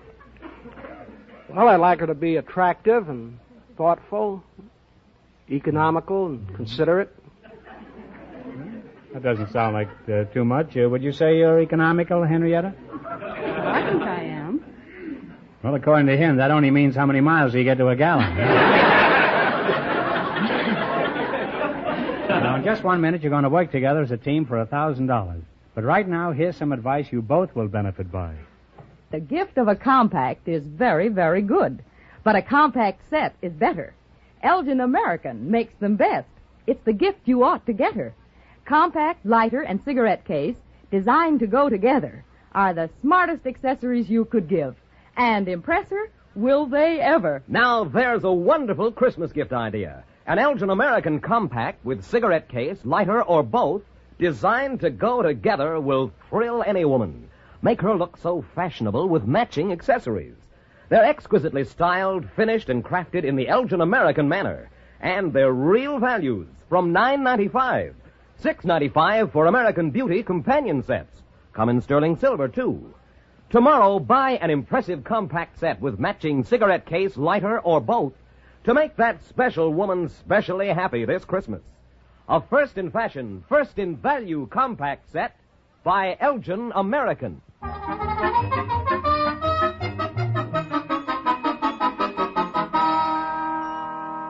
Now then, let's see if you two will get a chance at the $1,000 question. You're going to play You Bet Your Life, Phantom, and bring them up to date on the rules. Each of our three couples has $20. They bet as much of that 20 as they want on each of 4 questions.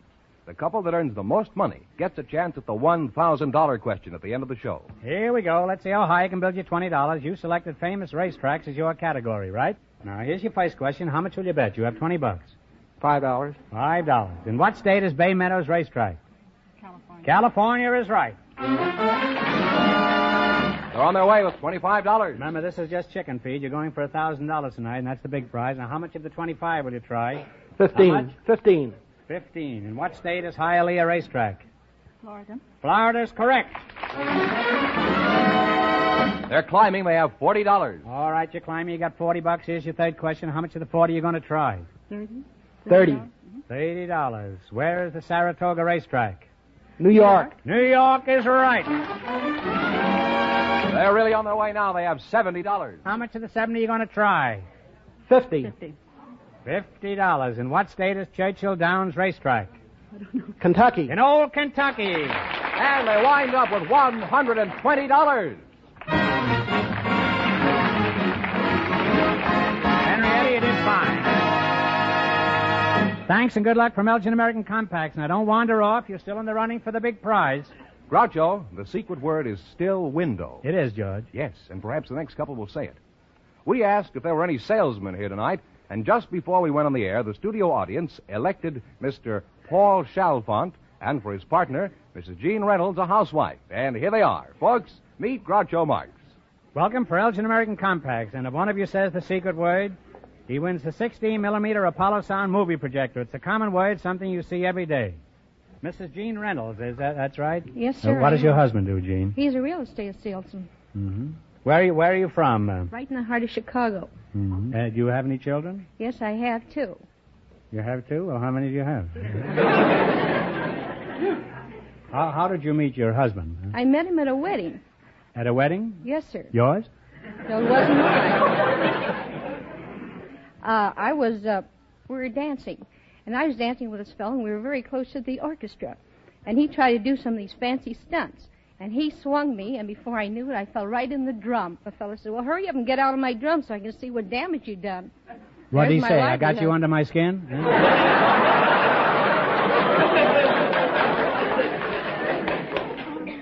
Well, I was so embarrassed, and I said, just take my name and address, and I'll be glad to compensate for it. So he kept coming over my house, and he never got any money. And finally, he forgot all about his drum, and I figured it would be cheaper to marry the guy than buy him a new drum.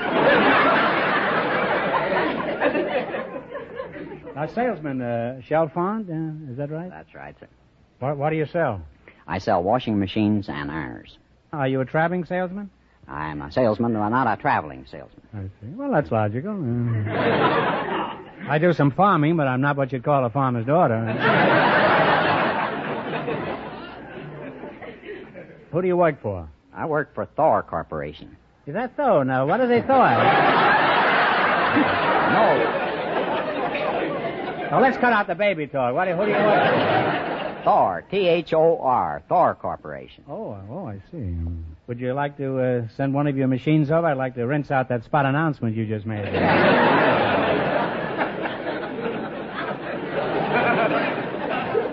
Tell me, Soap Suds, how is the washing machine? How is the washing machine game or business? Well, we are cleaning up.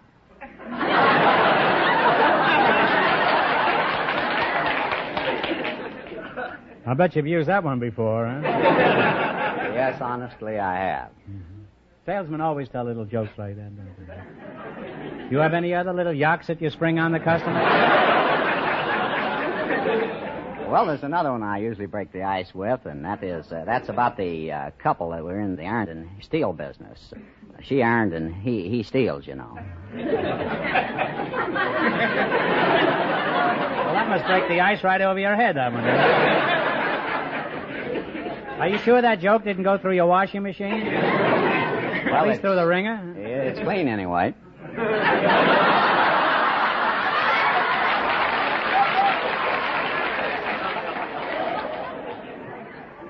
Hey, he's got a pretty good line at that this time. Does anything exciting ever happen to you, Mr. Chalfont? Well, pretty fancy pronunciation. I think that means salami in French. Anything exciting ever happened to you, yes, Paul D. Saloon? I had a rather exciting experience here last week, You did? Boss and I returned from a fishing trip. We returned home and he found out he'd lost his keys, so he decided I would be the one to crawl through the window.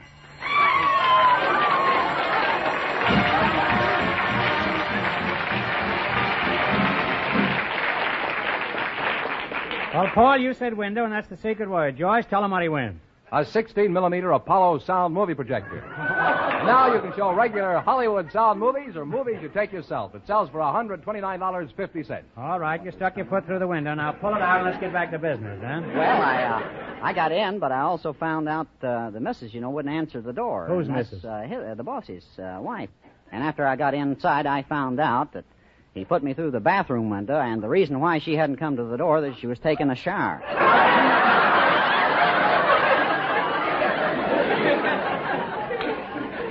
Well, she should have stayed in that Thor washing machine. Well, you're an interesting and amiable couple, and we're happy to have you here. Now, we have some ideal gifts from our sponsor. For Mrs. Reynolds, pearls for you. Elgin American's beautiful simulated pearls. They're the finest pearls made by man. I'm sure you'll enjoy them. Thank you. They're exquisite. And for Mr. Chalfont, this Chalfont.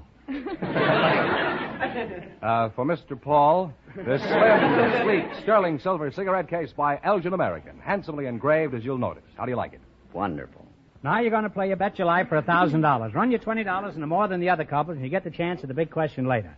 Fenneman's offstage to remind our listeners how much the first couple won. The bachelor and the spinster won $120.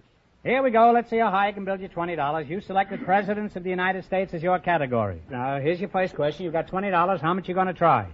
$10. $10. What was the name of the president who in 1919 tried to lay the foundation for everlasting peace? Wilson. Woodrow Wilson is right. And they're off to a good start with $30. Woodrow Wilson, sometimes known as Alexander Knox. You now have $30. Remember, you're going for $1,000 tonight, and that's the big prize. How much of the 30 are you going to try? $20. Okay. What was the name of the president who drafted the Declaration of Independence? Thomas Jefferson. Thomas Jefferson is right.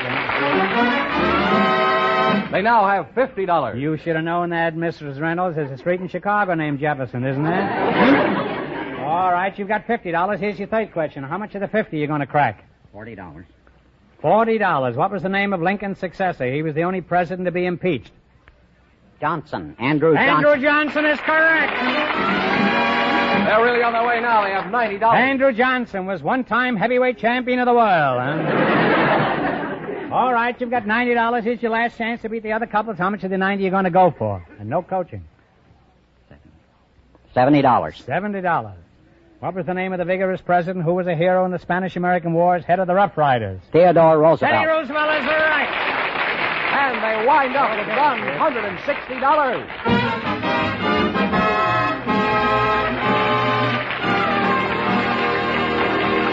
Thanks and good luck from Elgin American Compacts. Now, in just 1 minute, our last couple will play You Bet Your Life, and then we know who gets the $1,000 question. What an auctioneer item, eh? But right now, listen to this. Oh, I forgot my lighter. Here, take mine. My wife's always borrowing it, too. So I'm giving her one for Christmas. Say, that's a beauty. What kind is it? Elgin American's new Socialite. Yes, everybody goes for Elgin American's terrific new lighters, and they make terrific Christmas gifts. So beautifully designed and finished, they look like jewelry, and they work like magic. Have a magic action double catch that's new, different, safe, and the most modern sure-fire mechanism ever made. Yet these last word Elgin American lighters for men and women are priced from just $4.95. Table models from $9.95. Values beyond compare. Tomorrow, buy these very finest lighters for every smoker on your Christmas list and give them the light of their lives. Socialite lighters by Elgin American.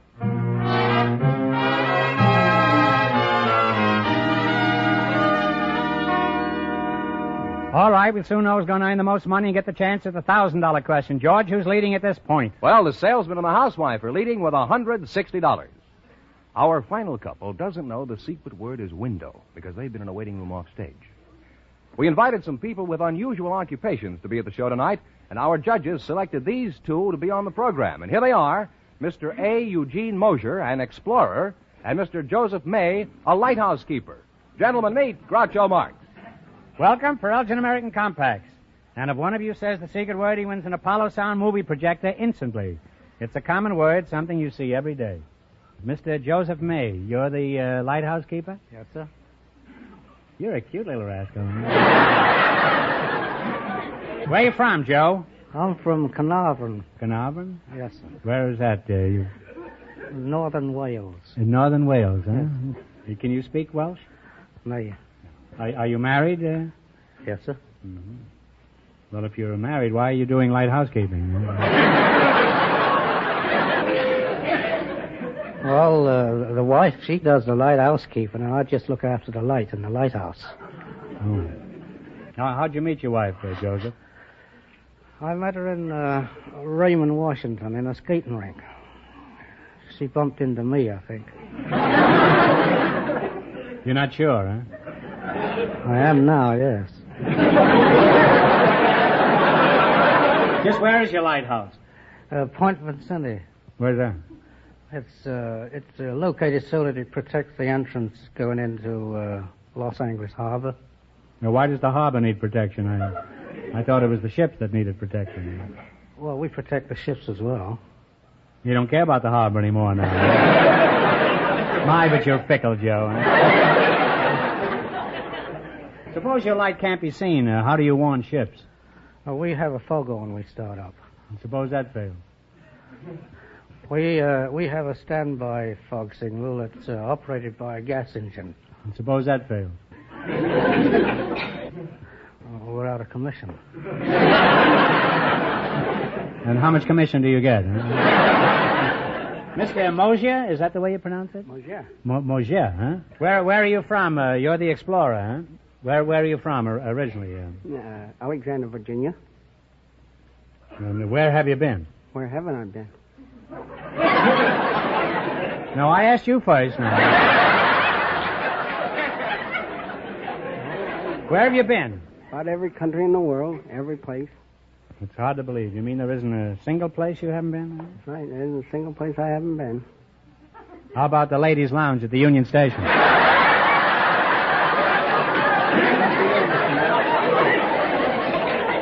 What do you say to that? Huh? Oh, you got me there.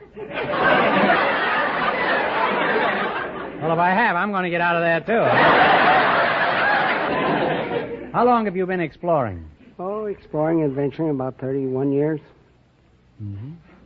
Now, what's the most interesting place you've ever been? Tibet. Tibet? That's What right. time did you go to Tibet? Do you remember? Oh, I'll get along. Tell me, how did you become an explorer? Did you get lost in a revolving door when you were a boy? Huh? Oh, I guess it was born in me. My godfather is Aloysius T. Smith, and better known as Trader Horn. How did it happen he was your godfather? Well, he happened Did he to get you in a trade or something? No, he happened to be down in Virginia when I was born, and he's a very good friend of my father, so my father named me Aloysius Eugene Francis Xavier Joan of Arc Vincent Iris Patrick Mosier. No wonder you keep traveling, huh? By the time you register in a hotel, it's time to get up in the morning.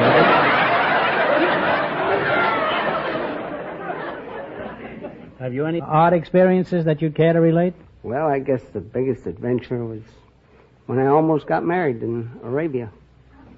Oh, that'd be an adventure anywhere. Huh? Yeah. Who to? Oh, 6 Arabian girls.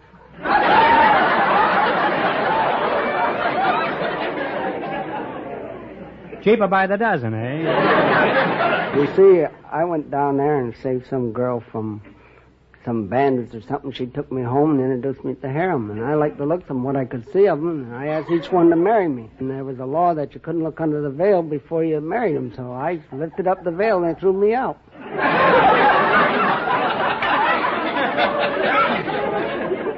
Did the 6 of them throw you out, or one at a time, huh? A couple guards. Whole thing sounds pretty harem-scaring to me.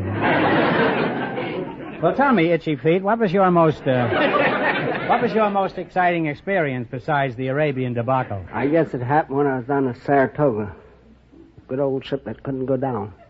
And was on there, and Admiral Halsey was then captain, and Admiral Mitchell was executive officer. And I walked down the deck with my mind on some blonde over in Long Beach. Might have been a redhead. I didn't see the executive officer and didn't salute him. He jumped me. He said, Mosher, you salute an officer when you see one? I said, yes, sir. My mind's on a blonde over in Long Beach. He said, up, go put yourself on report. I figure out, well, if I got on report, I couldn't go over to Long Beach to see that girl. So I just didn't put myself on report. Did the Saratoga always cruise around Long Beach? A good share of the time. No wonder they couldn't sink it. You know, comes Captain Mass, and the captain sent for me, Halsey. He says to me, he said, Commander Mitchell, say, put yourself on report. I said, yes, sir. He said, well, why didn't you do it? I said, I just reconsidered the matter and decided to give myself another chance. He let me go.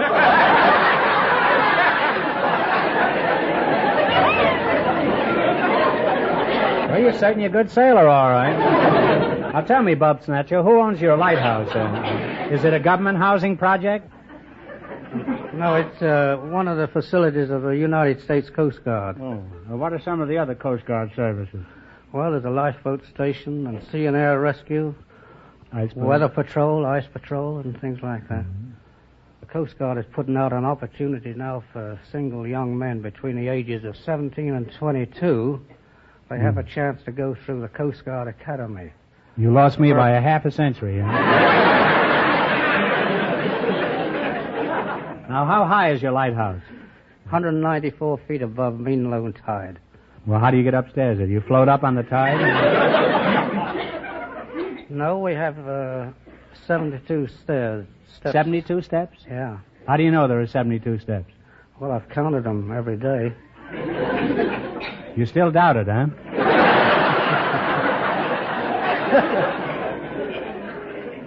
Well, why do you count them every day, Joe? Is that all there is to do then? No, we have other things to do, such as... I know where you can get 6 Arab girls. By now, maybe you can get them without the veils. Is that all you do, count the steps? No, we have the maintenance of the station to do, the machinery to keep up, books to take care of. What do you mean books to take care of? Well, the bookwork, I mean. Well, what kind of bookwork? Well, there's all different kind. You know what bookwork there is to do in a government. The government couldn't keep income tax, I know, but I didn't... What do? Do you count every wave that comes in or something? And then do you count the undertow on the way out again? And send the whole thing to Washington? They tear it up and raise the taxes. Huh?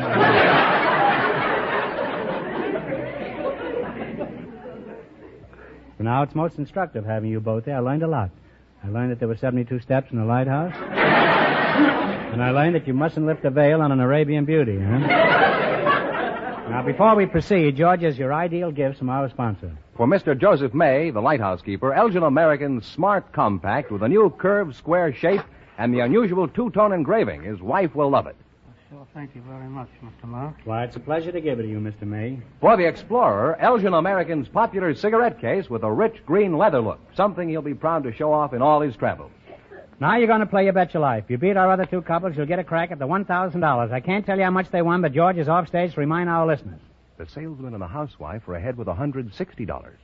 Here we go. Let's see how high I can build you $20. You selected leaders in our government as your category. Is that right? Yes, sir. Here's your first question. You have $20. How much will you bet? $10. Who is the Secretary of State? Dean Atchison. Dean Atchison is correct. They're on their way with $30. Remember, you're going for $1,000 tonight. You've got $30. How much will you bet? $20. $20. Who is the Attorney General? Tom McGrath. J. Howard McGrath, but that's J. close Howard. enough. You got the last name, so you win that. They're climbing. They have $50. They're climbing. You got $50. Here's your third question. Are you ready? How much you going to bet? 40. 40? He doesn't even ask, the lighthouse keeper. He's the captain of this scow, all right. $40. Who is the director of the Mint? The director of the Mint is Cruz. Snyder is Interior. You got me up there. I'm sorry. It's Nellie Taylor Ross. That's a pretty tough one, though. They now have $10. Well, you've got $10, and here's your last chance to beat the other couples. How much of the 10 are you going to try? $10. Who heads the Federal Bureau of Investigation? Hoover. J. Edgar Hoover is right. And they wind up with $20. And that means the salesman and the housewife, with $160, get the chance at the $1,000 question.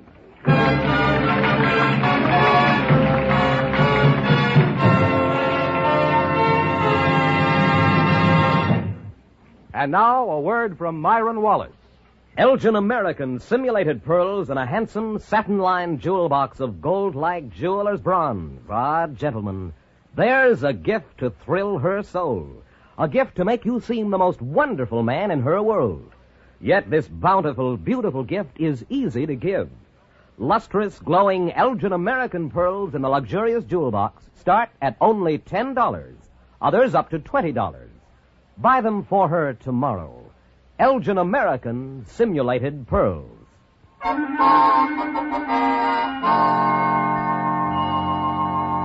And here's the winning couple, Groucho, the housewife and the salesman. Ready to try for $1,000, eh? Good luck, and I'll give you 15 seconds to decide on a single answer between you, so talk it over thoroughly and no help in the audience, please.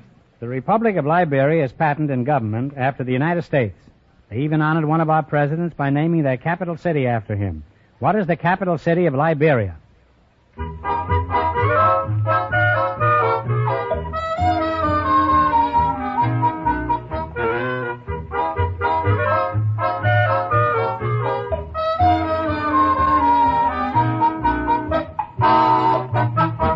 Mr. Chalfont, as the Speaker of the House here, what is the answer you two have decided upon? Lincoln. No, I'm sorry. It's Monrovia after President Monroe. I'm sorry. So that means the big question next week will be worth $1,500. Well, you lost the big money, but you won $160 in cash, and you received those lovely gifts from Elgin American. Congratulations, and thanks to both of you. Thank you.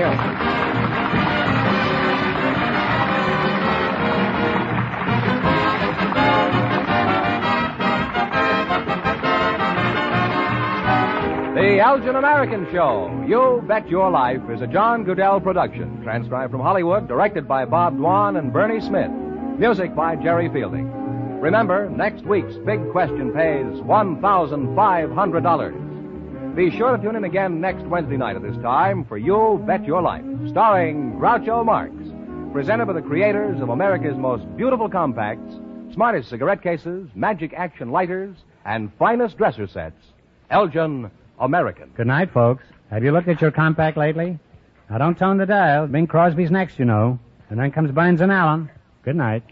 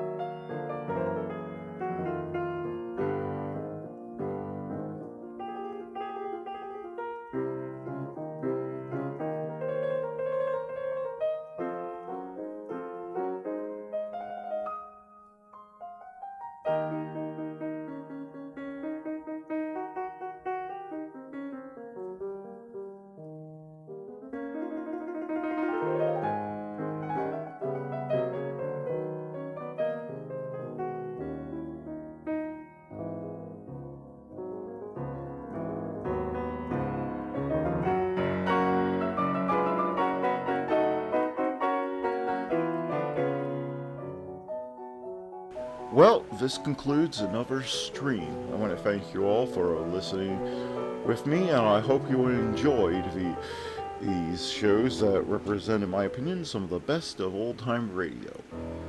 Join me again tomorrow night at 8 p.m. Thank you for listening, and have a good day.